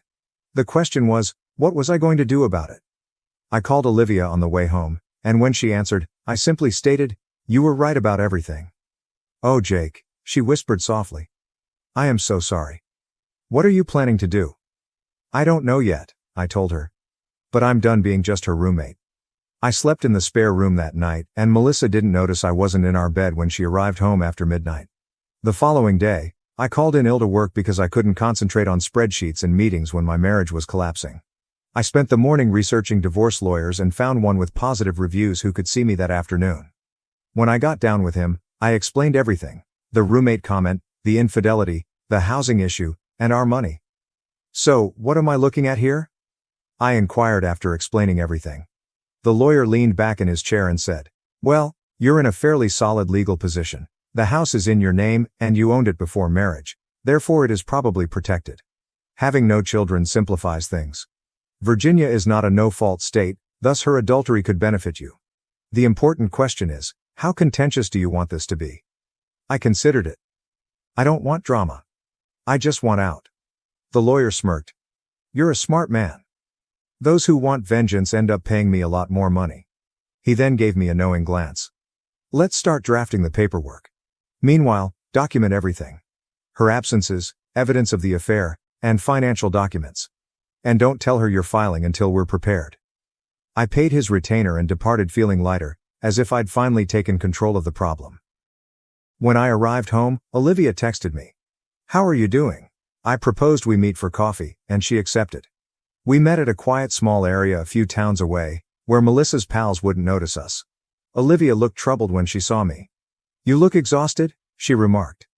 "Haven't been sleeping much," I admitted, absently stirring my coffee. "I met with a divorce lawyer today." Her eyes widened. "Wow, that was fast."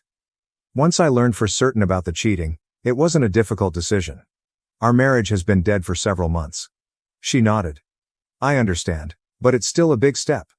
She reached across the table and squeezed my hand, a swift, encouraging gesture that seemed more genuine than any contact I'd had from Melissa in months. "What happens now?" she asked. "A lawyer is preparing the papers. I am gathering evidence. Then I serve her and ask her to go." "She's not going to like that." I shrugged. "Tough." She should have considered that before cheating on me. We talked for nearly 2 hours, not only about the divorce but about everything: our careers, kids, favorite movies, and vacation adventures.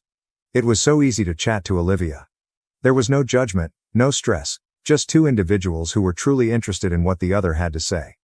When we eventually said our goodbyes, she hugged me and whispered, "You'll be fine, Jake." Better than okay. For the first time in weeks, I truly believed it. Over the next few days, I kept gathering evidence, taking screenshots of our bank statements proving I paid for everything, downloading records of Melissa's credit card charges, fancy restaurants I never went to, hotel charges on nights she was supposed to be with friends, and backing up her AirTag location history. Put everything in a folder for my lawyer, Richard. Melissa, on the other hand, was entirely unconcerned, continuing with her usual schedule of getting home late, barely speaking to me, and spending weekends with friends. The arrogance of it all only increased my determination. Olivia and I texted every day at that time. Nothing untoward happened, and I was not going to be a cheater like Melissa. What about Olivia? She was the first person in a long time who genuinely cared about me. And I wasn't going to be a cheater, but we were definitely getting closer. She told me about her previous relationships, her difficult family, and I opened up about things I hadn't told anyone in years.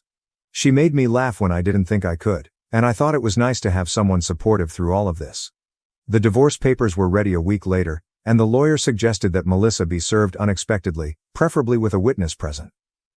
You want someone there who can verify how it went down, he told me. Especially if she gets emotional or makes threats. Oh, without thinking twice, I requested Olivia to be my witness. She consented quickly. I'll be there, she texted, whatever you need. I chose the date for Friday night, knowing Melissa would be home. It was time to end this farce of a marriage once and for all. Friday arrived faster than I expected, and I spent the morning going over the plan with the lawyer, making sure I understood exactly what to say and how to handle various circumstances. He handed me the divorce papers in a manila envelope that felt far too light for something so significant. Olivia sent me supportive texts throughout the day. You can do this? Stay strong. I'll be there. Simple words, but they were helpful. We decided to meet at a coffee shop near my house at 6 p.m. Melissa normally arrived home around 7 p.m. on Fridays, when she wasn't going straight to her jerk's place, and the plan was for Olivia to come over around 6:30, after which we'd wait for Melissa together. We remained there for a while, not really drinking our coffees, just passing the time, and at 6:25, we drove to my house. Olivia's automobile was far finer than I expected, a luxury SUV that must have cost a fortune. We came into the house, and I paused for a moment. It seemed strange having Olivia, Melissa's old friend, in our space. Except it wasn't our space anymore, and Olivia wasn't Melissa's friend anymore. I gave her a quick tour, pointing out different objects to break the stillness. She grinned, that little knowing smile. You don't have to give me the real estate agent walkthrough, Jake. I'm only here for moral support. I chuckled and rubbed the back of my neck. Yeah, guess I'm just not accustomed to, someone truly wants to be here. She angled her head, as if she were reading between the lines, and then, as we came to a halt in the living room, she reached out and adjusted my shirt collar, smoothing it down with a slight touch as if it were the most natural thing in the world. I froze. But the way she did it, so familiar and casual, made my gut knot. It had been a long time since someone touched me with affection rather than obligation. There, she whispered, her fingertips lingering for just a second too long before she stepped back. You're all set. I gulped and tried to ignore the heat rising up my neck. Thanks. She just smirked and plopped down on the couch, as if she had always belonged there. Anytime. And just like that, I started seeing Olivia in a way I hadn't before. Around 7:10, I heard Melissa's car pull into the driveway. Olivia and I were sitting in the living room, the divorce papers neatly put out on the coffee table waiting. Everything was in place. The front door opened, and Melissa walked in as casually as ever, taking a few steps before she noticed us. Then halted, her eyes shifting from me to Olivia and back again. What is going on? She asked, her tone already defensive. Why is she here? I stood up and said, We need to talk, Melissa. Her gaze clouded as she glanced at Olivia once more. Why is she here for that? This is our house. She's here as a witness, I added, picking up the envelope and allowing her to sense the gravity of the situation before passing it over. Melissa folded her arms.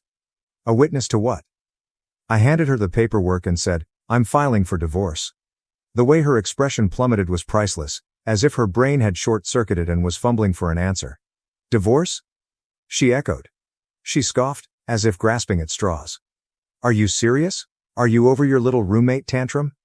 No, I answered, unshaken. Because you're cheating on me, and have been for months. She gave out a sharp, forced laugh. That's ridiculous. I am not cheating on you. Don't, I interrupted her performance. I know about the guy at the Parkview Apartments. I know how frequently you're there. Her face lost its color.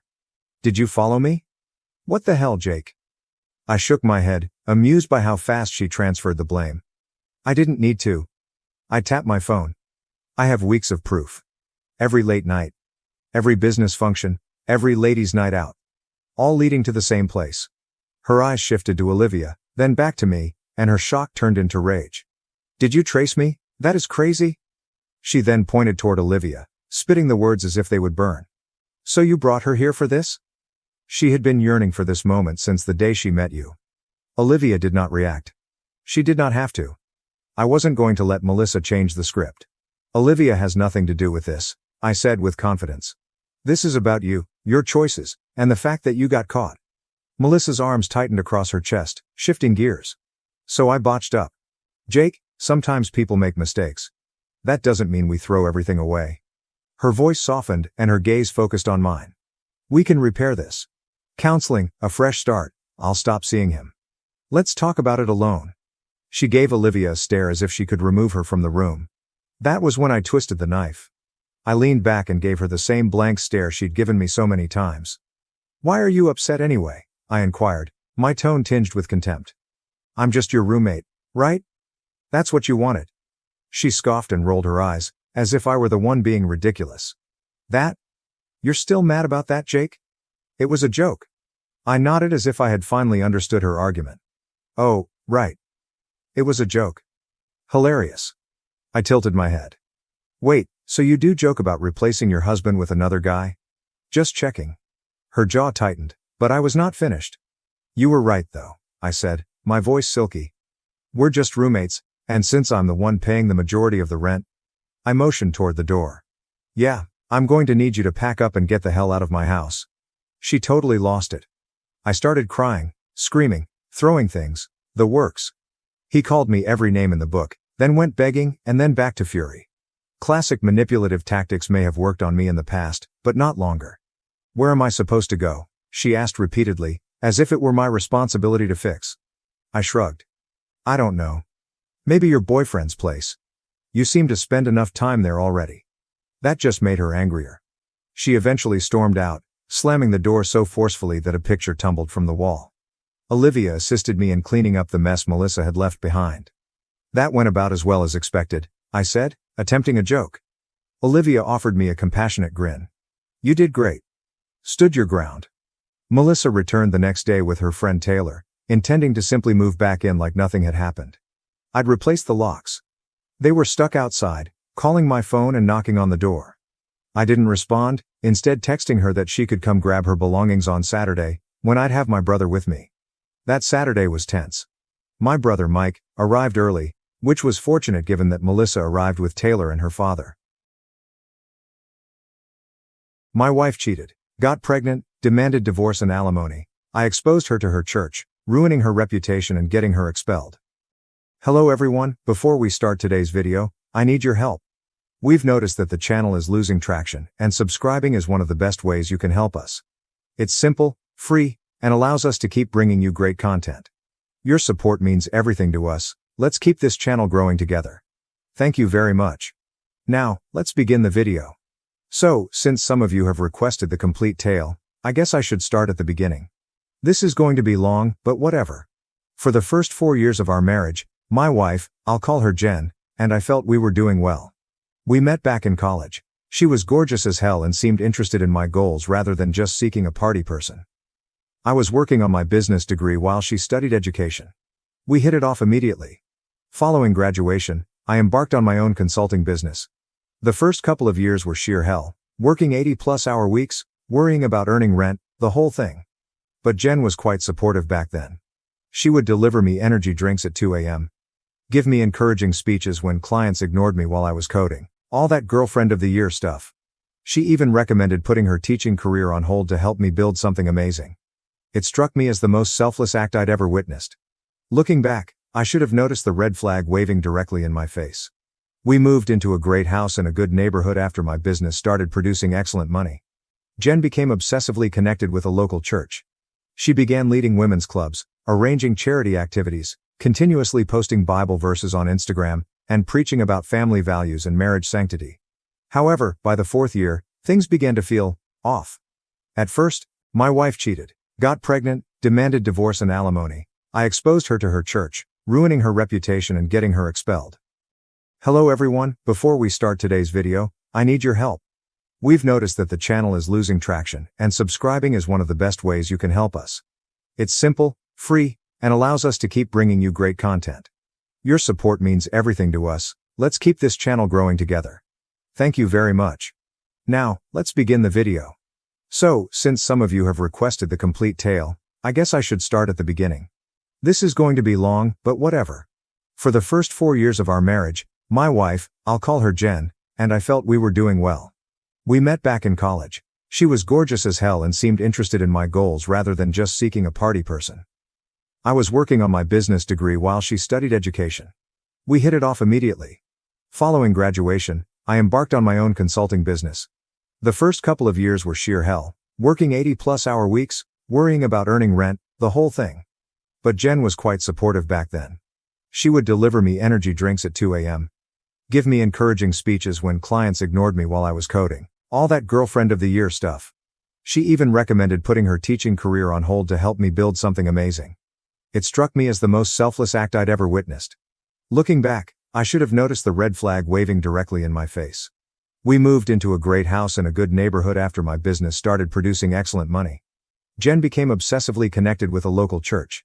She began leading women's clubs, arranging charity activities, continuously posting Bible verses on Instagram, and preaching about family values and marriage sanctity. However, by the 4th year, things began to feel off. At first, there were little issues. She stopped inquiring about my day. Conversations that used to flow naturally were scripted, as if she was simply checking off boxes rather than genuinely listening. I'd ask easy questions like, "How was Bible study? Who showed up?" And she'd give vague, clipped responses, as if she was eager to shift the subject. What really surprised me was her sudden interest in our finances. Previously, she was pleased with having access to the credit cards and never inquired about the business. She suddenly wanted to know specific numbers. How much did we make last quarter? What's the business valued at now? Do we have assets I don't know about? At first, I assumed she was simply showing an interest, perhaps wanting to get further involved. Then I observed her taking pictures of the financial statements I had left out. One night, I discovered her looking through my office files while I was sleeping. "Just organizing," she said, although I noticed her reviewing documents on her phone. Things were gradually escalating, and I could feel the tension between us increasing by the day. Then her routine changed. Her routine became strange. Random late nights, weekend getaways that didn't add together. She'd leave the house wearing one clothing and return in another, dismissing it with a casual, "Oh, I spilled something." I noted one night how we hadn't spent much time together lately and how she seemed different. She rolled her eyes. "You're imagining things," she stated firmly, without looking at me. Then she suddenly became quite protective of her phone. She bought new, sexier clothes, but I never saw her wear them. She'd come back with claims that didn't fit, such as referencing restaurants in cities she'd never been to or having receipts for only one hotel room when she claimed to have gone with 4 ladies. I did not want to believe it. I assumed I was just worried as a result of my excessive workload. Then, one night, she arrived home late. Her hair was a little disheveled. Her makeup was smudgier than usual, and there was a faint, strange aroma on her, something harsh, like perfume. I didn't have any cologne. I asked casually at first. "Long night?" She hardly glanced at me as she kicked off her heels. "Yeah, Bible study ran late. Then we grabbed dinner. You know how it is." Except, I didn't. Bible study used to stop at 8 p.m., but suddenly she was walking in after midnight as if it were usual. "Smells like someone spilled cologne on you," I commented, watching her reaction. That's when her posture shifted, not guilty, but protective. She scoffed and crossed her arms. "You're seriously paying attention now? Maybe if you weren't always at the office, you'd actually know what's going on in my life." That was not an answer, it was a deflection. And it worked just as she intended, shifting the blame onto me. I could have pushed, but I did not. Because I already knew how this would turn out. If I accused her, she'd cry, alter the story, and blame me for being paranoid and inattentive. I wasn't going to let her distort the narrative, so I got smart about it.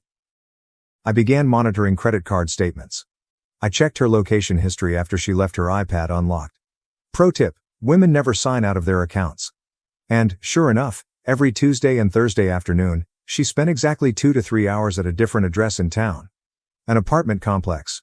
On Thursday, I decided to leave work early. I parked across from the complex and waited. Sure enough, at 2 p.m., Jen drew back sharply. 10 minutes later, he parked next to her. Tall dude. Gym bro type. One of those tribal tattoos on his arm, so cliché. I snapped photos of them walking in together, all touchy-feely. Sitting in my car, seething, I saw my wife, the lady around whom I had constructed my entire world, walk into another man's apartment with the same flirtatious enthusiasm she used to have with me. My mind was screaming at me to storm up there and tear down the door. But I forced myself to stay put. Rage is loud. But what about revenge? Revenge is quiet. When she returned 2 hours later, I shot additional photos. I watched them kiss as if they had all the time in the world, and right then, something in me turned off. No more doubts. I had lost the woman I loved. The guy's name was Eric. I discovered this through her text conversations when she left her phone to shower one night. He worked at her church, possibly as a youth pastor. The irony was too thick. But I did not confront her immediately. Instead, I obtained more proof, including screenshots of texts, further images of their meetings, and hotel receipts from her purse. I even recorded a phone call in which she told Eric that she was about to leave me and that they would finally be together. The most painful thing, however, was not just the dishonesty. It was discovering how long she'd been plotting my ruin. I reviewed her texts with Eric, and what I saw made me literally nauseous. This wasn't a random event. She had been planning for months. I'm waiting for the right moment. He's too busy with work to notice anything. Once I file, I'll push for alimony. He won't see it coming. She wasn't simply going to leave me. She was using me to fund her new life. She and her boyfriend chuckled about how she'd make a nice landing while leaving me high and dry. That's when I realized she wasn't simply walking away. I was making certain she left with nothing. I met with my business accountant after hours and kept it casual. Thinking about restructuring a few things, I reported. Over the next several weeks, I made certain financial decisions, including prepaying my office lease for a year, paying down business debts faster, and shifting my salary so that more money stayed in the firm rather than displaying as personal income. I invested in new equipment which I knew I'd need soon but didn't technically need right now. On paper, it appeared like my business was controlling cash flow. Nothing suspicious, just routine operations that, strangely, made me appear a lot less liquid. At the same time, I created a second personal account with another bank and began moving tiny amounts. Nothing crazy, just enough to make a cushion that she wouldn't have access to. Everything was legal and properly documented. I wasn't hiding money. I was simply making sure she didn't get more than she deserved. And then, unexpectedly, she did me a favor. On a random Tuesday, she decided to blow it all up herself. When I got home from work, she was sitting on our couch with this bizarre, pleased expression on her face. "Mike," she said in a phony kind tone. "We need to talk." I knew what was about to happen but pretended not to know. "What's up?" "I'm pregnant." We hadn't been dating in months, so unless she was carrying baby Jesus 2.0, this wasn't mine. Before I could respond, she twisted the knife. "But it's not yours. I've been seeing someone else. I want a divorce." She stated it as if she were ordering takeout. There is no guilt. Without hesitation. 5 years of marriage, thrown away like an expired coupon. I could feel the wrath rising beneath my skin, and my hands flexed at my sides. Every instinct told me to throw the entire folder of evidence in her face, drag her through the mud right then and there. But then it struck me. It was perfect. She had no idea. No idea I already knew. No idea I had been observing, documenting, and waiting. She believed she was in control. She believed she was the one who ended things. I gave a lazy smirk. I noticed the spark of confusion in her eyes. She was waiting for me to explode, beg, and ask who. But I sat there, quiet as always. She doubled down. "And just so you know, you'll still be paying me alimony. I gave up my career for you, so you owe me." I locked eyes with her. "Jen," I commented. "Did you really think I wouldn't know about Eric?" Her face lost its color. I chuckled. "Tuesdays and Thursdays, right? 2 to 3 hours. Same apartment complex. Same parking spot. You didn't even try to mix it up. You really thought I was that stupid?" She stiffened, her jaw tightened. I don't know what you're talking about." "Oh, come on." I leaned back and stretched my arms across the back of the couch as if I had all the time in the world. "Bible study runs late, huh? That must be one hell of a lesson plan if it requires lingerie in a hotel room," I told myself. "And Eric, real winner you picked there. Youth pastor, huh? Wonder how his congregation would feel about him knocking up a married woman while preaching family values." She was now completely panicked. She sat up taller, her gaze darting around as if she were looking for an exit. "How long were you going to play with me, Jen?" I inquired, tilting my head. "You and your little boy toy were waiting for the right moment, right? Planning to milk me dry before you ran off together? What was it you said, he won't see it coming?" Her mouth opened and closed like a fish panting for oxygen. I did not let her recover. I stood up. "Let me make something very clear. You are not walking away from this as the winner. You are not taking a damn thing from me that I don't let you have." She attempted to recover, disguising her dread with false assurance. "It's the law, Mike. You can fight it all you want, but you'll lose." I gave her the smuggest smile I'd ever given someone in my life. "If you say so," I answered simply. She felt she was hitting me with the ultimate power move. But, honestly, she saved me the work. All I had to do was smile and make her believe she was in control. Meanwhile, I had already moved 5 steps ahead. The next 2 weeks were bizarre. Jen moved out practically immediately, straight into Eric's place. She filed for divorce, claiming irreconcilable differences. Fancy legalese for I want to bang other dudes without feeling bad about it. I met with a group of lawyers. The first three essentially informed me I was screwed. No-fault divorce state was their favorite phrase. Apparently, the fact that my wife was banging the youth pastor and was knocked up by him didn't matter in court. But I kept seeking until I found an attorney, let's call him Paul, who didn't sugarcoat the situation. Look, man, I'm not going to lie to you, he told you. You're probably going to have to pay her something, but we can try to minimize the damage. I then showed Paul my financial statements. He raised an eyebrow. Interesting timing on some of these business expenses and restructuring, he commented, looking at me. He didn't say anything else. He couldn't legally advise me to hide assets, but I could sense he knew what I'd done. Well, this might help reduce the alimony calculation somewhat, but in this state, you're still looking at significant payments. That is when the wheels started turning. The courts may not care about her cheating, but her holier-than-thou church cronies will. I chose to remain cool during the divorce proceedings. Let her believe she was winning. Give her only enough rope to hang herself. Court day was weird. I arrived in my nicest suit. Jen arrived with her pricey lawyer, dressed modestly, as if she were auditioning for Sister Wives. It was almost funny how false the act was. Before we even started, the judge appeared to be extremely bored. Jen's lawyer spoke first, spewing rubbish about how she gave up her bright profession to support me, how she managed our home while I established my business, and how she deserved compensation for her contributions to the marriage. Then it was our turn. My lawyer provided the evidence, her adultery, the pregnancy, and the fact that she was already living with Eric. Her attorney stood up. Your Honor, let's not forget that we are in a no-fault state. He stated it so smugly, as if those 3 words erased everything she had accomplished. While my client deeply regrets that her marriage did not work out, the law is clear. Marital misconduct is not a factor in determining spousal support. What is relevant is the financial disparity between these two parties. Hearing how carelessly they discarded all she had done made me want to tear the entire courtroom apart. She cheated. She lied. She became pregnant with another man's child. And I was still supposed to pay her for leaving me. My lawyer pushed back, setting out all of the information again, highlighting how she wasn't simply leaving a marriage, but also establishing a financial safety net while living with someone else. But the judge only sighed, waiting for us to finish. When it was time for the ruling, he cleared his throat and lowered the hammer. While the court acknowledges Mr. Walker's concerns regarding his wife's infidelity, the law in this state is clear. Spousal misconduct is not a factor in determining alimony.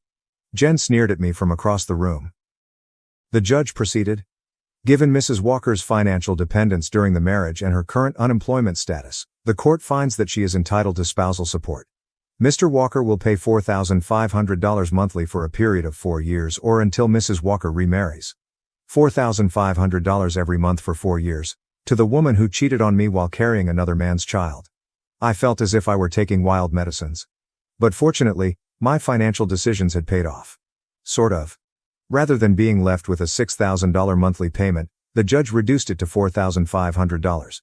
Not ideal, but better than nothing. What is the best part? Jen and her lawyer had no idea about the money I still had tucked away. Or that my business would miraculously recover once this was all over. Jen couldn't help but appear smug as we walked out of court. Told you, she said quietly as we passed. Should have just agreed to my terms from the beginning. Then she had the audacity to phone Eric right in front of me. Baby, it's done, we won, she giggled like a teen. He has to pay. I told you the judge wouldn't care about the other stuff. I said nothing. Just watched her walk away, believing she had pulled off the ultimate deception. But the game was only getting started. I paid the first alimony check on time. I did not complain. Did not raise a fuss. Even sent a courteous email. Payment sent, please confirm the receipt. Jen appeared surprised. She undoubtedly expected me to be bitter, fight, and give her more ammunition. Instead, I played the ideal ex-husband, polite, timely with payments, aloof but not aggressive. She had no idea what was coming. Jen was more than simply a Harvest Community Church member. She was also their poster child. She led the women's ministry. She organized marriage retreats. She stood on stage throughout services, discussing God's plan for holy matrimony. Her father was a deacon. Her mother ran Sunday school. The entire family portrayed a wonderful Christian image. And I knew they'd throw her under the bus the moment they discovered who she truly was. I had collected everything. DNA testing results. Timestamped images of her and Eric. Provide screenshots of their explicit texts. Hotel receipts. She even recorded herself insulting her religious mates for being uptight prudes. That one was especially juicy. I put everything in a neat professional folder and attached a cover letter that was really courteous and formal. To the elders at Harvest Community Church, I regret bringing this to your attention, but as a fellow Christian, I believe it is my responsibility. My ex-wife, Jennifer Walker, who oversees multiple ministries in your church, has been engaging in behavior that defies your church's principles. I've given documentation of her infidelity, which began during our marriage and resulted in a pregnancy that isn't mine, as proved by DNA testing. Jennifer is now living with this man and receiving considerable alimony from me. I'm sharing this not out of spite, but out of concern for the integrity of your ministry. Respectfully, Michael Walker. I dropped off the box early Sunday morning, when no one was present. Then I returned home and waited for the storm to hit. The Sunday after I sent my small care box, my phone blew up. Text messages from common church friends. Dude, WTF did you do? Pastor just called an emergency elder meeting before service. Jen is losing it. I simply turned off my phone and went back to sleep. It felt fantastic, not going to lie. Later that afternoon, I received a voicemail from Jen. She was shouting so loudly that I had to hold the phone away from my ear. You absolute piece of, how could you do this to me? They kicked me out of the women's ministry. My dad won't even look at me. You've ruined everything. I deleted it without phoning back. I don't need that negativity in my life. More messages arrived throughout the week, each more urgent than the last. Her church friends ignored her. Her parents were taking time to pray about the matter, which is church talk for we're disappointed in you. The Christian school where she volunteered begged her not to return. Even Eric was getting cold feet. Apparently, he did not sign up for all of this turmoil. He thought he was receiving a lovely woman and a solid alimony payment. Instead, he became a social outcast, with a baby on the way and a lot of baggage. By Friday, he had kicked her out of his flat. So much for pure love, right? Jen was summoned to a formal disciplinary hearing with the church elders 1 week after I dropped my evidence. I know because she called me, sobbing. Mike, please, they're going to publicly discipline me, she screamed. Do you know what that means? They'll announce it to the entire congregation. Everyone will know. They already know, Jen, I replied bluntly. That's kind of how church gossip works. My dad might lose his position over this. My family has been at Harvest for 3 generations. Should have thought about that before you fucked the youth pastor. She fell silent for a second. Then, in a soft voice, he's not talking to me anymore. Who? Your dad? No. Eric. He said this is too much drama, that I misled him about the divorce being clean and simple. I couldn't help laughing. So your soulmate bailed the second things got tough? Shocking. I have nowhere to go, Mike. My parents won't let me stay with them. None of my friends are returning my calls. Sounds like a personal problem. Can I come home? Just until I figure things out. This woman has an incredible amount of courage. It's not your home anymore, Jen. You gave that up when you decided to cheat. She began crying again, big, theatrical sobs. What am I supposed to do? Get a hotel. You've got alimony money coming in, figure it out. Then I hung up. Cold? Maybe. But after what she pulled, my sympathy tank was completely empty. The church hearing took place Wednesday night. By Thursday morning, the news had spread throughout the neighborhood. Jen had been formally identified as an adulteress and dismissed from all church responsibilities. The preacher even preached an entire sermon about the sacredness of marriage and the consequences of sin, never mentioning Jen specifically but making it abundantly clear who he was referring to. Her parents took a break from church leadership. Her sister postponed her wedding, which was due to take place at Harvest. The entire family was essentially in exile. And Eric. He'd already requested a transfer to another church site in a faraway state, leaving Jen pregnant and alone. I remained on the sidelines throughout. I did not have to lift a finger. The community she admired most had done all of the difficult lifting for me. Small religious communities are tied to everything. Jen's church collapse set off a chain reaction that I could not have predicted better. First, the private Christian school where she worked part-time experienced budget constraints and canceled her position. The principal couldn't even look her in the eyes when he told her. Then, her volunteer gigs began to dry up. The Crisis Pregnancy Center, where she counseled young women, determined that her current circumstances made her a bad role model. The organization where she conducted donation drives informed her that they are restructuring their volunteer program. Every aspect of her identity was gradually chipped away. And I just kept paying the alimony check every month, on schedule. 3 weeks after the church controversy surfaced, I received a text from our former neighbor. Jen's living in her car in the Walmart parking lot. I did not respond. But later that night, I drove past. Sure enough, Hero Honda was parked in the far corner of the lot. I could see her silhouette in the driver's seat, lit by her phone screen. The following day, she called me again. I lost my job, she explained. Her voice was flat, no tears this time, just a hollow defeat. That sucks. The baby's due in 5 months. No one will hire me. My parents still won't talk to me. I said nothing. I've been sleeping in my car, she eventually acknowledged. I can't afford both a car payment and an apartment on just the alimony. Sounds like poor financial planning. She breathed sharply. Is this what you wanted? To see me completely destroyed? I considered it for a second. You know what? Yeah. Pretty much. I was stupid. I made a mistake. I never meant to hurt you. I shut her off. I don't care. She swallowed back a sob. I just wanted to say I'm sorry. I smirked. Cool, good luck with your new life. And that's when I decided to play my last card. It's time to terminate this on my terms. Actually, I added, keeping my tone casual. I might have a solution that works for both of us. What kind of solution? Jen inquired, suddenly attentive. I could almost sense the anguish in her voice. I'm getting tired of writing these monthly checks, I added casually. And my business is expanding. I'm looking at opening an office in Singapore. Might move there for a while? What does that have to do with me?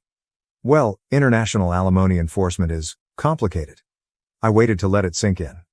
And I've been talking to a new lawyer who thinks we might have grounds to revisit the settlement, based on some creative interpretations of the law. Of course, that was complete crap. But Jen didn't realize it, and she was in no position to dispute me. What are you saying? She inquired. Her voice sounded panicked. I'm saying I'd like to buy you out. One lump sum payment instead of monthly alimony for the next 4 years. She remained silent as she considered the situation. How much? She finally inquired. $90,000.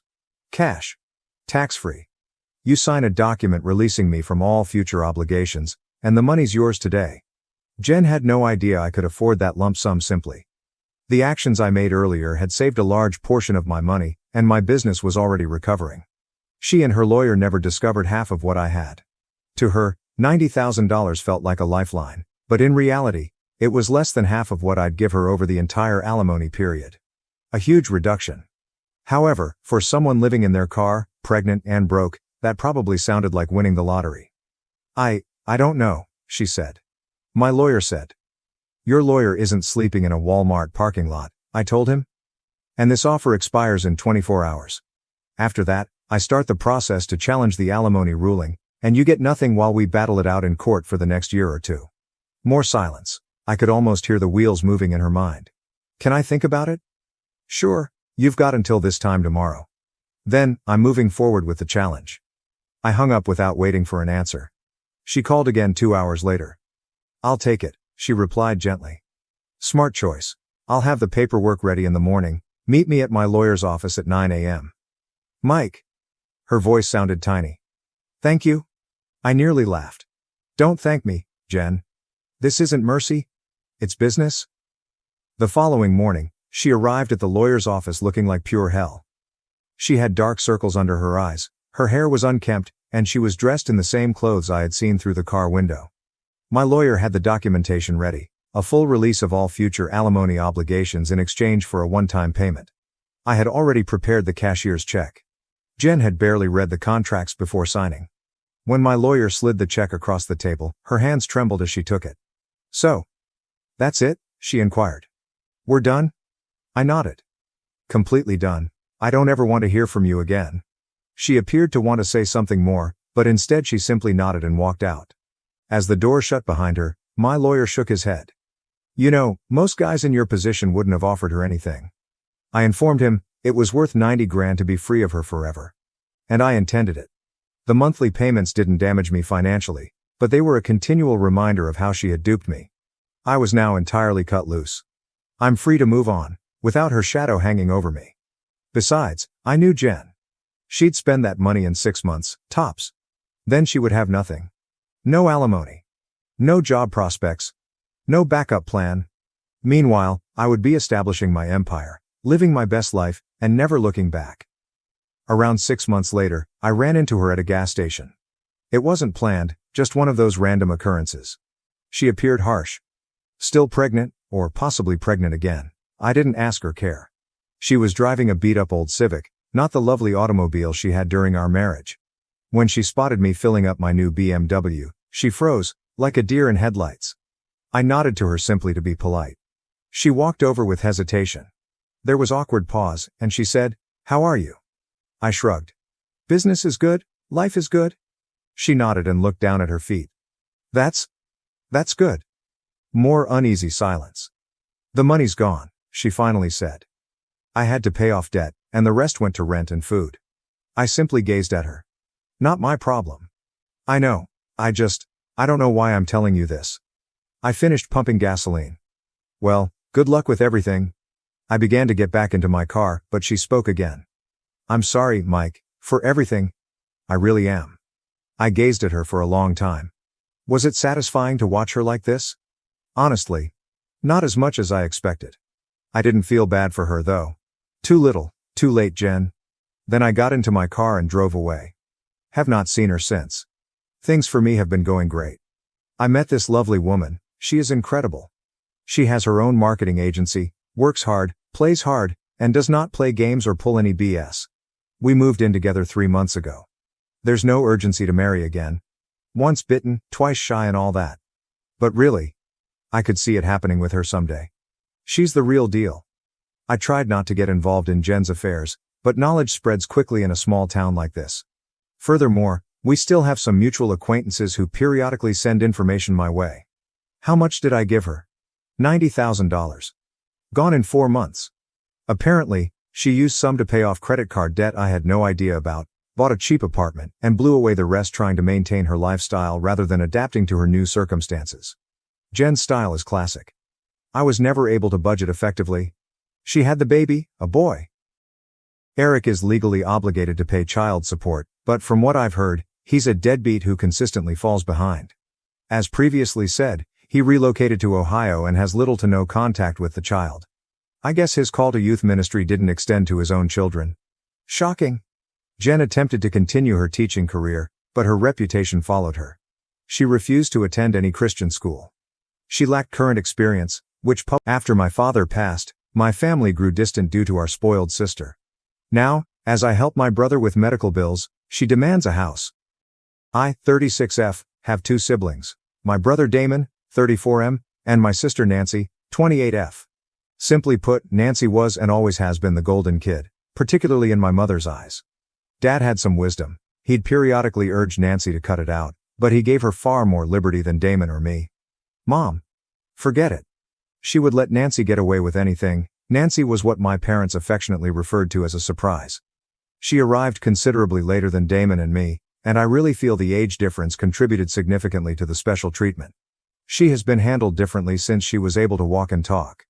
It's tough to pinpoint exactly how it manifested, but it was everywhere. More attention, a larger presence, constant praise, basically more of everything great. What if she misbehaved? No consequences. Mom would laugh it off like it was the cutest thing in the world. Growing up in the shadow of a beloved brother is an especially terrible experience. It reduces your self-worth. You continuously feel inadequate, as if you're always in second place, or, in my case, third. You begin to believe that no matter how hard you work, you will never be as excellent as others. The most hurtful component was Mom's outright reluctance to admit the bias. If Nancy said something cruel, and trust me, she had a skill for it, Mom would ignore our injured sentiments, stating we were overly sensitive or Nancy was joking. However, it was never a joke. You could see it in Nancy's eyes, in the small, satisfied grin she'd give. She relished making us feel small. I recall a period when I was approximately 12. I received new clothing, which I was quite excited about. Nancy took one look at me and exclaimed, "It makes you look even wider than usual." Mom just laughed and said, "Oh, Nancy, don't be silly." But I felt my face boil with humiliation. It was a consistent pattern. Our family seemed divided into 2 teams. Mom and Nancy against the world, and Dad, Damon, and me, who were constantly on the defensive. Even Dad wasn't a dependable teammate. He would frequently flip sides, presumably to keep the peace. So, what types of activities did Nancy do? It was a relentless assault of vitriol directed at anything and everything: my appearance, Damon's job goals, our life choices. Nothing was off bounds. She had a flair for identifying and exploiting your insecurities. The Thanksgiving situation with Damon is an excellent illustration. He was enthusiastically expressing his literary degree, his love of reading, and his desire to write. Nancy casually referred to him as an unemployed burden at the dinner table, in front of the entire extended family. The hush that ensued was deafening. Dad grumbled something about Nancy being out of line, but Mom simply smiled indulgently. Another day, after a particularly demanding week at work, I was complaining to Nancy about how fatigued I was. She pounced on that, starting into a rant about how I looked extremely haggard and how my long hours meant I'd never find a guy. She said, and I remember the exact words because they stung so badly, "You look like you haven't slept in days, and honestly, no guy wants a workaholic hag who looks like she's aged 10 years in the past too." I went utterly silent for several weeks following that. I couldn't force myself to speak to her. It wasn't only us. She treated friends, extended family, and strangers with the same casual disrespect. Anyone other than Mom was fair game. Damon and I rightly harbored considerable hatred. We despised Nancy's brutality, but we despised Mom much more for allowing it. I recall having a particularly intense debate with Damon during which I stated that we despised her for it, referring to Mom's unflinching support for Nancy's behavior. I know it seems harsh, but it's the honest truth about how we felt. I believe Nancy's physical attractiveness contributed to her difficulty coping. She appeared conventionally attractive. I know it sounds petty to admit, but it is relevant. It is simpler to disregard insults from someone you consider equal, or even someone you regard as inferior to you. However, when someone who is commonly regarded as gorgeous tells you that you are not, it is taken more seriously. It plants the seed of doubt in your mind. I began to question my own appearance and worth. Looking back, with the advantage of hindsight and therapy, I believe Nancy's relentless urge to criticize others stemmed from her own deep-seated insecurity. She did not follow a traditional career path. She dabbled in freelance graphic design, but it was more of a pastime than a profession. She depended greatly on our parents, both financially and emotionally. Perhaps she belittled others to compensate for her own perceived flaws. Damon and I tried to disregard her words. Until we were 25, things changed radically. Our father died 8 years ago, and he was, in many ways, the glue that held our fragmented family together, despite his own role in the imbalance. He wasn't ideal. He certainly tolerated Nancy's behavior more than he should have. But he was the one who periodically attempted to mediate, to smooth things over, to keep some sort of order. His death devastated their fragile connection. After he left, Damon and I began to move apart from Mom and Nancy. It began slowly, with fewer phone calls and visits. We'd still see them at big family gatherings, the rare holiday, and maybe Christmas, but only on special occasions, if we felt like it. If we wanted to, we could make that phrase our motto. Then it became an intentional decision. We actively began avoiding them. A wall, as I've learned to call it, had formed between us and them. Honestly, I liked the wall. It provided a much-needed barrier, reducing exposure to Nancy's attacks and witnessing Mom's angry enabling. Initially, following Dad's illness and final death, we made real attempts to retain communication. We felt obligated, I think. But those attempts were really strained. Each phone contact and visit felt forced and unpleasant. During those brief contacts, Mom would almost always say or do something that reinforced our need for distance.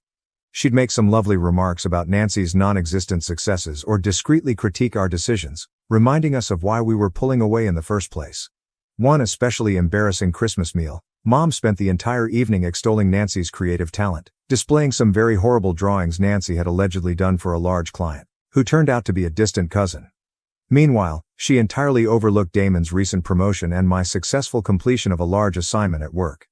It was a vivid reminder of the dynamic we were attempting to avoid. Damon and I eventually started making excuses, which became more complicated. We were overloaded with work. We had prior engagements. We were coming down with something, anything to avoid spending time with them. We understood that the emotional cost of those contacts far exceeded any felt familial obligation. Damon and I shared a tacit, unspoken agreement. We both acknowledged the dysfunction and implicitly agreed that distance was the best option. It wasn't that we didn't want to visit after Dad died. Rather, we opted not to. It was not about insulting his memory. It was about safeguarding our own mental and emotional health. Crucially, Mom and Nancy made no meaningful effort to keep communication. They weren't continually phoning, pleading with us to come. The decision to drift away was mutual and unspoken. We were all financially stable, so there was no practical reason for frequent interaction. It was just easier to maintain different orbits. Silence was a relief. Damon suffered a serious accident a few years back and shattered his ankle. He was between jobs at the time and devoted all of his efforts and resources to the establishment of an online magazine. Money was scarce, and medical expenses were building up. As the CFO of a successful company, I volunteered to assist him in covering the bills. He originally refused, being the fiercely independent individual that he is, but I persisted. I didn't want him to spend his savings just as his magazine was ready to launch. I covered everything: his medication, the considerable physiotherapy he required, and even the cost of a full-time nurse to help him recuperate. To me, it was an obvious choice. It wasn't about the money. It was about supporting my brother, whom I actually cared about and wanted to succeed. It was an expression of sibling love and support. This gesture of charity, however, unintentionally established a hazardous precedent in the minds of Nancy and my mother. A few weeks later, Nancy called me and left me stunned. It was so bold and weird that I immediately assumed she was joking. She told me she wanted to acquire a penthouse apartment. Not just any apartment, but a penthouse, and she required my financial assistance. She defended her ridiculous request by claiming that she was embarrassed to still be living with her mother at the age of 28, and that since I had helped Damon, it was only fair that I also aid her.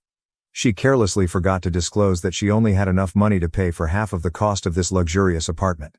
My instant reaction was a mix of disbelief and boiling rage. We rarely talked, and when we did, it was generally interrupted by Nancy's insults and hostility. And now, out of nowhere, she is asking for a large sum of money. It was surreal. We had not had a genuine, meaningful chat in years. The last time we spoke, she was busy criticizing my life choices, doubting my career, and making snarky remarks about my appearance. The audacity was amazing. I sought to understand her career, or lack thereof. She billed herself as a freelance graphic designer, although it was more of a casual pastime than a legitimate profession. She had no formal education, no degree, and no portfolio to speak of. She'd made a couple of posters for Dad's firm years ago, but they hadn't been utilized. She pretended to have a list of exclusive clients, but they were mostly family friends drawn in by Mom's constant push. It was certainly not a career that would allow me to afford a penthouse. So I gave a solid no. I told her straight out that I was not going to support her expensive lifestyle. I suggested, perhaps a little harshly, that she consider finding a real job if she wanted to purchase such pleasures. I know it wasn't the most polite response, but I was honestly taken aback by her entitlement. She took my refusal poorly, as one would expect. She went on a furious diatribe, accusing me of bias towards Damon. She screamed about how I had readily assisted him with his medical expenditures and how it was my responsibility as the eldest sibling to support her too. She entirely ignored the reality that Damon's predicament was an actual emergency, whereas hers was a self-induced craving for luxury.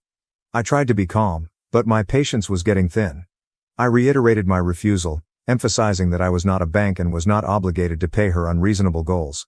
I was so disgusted by her entitlement and complete lack of self-awareness. It was as if she truly believed she deserved this penthouse simply because she was my sister. The talk quickly turned into a full-fledged dispute, with Nancy's voice reaching near hysterical levels. Finally, I said no one, and hung up the phone. I couldn't take another second of her screeching. She phoned back several times, but I ignored every call. I was finished. It was quite evident that our relationship, or whatever pretense of a relationship we had, was entirely transactional for her. She only contacted me when she wanted something, with no consideration for my sentiments or the years of awkward quiet between us. It was completely exhausting. Unsurprisingly, the drama did not end with Nancy's rage. My mother called me next, and the talk was much more aggravating. She began with a whining, passive-aggressive tone, complaining about how unfair I was to Nancy and accused me of playing favorites. She claimed I owed them anything because of my upbringing. Then she revealed an important detail. Nancy had approached our uncle, Dad's brother, who had taken over the family business, before coming to me. He had rightly turned down her plea. This exposed the extent of their desperation, and the fact that I was their second option further increased my rage. A little background: I purposely chose a career path outside of the family business. I did not want to be involved, neither did Damon. To be honest, Nancy didn't either, until it was convenient for her to pretend differently. After Dad died, his brother took over the company, and Mom lived comfortably on Dad's shares, which had been legally transferred to her as part of his will. Mom then admitted that their financial condition was fragile, owing to Nancy's lavish spending habits. She claimed that providing Nancy the money for the penthouse would make things easier for her in the future, implying that she wanted me to subsidize Nancy's lifestyle so she didn't have to. She then used the standard guilt trip, threatening no contact if I refused to comply with their requests. This was simply ludicrous, given that we were already in a position of very little interaction. I politely pointed out the contradiction, telling her that it wasn't my concern and that Nancy could get a job or stay with her until she was 35, for all I cared. My wrath, which had been building for years, suddenly erupted. I let loose a flood of pent-up rage. I told her she had no right to accuse me of favoritism because she had been doing it my entire life. I reminded her that Damon and I had made peace with her obvious preference years ago, when we accepted the truth of our broken family dynamic. I clearly explained that I owed them nothing, that I had my own life, obligations, and objectives. She responded with more ranting, accusing me of being ungrateful and disrespectful. She screamed that she never wanted to speak with me again. I chuckled. Because, really, what difference would it make? We scarcely spoke as things were. I mentioned my approaching wedding, emphasizing that I did not need her presence in my life. Then I hung off the phone and blocked her and Nancy on every platform possible. An important detail I didn't mention earlier: I should probably clarify that I am engaged to a beautiful, supportive man named Andrew, 37M. We've been together for nearly 5 years, and he's been quite understanding of the nuances of my familial situation. Initially, I considered bringing Mom and Nancy to the wedding solely out of obligation, a desire to keep some sort of family peace. But what happens following that explosive phone call? That thought went totally. However, the aftermath of the confrontation was not as simple as I had anticipated. Mom, unable to reach me directly, messaged Andrew via social media. She poured out her highly biased version of events, expressing her profound disappointment in me and announcing that she would permanently cut me off. Despite knowing I was right, I felt a little guilty. It's a bizarre, irrational feeling, that societal indoctrination that tells you that family is everything, regardless of how bad the connection is. Furthermore, Andrew first hesitated to grasp the situation properly. He is from a close-knit, caring, and supporting family. He had no idea that his mother and sister could be so cruel. He originally felt pity for Mom and Nancy, seeing them as the victimized parties. He couldn't fully realize the severity of the malfunction. This caused a temporary but major strain between us. I felt myself having to justify my conduct, explaining the situation's history once more. So, Reddit, AITA. I honestly don't believe I am, but I'm interested in hearing your thoughts. And thank you for reading this entire long narrative. Update 1. Fortunately, the encouragement I received online from strangers on Reddit who had read earlier sections of this story was quite affirming. Their remarks, shared experiences, and unflinching support all helped to alleviate those niggling doubts. They reminded me that I wasn't alone, that my emotions were genuine, and that I had every right to defend myself from toxic people, even if they were family members. Damon, as always, reiterated what the online trolls were saying. He reminded me of innumerable examples of Mom and Nancy's manipulative conduct, constant negativity, and complete lack of empathy. He acknowledged my feelings and assured me that I wasn't being unreasonable or overreacting. He, too, had been through it. He understood. A crucial turning point. The most significant turning point, however, was when Damon sat down with Andrew and described the problem from his perspective. He gave specific examples, went over the history of the family dynamic, and built a vivid picture of the emotional toll it had on both of us. Hearing it from Damon, who had seen the dysfunction personally, made all the difference. Andrew's opinion changed almost fast. He finally understood. He saw the problem for what it was. A toxic, extremely unhealthy familial dynamic that I needed to get away from. He apologized for his initial concerns, confessing that his own happy family experiences had blinded him to the reality of my circumstance. He even stated that his own parents would never behave in such a manner. From that point forward, Dad became my loyal supporter, totally backing my decision to cut ties with Mom and Nancy. Taking action, so we took action. We stopped them, Mr. Damon, Andrew, all of us, on all platforms. Update 2, just as I thought it was over? Just as I thought the drama was done, it took another unexpected turn. My uncle, Dad's brother, who had taken over the family business, contacted me and Damon about an urgent situation. He sounded quite anxious. Nearly frantic. He informed us that Mom was preparing to transfer a significant percentage of her company shares to Nancy. And not just any shares. She meant to offer Nancy voting shares, giving her enormous authority over the company. His reaction was quick. He thought it was a completely bad idea. A recipe for calamity. He understood, as we all did, that Nancy was completely incompetent in business. She had no experience. Complete lack of comprehension. She has absolutely no interest in anything other than her own superficial desires. Giving her vote rights in the corporation was, in his opinion, a terrible blunder that may destroy the entire operation. He stated that while Mom theoretically had voting authority, she had always deferred to his judgment. She had never interfered with the operation of the firm, trusting him to make wise decisions. He was really concerned that if Nancy took control, things would change. He saw continuous debates, power struggles, and potentially dangerous judgments motivated by Nancy's desires and Mom's blind favoritism. He plainly indicated that he did not want to be in ongoing disputes with them over every area of the firm. A difficult realization, Damon and I became instantly alarmed. We understood that the company's success was critical, not just for our uncle, but for the livelihoods of many people. We also experienced a sense of obligation.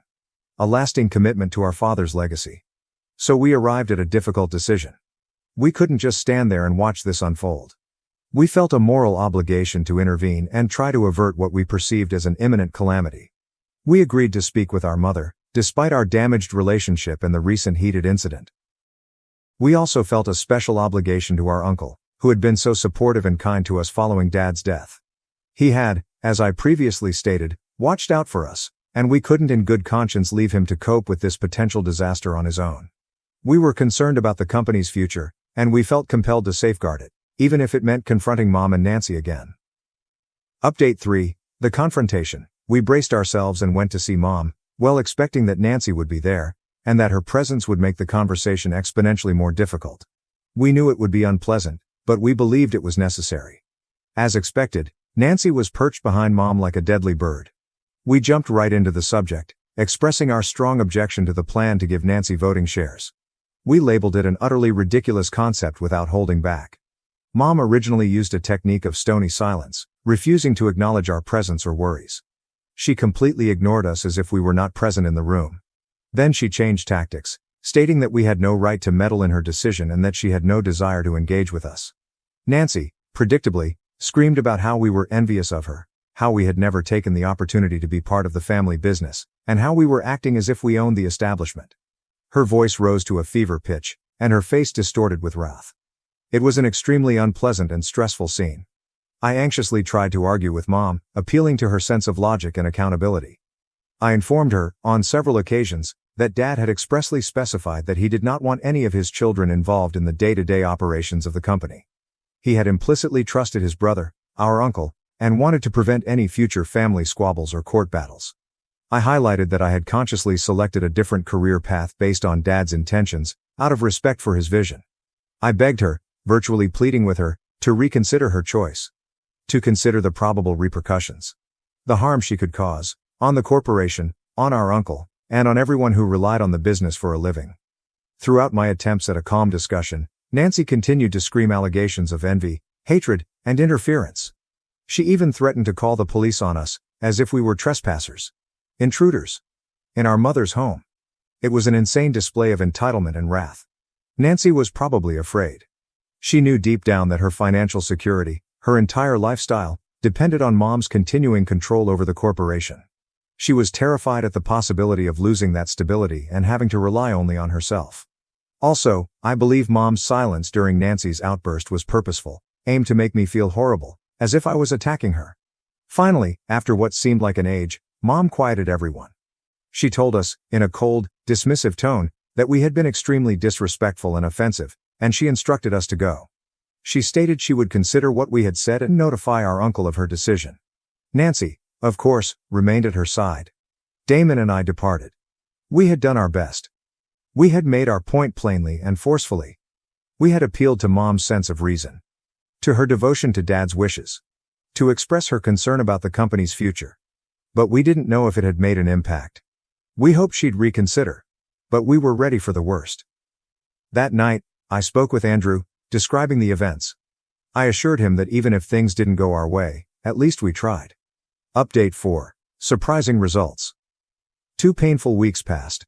Then, our uncle phoned us again with fantastic news. He informed us that, after great thought, Mom had decided not to give Nancy voting rights in the company. Instead, she planned to transfer preferred shares to her, which would give Nancy with a steady income but no control over the company's activities. It was a huge relief. Nancy's probable mismanagement did not pose a threat to the organization for the time being. Our uncle could continue to manage it successfully without the constant danger of interruption. Most significantly, Damon and I maintained no contact with Mom and Nancy. This was the ultimate victory. The entire scenario had been extremely distressing. It seemed weird to have to intervene in a situation that was officially not our immediate issue. However, we felt ethically bound to intervene. To defend our uncle. To respect our father's desires, and to secure the company's future. Edit, addressing a key assumption. I should clarify something, to answer any potential questions or misconceptions. After reading earlier postings, some people concluded that Dad had abandoned us, his other children, with nothing. That is simply not true. He did leave us assets independent from the company's shares. I had not previously highlighted such assets because I did not believe they were directly related to the underlying dispute, which revolved around Nancy's entitlement and Mom's enabling behavior. To clarify, yes, we did inherit other things. Dad wasn't completely ignorant of Nancy's shortcomings. He was not, as I previously stated, in the same boat as my mother. He had a soft spot for her and indulged her more than he should have. I prefer not to focus on the bad features of his personality. I hope to remember him warmly. The essential issue is that we were never financially dependent on Mom or Nancy. We had our own resources. We have our own careers. We live our own lives. Update 5. The final fallout. So here we are, months later. The no contact order remains firmly in force, and it has been gloriously peaceful. My wedding is only a week away. The invites have long already been sent out. And, obviously, Mom and Nancy were not on the guest list. Our relatives, with whom we still communicate, have kept us up to date on the situation. Mom and Nancy appear to be in a complete meltdown. They found out about the wedding from our uncle, who was, of course, invited. They've been aggressively attempting to sabotage the event by contacting other family members, discouraging them from attending, spreading lies and distortions about me, and portraying themselves as innocent victims. It's pitiful, predictable, and completely unsurprising. A prime illustration of their deceitful, attention-seeking behavior. They cannot bear the thought of me being happy. Of carrying on with my life without them. Breaking the cycle. My relationship with Andrew is diametrically opposed to the one I had growing up. He is loving, kind, supportive, honest. He taught me that family should not be conditional. Remember the harsh, cutting remarks Nancy used to fling at me? How could she predict I'd end up a jobless, lonely, workaholic hag? Well, the joke is on her. I am none of those things. I'm happy. I am successful. And I am going to marry the love of my life. And Damon, he is proving all of his critics wrong, including those who discounted his love of reading. I discovered that my stepdaughter had been manipulated by her biological father into investing her tuition money in a fake startup project. "Why don't you just disappear?" my stepdaughter said during a fight. Her mother joined in. "We'd be better off without you." I didn't say anything, I had just packed my suitcases. This morning, my phone exploded with 13 missed calls. Something seemed strange when I strolled into our living room.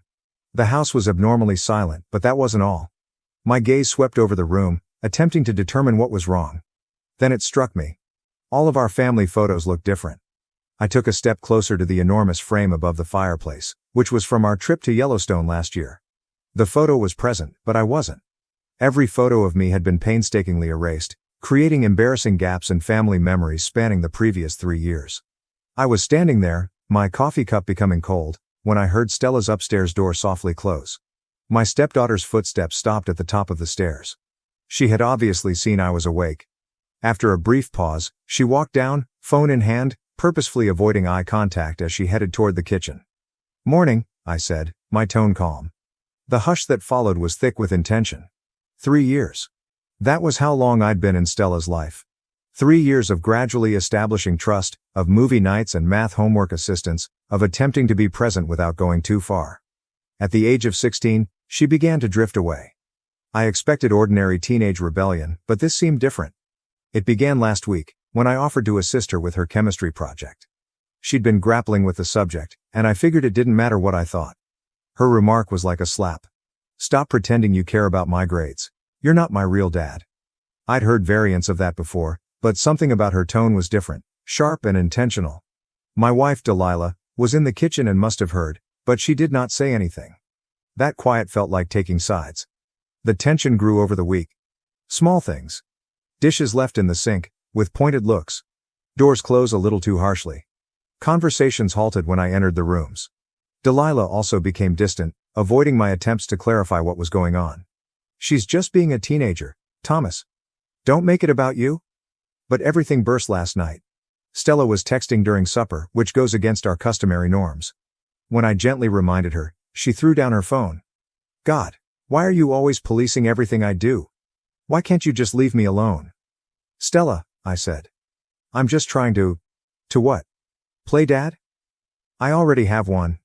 She stood up, the chair scratching against the floor. Why don't you just disappear? Nobody asked you to try so hard. It's pathetic. I looked at Delilah, not sure what I was expecting. Support? Mediation? Instead, she placed her fork down and calmly murmured, maybe we'd all be better off if you did. The words hung in the air, like smoke. 3 years of memories flew through my mind. The day Stella first laughed at one of my dad jokes, the night she called me in tears after her first boyfriend broke up with her, and Delilah's proud smile when Stella requested me, not her mother, to help her pick out her prom outfit. I stood up slowly, my food half finished. Okay, I replied simply. Okay, what? Stella demanded. But something flickered in her eyes. Uncertainty, perhaps. If that's how you both feel, okay? I strolled upstairs to our bedroom and took out my old duffel bag. I could hear them whispering downstairs, but no one came up while I gathered enough clothes for a few days. I saw that my hands were not shaking. I felt strangely relaxed. Stella had already left, most likely to her room, when I arrived. Delilah stood at the kitchen doorway, arms crossed. So you're just leaving? That's your solution? You said you'd be better off, I responded, looking for my keys and wallet. I'm respecting that. That's not, I didn't mean. She paused. Pride, wrath, or something else kept her from saying what she wanted to say. I took up my purse. I'll be at Ryan's. I'll figure out something more permanent soon. I hesitated at the doorway. You know, when Stella said those things before, it hurt. But hearing you agree? That broke something, Del. I drove to Ryan's apartment in solitude. He looked at me and immediately set up his guest room. That's the type of friend he is. I turned off my phone and took a sleeping pill from my emergency travel box. This morning, I awoke to find sunlight flowing through unfamiliar drapes. When I eventually turned on my phone, it was filled with notifications. 13 missed calls, 8 from Delilah, 3 from Stella, and 2 from Quinn, my sister. 27 text messages, 4 voicemails, I have not listened to them yet. I'm sitting in Ryan's guest room, watching the morning traffic below, and thinking about the empty places in our family portraits. Maybe they were always there, but I didn't want to see them. My phone vibrates again. It's Stella. After everything that has transpired, I find myself staring at her name on the screen, wondering what is so necessary right now. But I am not ready. Not yet. Walking away isn't always the hardest part, it's deciding whether to walk back. Update 1. First and foremost, I'd like to thank everyone who left positive comments on my previous post. I did not expect such a large response. To answer the most common questions, yes, I have read the messages. No, I have not responded to any of them yet. And yes, I am still at Ryan's. This morning began like the others, me pretending to focus on work while glancing at my phone, debating if I should break the stillness. Then Ryan dropped a bomb during breakfast. Miles is back in town, he announced, sliding his phone across the table. On Facebook, there was a photo of Stella's biological father posted at a local restaurant. 2 weeks ago? The same Miles who hasn't paid child support for 3 years. The same Miles who had missed Stella's last 4 birthdays. Suddenly, everything made sense. I scrolled through my messages again. Delilah's communications have evolved, from angry to, very mature, Thomas. Instead of talking, run away. To the concerned, please let us know you're fine. To something more complicated. Her most recent read, there's something you need to know. It's Stella, please call. Quinn arrived about lunchtime, ready with coffee and that no-nonsense expression she gives when she's about to meddle in my affairs. You look like hell, she said, sliding into Ryan's couch. Thanks. Always good to see you too, sis. She did not smile. I ran into Stella at the mall yesterday. That caught my interest. How is she? Meeting Miles. For coffee? She didn't see me, Quinn said, observing my reaction closely. She looked hopeful. You know that look she gets, like when she's trying not to get too excited about something? I understood exactly what she meant. It's the same expression Stella had when she was accepted to the summer camp last year, as if she was terrified to believe something good was happening. Did you know he's been messaging her for months? Quinn asked. Promising to make things right this time? My stomach turned. I checked Stella's Instagram, which I rarely do. Her most recent post was a snapshot of her and Miles. Caption: Real family time. Her friends' replies were loaded with heart emoticons, and none of them were aware of the background. Ryan, who had been quietly listening, eventually piped up. Remember what happened last time he showed up? Stella was 13. I remembered. Miles had arrived with huge promises, stayed for 2 weeks, and then vanished again. Stella remained in bed for several days afterward. Delilah and I spent months regaining her trust and assuring her that she was enough. That she deserved more. As if on cue, my phone lit up with a text message from Delilah. He's asking her to move in with him. She's actually considering it. Please, Thomas. I know you're angry with me, but she needs you. I began typing multiple responses. I deleted them all. What could I possibly say? Sorry, you told me to disappear, but now you need me to reappear? The entire event seemed like a terrible joke. Then followed another notification. Stella's latest Instagram post, a photo of college brochures scattered across her bed. The headline reads, "Big change is coming. Sometimes you have to choose your real path." Miles said those precise words 3 years ago, right before he traveled across the country to pursue his true passion and stopped returning Stella's calls. Quinn must have noticed something on my face. What are you thinking? I glanced at my phone, reading Delilah's message. Then I quietly said, I'm thinking about the day I married Delilah. Remember what Stella said in her speech? How sometimes family finds you when you're not looking for it. Quinn nodded. And now, I sighed. Now she's posting about her real family and her real path while Miles plays Father of the Year. He's got her convinced. My phone began to ring, and I came to a stop. Unknown number. Thomas, this is Miss Anderson from Riverside High. I'm Stella's guidance counselor. I know this is unusual, but I need to speak with you about some concerning changes in Stella's academic plans and recent behavior. Would you be able to come in tomorrow morning? I consented to the meeting, my thoughts racing. Stella had maintained straight A's since freshman year, anxious to attend a good institution. What might have changed? Quinn and Ryan both looked at me expectantly as I hung up. So? Quinn asked. I think it's time to stop being silent. I took up my phone and eventually opened Stella's voicemail. Her voice was low, unlike her normal assurance. I know you probably hate me now, and I get it. I need to tell you something. About why I said those things. About Miles. Please call me back. Something in her voice reminded me of the 13-year-old girl who would check the mailbox every day, hoping for a letter that never arrived. I have a meeting with the guidance counselor tomorrow at 9 o'clock. After that, I believe it is time for some honest conversations. Because disappearing occasionally allows you to view things more clearly from a distance. The school's number is still shown on my screen. Next to it is a text notification from Miles to our family group chat, which I am still a part of. Great news! Big announcement at dinner tomorrow night. I have a feeling I know what the announcement will be. And I will not let history repeat itself. Update 2. I spent the last hour figuring out how to write this update. The meeting with Miss Anderson showed something I had not expected. And what happened next? Well, let me start at the beginning. I arrived at Riverside High early and observed students rushing to the first period. A couple of Stella's classmates knew me, and their quick glances and murmurs informed me that stories about my absence had already circulated. Miss Anderson did not waste time after I sat down.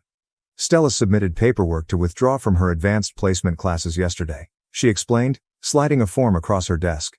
She's also dropping out of the French club and student council. When I asked why, she said she's transferring schools next semester. My chest tightened. Stella battled hard to get into these programs. She had been counting on extracurricular activities to help her college applications. There's more, Miss Anderson added. Last week, she asked me to send her transcripts to 3 different schools. All in California. She halted and attentively observed me. The same city where Miles recently purchased property. That's when things started falling into place. I brought out my phone and showed her Miles' huge announcement text. Let me guess. He's opening a new business out there. She nodded. Stella mentioned something about a startup. Said her father needs family investors to get it off the ground. The usual, nauseous feeling returned. The same one I received 3 years ago, when Miles persuaded Delilah to lend him money for a sure-thing business endeavor. We never saw the money again. I left the school and drove directly to our house. Delilah's automobile was in the driveway. I could see her pacing in the kitchen with a phone to her ear. She saw me and ran to answer the door before I could knock. He asked her for money, she replied promptly. Her college fund. He's been filling her head with promises about this tech startup, saying that if she invests now, she'll make enough to pay for any college she wants. Where is she? Coffee with Miles. Again. Delilah's voice broke. I tried telling her it's a scam, but she accused me of being jealous, that he's finally stepping up. She said at least he believes in her dreams. I sat down at the kitchen counter, the identical location where everything collapsed a week ago. Why didn't you tell me he was back? I tried to handle it myself. She exhaled. I wondered if I could keep them apart. She shook her head. Then you and Stella got into an argument and she said terrible things, and I just panicked.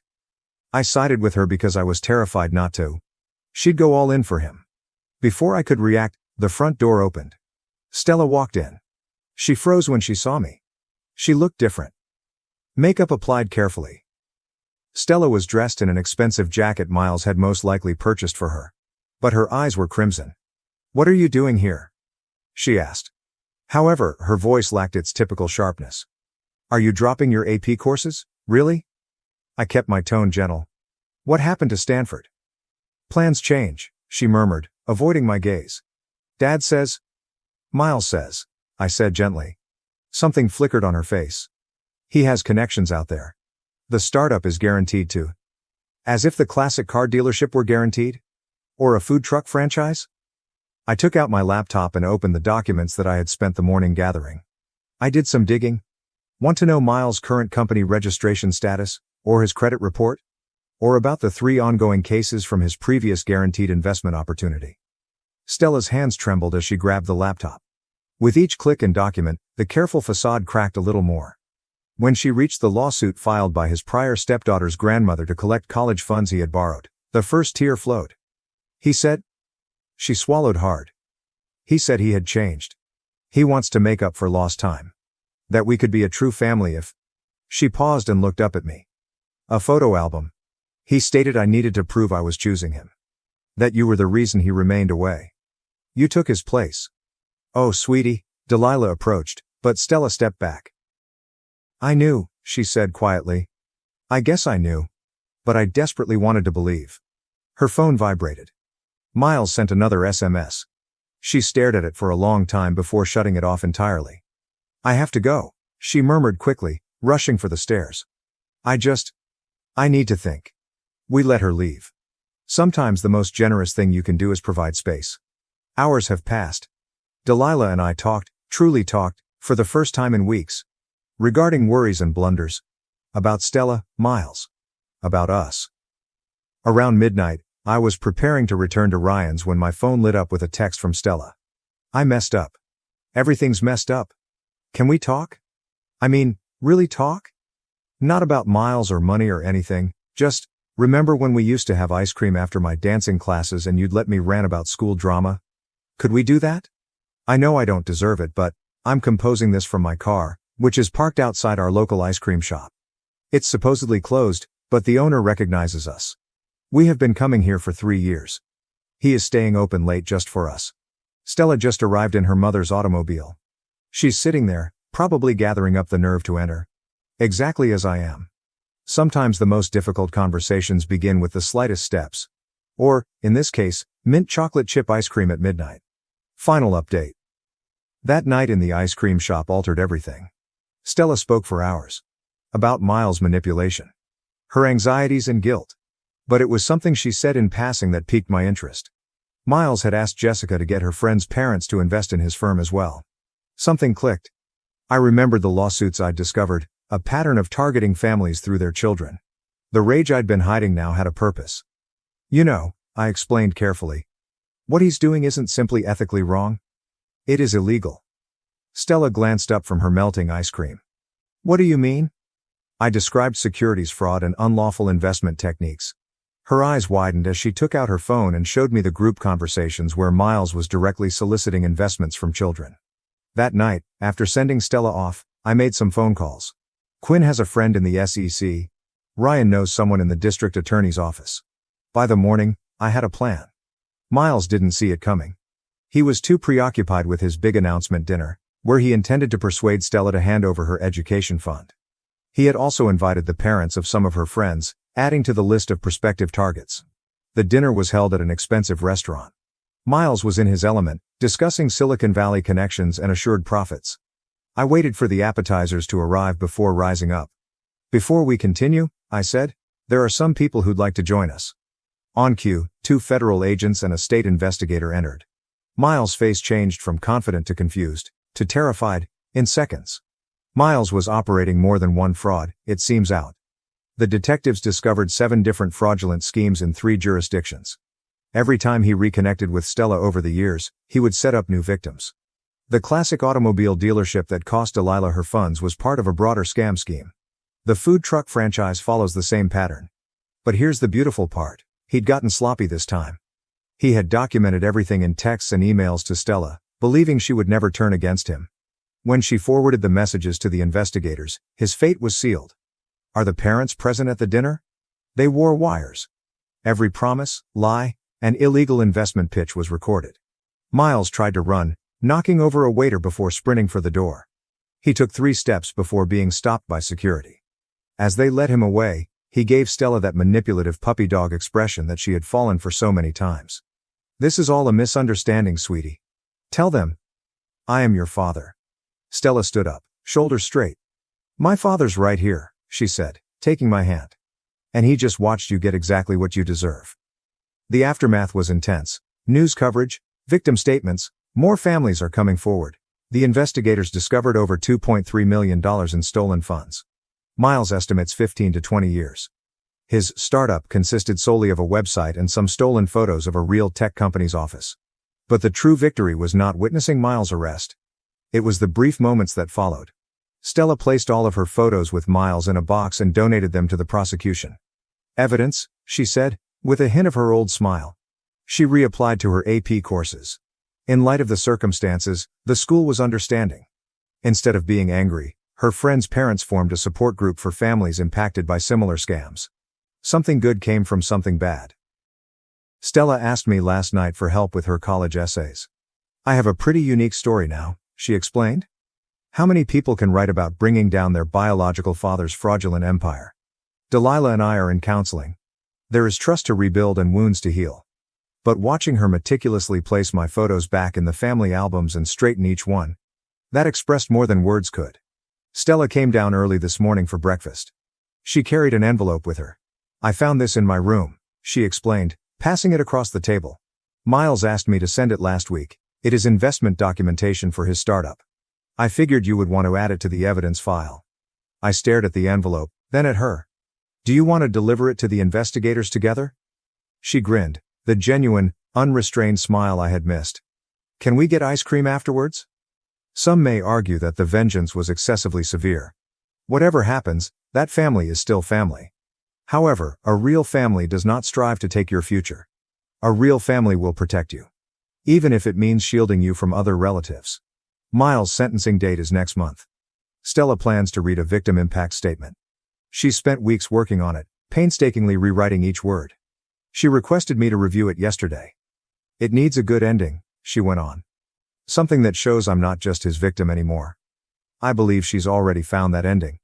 It's in the way she holds her head up right now. In how she assists other children in identifying similar schemes. In the college brochures on her desk. Her actual route.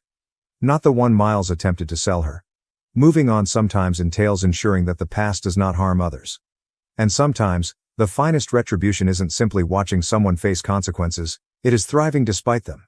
We are having a family meal tonight. Only the 3 of us. Stella's making her famous pasta sauce, which she learnt while watching cooking videos with me during lockdown. Normal, boring, and wonderful. Things related to the family. Miles will have plenty of time to ponder about these things from his cell. After 20 years of caring for my wife's daughter, I was abandoned by her at the wedding when she chose her biological father over me. I've been married to Sarah for more than 20 years. When we met, she was a single mother of a 5-year-old child named Emma. Emma was a bright-eyed, inquisitive little girl with a laugh that could brighten up any room. The first time I saw her, she was chasing a paper airplane in the park, clutching Sarah's hand tightly as they moved toward me. Something in that instant told me they were the future. Sarah was open about her past right from the start. Emma's biological father, Mark, had always been untrustworthy, full of hollow promises and transient appearances. He would call on birthdays, drop off cheap gifts, and then go. Emma was usually excited when Daddy arrived, despite Sarah's efforts to keep her expectations in check. When Sarah and I became serious, she made it obvious that Emma was her top priority. I totally accepted it. What I didn't expect was how much I'd come to love her. It didn't happen right away, but every "I love you, Dad," and every small sketch with my name misspelled eventually won me over. I was present when she learnt to ride a bike after numerous falls and scraped knees. I was there when she developed a high temperature in the middle of the night, cuddling her while Sarah ran for a thermometer. I helped her memorize her poem for her first school recital. On the big day, she shook behind the curtain but caught my gaze in the crowd before she began, needing reassurance that I was present. I always was. Mark, on the other hand, was merely a background character. He made huge promises such as, "Next summer I'll take you to the beach," or "I'll buy you that bike you want," but never followed through. Emma used to cry when those promises broke apart, and I would pick up the pieces. I never wanted to be the reason she stopped believing in her father. As she grew older, our friendship grew stronger. I was the one who attended her school meetings, helped her choose her graduation gown, and cheered her on from the bleachers during her games. She called me Dad, and even though I wasn't her biological father, I could see she meant it. That's why what occurred next devastated me. I wholeheartedly supported Emma's decision to attend college. I paid for much of her tuition, books, and even her little apartment rent. It was a financial cost, but I did not mind. I wanted her to have the opportunities I never had. Mark, as always, was inconsistent. He would occasionally call to say, "Your dad is proud of you," but he never contributed monetarily or actively participated in her life. Emma went up to me after the graduation ceremony, tears in her eyes. "Thank you for everything, Dad. I couldn't have done it without you." At that point, every sacrifice seemed worthwhile. So when Emma announced her wedding to Andrew, I was ecstatic. I imagined escorting her down the aisle, a symbolic moment that reflected everything we had gone through. I never stated it aloud, but I assumed that honor was mine. After all, I had been there for her at every milestone. The weeks leading up to the wedding were full with anticipation. Emma discussed her outfit, the flowers, and the music. As always, I offered my assistance, paying for a portion of the reception, donating to her attire, and covering additional expenses. I never anticipated anything in return, other than to be recognized as an important part of her day. Then the invitation arrived. I opened it with a smile, expecting to find my name in a particular place. Instead, it was only a formal guest list. My name wasn't really significant. Worse, Emma had selected Mark to accompany her down the aisle. At first, I assumed it was an error, but when I asked her about it, her remark hit me like a blow in the belly. "There's only one biological father, and I've always wanted to give him this moment." I can't express how it felt to have years of love, sacrifice, and effort rejected as nothing.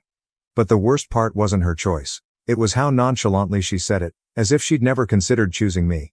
Her wedding day was one of the most embarrassing experiences of my life. I arrived early in a fitted suit, sat quietly among the guests, and watched Mark escort Emma down the aisle. During the remarks, I waited for someone to acknowledge me. Nobody did. I was invisible.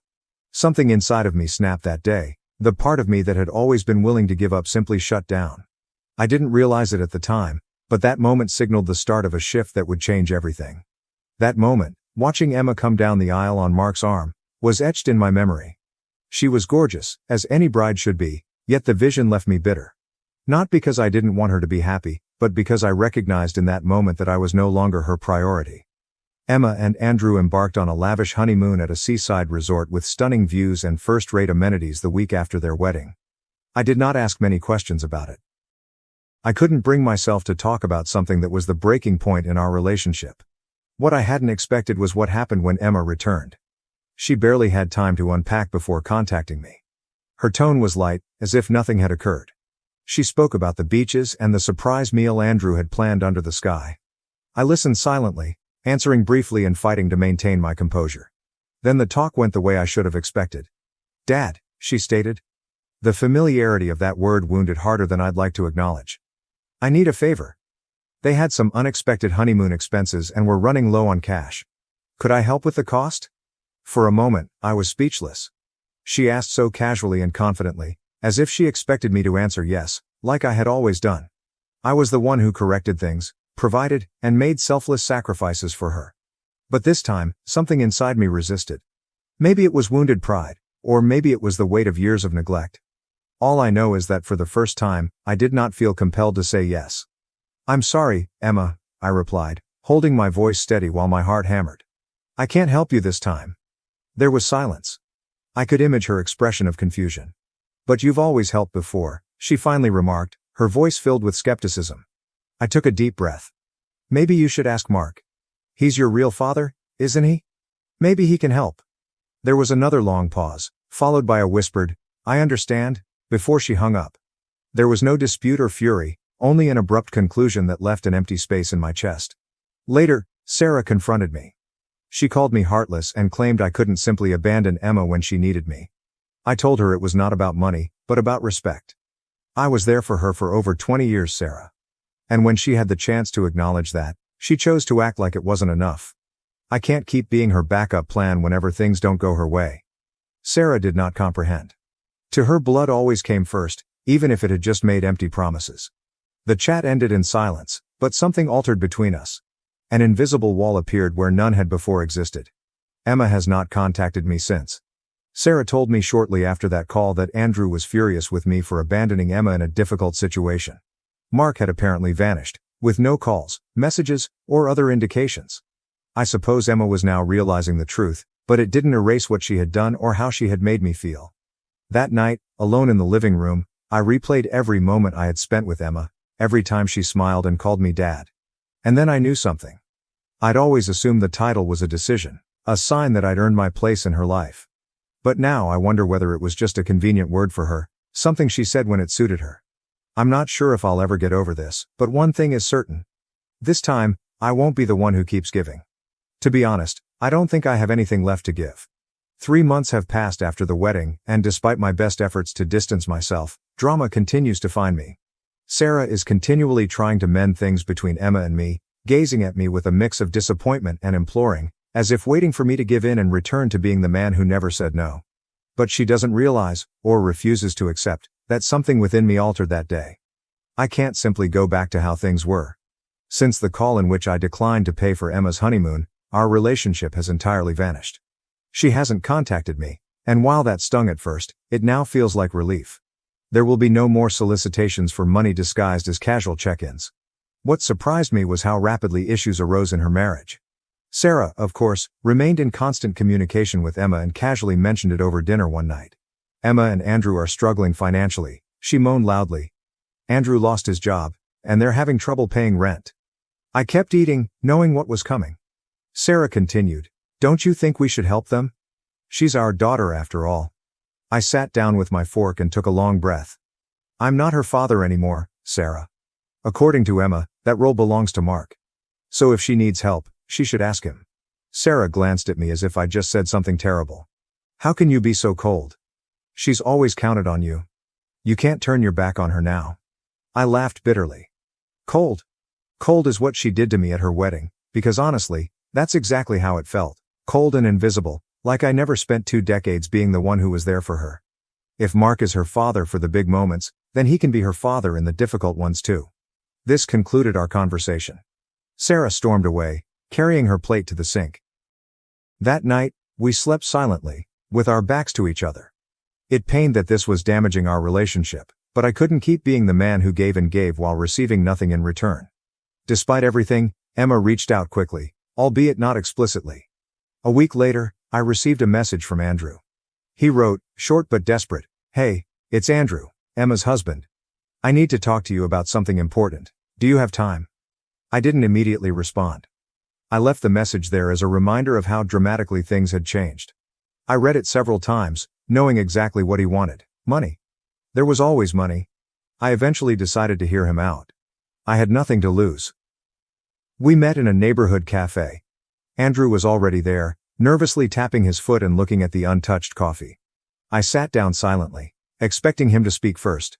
"Thanks for coming," he finally murmured, his tone lacking sincerity. It seemed more like an obligation. I know things have been tense between you and Emma, but we're going through a difficult time and I was hoping you could help. There it was, the expected request. I kept my expression neutral.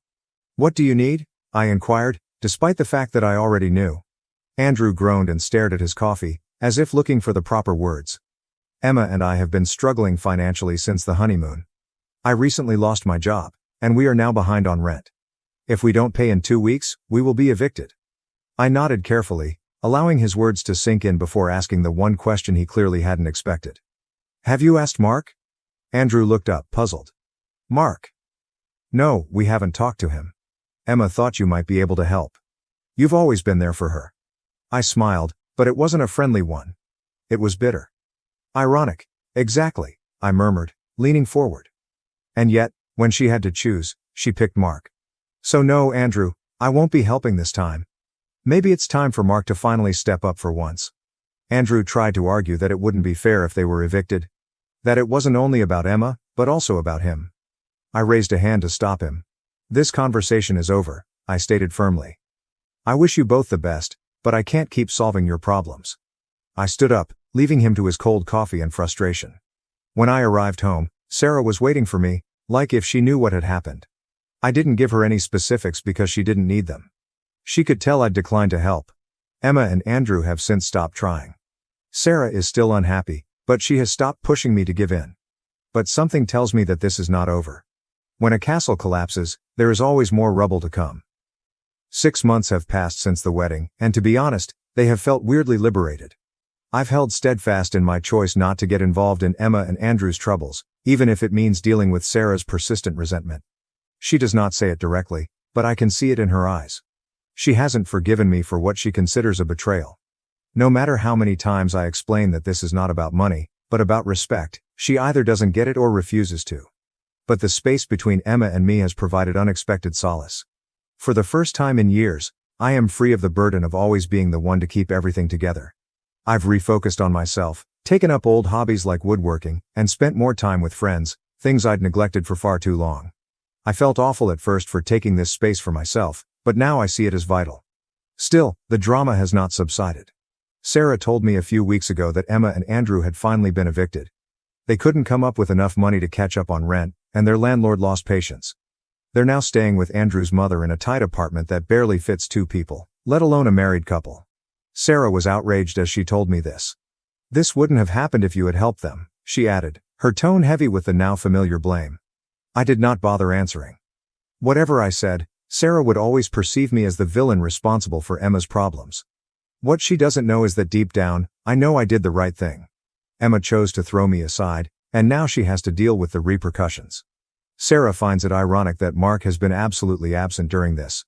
He didn't even answer when Emma asked for aid. It's not surprising, given his track record of unreliability. But I find it odd that, despite Emma's efforts to elevate him, he is nowhere to be found when she needs him the most. Sarah told me something a few days ago when she was making dinner, and it almost made me chuckle.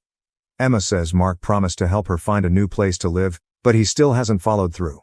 He says he's waiting for his finances to stabilize. I arched an eyebrow, staring at her in amazement. And Emma still believes him? After a lifetime of broken promises, she still believes him? I inquired, not angry, but really curious. Sarah sighed and looked at me with despair. He's her father, she stated simply, as if this explained everything. That exchange stuck in my memory for years. I had attempted to replace the vacuum Mark had left in Emma's life, but now I wondered if it had all been in vain. Perhaps biology has always been more important to her than her deeds. Perhaps I was never competing with Mark's presence, but with the mere fact that he existed. Emma finally contacted me around a week ago. Surprisingly, it was not about money. She sent a message indicating she wanted to meet and speak. I was hesitant to respond for a long time, but curiosity eventually won out. We met at a park that she used to frequent when she was younger. Emma was already there, sitting on a bench and nervously fidgeting with her hands. When I approached, she rose up and gave me a cautious hug. One that did not feel sincere, but which I accepted out of politeness. We sat for a few minutes in awkward silence. Then she began speaking, but not about why she had summoned me there. Instead, she talked about how difficult it was to live with Andrew's mother, the strain in her marriage, and how much she missed her own space. I listened without interrupting. I could see she had a lot to unload. She finally came to the point. Dad, she murmured, a word that once meant a lot to me but now feels hollow. I know I've disappointed you. I know the wedding hurt you, and I don't think I realized how much until it was too late. I waited, allowing her to continue. Inside, I felt a range of feelings, including disbelief, sadness, and lingering bitterness. Emma took a big breath before saying, I just want to say I'm sorry for how things turned out. I never meant to make you feel replaced. But you did, I said calmly and firmly. Not just at the wedding, Emma. Every time you ignored everything I did for you. Every time you chose to see Mark as something he never was. You say you didn't want me to feel replaced, but honestly, I don't think I was ever in that place to begin with. Emma looked down, clearly startled by my remarks. Perhaps she expected me to simply take her apologies and go back to the way things had been, but that wasn't an option anymore. Certain things, once broken, cannot be fixed. The conversation came to an end shortly thereafter. As we said our goodbyes, she told me she hoped we might repair our connection over time. I didn't answer, not because I didn't want it to happen, but because I wasn't sure it could. Emma didn't simply break my heart, she also shattered something deeper, my faith in her. Update. I did something that Sarah and Emma will never forgive me for, and I'm not sure whether I should even seek forgiveness. My relationship with Sarah has deteriorated beyond what I could have imagined during the last year, following the wedding. What began as an emotional distance has grown into an insurmountable divide. We no longer feel the love, bond, or respect that we once had. We still share a house, but not our lives. Since the wedding, there has been no intimacy. At first, I assumed it was a momentary reaction to stress, but as the months went, I realized Sarah was more than upset. She was bitter. She blamed me for Emma's pain, and this anger permeated every aspect of our marriage. We used to spend our nights talking or watching movies, but now they are silent. Every time I try to reach out, she pulls back, creating a barrier between us. In the midst of this desolation, Sophie, Sarah's best friend, joined my life. She had always been Emma's delightful aunt, bringing her lavish gifts and telling humorous stories. However, after the wedding, something changed.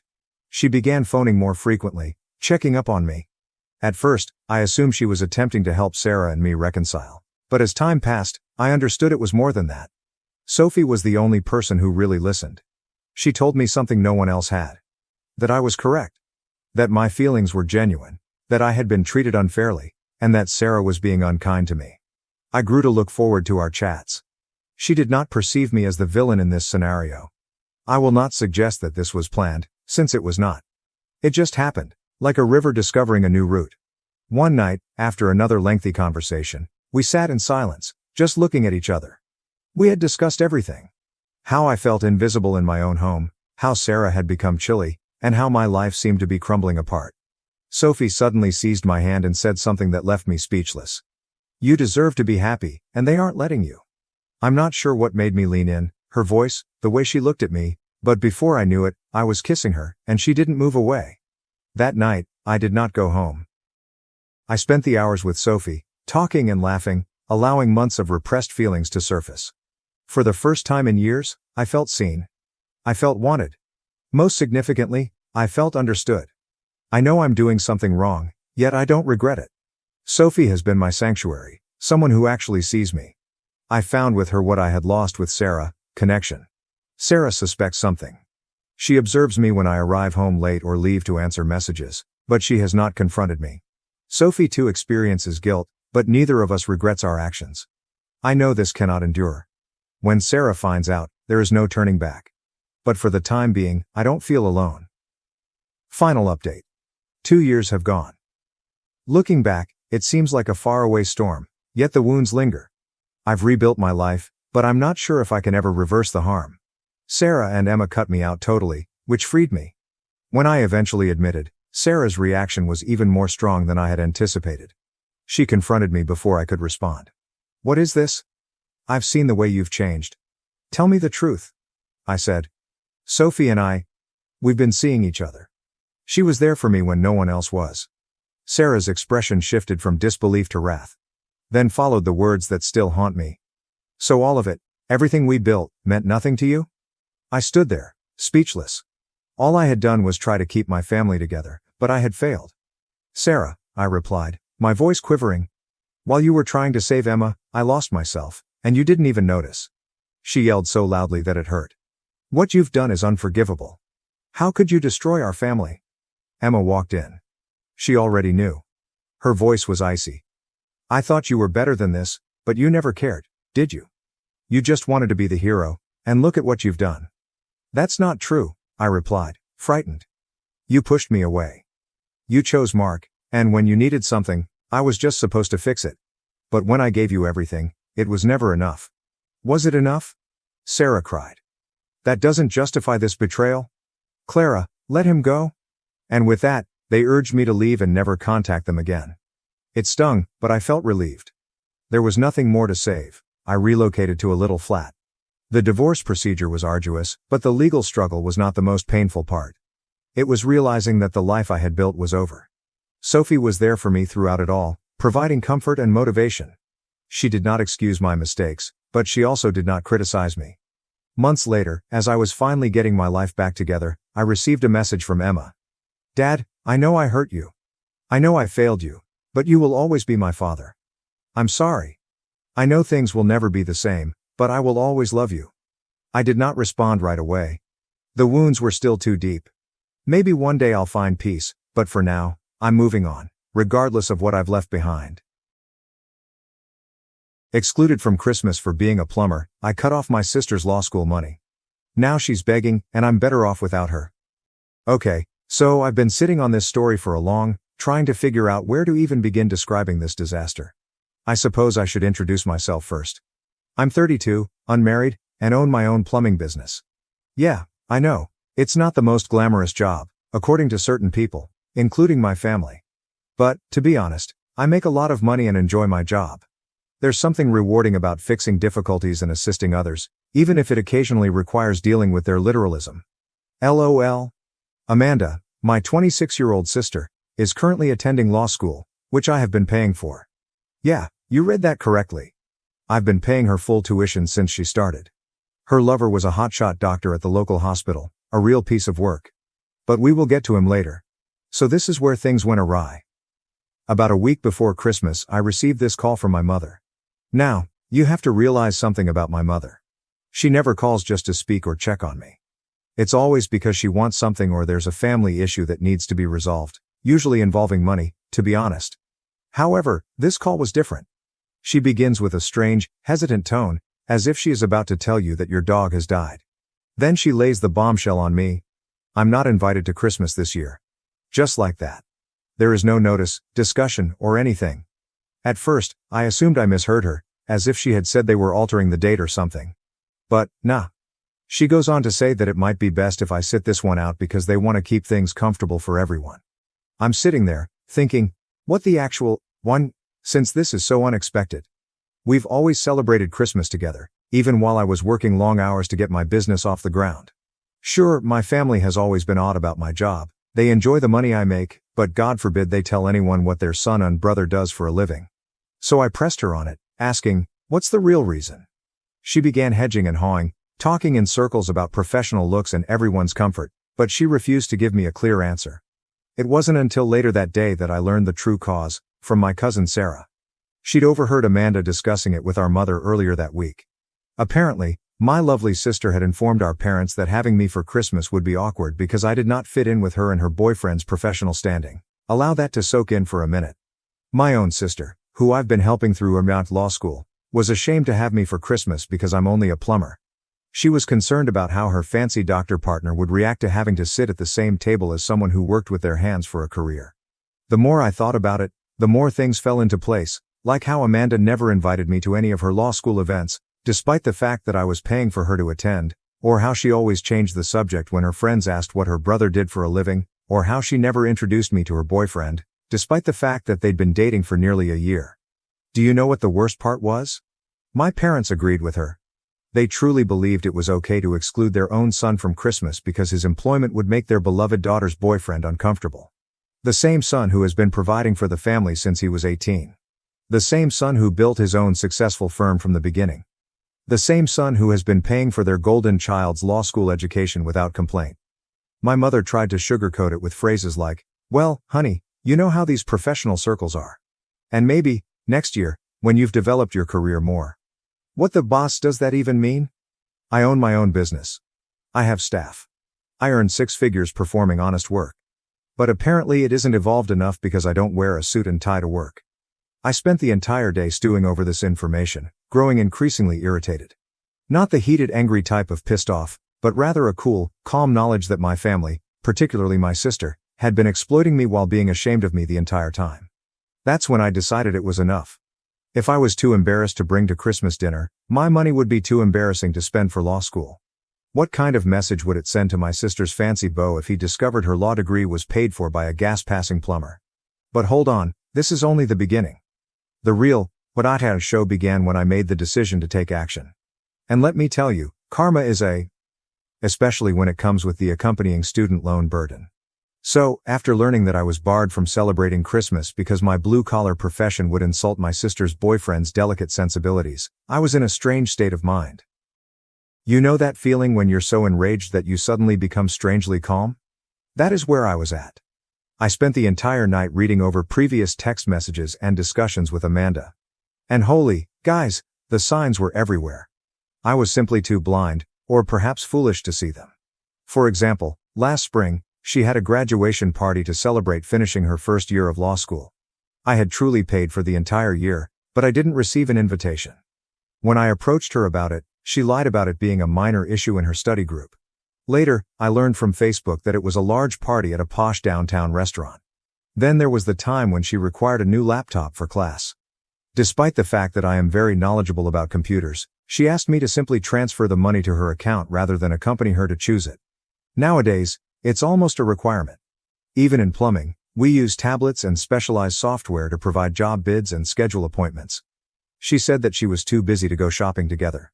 But now I'm quite sure she didn't want to be seen with her plumber brother in the Apple store. Looking back, it's sort of funny in a sad way. For example, whenever she needed money, which was often, she would text her humiliating blue-collar brother.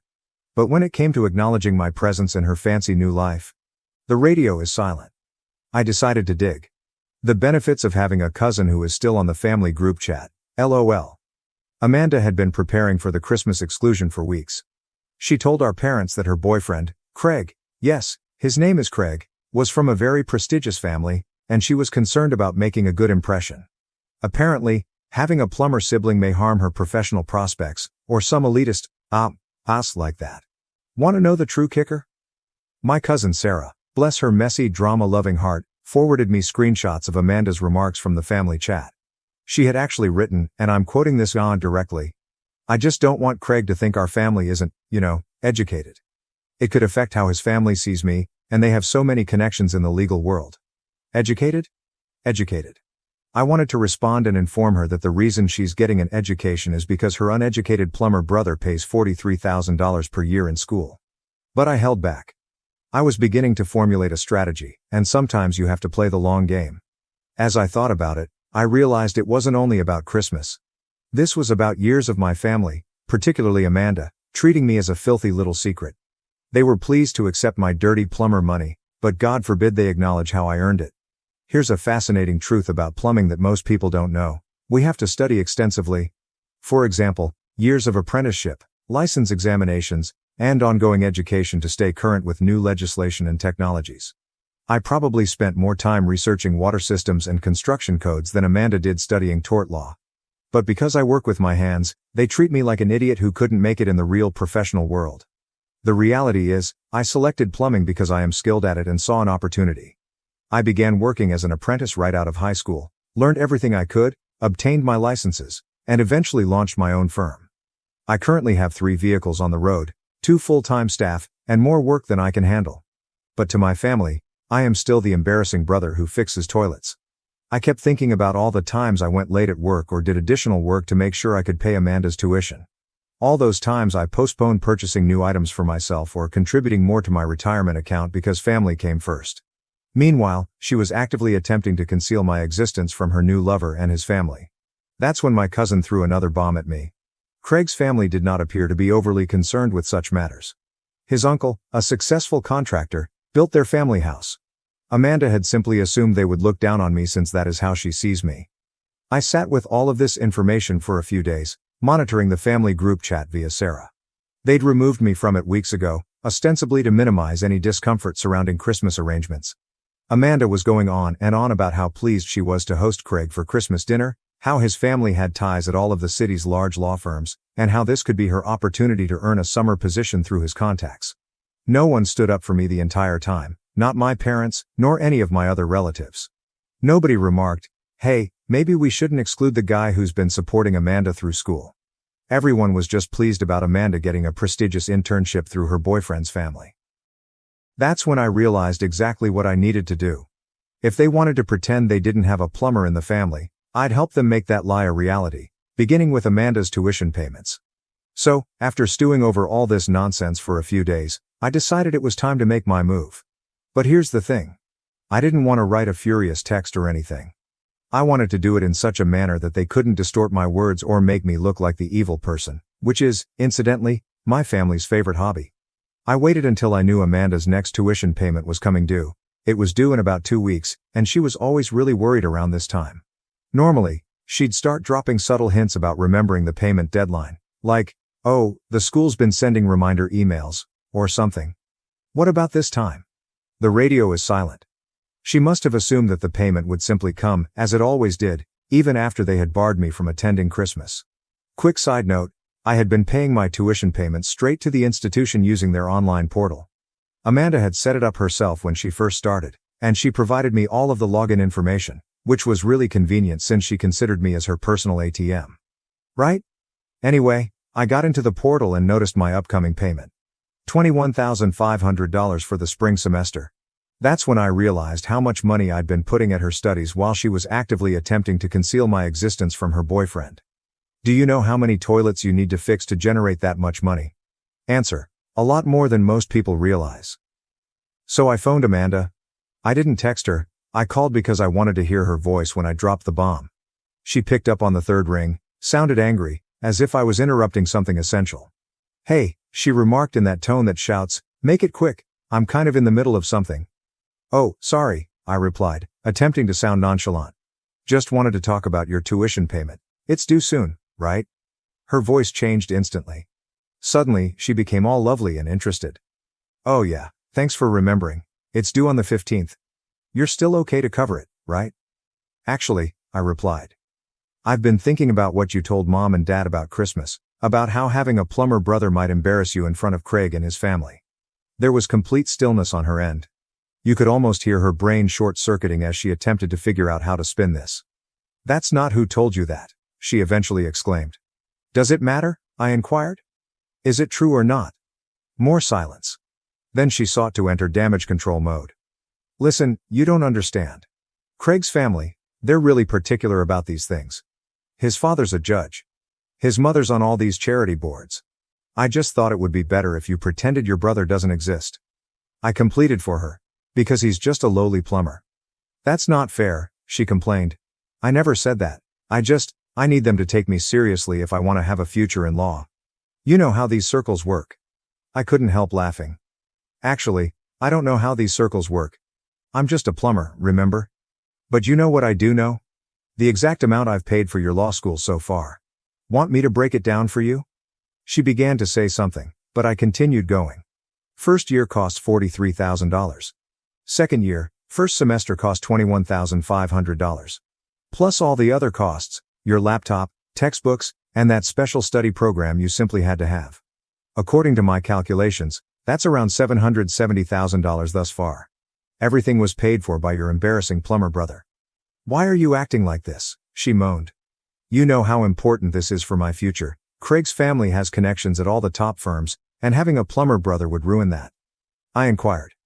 "Even though that plumber brother is the only reason you're in law school in the first place?" "You promised to help me," she replied. "You said you'd support my dreams." That's when I said it. "Yeah, I did, when you were proud to call me your brother. But if I'm too embarrassed to have Christmas dinner, then I guess my money should be too embarrassing to pay for your tuition." "You guys," the screech that came out of her mouth sounded like a pterodactyl's tail being stepped on. "You can't do that," she shouted. "The payment is due in 2 weeks. What am I supposed to do?"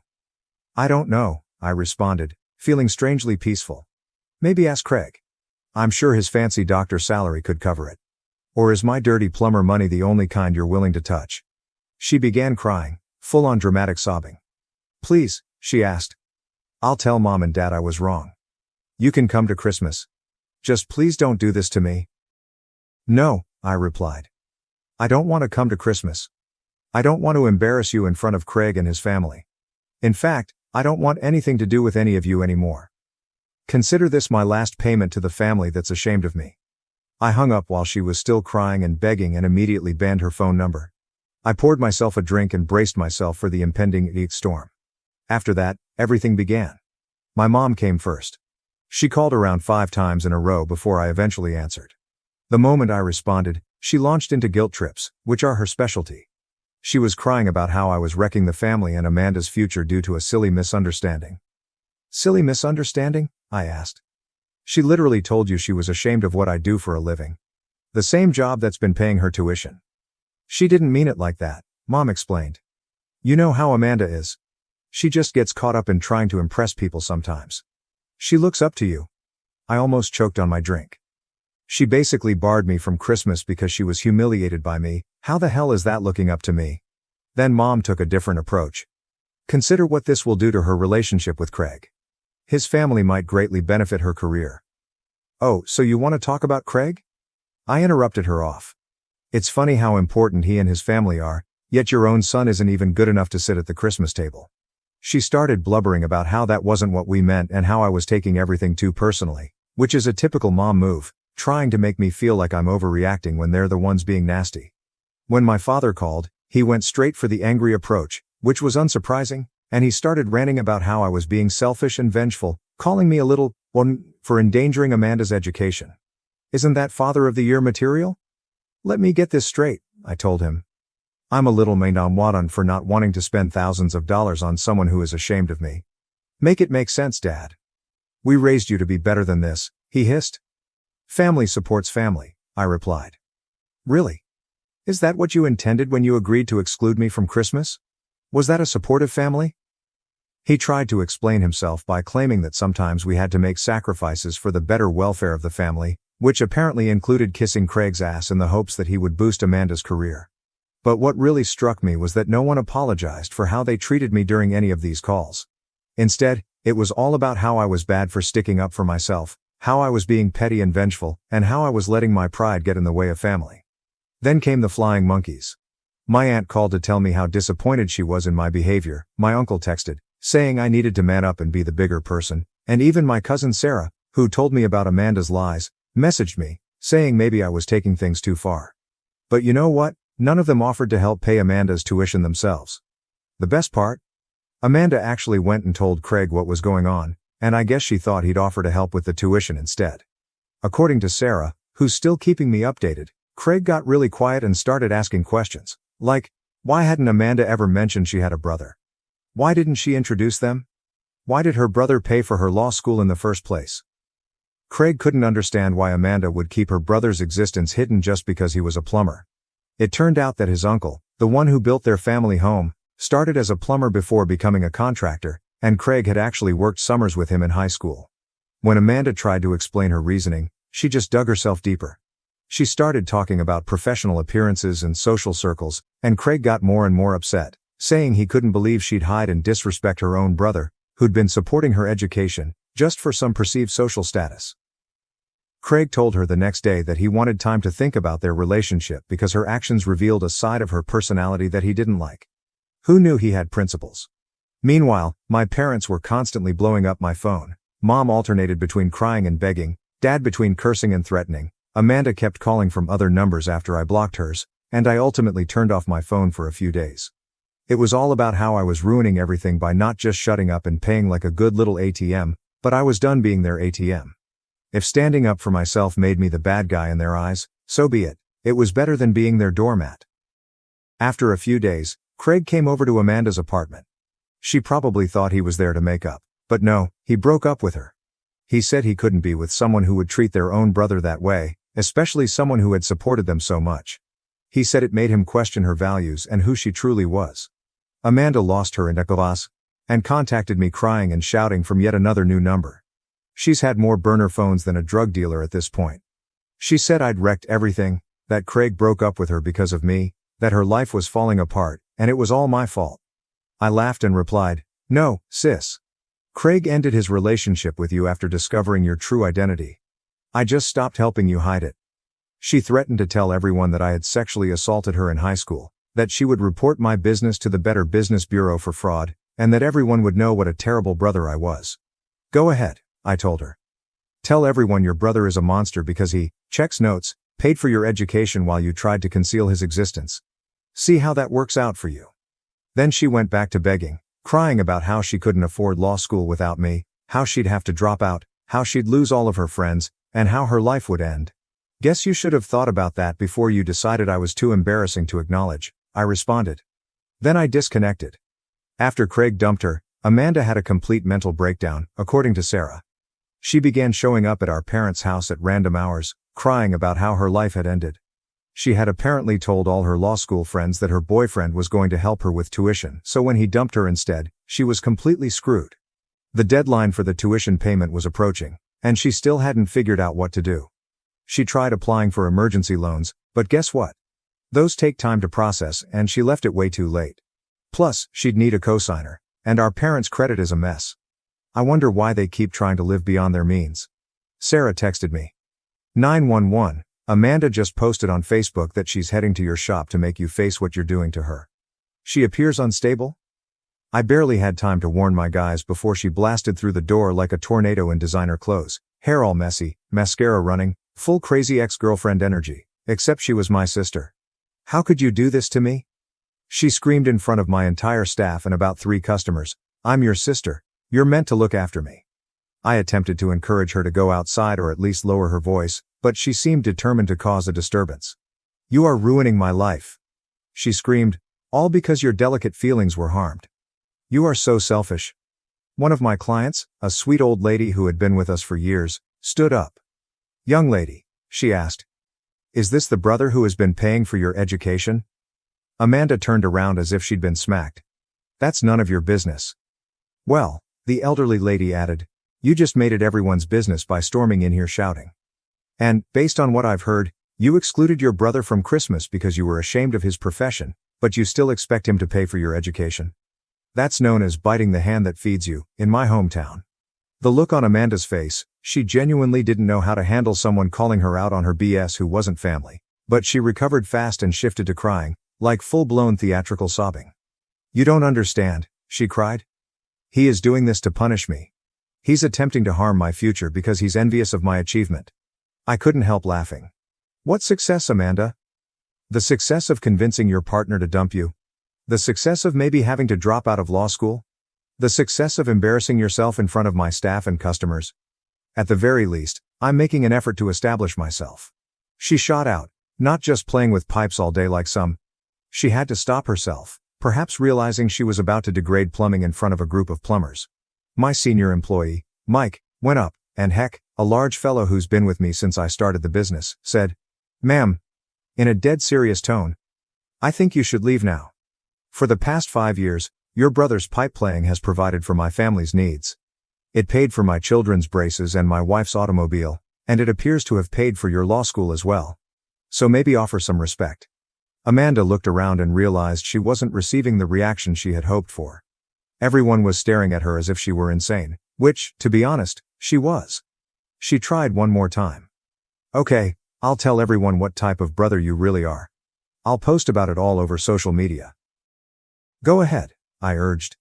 Make sure you mention the bit where you had me banned from Christmas because you were embarrassed by my employment but still expected me to pay your tuition. I'm sure that will bring you a lot of sympathy. She stormed off after that, but not before knocking down our sign and clipboard and kicking a display of business cards off the counter. Very mature, sis?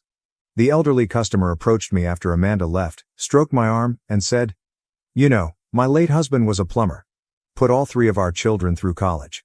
They never once expressed embarrassment about what he performed for a living. Then Mom looked me straight in the eyes and said, You're doing the right thing, honey. Sometimes family members have to learn the hard way that respect is a two-way street. After that scene, I had to sit down with my staff and explain the situation, and they were remarkably nice about it. Mike even remarked that his family's Thanksgiving drama was boring in contrast. So after the whole explosion at my business, Amanda decided to go nuclear. She started calling every single member of our extended family, telling them this sob story about how her cruel brother was attempting to ruin her future out of spite. But here's the thing about family drama. Everyone loves to get involved, but no one wants to actually assist. The first one was Aunt Karen. Yes, that's her name, and yes, she lives up to it. Who got me all wound up about family obligations and how I was selfish. This is the same aunt who borrowed $5,000 from me 3 years ago for emergency dental work and never paid it back. The conversation went as follows. "How could you do this to your sister?" she demanded. "She's striving to improve herself." "Funny," I responded. "I do not recall you agreeing to assist pay for her law school. You still owe me for your teeth, by the way." There is no more sound. That's different," she sputtered. "How dare you bring it up?" "Is it different?" I inquired. "Because, from where I stand, this entire family enjoys talking about helping each other until it comes time to actually help. Then suddenly, everyone goes quiet." She hung up on me after that. I guess the reality hurts more than those teeth did. Then there was Uncle Steve, my father's brother. He's this wannabe big shot who's always boasting about his investment portfolio but never has money when the restaurant bill arrives, and he tried to lecture me about family investments. "Think of it as an investment in your sister's future," he told me. "When she's a successful lawyer, she'll be able to help you." I laughed so hard at it. "Can you help me?" She couldn't even bear to have me for Christmas dinner because I'm a plumber. "But okay, tell me more about how she'll help me once she's successful." "Well," he said, "maybe you could help her finish school, and she could pay you back." "Great idea," I remarked. "Why don't you lend her the money then? You're always raving about your fantastic investments. Here's an opportunity to invest in my family." He suddenly had to leave. It's amazing how this keeps happening. The best part was that no one who called to guilt trip me offered to really help Amanda themselves. They all had opinions on what I should do with my money, but their own wallets remained firmly closed. I'm done with her, and I'll keep you all posted if anything occurs. Final update. My sister had me excluded from Christmas because I'm only a plumber, so I took away her law school funds. Hey everyone, I figured I'd post one last update because so many people have been messaging me asking what happened. I heard from a mutual friend that my sister showed up at her ex-boyfriend's house uninvited and tried to talk to Craig's parents. She told them this whole sob story about how she was about to lose everything and needed help, but she didn't mention hiding me because I'm a plumber. Craig was obviously present and gave them the complete truth, but his father, the judge, appeared to glance at her and say, "Young lady, if you're trying to be a lawyer, you should know that attempting to manipulate people by telling half-truths is not a good start to your career." In the end, she had to drop out of law school because she couldn't get private loans without a cosigner, and no one in the family was willing to cosign after what happened.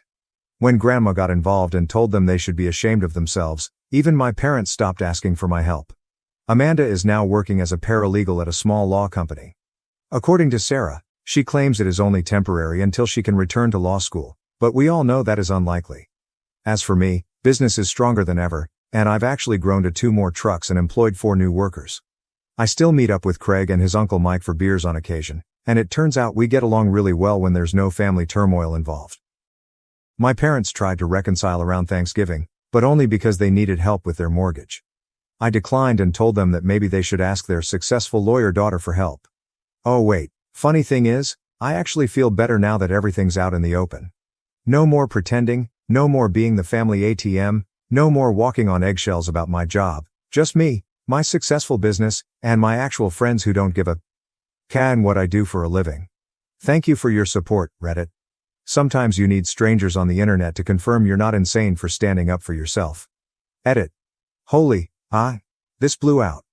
Thanks for all the accolades, and to everyone who DM'd me about needing a plumber in my region. Sorry, I'm trying to remain anonymous here. Edit 2. To everyone who says I ruined my sister's life, she did it herself. I simply stopped paying it. My fiancée asked for a break due to a new guy, so I left and moved cities. She's now stalking me. Her parents apologized, but I refused to talk.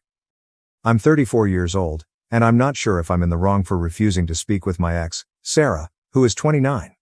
There's a lot of history here, and I'll try to explain it fully. In mid-2022, I met Sarah at work, and we hit it off right away. I soon fell for her, and we began dating shortly after. However, Sarah ended our relationship early on due to a little disagreement. To make matters worse, she caused a commotion in front of everyone at work. I was sad, but I did not want to quit my job at first. Eventually, I realized I still had feelings for her, and seeing her every day was too hard. That's when I decided to quit and look for a new job. We lived close together, so we ran into each other regularly over the next few months. We began conversing again, but despite my feelings for her, I couldn't bring myself to consider getting back together. I was terribly saddened by what she had done. After a few months, she told me she regretted ending our relationship over something so petty. She stated that doing it in front of everyone was terrible, and she had been reflecting about it ever since. She appeared sincerely sorry, and I could see she meant it. I asked if she wanted to give our relationship another chance because I believed her apologies were genuine. She consented, and by early 2023, we were formally reunited. 1 year later, everything was going well. We discussed marriage and constructing a future together, which made me feel prepared to take the next step. I decided to surprise her with a proposal and began working additional hours to pay for a house so we could get married. Not long after, I didn't tell her why I was working so hard since I wanted it to be a surprise. Then out of nowhere, she requested a break. I was taken aback, and when I questioned why, she refused to explain. Around the same time, I noticed she had been talking nonstop about a new person at her employment, but then she stopped mentioning him completely, which made me suspicious, perplexed, and hurt. I contacted one of my close friends, Emily, not her real name, who, together with her partner, continued to work at the same company as Sarah. I complained to Emily about what was going on and asked if she knew anything. She replied she didn't because she worked in a different department, but she promised to check around. Emily followed up with me a few days later. She told me Sarah had been feeling distant from me lately, especially since I was working longer hours and not getting out as often. Emily stated that some of Sarah's coworkers had encouraged her to take a break, believing I wasn't treating her well and wasn't as involved in the relationship. On top of that, they were attempting to link her with a new guy at work, claiming they'd be a better match. I told Emily about my plans to propose and purchase a home for Sarah and me. That was why I had been working so much. I wanted to surprise her with something large. Sarah called me after about 2 weeks and suggested we meet. I agreed, but I made it clear that I needed an explanation for why she wanted a break before we could talk about anything else.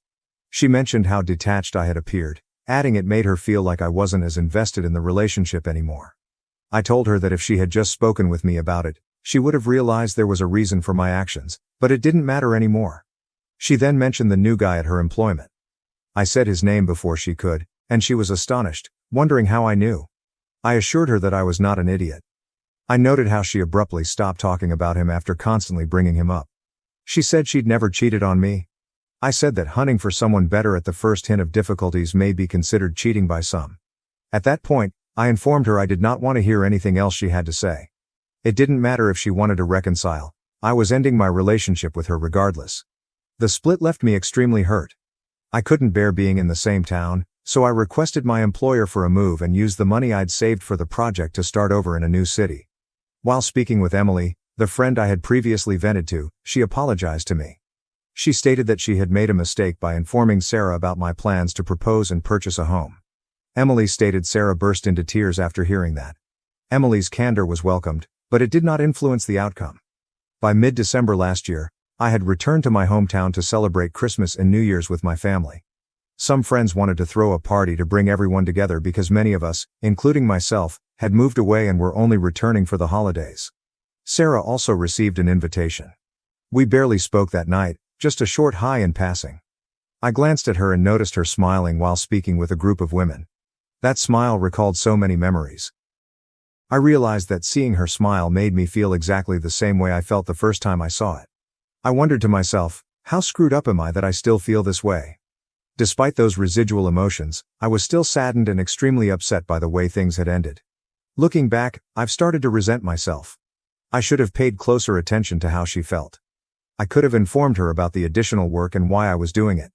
Perhaps things could have turned out differently. Later that evening, one of my friends revealed that Sarah's relationship with the guy at work had only lasted a few months. After the holidays, I intended to return to the city where I now dwell. My vacation ended on January 6th, so I planned to go on Friday. That way, I'd have Saturday to tidy up at home and prepare for the week ahead, and Sunday to unwind before returning to work. Before I departed, one of my buddies from home contacted me. He stated he had a favor to request on behalf of someone else and warned me that I would not like it. I could already feel my stomach dropping. He then told me it was Sarah. She was moving to the city where I live to work for a relative's company, and she needed a ride. He asked if I could take her. I didn't think about it before saying no. The thought of being locked in a car with her for hours was too much to take. It would have been excruciatingly embarrassing, just like the party, and I wasn't prepared to put myself through it. He insisted that Sarah and I talk, but I was having none of it. I returned home, and last week I went for a run. When I stopped to relax briefly at a park, I heard a familiar voice say, "Hi." It was Sarah. She attempted to start a conversation by asking how I was and emphasizing that we didn't get to converse during the party. But I cut her off, stating I didn't want to speak with her. She told me not to be like that and that we should have a chat, but I declined. She questioned how I could still dislike her after over a year and everything we'd been through, but I told her it wasn't resentment. I was quite truthful. I explained that thinking about her, talking about her, or even seeing her still hurts a lot, which is why I couldn't talk to her. She stated that this was exactly why we needed to communicate. I didn't understand the point, so I simply walked away. Sarah has tried to approach me twice since then, and both times I have turned her down. Some of my pals believe I'm being overly harsh and should talk to her for closure. Others argue that torturing her for the rest of her life is unacceptable, but that is not the point of this. I have no anger or ill thoughts against her anymore. I admit that I share some of the blame, but it still stings. I can't talk to her because it's like reopening an old wound that has never completely healed. So, Aita, why are you refusing to talk to her? After reading the comments, the original poster thanked everyone for their advice. The OP simply wants to explain things better. OP explained that their friends were not contacting or emailing them, telling them to talk to Sarah. It was simply the perspective of some of them when the matter was raised. Update, February 2, 2025. Hello everyone, I wanted to provide an update and appreciate everyone for their thoughts. I read over each comment, and while I didn't react to everyone, it was only because I didn't have anything to say. I'm grateful to everyone who expressed their opinions. It's been quite helpful. After reading everything and thinking about it, I've chosen to adhere to my choice not to speak to Sarah. I neglected to include it in my original post, but I did notify a few people that I blocked her everywhere after we broke up for the second time. Over the last 2 days, it appears that her insistence has backfired. Some of our shared acquaintances, including those who first suggested I talk to her, have become tired of her continuous attempts to reach me. They appear to have turned against her as a result of this. Emily, the friend I was venting to at the time, posted about stalkers on social media 3 days ago. She did not name Sarah, but many people understood what she meant.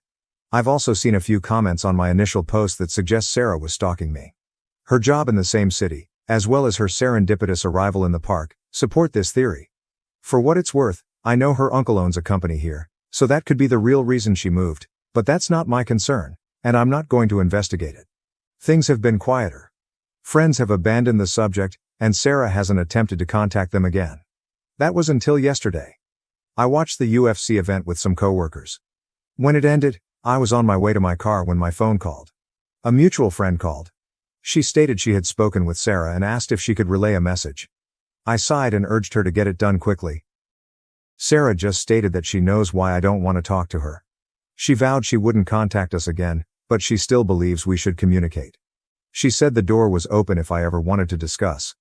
I told my buddy I didn't have a message to return and begged her not to bring Sarah up again in our chats. If what Sarah mentioned is correct, it is a relief, but I am not holding my breath. I wouldn't be surprised if she tried something different. Perhaps she believes that giving me space will compel me to approach her, but it will not. That chapter of my life is currently closed. I simply want to focus on myself. I doubt I will be dating anyone anytime soon. If there's one thing I've learned, it's that I should get to know individuals better before committing to a relationship. I've also been thinking about how loosely I use the term friend.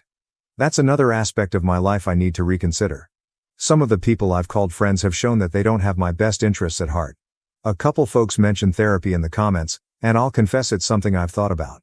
For the time being, I'm allowing myself to heal on my own, but if I don't feel better after a while, I'll look into it further. Thank you to everyone who took the time to remark. Your counsel has been quite helpful in sorting everything out. Update 2. February 16, 2025. Sarah has been missing for several weeks, and no one has mentioned her in discussion. That is a nice thing. Then, last Tuesday, February 11th, I received a direct message from Sarah's mother. She stated she wanted to apologize for her daughter's actions and requested me to call her. I've always had a good relationship with Sarah's parents. They are genuinely lovely individuals. Even during both breakups, they were always respectful and never went too. I didn't want to talk about Sarah anymore, But I also didn't want to avoid her mother. After considering it for a few minutes, I decided to phone her. However, if she tried to get me to communicate with Sarah or anything like, I would gently cease the call. When she responded, she put me on speaker so Sarah's father could join us. I almost expected to hear Sarah's voice, but thankfully, that did not happen. The conversation was actually very good. They began by apologizing for Sarah's recent actions. I quickly informed them there was nothing to apologize for, but they insisted, claiming it was the right thing to do. They also said that they had no idea what was going on until recently. When they found out, they called Sarah and had a lengthy conversation with her. Her father confessed that the chat was more appropriate for an adolescent than an almost 30-year-old woman. Sarah vowed that she would stay away from me and seek therapy. I felt relieved, not just for myself, but also for her. Everything that happened between us was not ideal, but I sincerely wish her the best. I hope she finds happiness. Before we hung up, I thanked her parents and expressed how much I admired and respected them. I can now state with certainty that this is over. Sarah would never violate her parents' confidence. Thank you everybody for your advice, it meant a lot. My half-sister destroyed my marriage, stole the life I once had, and now she wants me to officiate her wedding, but I had a plan for revenge. My husband Jerry, 52 male, and I, 48 female, had been together for about 12 years and married for 10. We were so joyful at the beginning, you know? Every moment we spent together was a source of delight, filled our days with laughter, dreams, and the little things that made us love each other even more. We were a team, tackling life together. Our smiles were contagious, and everything seemed a little better when we were together. We soaked up the love we had, from cozy Sundays to odd date nights that just made everything feel great. Life was simple and we enjoyed every moment of it. But suddenly, things began to shift. Date nights became stressful, and the casual laughter was no longer as loud as it always was. I started noticing that he was spending more and more time on his phone than with me. Date nights were no longer lighthearted. There was a palpable strain in the air. Our happiness had begun to fade, and I couldn't escape the feeling that our relationship was slipping away from me. The intimacy we previously shared was fading, replaced by a growing distance that seemed difficult to repair. I began to suspect Jerry might be having an affair. Late-night phone calls and odd messages became too common for me to dismiss. I questioned his behavior changes, as well as the fact that he felt distant even when we were only inches apart. But Jerry ignored it, claiming that I was reading too much into his conduct and that he was simply preoccupied at work. In my gut, I knew it wasn't just paranoia. It was a feeling that our marriage was taking an unforeseen turn. On a Friday evening, I planned to surprise Jerry with a dinner date, hoping to revive our relationship. I eagerly went to his office to pick him up, anticipating a night of connection and joy. However, my elation quickly changed to regret when he sent me a message saying he would be working late owing to an onerous workload. I sighed, accepting the change in plans without letting him know I was waiting for him below. I was about to depart when I noticed Jerry exiting his employment, which surprised me. This confused me because it contradicted his message about a difficult workload. Puzzled, I watched him get into his car and drive away. I decided to follow him instinctively, with curiosity in my heart. Little did I know that what I was about to witness would rock me to my core. I followed him as he pulled into a pub. I wasn't sure what he was doing there. Why did he lie to me about this? As I quietly studied him at the bar, my greatest suspicions were clear. He was meeting a woman. I remained there, stunned, as the woman's back appeared familiar to me. The mystery woman then moved to sit in front of him, and my eyes widened in surprise as I realized it was my stepsister Karen. I could feel my legs giving out from shock, and I nearly fainted in front of the bar. While spying on them, I noticed my husband and Karen holding hands and smiling lovingly at one another. The understanding hit me like a gut punch, and I had an intense want to vomit. The overwhelming contempt, along with the betrayal, left me with a range of feelings, wondering how to respond to the extent of his deception. I recall leaving the bar in a trance, hoping Jerry wouldn't catch me. That night was the most difficult one of my life.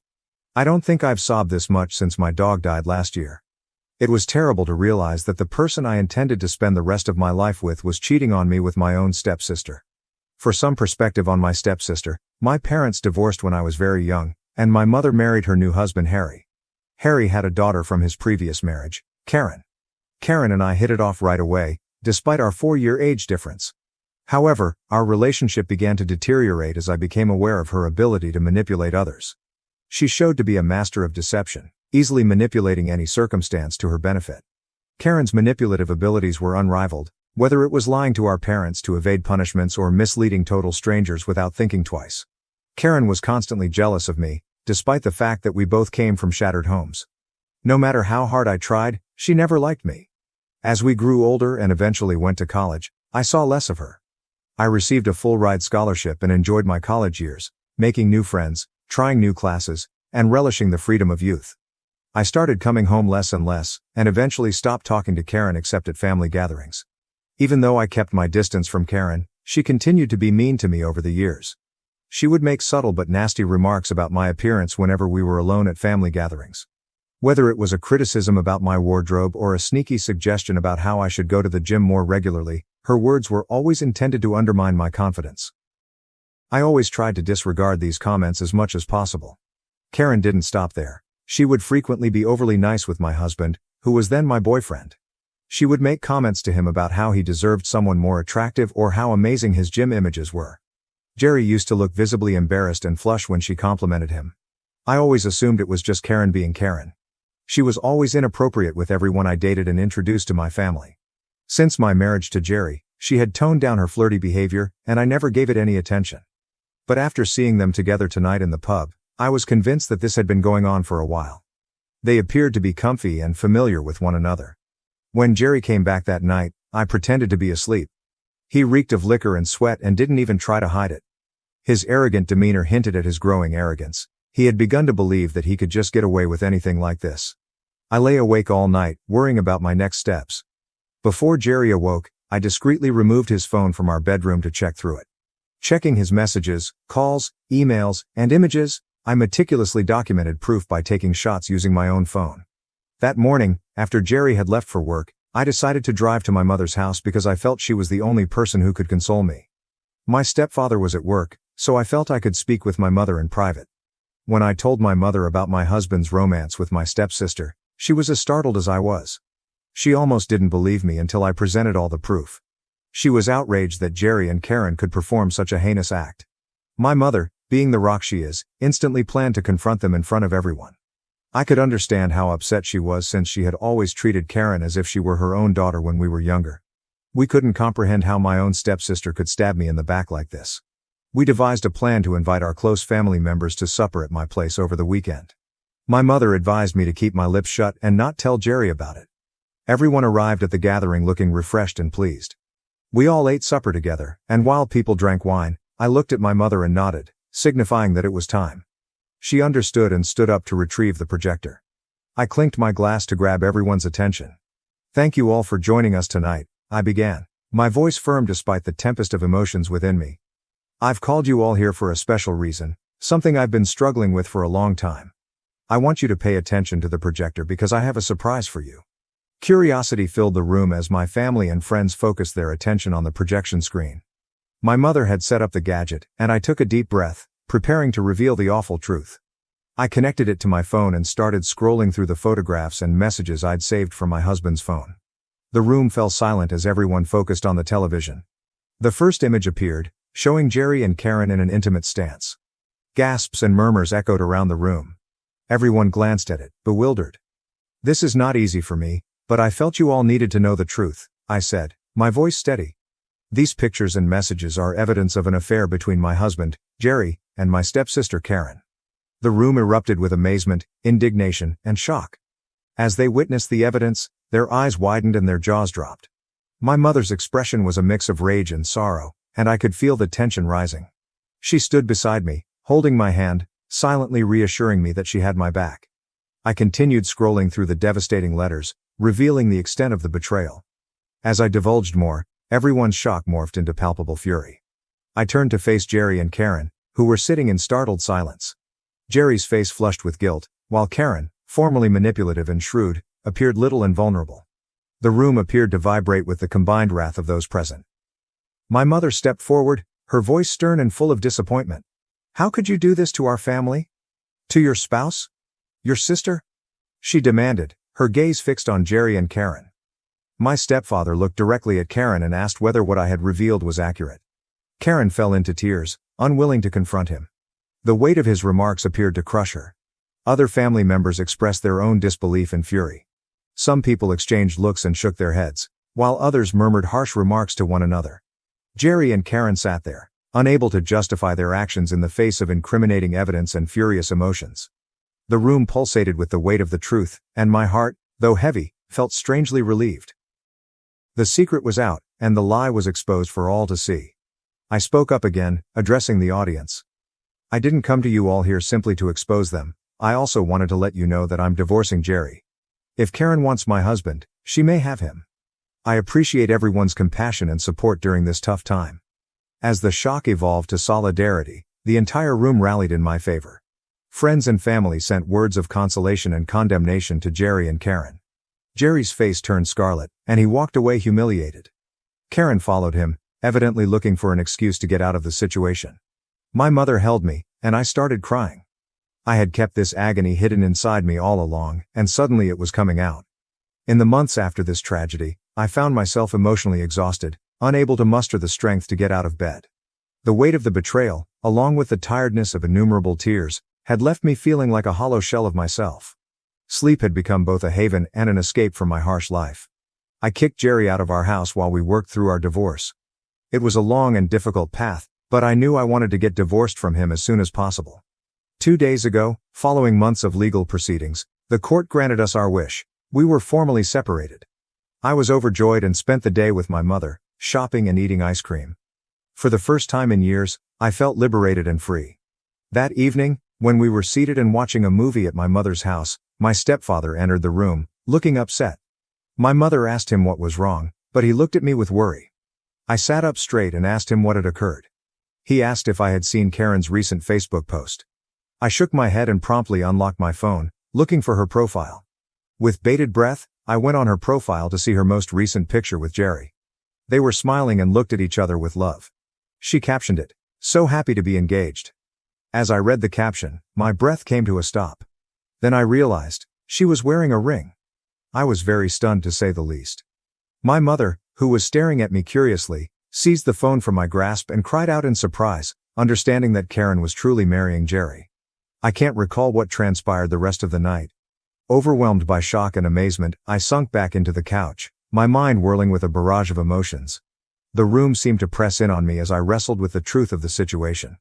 My mother, who was similarly astonished, attempted to console me, but words failed us both. As if things weren't awful enough, my stepfather received a call from Karen. She was presumably calling to tell him about the news. I asked him to put her on speaker so I could hear what she had to say. My stepfather nodded and took up the phone. He calmly listened as Karen raved about her engagement and how excited she was to marry Jerry. I listened to her words, devastated and absolutely empty inside. My stepdad then furiously interrupted her. "Karen, what you did today is not only disrespectful and hurtful to your stepsister, but it will have far-reaching consequences for the entire family." Karen answered, apparently upset by his reaction. "I don't understand, Dad. Jerry and I are in love and we're getting married. What's wrong with celebrating that?" My stepdad chided me. "What's wrong, Karen, is the way you've gone about it. You had an affair, and you think that's okay? Your actions have caused immense pain to someone you should consider family. Instead of being respectful and understanding, you are now flaunting your engagement in front of her and the rest of us without a thought for the consequences." Hearing his remarks, I burst into tears while my mother consoled me. I suppose this is when Karen learned my stepfather wasn't alone. She asked if I was in the room, and he confirmed. Karen then began pleading with me for a conversation. My stepfather glanced at me curiously, so I took the phone from him. I started asking her whether she realized what she was getting herself into. Karen smirked when she heard my voice and informed me she knew what she was getting into. She went on to suggest that I shouldn't be sobbing about Jerry because we were officially split and he was now free to marry her. As if that wasn't enough, Karen dropped another bombshell. Jerry and she wanted me to attend their wedding and bless them on their new path. Hearing her remarks, I felt a mixture of shock, rage, and incredulity. They wanted me to present a mask of acceptance, togetherness, and happiness when, in truth, I was dealing with the shattered shards of my own heart. The entire event felt like a sick joke on me. She began discussing how much it would mean to them if I could give a speech on their big day, indicating to everyone that I was fine with their wedding. I was stunned and at a loss for words.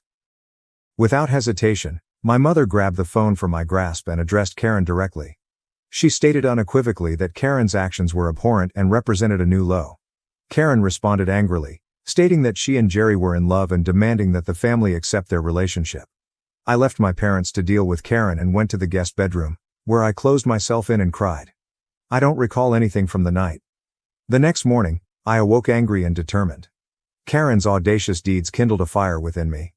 Instead than letting this knowledge devastate me, I resolved to turn the tables. I knew I had to tackle it head on and come out stronger. I wasn't going to let them take away my happiness and mental tranquility.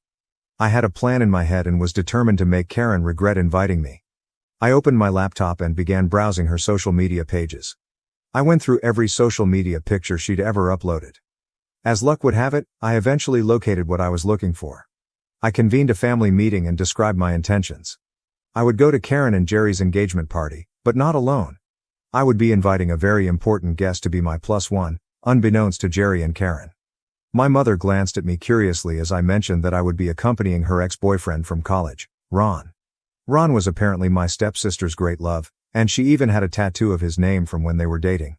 They had a painful breakup, and I knew she would be shocked to find me arm in arm with her ex. My mother's eyes widened with recognition. I gave her a cheeky look. She gave me a gentle nod of assent, indicating that she understood my plan. My stepfather, on the other hand, believed this was going too far and warned me not to ruin my stepsister's wedding. So, Reddit, do you think I'm an a-hole for inviting my stepsister's ex to her wedding after she opted to sleep with and marry my husband? Update 1. It's been a few days since I last posted an update to my narrative. Thank you for your comments. I'm astonished how many of you understand and encourage my petty behavior. I'll confess that I wanted to be the bigger person at first, but seeing Karen update more and more of her engagement photos with Jerry officially reinforced my plan, and I set it in motion. I sent Ron a friend request on Facebook and messaged him once he accepted. To my amazement, he replied, and we began communicating. I was open with him about my identification as Karen's stepsister and her soon-to-be husband's ex. I informed him of my intention to invite him as my +1 to their wedding. He appeared surprised and curious about why I was contacting him, but I explained everything. I informed him that Karen had cheated on me with my own husband and was now marrying him. I told him I wanted to take him with me so I could make Karen feel the same way she did for me. After hearing everything, Ron agreed to accompany me. I get aroused thinking about the expressions on Jerry and Karen's faces when they see me at their wedding with Ron. My stepfather has no idea I'm going to take Ron. After our recent chat, in which he discouraged me from bringing him as my +1 to Karen's wedding, I've decided to keep this knowledge private for the time being. I will notify you when the wedding takes place in a few days. Update 2, it's been a month since I last updated.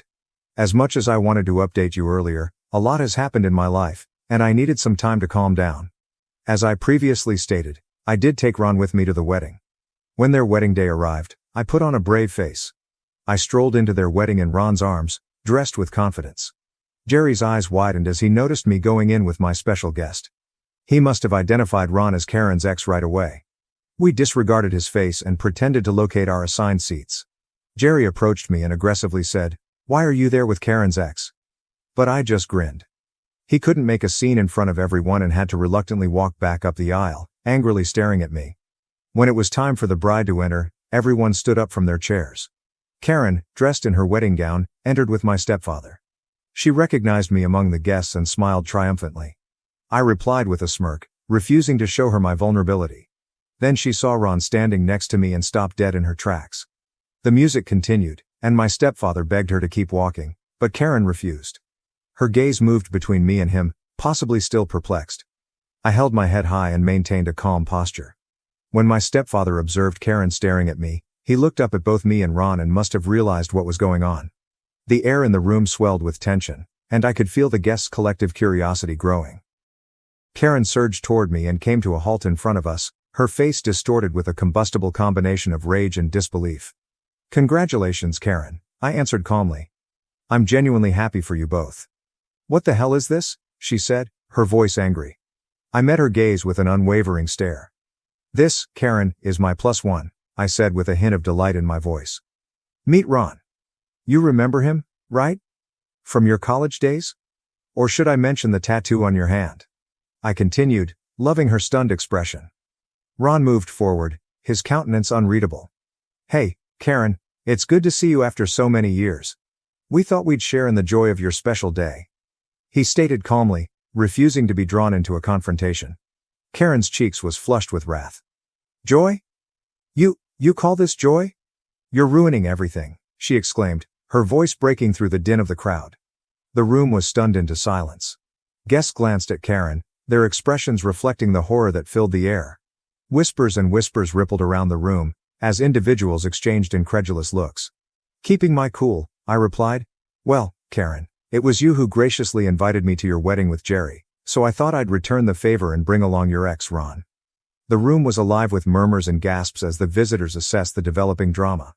Karen's eyes furrowed at me, and she appeared surprised.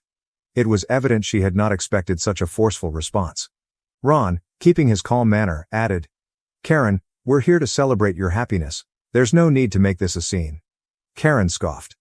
"Celebrate my happiness? How can you even be with someone like her? Are you dating her now?" I smiled at her scorn and, shrugging nonchalantly, responded, "Like I said, you invited me. I'm just here to honor that invitation and wish you and Jerry a lifetime of joy together. What happens between Ron and me should not be your concern, especially since you're about to marry." Karen's rage heightened the tension in the room. Jerry, who was standing at the altar, came running down, pleading with Karen not to cause a commotion so that they could continue their celebration. Karen pulled him away fiercely.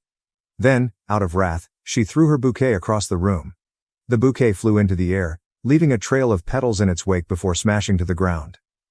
Despite the collective gasps, Karen walked out of the theater, her gown trailing behind her in a whirl of white. The door slammed shut behind her, leaving a sensation of astonishment in its wake. The visitors exchanged perplexed looks, unsure how to respond to the unexpected turn of events. Some people made awkward smiles, while others shifted uneasily in their seats.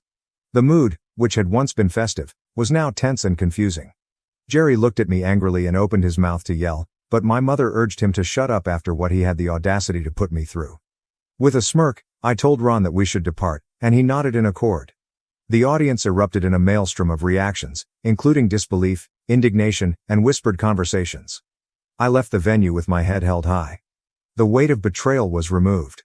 The world had witnessed my anguish, resilience, and ability to rise above the ashes of a failed marriage.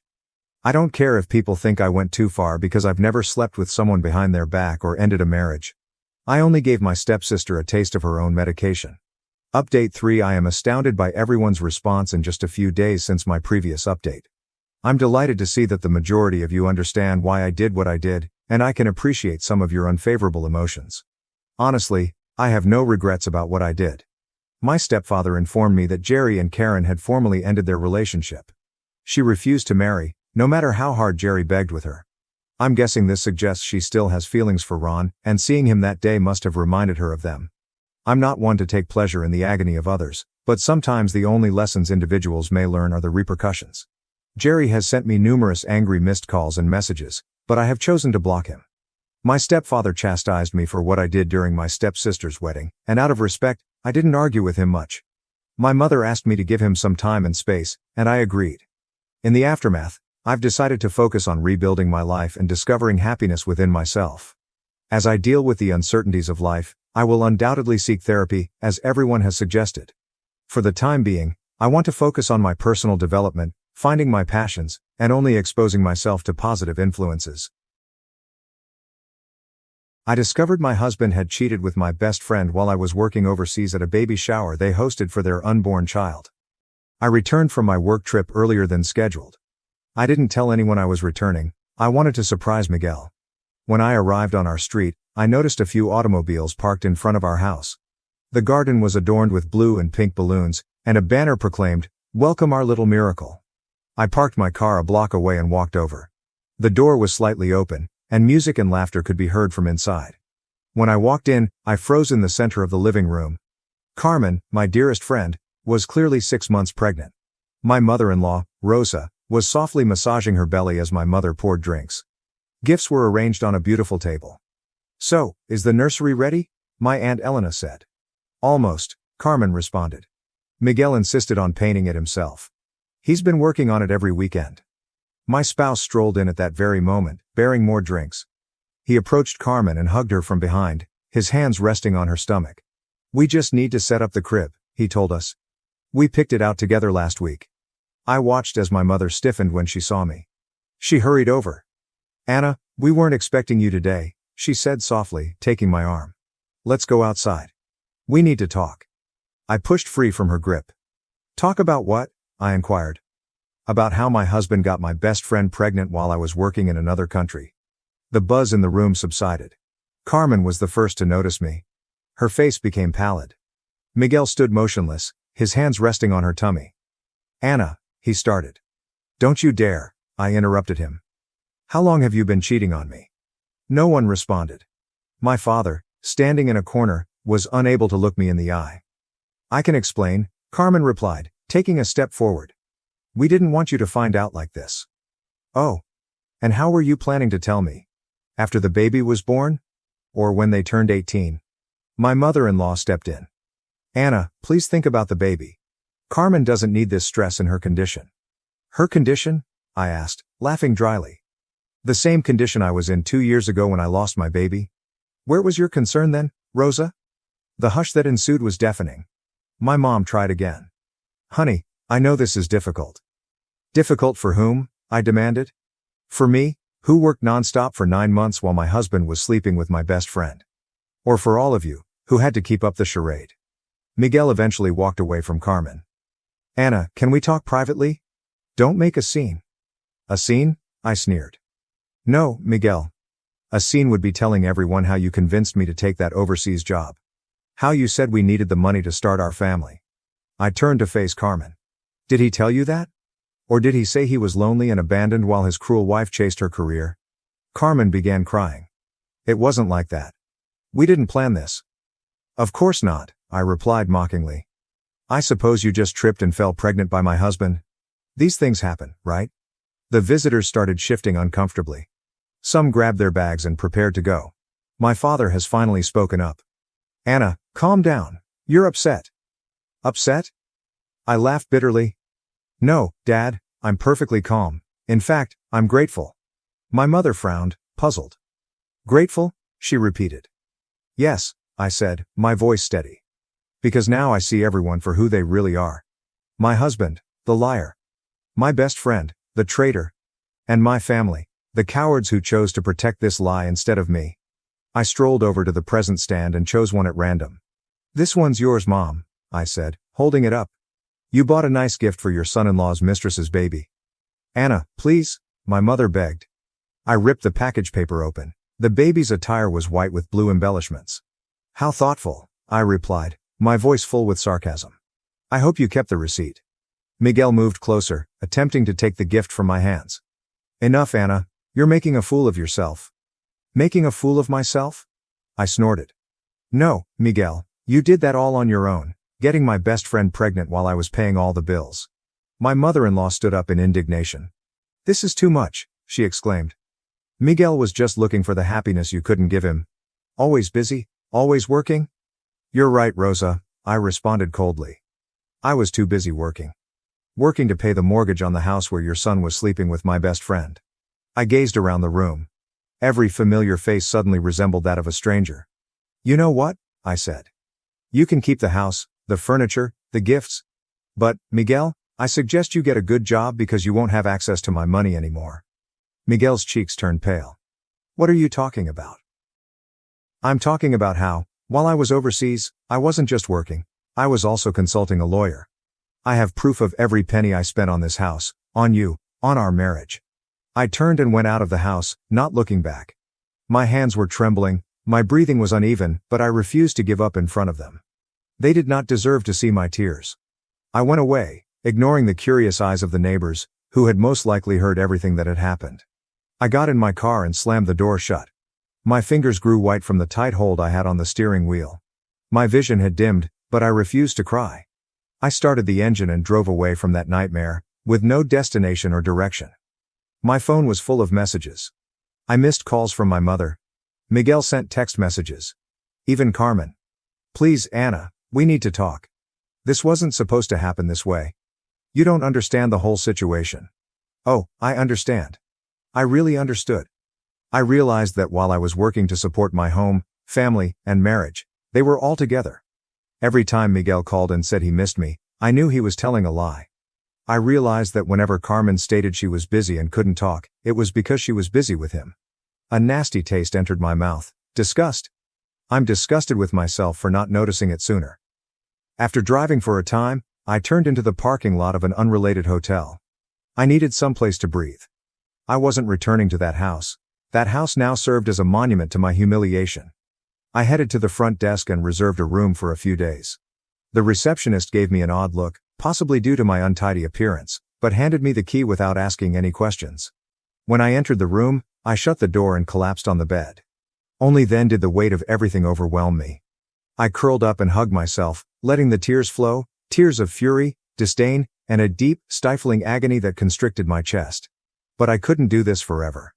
I needed to do something. The next morning, I went directly to my lawyer's office. He was already aware of my condition and had all of the essential documentation prepared to guarantee that I get out of this problem with as little damage as possible. I want to start the process today, I stated firmly. Divorce, property division, everything. And I want it to be clear that Miguel won't see a single cent of my money. He nodded. You have more than enough evidence to contest any claim he might make. The house is in your name, all the expenses were covered by you, he has no rights to anything. I took a deep breath. Good. Then let him find out the hard way.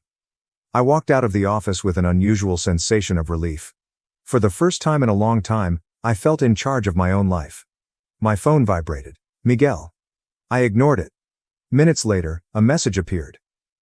We need to talk, please, Anna. I merely said, talk to my lawyer. Days passed, and the calls and messages continued. Until one afternoon, while I was drinking coffee at a cafe near the hotel, someone approached my table. Miguel. He looked terrible, deep eye bags, unkempt hair, but I had no pity. Anna, please. He sat across from me without being asked. I didn't want you to find out like that. I crossed my arms. Oh? But how did you want me to find out? With an invitation to the baby shower? He ran his palm over his face, tired. This isn't how I wanted things to happen. I made a mistake. A mistake? I scoffed. Getting my best friend pregnant was not a mistake, Miguel. It was a choice. You decided to sleep with her. You decided to lie to me. You opted to have everyone cover for you. He lowers his head. I was lonely, Anna. You were never here. You were always traveling, always busy with work. I gave out a sour laugh. And why was I busy, Miguel? Because I was the one paying for our damn house while you sat at home doing nothing. He said nothing. You want to know the most ironic part? I asked.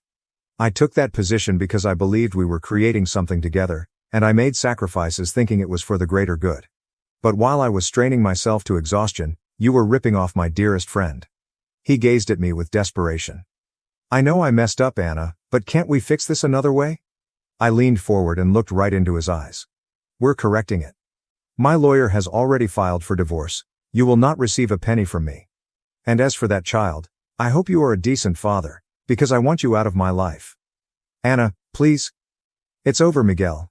I stood up and went away, not looking back. The news quickly spread. My true friends, those who had not deceived me, stood by my side. And my family? Oh, they attempted to contact out. My mother contacted me several times and tried to justify everything. We didn't want to hurt you, sweetheart. It was complicated for all of us. You need to forgive. Forgive? I moved on. I eventually rebuilt my life. I left the motel and got a new apartment. I concentrated on my profession and future. And Miguel? He quickly learned that life was not as easy without the comfort I had supplied. A few weeks later, I got another note. Can we talk? I miss you. I smiled and deleted the message without responding, and for the first time in a long time, I felt liberated. When I finally received word that Miguel had been legally served with the divorce papers, I knew his real misery had only begun. He attempted to reach me in every manner possible. He called me dozens of times each day. I've sent an unending number of messages. He even showed up at places I frequented. But I did not respond. I did not give him a chance. I refused to allow him to control me. One night, when I was returning to my apartment, I noticed my mother standing outside. Anna, we need to talk. I rolled my eyes. I already knew what it was about. We have nothing to talk about. Miguel is desperate. You're taking everything from him, she exclaimed, as if I were the antagonist in this scenario. I crossed my arms. Oh, now he's the victim? Honey, he made a mistake, but that doesn't mean you should ruin his life, my mom replied. I laughed without humor. He ruined my life, Mom. He cheated on me, got my best friend pregnant, and all of you covered for them. And now you have the nerve to tell me that I'm being cruel. She groaned and reached for my hand, but I pulled away. What you're doing to him? This isn't right, Anna. Anger flared in my chest. Oh, you want to talk about what's right? I snapped at you. Was it right for me to pay the mortgage alone while he was screwing my best friend? Was it right that I worked my ass off while he played the perfect husband? Now, he gets to deal with the consequences. She looked at me as though I were a monster. He has nowhere to go, she muttered. I shrugged. Not my problem. She shook her head, disbelieving. I didn't raise you to be this way, Anna. And I didn't expect my own mother to take the side of a cheating bastard. I turned around and walked into my building, not looking back. Days passed, and Miguel's plight only worsened. Since I had paid for everything, he was now drowning in bills. The mortgage payments were past due, and without my money, he swiftly fell into financial despair. Then came the eviction. I knew it was coming when I got confirmation that he hadn't made any payments. And I made it a point to personally see the moment he was forced to leave my house. When I arrived, the place was in disarray. Boxes were spread over the front yard. Miguel was disputing with the eviction officer. Carmen stood behind him, gripping her pregnant tummy with a terrified gaze. Anna, he said when he spotted me. You can't do this to me. I crossed my arms, feeling a dark sensation of contentment grow within me. I can, and I did. This isn't fair. I lived in this house. No, I replied coldly. I paid for this house. You were just a parasite living in it. His face flushed red with frustration. Where the hell do you expect me to go? I shrugged. Not my problem. Carmen gazed at me with desperation in her eyes. Anna, please, please. She had the audacity to look me in the eyes and say please. I took a step towards her. Oh, so now you can say my name? Before it was just, I hope she never finds out, wasn't it? She lowers her head. It wasn't supposed to be like this. But it is. And now, you and Miguel have to deal with it. Miguel rubbed his hands across his face, appearing weary. You don't have a heart, he mumbled. I tilted my head. Funny, because you sure loved that heart when it was paying all your bills. He opened his mouth to argue, but then closed it again when the officer approached. Time's up. You need to vacate the property now. Miguel's expression changed to one of utter terror. He looked around and realized he was out of options. He grabbed a box and banged it on the ground. You just want to see me destroyed, don't you? I leaned in closer, meeting his stare without pity. Yes. He clenched his jaw and marched out, Carmen trailing behind him. I stood there, watching him leave, broken, homeless, and powerless. Over the next few days, my entire family turned against me. My aunts called me. My mother arrived at my apartment again. Even my father, who normally remained out of things, attempted to intercede. Anna, he's sleeping on your mother-in-law's couch. Don't you think this has gone too far? No, Dad, I don't. Carmen is pregnant, they have nothing? Great, I remarked, my voice full of sarcasm. Then Miguel can finally do what he should have done a long time ago. Get a job. My mother threw up her hands, exasperated. You're obsessed with revenge. And you're obsessed with protecting a cheater. They couldn't change my mind. And Miguel? Oh, Miguel was in ruins. There is no home. There's no comfort. He no longer had access to the money he had been stealing from me for years. I heard from some mutual friends that he had started working odd jobs to make ends meet, but it wasn't enough.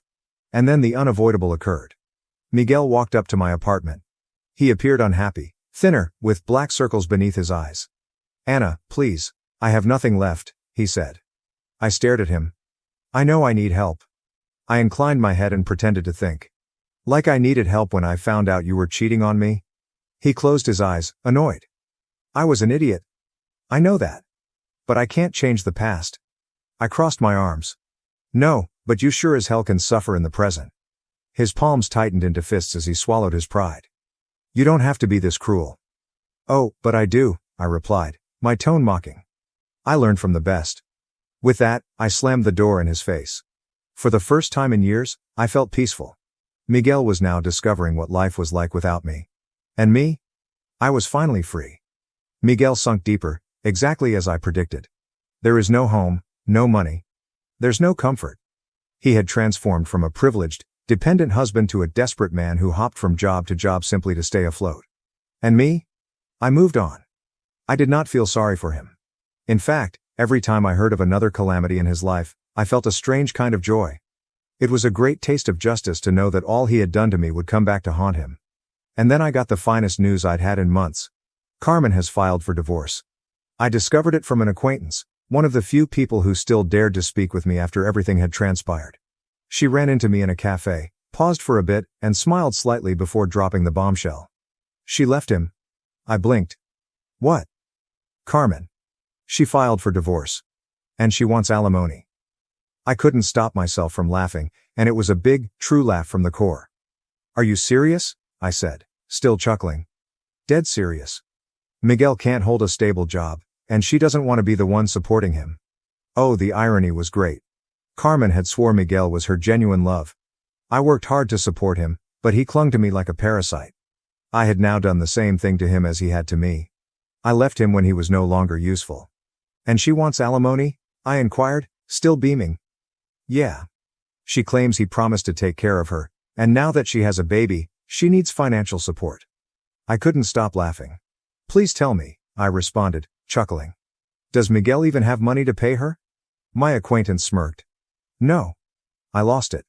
Miguel hadn't simply lost everything I'd given him, now, even the lady he betrayed me for was financially ruining him.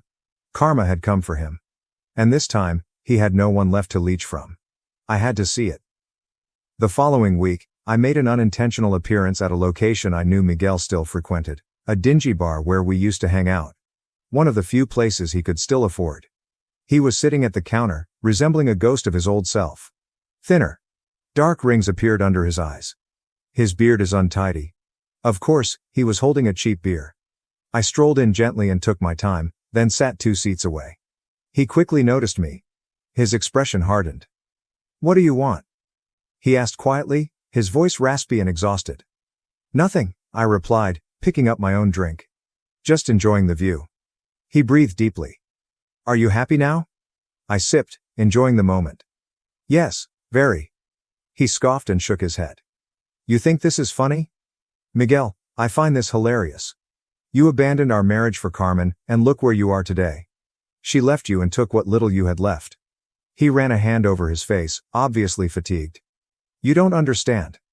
Oh, I understand completely. Tell me how your great love fell apart so swiftly. He remained silent for a long time before glancing at his empty glass. She said she couldn't be with someone who had nothing to offer. I grinned. Funny, right? That's exactly what you said about me. He closed his eyes, his jaw stiffening. You don't get it, Anna. Oh, I do. You were only suitable for her when it was convenient. Now that you can't provide the comfortable life she desired, she threw you away like junk. He did not argue, because he could not. I rose up, prepared to depart. You know what's the best part? I asked, staring down at him. You deserve every bit of this. And I walked away, leaving Miguel to drown in his own despair. Following that day, I cut off all ties to my past. I alienated myself from my family. The hypocritical aunts who often told me to forgive. My mother insisted that I had gone too far. I owed nothing to any of them. I only owed myself. So I started afresh. I completely reconstructed my life. I bought a new apartment exclusively for myself. I sold everything that reminded me of that miserable period in my life. I donated some items. Others were burned. Miguel and Carmen were eliminated. I went out more. I met new folks. I enjoyed life without carrying dead weight on my back. For the first time in years, I had control over my life. And as I moved forward, Miguel kept falling apart. Months later, I learned that he had attempted to appeal the divorce decision, arguing that he deserved alimony instead. Of course, the judge laughed at him and refused everything. I also discovered that Carmen continued to drain what little money he had left. And me, I have never felt better. The world was finally as it should be. I was free. And Miguel was receiving just what he deserved. My sister betrayed me after I took her in, having an affair with my husband, getting pregnant, and demanding I leave so they could start a family. I'm 34 years old, and a few months ago, I allowed my sister, Julie, 28, to move in with me because she was in a bad financial situation. Julie lost her work when her firm closed, and 2 weeks later, she became gravely ill with West Nile virus. After discussing it with my parents, I agreed she could move in with me for a few weeks so I could care for her, monitor her recovery, and help her save money on rent because it was evident she wouldn't be able to work again soon. She was at rock bottom, and I was the one who stepped up to help her because our parents live far away and she does not have many friends who can support her. I believed it was the appropriate thing to do, assist a family member or friend in need. But how did she compensate me? By engaging in an affair with my husband. On top of that, she had the audacity to tell me that I should leave so they could start their happy family, because she is now pregnant. This all came to light a few days back. Julie invited my husband and me to sit down because she had something important to say. I believed she was finally going to move out after recovering well in recent weeks. I imagined she was going to proclaim that she was ready to return to work and leave our life. Instead, she revealed that she and my husband had been having an affair for the past few weeks, and she was now pregnant. When I looked at my husband, I could see he was just as shocked as I was. Julie had clearly not discussed it with him before telling me. That explains a lot. After admitting she was pregnant with my husband's child, she apologized for what had transpired and said she knew how surprised I was. But she said, "What's done is done, and the past can't be changed." She then had the arrogance to ask me to leave the house since she would be uncomfortable around me in her current state. I was furious, but I remained calm. I discreetly assured her that I wasn't leaving because the house was mine. If anyone had to leave, it would be her, and she could take my unfaithful husband with her. They could have their happy family anywhere they wanted since I was going to file for divorce and did not want to see one of them again. I spoke as quietly as I could, trying to keep my wrath under control and handle the matter with dignity. They had already surprised me, so I was not going to let them see me lose control. When I told her this was my property and I was not leaving, she thought I was joking. But then my spouse stepped in and confirmed that I was not joking. He explained that he owned nothing, which surprised Julie. He had apparently lied to her about everything. For reference, my husband and I have been together for 8 years and married for the past 5. A few months after our wedding, I took a gamble and launched my own business. Fortunately, it did quite well, so my husband and I decided he could stay at home and pursue writing full-time, a passion he has always enjoyed. For the past 4 years, he's been working on his big novel while doing housework. We didn't have children, so there wasn't much to do. The house and everything in it belonged to me because I purchased them, and we both agreed that owning everything made sense. I bet he regrets it now. When my husband acknowledged to Julie that he didn't own anything and had lied, she lost it. She began ranting at him, calling him a phony and a liar, and claiming she had been duped. It was pleasant to see her lose her cool with him, but I was unconcerned about their conflict. I just wanted them out of my house. I had to intercede and tell them to stop yelling at each other because I wanted them to go right away. I didn't give them much time to pack, I simply wanted them out of my sight. To his credit, my spouse understood he couldn't persuade himself out of this. He understood how much I treasured my self-esteem and dignity, and he knew I'd never forgive adultery. So he discreetly walked into our bedroom and began packing. Julie, on the other hand, dropped on her knees and begged me for forgiveness. She stated she'd do everything to correct it, but she needed a place to live and couldn't be evicted, especially since she was pregnant with my nephew. The mention of family infuriated me. I grabbed her arm, yanked her up, and pushed her out the door. I was tough, but I didn't care. I was infuriated. I was furious that she dared to call us family after sleeping with my husband. She continued to wail and beg on the porch, but I closed the door. Then I went to the guest room and hurriedly put all of her belongings into her luggage before throwing them outside. I warned her to leave or I'd contact the cops. She kept crying, but I simply slammed the door and returned inside. A few minutes later, my husband emerged with his baggage and apologized sincerely. I pretended to not hear him. Julie screamed and begged on the porch for approximately an hour after he departed, but I turned on my headphones and ignored her. I eventually sensed the silence, and realized she had finally departed. That night, I called my lawyer, explained everything, and stated that I intended to file for divorce. I had planned to notify my family and friends later, but my dad called the next day. They thought what I had done was terrible. They accused me of being unkind and inconsiderate to Julie, who had recently been through a lot. I found this unusual because my parents had always treated all of us equally. It wasn't like Julie was their favorite. But when they started defending her, something didn't feel right with me. They informed me that they knew she was pregnant and that I couldn't kick her out of the house in that condition, especially because she was between jobs and recovering from a terrible illness. They told her it would take some time to get back on her feet. And, anyway, she didn't have anyone else who could take care of her like I could. Her friends were coping with their own money problems, jobs, and families, so they couldn't care for her. My parents insisted that as her sister, the least I could do was forgive her ignorance and be there for her. Furthermore, they reminded me that my husband had seduced her, not the other way around. They claimed he told her that he was in charge of our finances and a prominent novelist and screenwriter. He reportedly did not want celebrity, thus he remained incognito. My sister, being naive, believed everything and thought he was important. That's why she believed his falsehoods. But then things got worse. She claimed she was having an affair with him and believed they could drive me out of the house together. Unfortunately for them, their scheme failed.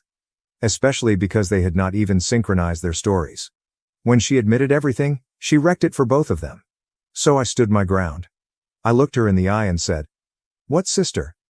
I don't have a sister." Then I argued that I had every right to kick her out because she chose to betray me and my husband. It didn't matter if he played a role. They both opted to stab me in the back. It made no sense to kick him out and let her stay as if nothing had occurred. I didn't care if she was pregnant or unemployed. I had previously weighed those concerns before allowing her to stay with me for months. How did she compensate me? By having an affair with my spouse inside my own home. Besides, it's not like she was significantly pregnant and unable to cope on her own. She was barely a couple of weeks along. Even if she was 9 months pregnant, I would have kicked her out. What she did was awful. She was ready to throw me out because she thought the house belonged to my husband, so I consider it poetic justice. But my parents insisted I was being too tough. They focused on how I handled the matter rather than what she did. I was bored of hearing the same arguments, so I hung up. Since then, we have not spoken. Do you believe I was wrong to kick my pregnant sister out of my home? Update 1. I understand that some people think forcing a pregnant lady out of my house is wrong, but keeping her under my roof after what she did would be insanity. Fortunately, most people agree I was correct and believe she should find another place to stay. Yesterday I blocked my parents. This scenario has taken a significant emotional toll on me, but I am unable to stop working. I'm the boss, therefore I have to have a tough demeanor at work. It's business as usual, but when I return home, I completely broke down. The emotional pain is overwhelming. A few days ago, my lawyer and I filed for divorce. My husband will be served soon, and I doubt he will oppose it. He knows me well enough to know I will not let him off the hook if he tries. But, even though I am sure of my decision, it still aches. Winning the divorce will not magically make things better. I can't believe that after 8 years together, he'd betray me, with my own sister. I truly believed we were in love, that we would grow old together. Now I'm questioning everything we've ever had. Perhaps this was not his first affair. Perhaps this is not his first arrest. The thought of that tears my heart. But all I can do now is accept it and try to go on. He is the only one that has not attempted to contact me since I kicked him out. My parents and Julie have tried, but only to persuade me to let her stay again for free. My folks are taking her side, which is absurd. In my initial post, I mentioned that my parents always treated Julie and me equally. Now, I'm not too sure. I never had big expectations for Julie. We weren't best friends, but our friendship wasn't horrible. That is why I agreed to help her and allow her to stay with me. We had an extra room, and I thought, why not? My parents also supported it, and I assume that's what families do. But I didn't expect her to betray me like this. It hurts when someone you've been assisting for months stabs you in the back. Acceptance is even more difficult with my parents. They have always been reasonable and fair, so I anticipated them to be furious with Julie. To be fair, they were. Our chats made it plain that they disapproved of her activities, but they insisted that the damage is done, and now we need to move on. I'm not sure what's gotten into them, but I'm quite disappointed. I feel like I've lost all respect for them, and I'm not sure if it will ever be recovered. I'm emotionally drained. Mentally, I'm just focused on work because my personal life has completely collapsed. I haven't even informed my pals what's going on, but I know I'll have to eventually. My spouse and I have many shared acquaintances, and I'd rather they heard the truth from me than what he says. At this point, I'm not sure what to expect from anyone. Currently, I'm focusing 2 things. Ensure that my work does not suffer. Handling the divorce. I'm fairly positive my hubby won't object. I've been fair with the terms, but there's always the possibility of the unexpected, so I'm gathering the essential papers just in case. Aside from that, I'm attempting to keep my thoughts as clear as possible. The last thing I want is to spin out of control. Sharing my feelings here has been quite beneficial. I really thank everyone who has reached out, commented, and offered support. It means more to me than you realize. Update 2. My spouse, as I had predicted, did not dispute the divorce. He texted me to confirm that the terms were fair. In another message, he stated that he had been thinking about how to apologize to me but couldn't come up with anything that didn't sound weak or dishonest. So, he decided to simply say it. He is sorry. He admitted that he lied to Julie to impress her because he felt inadequate. He felt purposeless because he didn't own anything, was financially dependent on me, and didn't have any children. His novel was not progressing, and he felt as if he had squandered 4 years on something pointless. That irritation led to sadness, but he couldn't accept it. To himself, let alone to me. Then Julie arrived. Without considering how wicked it was, he began lying to her to inflate his ego. He claimed to be in charge of our finances and successful in his work. Eventually, they slept together. He expected it to be a one-time error, but it spun out of control. Despite his guilt, he could not stop. It became his technique of avoiding all that was wrong in his life. When Julie became pregnant and we had our argument, everything fell apart. He said he truly regretted everything. He admits he wrecked what we had, but he claimed it was the first and last time he cheated. He implored me to believe him, hoping that one day I would forgive him. I cried after reading that message. It was another reminder of what I had lost. I felt I knew this man. That we had a solid connection based on love. But everything fell apart in one day. Losing that trust is painful, and I know everyone who has experienced divorce or betrayal understands how I feel. A part of me wanted to detest him. To concentrate on all the bad things he has done. However, it still hurts. I hated myself for crying at his message. But after I finished, I gained enough strength to block him. I didn't respond. He did not deserve a response, especially now, when everything was so raw. After a while, I became even upset over what he had said. All he needed to do was talk to me. I never made him feel bad for staying at home and working on his novel. I'm not a really creative person, I've never been interested in writing or anything like that. Except now, I suppose, because I need to get this off my chest. But I admired his artistic side. I saw nothing wrong with him staying at home. Perhaps his weak masculine ego couldn't withstand it. Perhaps other people made comments that made him bitter. But after 8 years together, he could have at least told me what was going on. We married because we wanted to support each other, and I would have been there for him.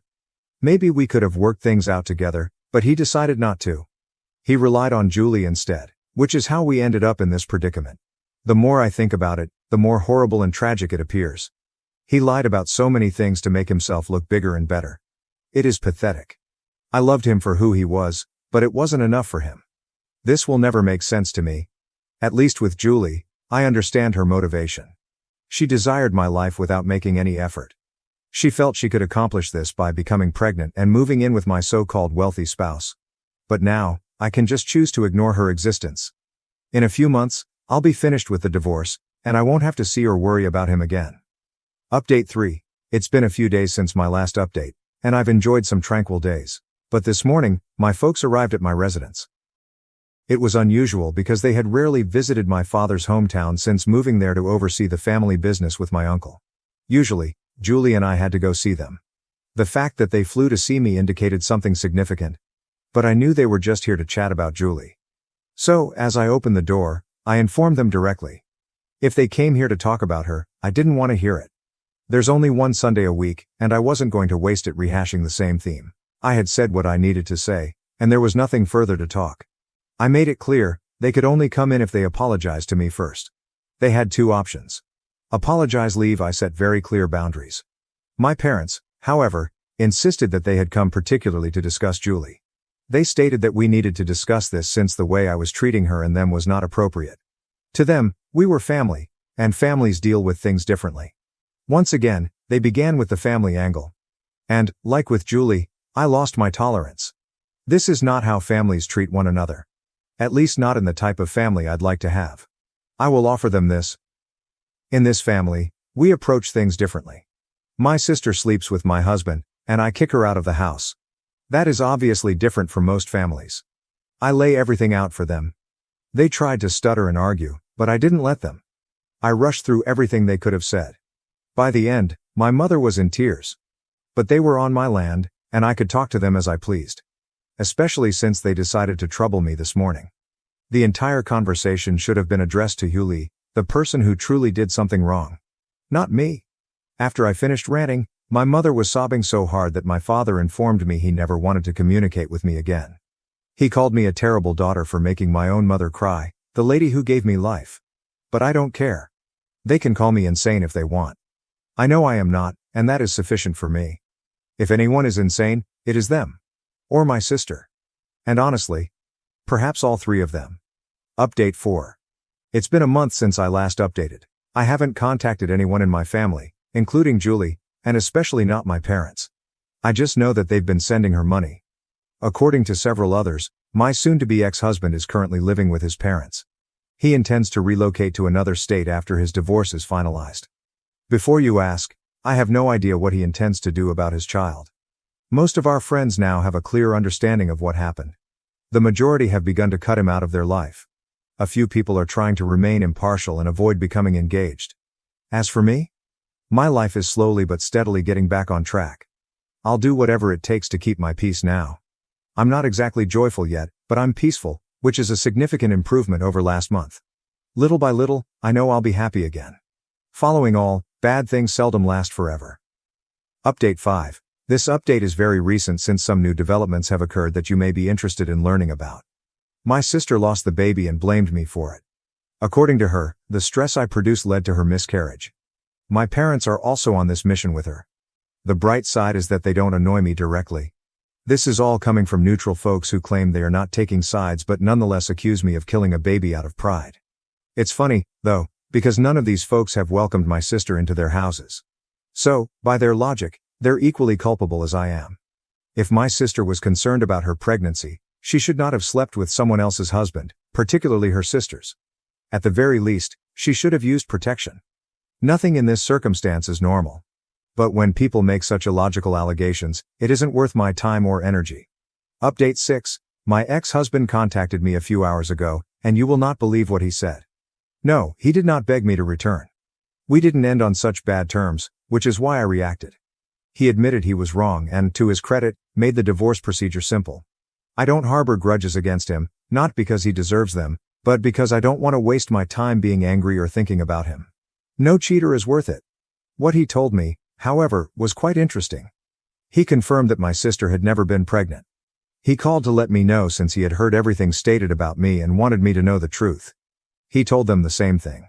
Apparently, he'd been pressing her for proof of her pregnancy and even volunteered to accompany her to a doctor's appointment multiple times. She constantly avoided it. She eventually announced that she had lost the baby. When he asked for evidence, she didn't have any.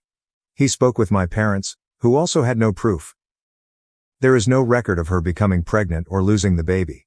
She simply chose one day to inform everyone that she had miscarried, and that was it. So now, all of the claims against me for causing her to lose the baby are meaningless. My parents have attempted to contact me to reconcile, and they have even ceased financially supporting her now that they know they will not be grandparents. But really? It is too little, too late. I don't care what they do to my sister anymore. When I was betrayed, all I needed was their support, the kind that any moral parent would give a child in my situation. So, no. It's a no for them too. In conclusion, my sister lost a brother, a home, and my assistance because she decided to sleep with my husband and fake a pregnancy. My parents lost a daughter because they chose lies over the truth. I think the three of them should go to Vegas and try their luck.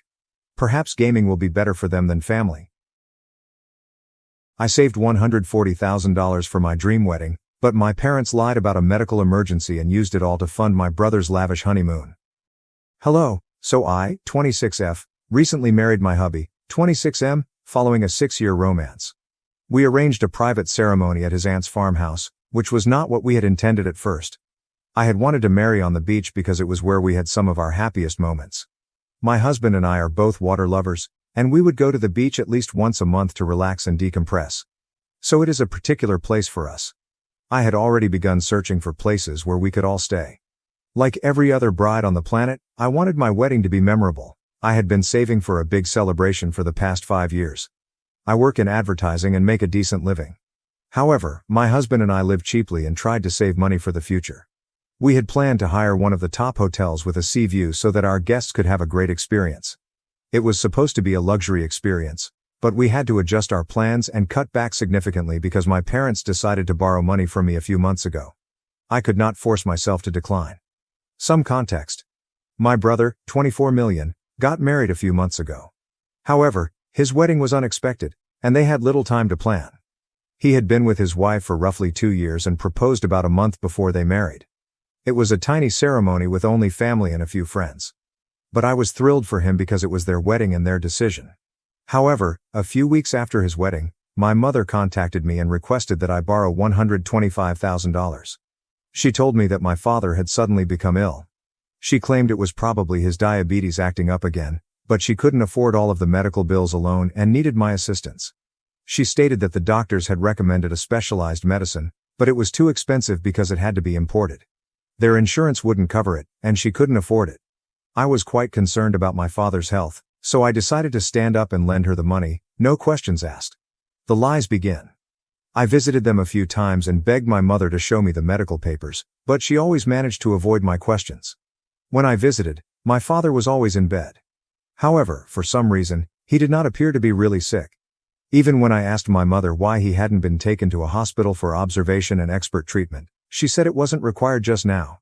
But he was unwell enough to require an unusual prescription that wasn't even manufactured here and wasn't covered by their insurance. I am not an idiot. After the first few encounters, I realized there was something strange going on with my folks. But I didn't want to accuse them of anything until I was really certain. It would be a bad image if I accused them of lying about a medical emergency in order to borrow money, only to find out later that it was real. The big revelation. I quickly discovered that my brother had not been visiting our parents. Even when I asked why, my father said they didn't want him to worry. Because he was so young, they wanted him to concentrate on his work. They were absolutely cool with me being worried sick. After a few weeks had gone and my brother had not visited, I decided to phone him.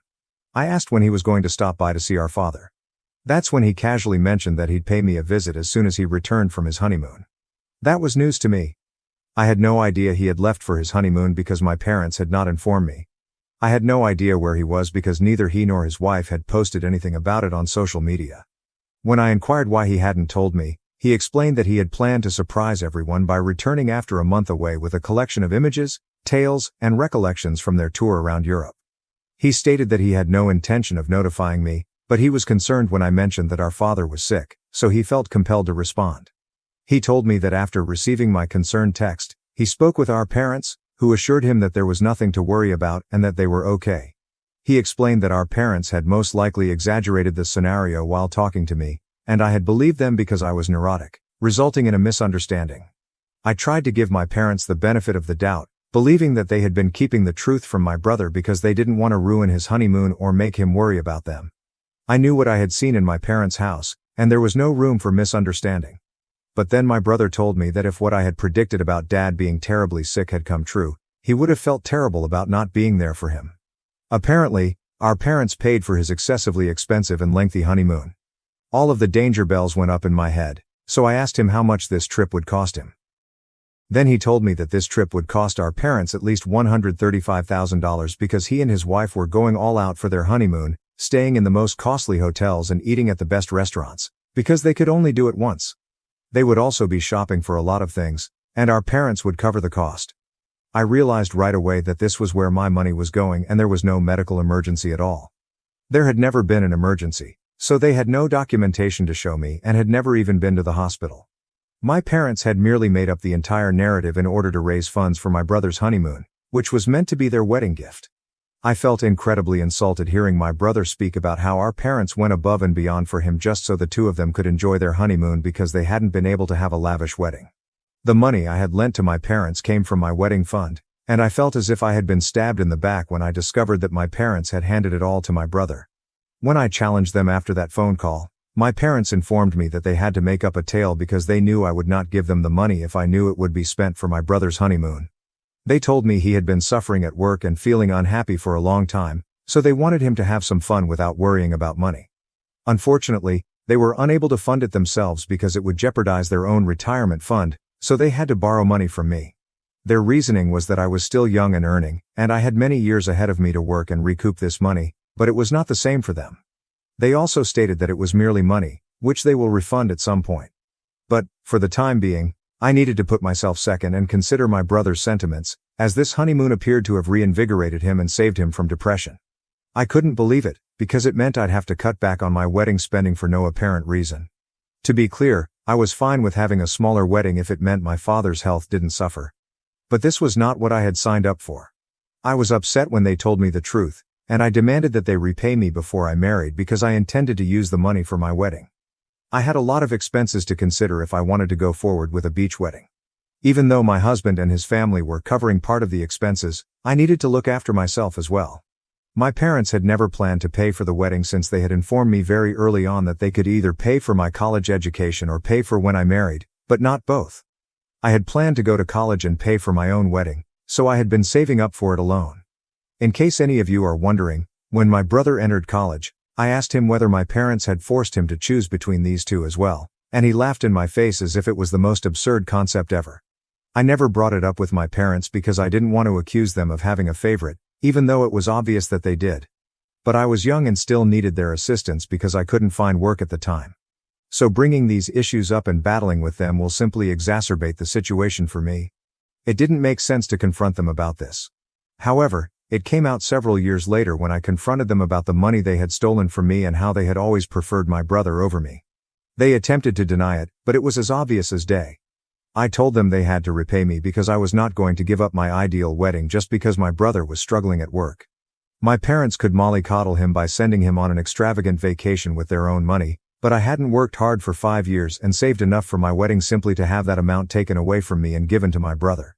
But they told me that they couldn't refund the money to me all at once before the wedding, and that it would take them a few years to do so. They expected me to be fine with it since, evidently, nothing is more important than family. If I was willing to spend that money on a medical emergency for my father, there was no reason why I couldn't use it to save my brother from falling into depression. But here's the thing, my brother would never be depressed because of his job, since he never took it seriously, which is why he was awful at it and earned so little. He works in sales, and practically all of his money comes from commissions. So, if he's bad at what he does, he only has himself to blame. He might have been upset about it, but I can assure you that he was never going to get despondent. He simply didn't care enough about anything because he had been spoiled by my parents his entire life and was unaccustomed to working hard for things, which is why he appeared dissatisfied with his job. That's all it was. However, my parents exaggerated the situation to make it appear that he was worried by his work failures and needed to be rescued. It was all a bunch of nonsense. I attempted to tell my parents how important this wedding was to me. I had previously promised my husband and his family that I would cover certain expenses, which would be difficult if I didn't have the money. Therefore they needed to take action. But they said they couldn't refund the money to me before I got married, so I'd have to scale back or ask my spouse and his family for help. It got to the point where I begged them to return my money. But all they did was shake their heads and say no, promising to return it someday but not before the wedding. I left their house crying, and when I returned home and informed my husband what had happened, he was just as angry and even more unhappy as I was. He was planning to contact a lawyer, but I told him there was no point because there was no written confirmation that my mother wanted the money for medical reasons or that she intended to return it to me. It had all been informal, with no binding contracts or documentation to substantiate a single point. So, even if we did file a case against her, we would be wasting more of our money by hiring for a lawyer because we would most likely be unable to establish anything because we did not have any messages in our favor. Everything had been verbal and off the record, so as much as we wanted to pursue my parents, we decided against it because it would be fruitless, and we didn't want to waste any more of our money on a hopeless scenario. Instead, we decided to start thinking about how we would adjust our wedding plans. Thankfully, my husband's family stepped in when they discovered what my parents had done. His aunt agreed to let us use her farmhouse venue for free. We'd always wanted to have a beach wedding, but his aunt hadn't recommended it at first. But now that we're looking at other options, she offered that idea, and I decided to check it out. My husband had visited the location before, but the moment I walked in, I knew it was the one. It was a wonderful location, and even though it was not near the ocean, my husband and I were delighted. His aunt was allowing us to use the venue for free, which gave us even more motivation to start planning around the farmhouse instead. I became preoccupied with wedding preparations, which gave me yet another reason to distance myself from my parents. I had already decided that they were not going to be invited to my wedding. But I was on the fence regarding my brother because he hadn't done anything wrong and didn't realize my parents had taken the money from me to give it to him. However, he made the decision much simpler for me by calling me after he returned from his honeymoon and berating me for humiliating our parents by requesting that they return my money. He told me that he had heard what had happened from our mother and was angry that I was being so difficult about it. Apparently, he thought this was no great thing, despite the fact that he had spent my money, and promised to return it to me as soon as he could. But I had to suck it up before the wedding and scale back. So that's when I decided how I felt about him, and I didn't speak to any of them after that. Now that I didn't have the complete wedding fund, I couldn't afford a lavish, extravagant wedding. To be honest, I believe it worked for me because the wedding I did have was far more lovely than anything I had envisioned previously. We had to reduce our expectations, but it was worthwhile since we realized that this day was supposed to be about us. We were not the individuals we were attempting to portray in our daily lives, so spending a fortune on a big wedding solely to impress people would be incredibly shallow. We decided to cut the wedding costs and instead do something better with the money we saved. In a way, I'm grateful for how things turned out since my wedding was still lovely and wonderful, but it lacked the pomp and show that I had envisioned previously. It was a good thing since we were only surrounded by people we loved and who loved us when we came together to celebrate. I believe that is pretty much all you need for a wedding, so I'm pleased with how things turned out. I posted images from my wedding a few days ago. Everyone in my family who had been invited to the wedding had been given strong and precise instructions to ensure that my parents and brother did not find out that the invites had already been sent. If they found out, they'd throw a fit since they didn't get one, which is how we were able to have a private ceremony without them coming up or attempting to coerce me into inviting them before the wedding. But now that it was finished and everything had gone smoothly, I didn't see anything wrong with sharing the images on social media. However, they discovered it and contacted me the next day, demanding an explanation for why they had not been invited to my wedding.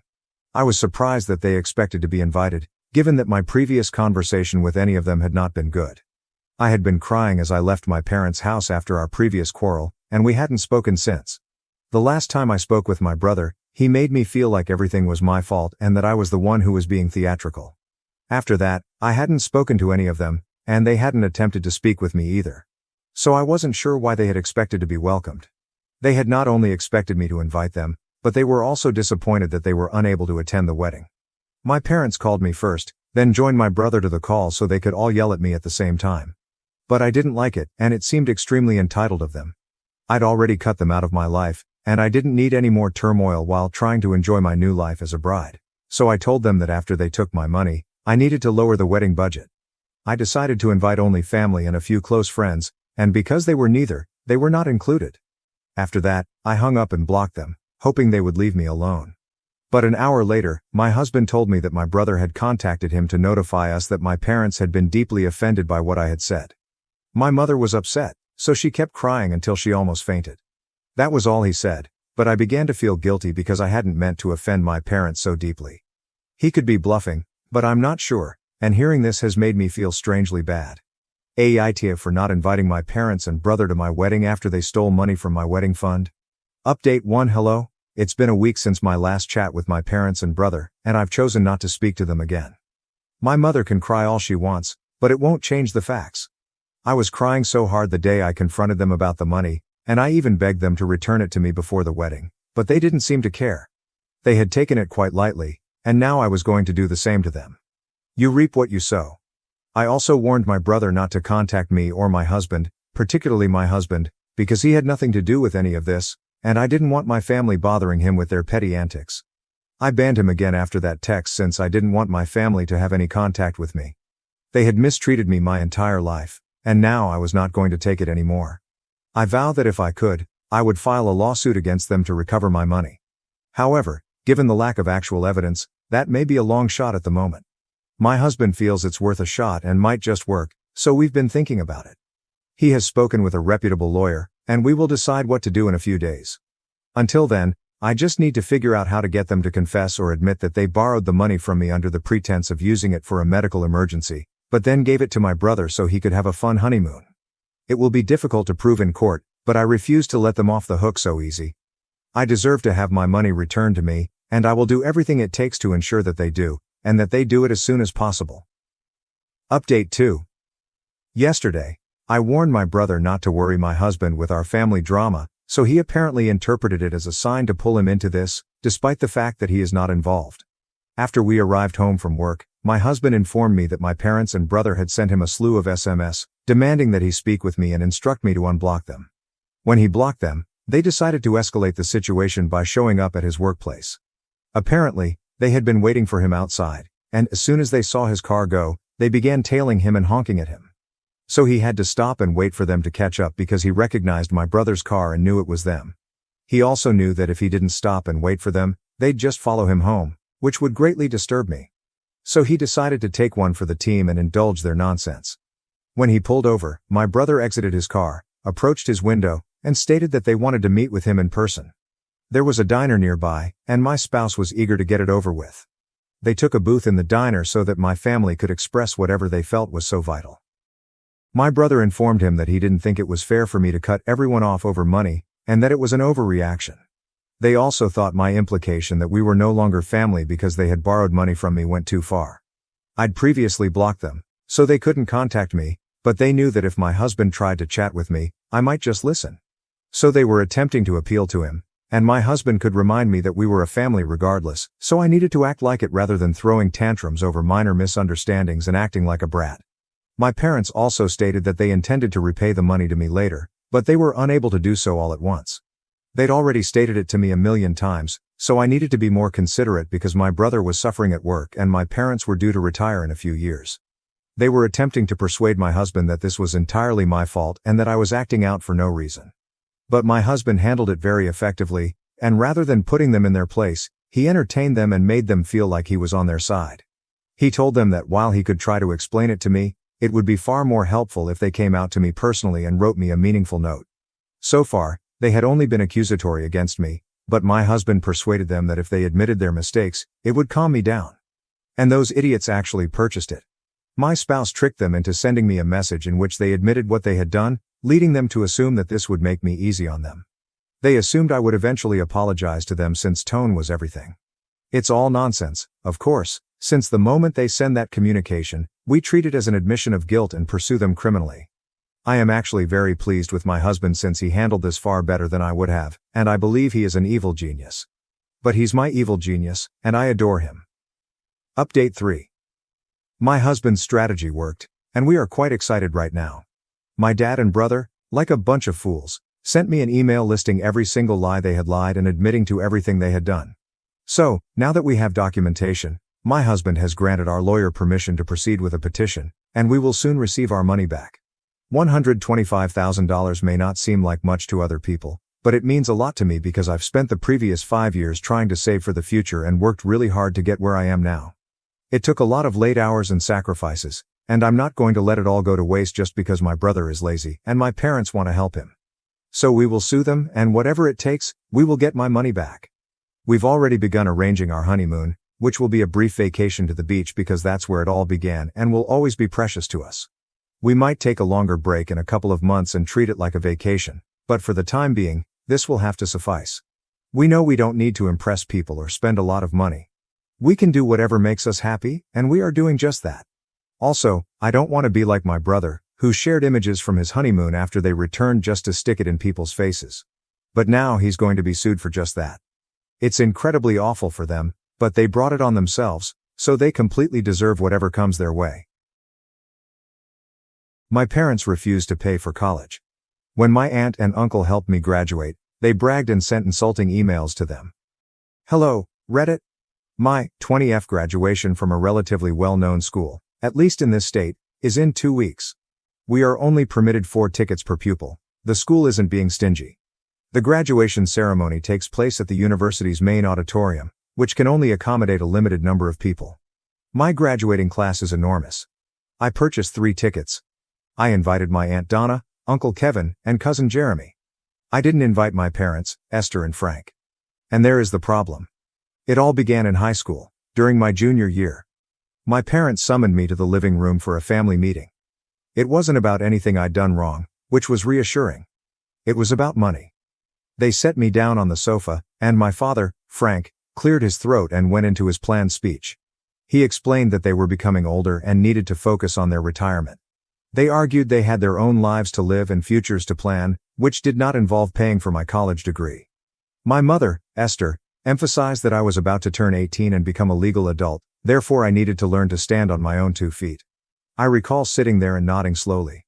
I wasn't surprised, not really. I believe a part of me had always expected it. To say the least, my parents were frugal with me. They were not poor at all. They lived nicely, but they were always cautious with their money, particularly when it came to me. Asking for anything, including needs, felt like a negotiation. New clothing? Only if I had clearly outgrown the old ones. Even then, I'd get a lecture about how costly everything was and how I should be grateful for what I had. A school trip? I had to virtually beg them to let me leave. It was not because they couldn't afford it. They did not want to. So the college announcement was not a surprise. It was only confirmation. Fortunately, I had a backup plan. I'd spoken with Uncle Kevin, my father's older brother, a few months before. I had always felt closer to him and his family than to my own parents. My parents, especially when I was small, were constantly busy. They led a highly active social life. They dropped me up at Uncle Kevin and Aunt Donna's house, sometimes for the entire weekend. I basically grew up there. Aunt Donna never grumbled and never made me feel like a burden. She and Uncle Kevin pampered me like I was their own daughter. My cousin Jeremy, who is 4 years older than me, was like the big brother I never had. So I went to see Uncle Kevin, not expecting him to pay for everything. I was going to ask him to co-sign a student loan, but before I could say anything, he said, "Don't worry about college. Donna and I will take care of it. All you have to do is study." Aunt Donna immediately consented, stating that I was family and that they were pleased to help. I offered several times to repay them once I graduated and got a job, but they refused. They are both doctors. He is a surgeon and she is a pediatrician, so they are financially secure. Jeremy had already graduated from college, so they didn't have any more tuition bills. Let's fast forward to the present. Graduation is quickly approaching. I received the tickets, forwarded them to my aunt and uncle, and forgot about my parents. I honestly thought they wouldn't care. Since I entered college, our connection has grown even more distant. I'd travel home for Thanksgiving and Christmas, but we barely talked. They'd be busy with their pals, throwing parties or going out. I would generally end up driving over to my uncle's house, which was about an hour away. Jeremy and I would try to schedule visits home so that we could all spend time together. It felt normal. It felt like family. Then, last week, the phone call occurred. It was afternoon. My mother called, making small conversation at first. "How are your classes going? Are you excited about graduation?" It felt forced and unnatural. Then my father called. He cleared his throat, as he had in high school, and inquired, "So, have you decided who you're inviting to the graduation ceremony?" I felt a knot forming in my stomach. I just shouted, "I've already invited Uncle Kevin, Aunt Donna, and Jeremy." Silence. Then I heard my mother's voice, which was shrill and strained. "You didn't invite your own parents?" I tried to explain about the few tickets and how small the auditorium was, but my father interrupted me.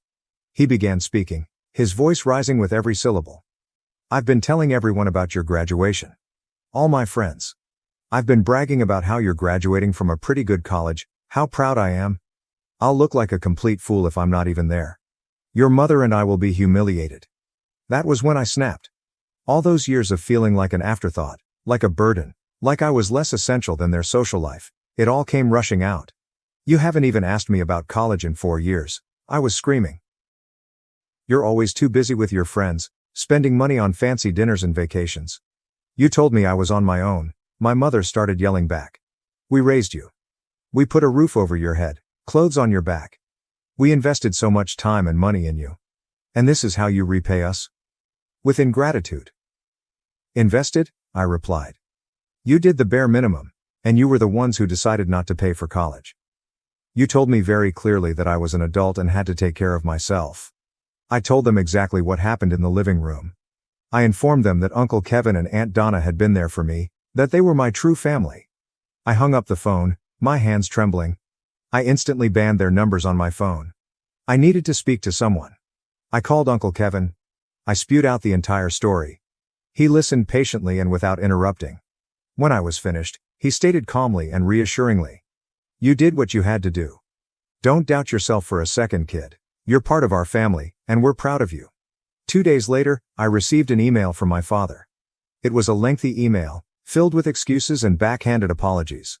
He said that they didn't spend much money on me growing up because they wanted me to be humble and grateful. He explained that they had always believed we had a close and loving relationship and that all they wanted was for me to be independent. He added that they were saddened that I had misread their behavior and chosen my uncle's family above them. He begged me to unblock them and send them graduation tickets. He swore they would not put anything on social media and that they only wanted a chance to mend our relationship. He even had the arrogance to complain that I had invited my cousin, Jeremy, but not them. I felt deep down that it was all a ruse, that they were only attempting to save face. But it still stings. Aita for not inviting my parents to the graduation ceremony. Edit. Several folks have asked for extra context. One query was why my parents were so concerned in bragging about my graduation. My college is quite prestigious. It is consistently regarded as one of the state's best business schools, and its alumni network is very active and prominent. I suppose graduating from there is a status signal in their social circles. Another question was why I stayed in contact with my parents for so long, despite their emotional distance.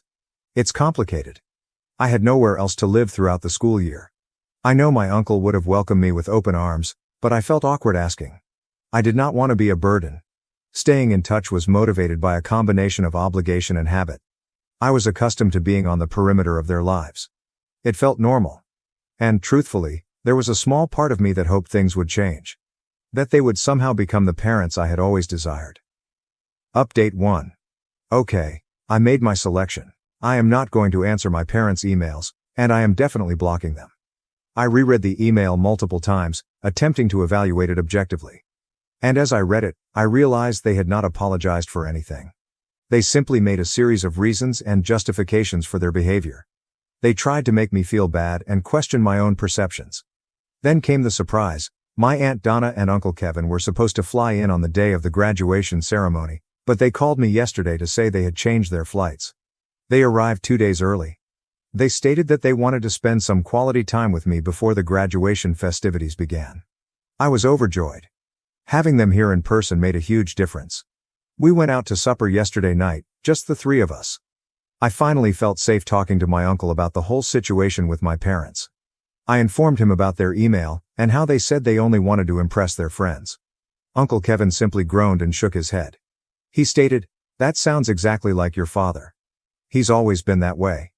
He then started to tell me stories about my father from their childhood. Apparently, even as a teenager, my father was fascinated with social standing. He constantly aspired to befriend the wealthiest, most popular kids, despite the fact that their family was, as Uncle Kevin put it, solidly middle class, nothing extravagant. He clarified. My dad and mom met in college at a fraternity party and bonded over their shared ambition to climb the social ladder.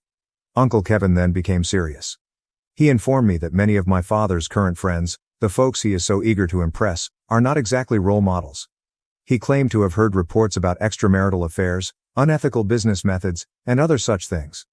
But they all kept the appearance of respectability, of being wonderful, happy families. He felt it was ridiculous that my father, at his age, cared so much about what these people thought, especially when it meant compromising his connection with his own daughter. Hearing all of this from my uncle, someone I totally trust, was quite reassuring. It confirmed what I had long suspected. My parents' priorities were totally distorted. They prioritized looks above actual relationships. Any remaining shame I felt had vanished. Graduation is in 3 days. I'm trying not to worry about what my folks might do. I'm hoping they'll stay away and know they've lost. But a part of me is prepared for some sort of public spectacle. Some try to shame me or manipulate the situation. Update 2, Graduation Day. It has finally arrived. The ceremony itself was beautiful. Everything I hoped for. I walked across the stage, shook the dean's hand, accepted my diploma, and felt an incredible sense of success. My Aunt Donna, Uncle Kevin, and Jeremy, who came just in time for the ceremony after working all night to finish a work project, were the loudest cheers in the audience. I saw them gleaming with pride. It meant everything to me. Following the ceremony, we took the required photos. I wore my cap and gown with my aunt and uncle, Jeremy, and others of my classmates. We were all laughing, feeling relieved and excited. Then we exited the auditorium. We were on our way to a local restaurant, a really good Italian eatery that Uncle Kevin had reserved weeks in advance for a celebratory meal. That's when it occurred. My phone started buzzing like crazy. Notifications from Facebook, Instagram, and even text messages from relatives I hadn't spoken with in years. My Uncle Kevin's phone also started vibrating. Then Aunt Donna's. Then Jeremy's. My folks had gone social media crazy. They'd gone on a long, rambling, tremendously hateful diatribe over several platforms, accusing me of being a selfish, ungrateful kid and accusing my aunt and uncle of brainwashing and snatching me away from them. I couldn't view the post since I had blocked it.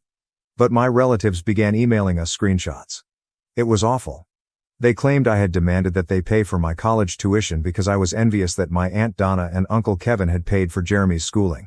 They reiterated the weary old narrative about wanting to raise me to be humble and self-sufficient.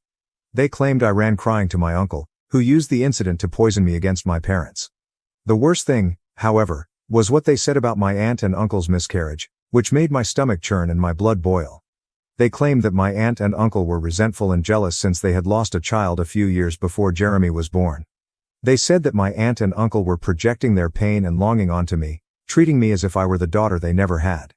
They even went so far as to claim that the miscarriage was divine retribution, meaning that my aunt and uncle were unworthy of having another child. That was a lie. A vicious, twisted, and repulsive lie. It's true that my Aunt Donna miscarried. It occurred some months before I was born.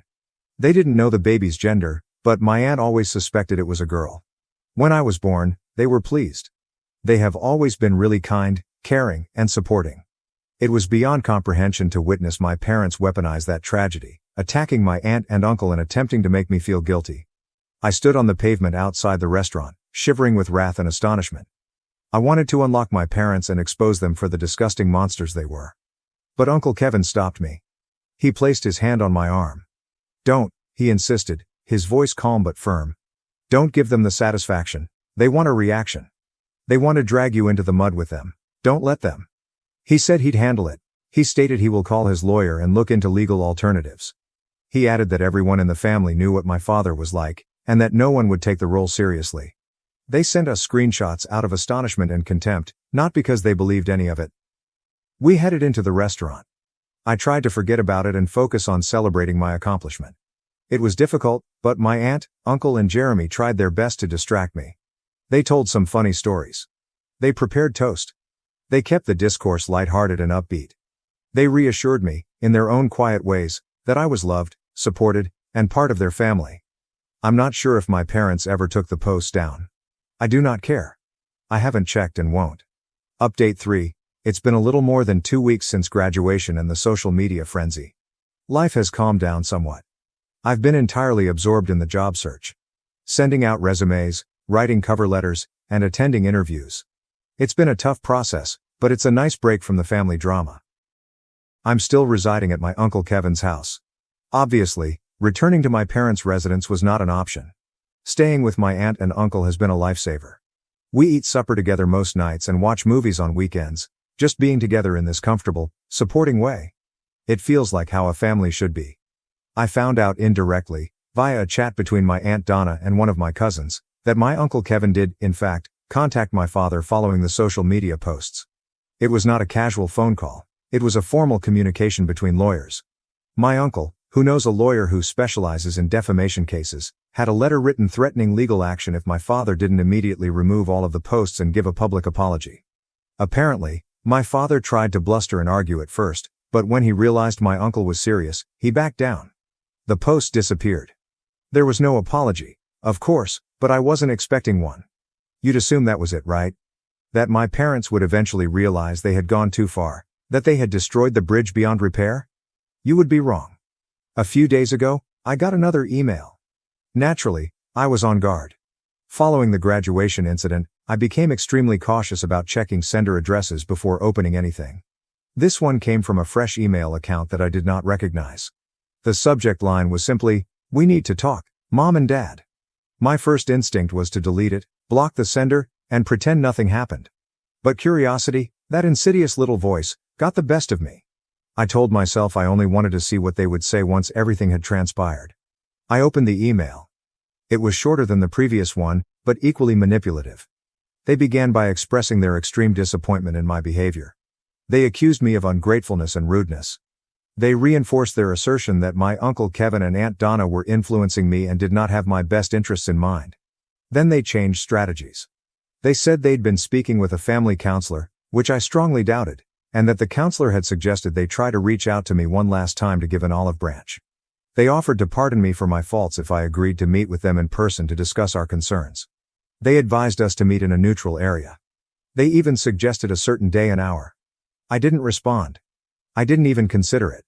However, in a moment of weakness, I did not immediately block the email address. I told myself I was only exploring my alternatives and getting information. It was a stupid error. 2 days later, another email came from the same address. This one was different. This one was awful. The subject line said, "Disappointed in you, Mom and Dad." I paused. But once again, morbid curiosity won out. I opened it. It began with the usual accusations. That I was ungrateful, disrespectful, and had been brainwashed by my uncle and aunt. But then things took a dark, unsettling turn. They said that my uncle's threat of legal action was proof that he was hiding something. They stated that he and my aunt were unstable and unsuited to be with me. They then rehashed the horrifying story about my aunt's miscarriage. They said, and I'm quoting here, "The only reason they lost their baby was because they weren't the right kind of people to have a girl. God made your aunt have that miscarriage because he knew they weren't fit to be parents. They instructed me to wake up and come home before it's too late." This time, I did not hesitate. I slammed my laptop closed. I instantly banned the email address. Then I did something I hadn't done in several weeks. I cried. Not silent, dignified weeping, but hideous, gasping sobbing. I haven't informed my Uncle Kevin or Aunt Donna about the new email. I cannot bring myself to do it. I understand how much that would hurt them. They've been quite kind. I do not want to burden children with my parents' toxic hostility. I'm keeping it to myself for now, but it's eating away at me. I feel the need to accomplish something, but I'm not sure what. Update 4, it's been several months now. The best news, I got a job. This is an entry-level position, it's not my ideal employment, but it's a step in the right direction for my career. The work is engaging, and the individuals are surprisingly friendly. My direct supervisor is a young woman in her late 20s, and she has been quite encouraging and helpful. And I moved out of my Uncle Kevin's place. That was a major stride. I've been feeling a little bad, as if I'd overstayed my welcome, despite their insistence that I hadn't. I found a little one-bedroom apartment in a neighborhood around 15 minutes away from my uncle and aunt's house. The first several nights felt odd. I was used to the sounds from my uncle's place. My apartment was quiet, but I'm adjusting. I purchased some inexpensive furniture from a thrift store, placed some posters on the walls, and began to make the space feel like home. I even adopted a scruffy little tabby cat. He's been an excellent companion, a furry little ball of chaos that keeps me entertained. I still see my Aunt Donna and Uncle Kevin on a regular basis. I come over for dinner at least once a week, sometimes more. My parents, however, remain silent. I haven't heard from them since the last hateful email. I blocked them on every platform I could think of, including email, social media, and phone. I've even considered changing my phone number just to be safe. I've heard through the family grapevine, my cousin Jeremy keeps me updated, much to my aunt's dismay, that they're continuing to live their lives as if nothing happened. They're still attending their fancy dinner parties, posting carefully curated photos on Instagram, and pretending to be the ideal happy family. I suppose some things never change. I have also started seeing a therapist. In fact, Uncle Kevin made the suggestion. He noticed that I was still struggling, despite getting the job and moving out. He gently suggested that speaking with a professional would help me process everything that had happened. I was hesitant at first. I'd always been a private person, not one to express my emotions easily. But I trusted my uncle and knew he was correct. I'm focusing on creating my own life. I'm concentrating on my career. I am concentrating on my furry little companion cat. Reddit, I appreciate everything you've done for me. I worked hard, but my parents favored my sister. When they asked for money for her, I refused. My grandparents supported me and cut them off. I believed my parents were finally treating me properly since I had shown myself, but it turned out to be nothing more than a demand for their daughter and her 6 children from 3 consecutive marriages. I grew up knowing I was not the favorite child. My parents were always more concerned about my younger sister Emma, who seemed to have endless opportunities and support no matter how many times she made bad decisions. I grew accustomed to standing on my own 2 feet. I worked hard, paid for college with a combination of scholarships and part-time employment, and eventually found a steady, well-paying job. My parents were never impressed, despite the fact that I did everything on my own. For years, I attempted to brush it off and keep going, hoping that one day they'd admire me for being independent. Meanwhile, Emma's life was a roller coaster. She married young, and her first marriage dissolved after 2 years because her husband cheated. She remarried quickly and had 2 more children, but the marriage ended when her second husband developed a gambling addiction and lost their home. Emma was on her 3rd marriage at the time I started my job, and she had 6 children ranging in age from 12 to 2. Her current spouse works part-time as a delivery driver and is attempting to launch his own business, but they are struggling to make ends meet. My folks have always been there to assist her out, paying for items here and there and making excuses for why she needs a little extra support. For a while, I was too preoccupied with my own life to get caught up in Emma's drama, but then I saw a difference in how my parents regarded me. They became more attentive, reaching out more frequently, congratulating me on my profession, and inviting me over for family dinners. I wondered if they were finally proud of me. Part of me had been hoping for this for years, and I suppose I was willing to believe they were turning a corner. Last month, they invited me to supper. At first, everything seemed normal.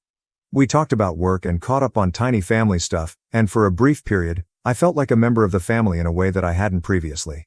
But then the topic moved. They started talking about Emma, how difficult it was for her to raise 6 children on one salary, and how my parents had done everything they could to help but were running out of money. They went on to say how fortunate I was to have a decent job and a consistent salary, that I had no one relying on me, and that I was able to contribute back to the family. Then came the shocker. They expected me to step up and take care of Emma financially. They had a comprehensive plan. First, they asked me to buy her a new 5-bedroom house because her present rental was too small for a family of 8. They wanted me to set up college funds for all 6 of her children, which they argued was only fair given that I was the only one who could afford it. They wanted me to offer her a $5,000 monthly stipend to cover basic expenses as well as seed money to start her own mommy blog business. They planned to receive approximately $2 million up front, followed by continued funding. I sat there, absolutely stunned. They weren't asking for a minor favor. This was a lifelong commitment that regarded me as Emma's financial safety net. In that moment, I recognized that their recent compassion was not because they had finally accepted me as their son, but because they regarded me as a walking ATM for Emma. I informed them that, while I was willing to assist with minor bills or in the event of an emergency, I was not comfortable taking on such a large financial burden. At that point, the family conversation shifted completely. My mother began to cry, accusing me of abandoning the family when they needed me the most, and my father labeled me selfish and ungrateful. They stated I was revealing my true colors and that they were disappointed with who I had become. The dinner finished with them storming out. I believed that would be the end of it, but I was mistaken. Within hours, Emma began assaulting my phone with texts accusing me of jeopardizing her children's future. She even had her children send me messages like, "Uncle doesn't love us anymore." It was unbearable, so I blocked their phone numbers.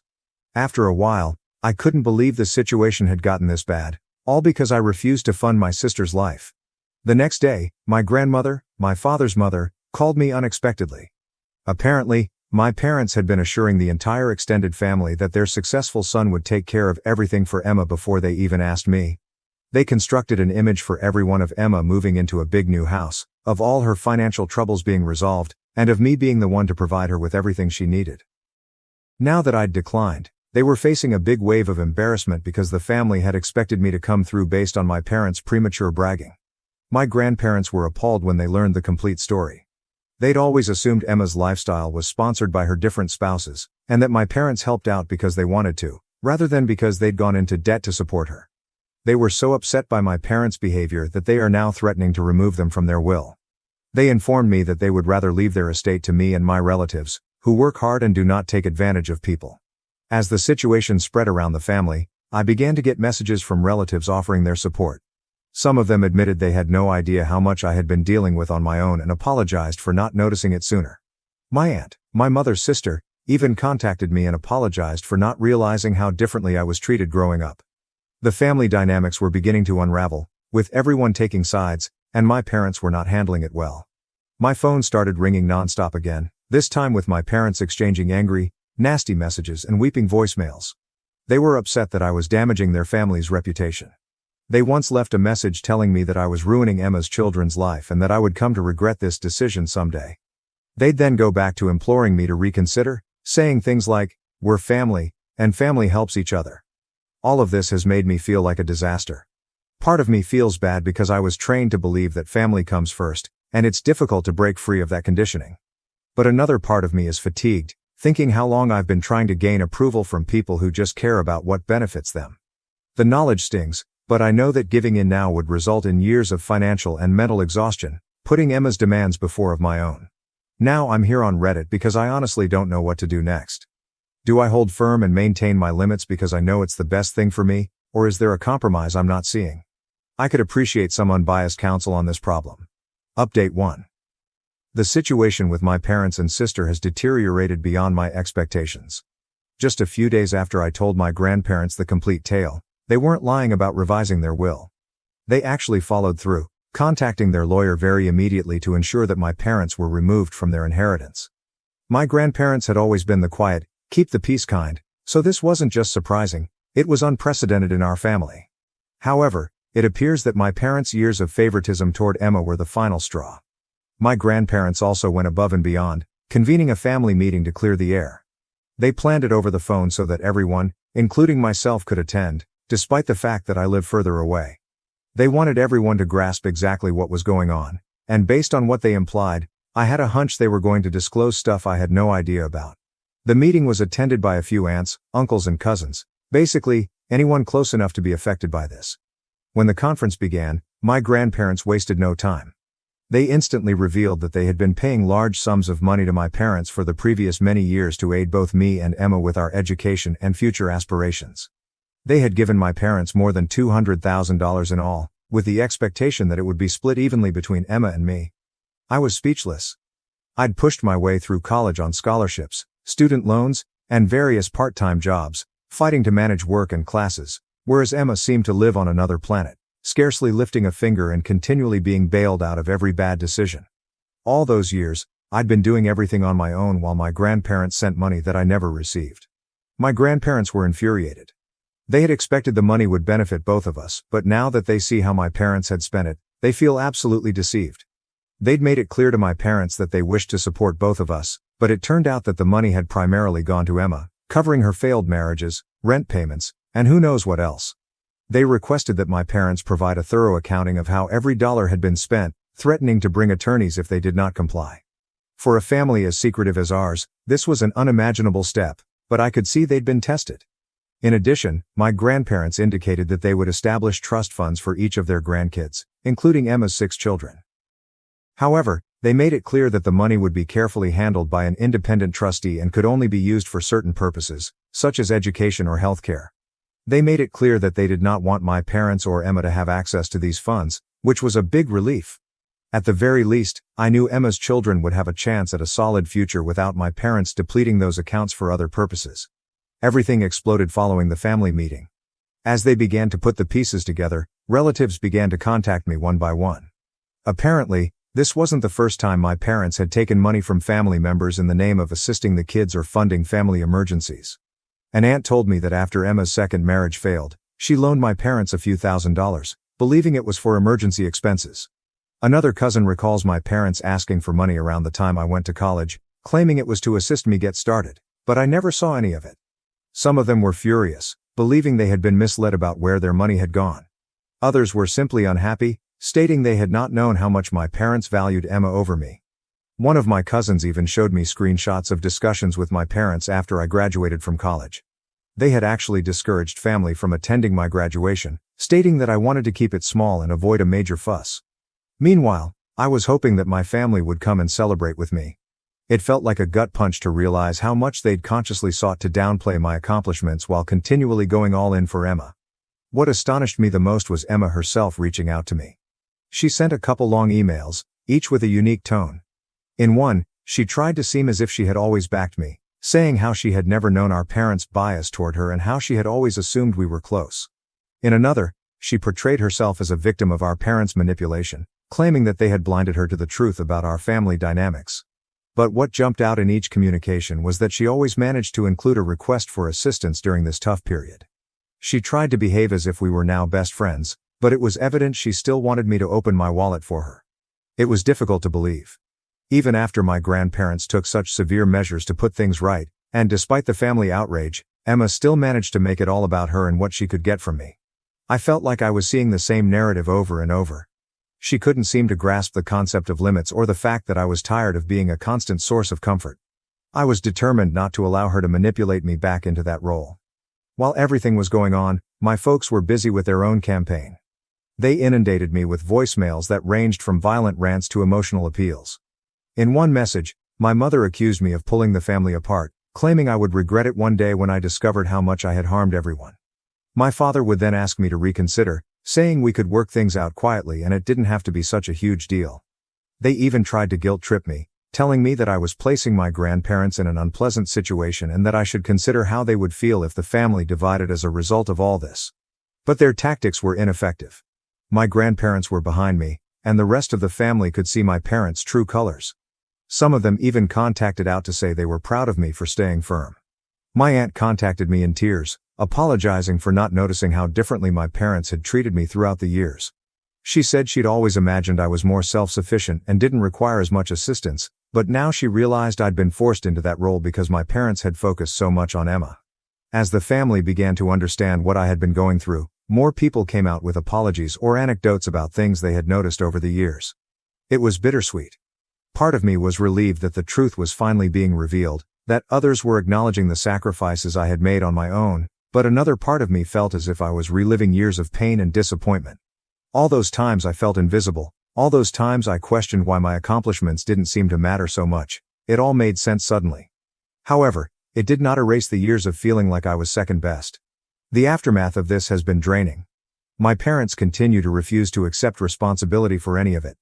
They're so concerned with the family's reputation that they can't see the damage they've done to it.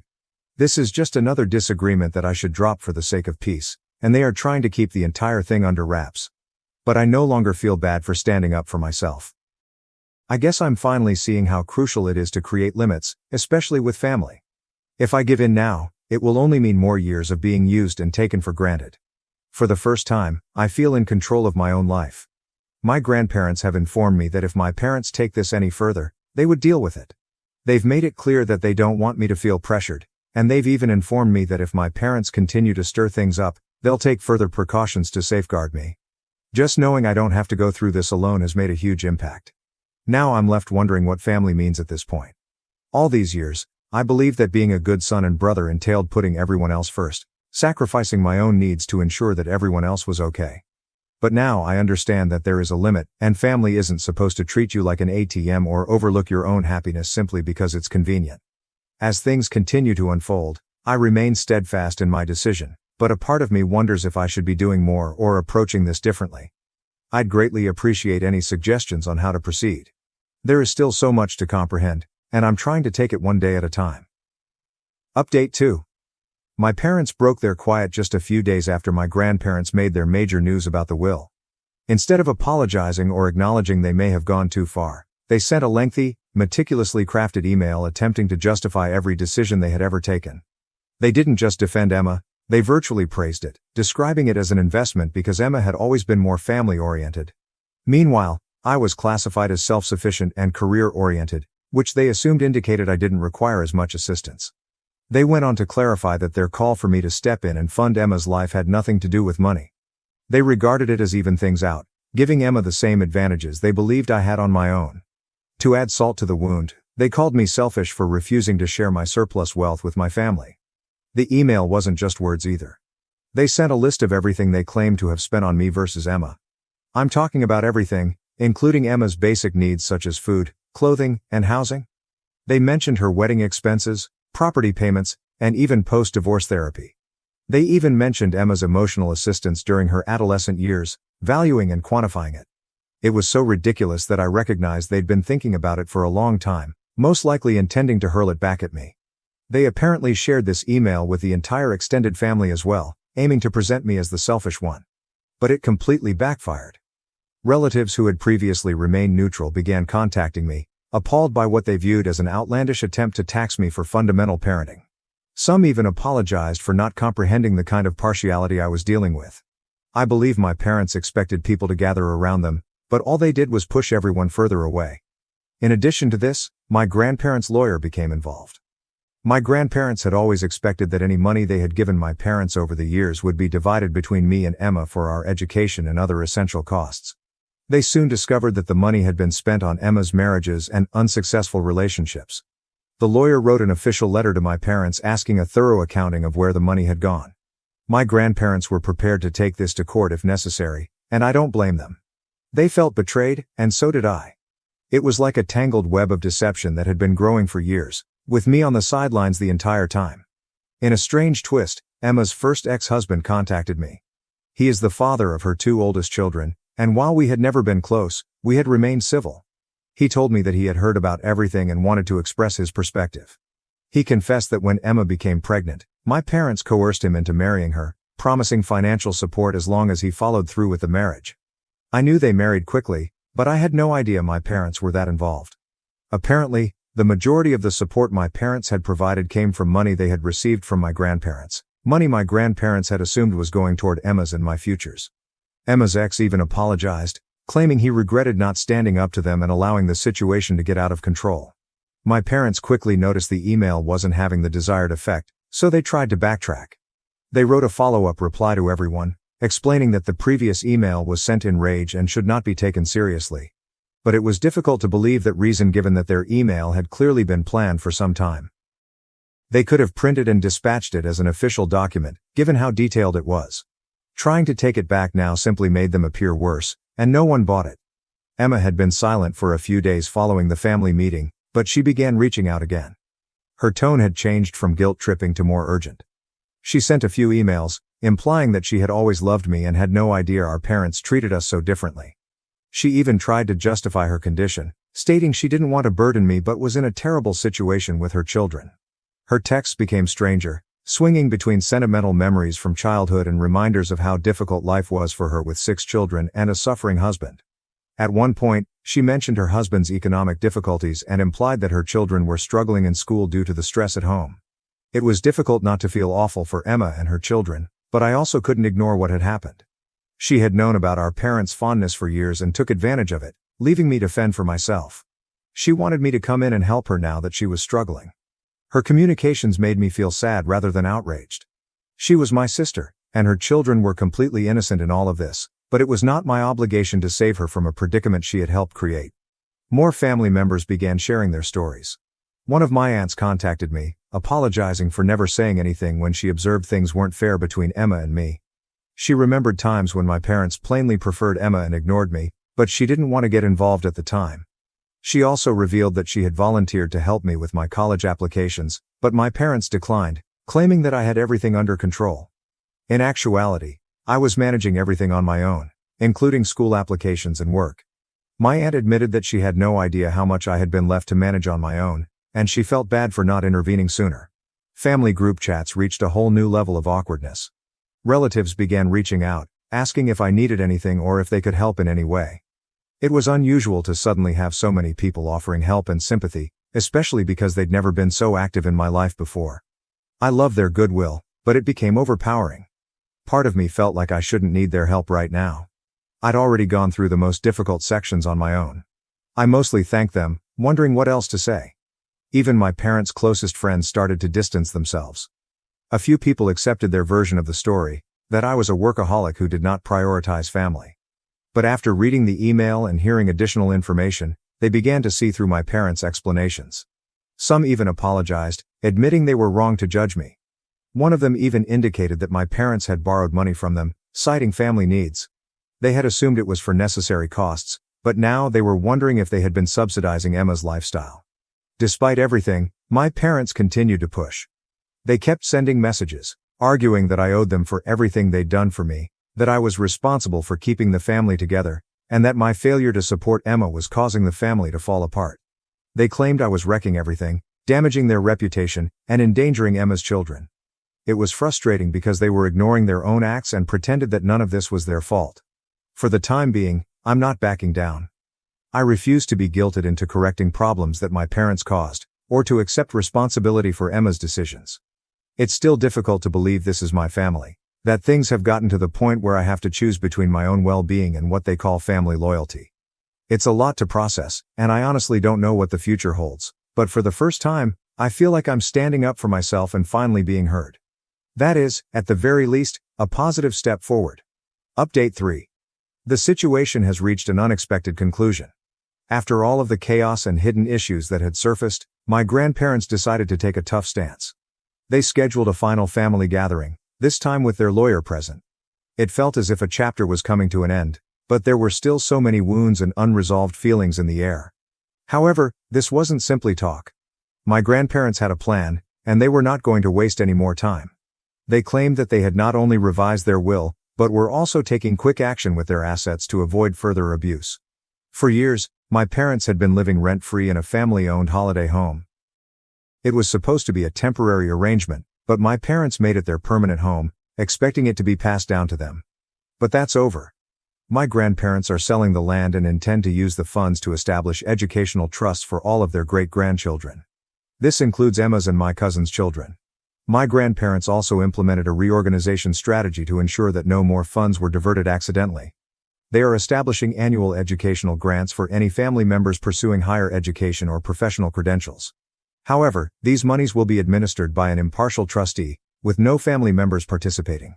My folks were noticeably shaken upon hearing this. Losing the free lodging was terrible enough, but the realization that they would no longer have access to my grandparents' land was a rude awakening. For once, they didn't argue, or at least realized it wouldn't help. They simply looked defeated, which was unusual for my parents given their years of pride and control. My grandparents gave them 60 days to leave the land, with no extensions. The lawyer handed them a signed document, and my parents had no choice but to comply. In a stunning turn of events, my parents admitted to certain financial errors concerning school monies supplied by my grandparents years ago. This was a tremendous revelation, and many family members were shocked. With few options left, my parents signed a formal repayment agreement.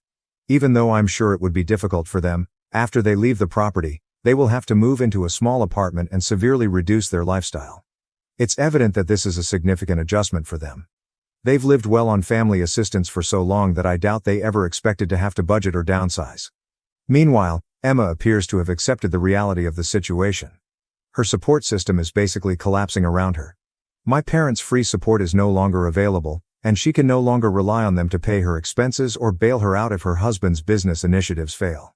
Instead of moaning or trying to guilt-trip me, she is now taking efforts to improve her own situation. She's enrolled in a vocational program for medical billing and coding, which should provide her with a consistent income and the opportunity to raise her children on her own terms. Her spouse has taken on more hours at his delivery job and appears to be making an attempt to contribute to the family's costs. Emma even sent me an email, not asking for money, but simply requesting assistance with her resume. I decided to check into it, assuming it was a little way to help without encouraging her dependence.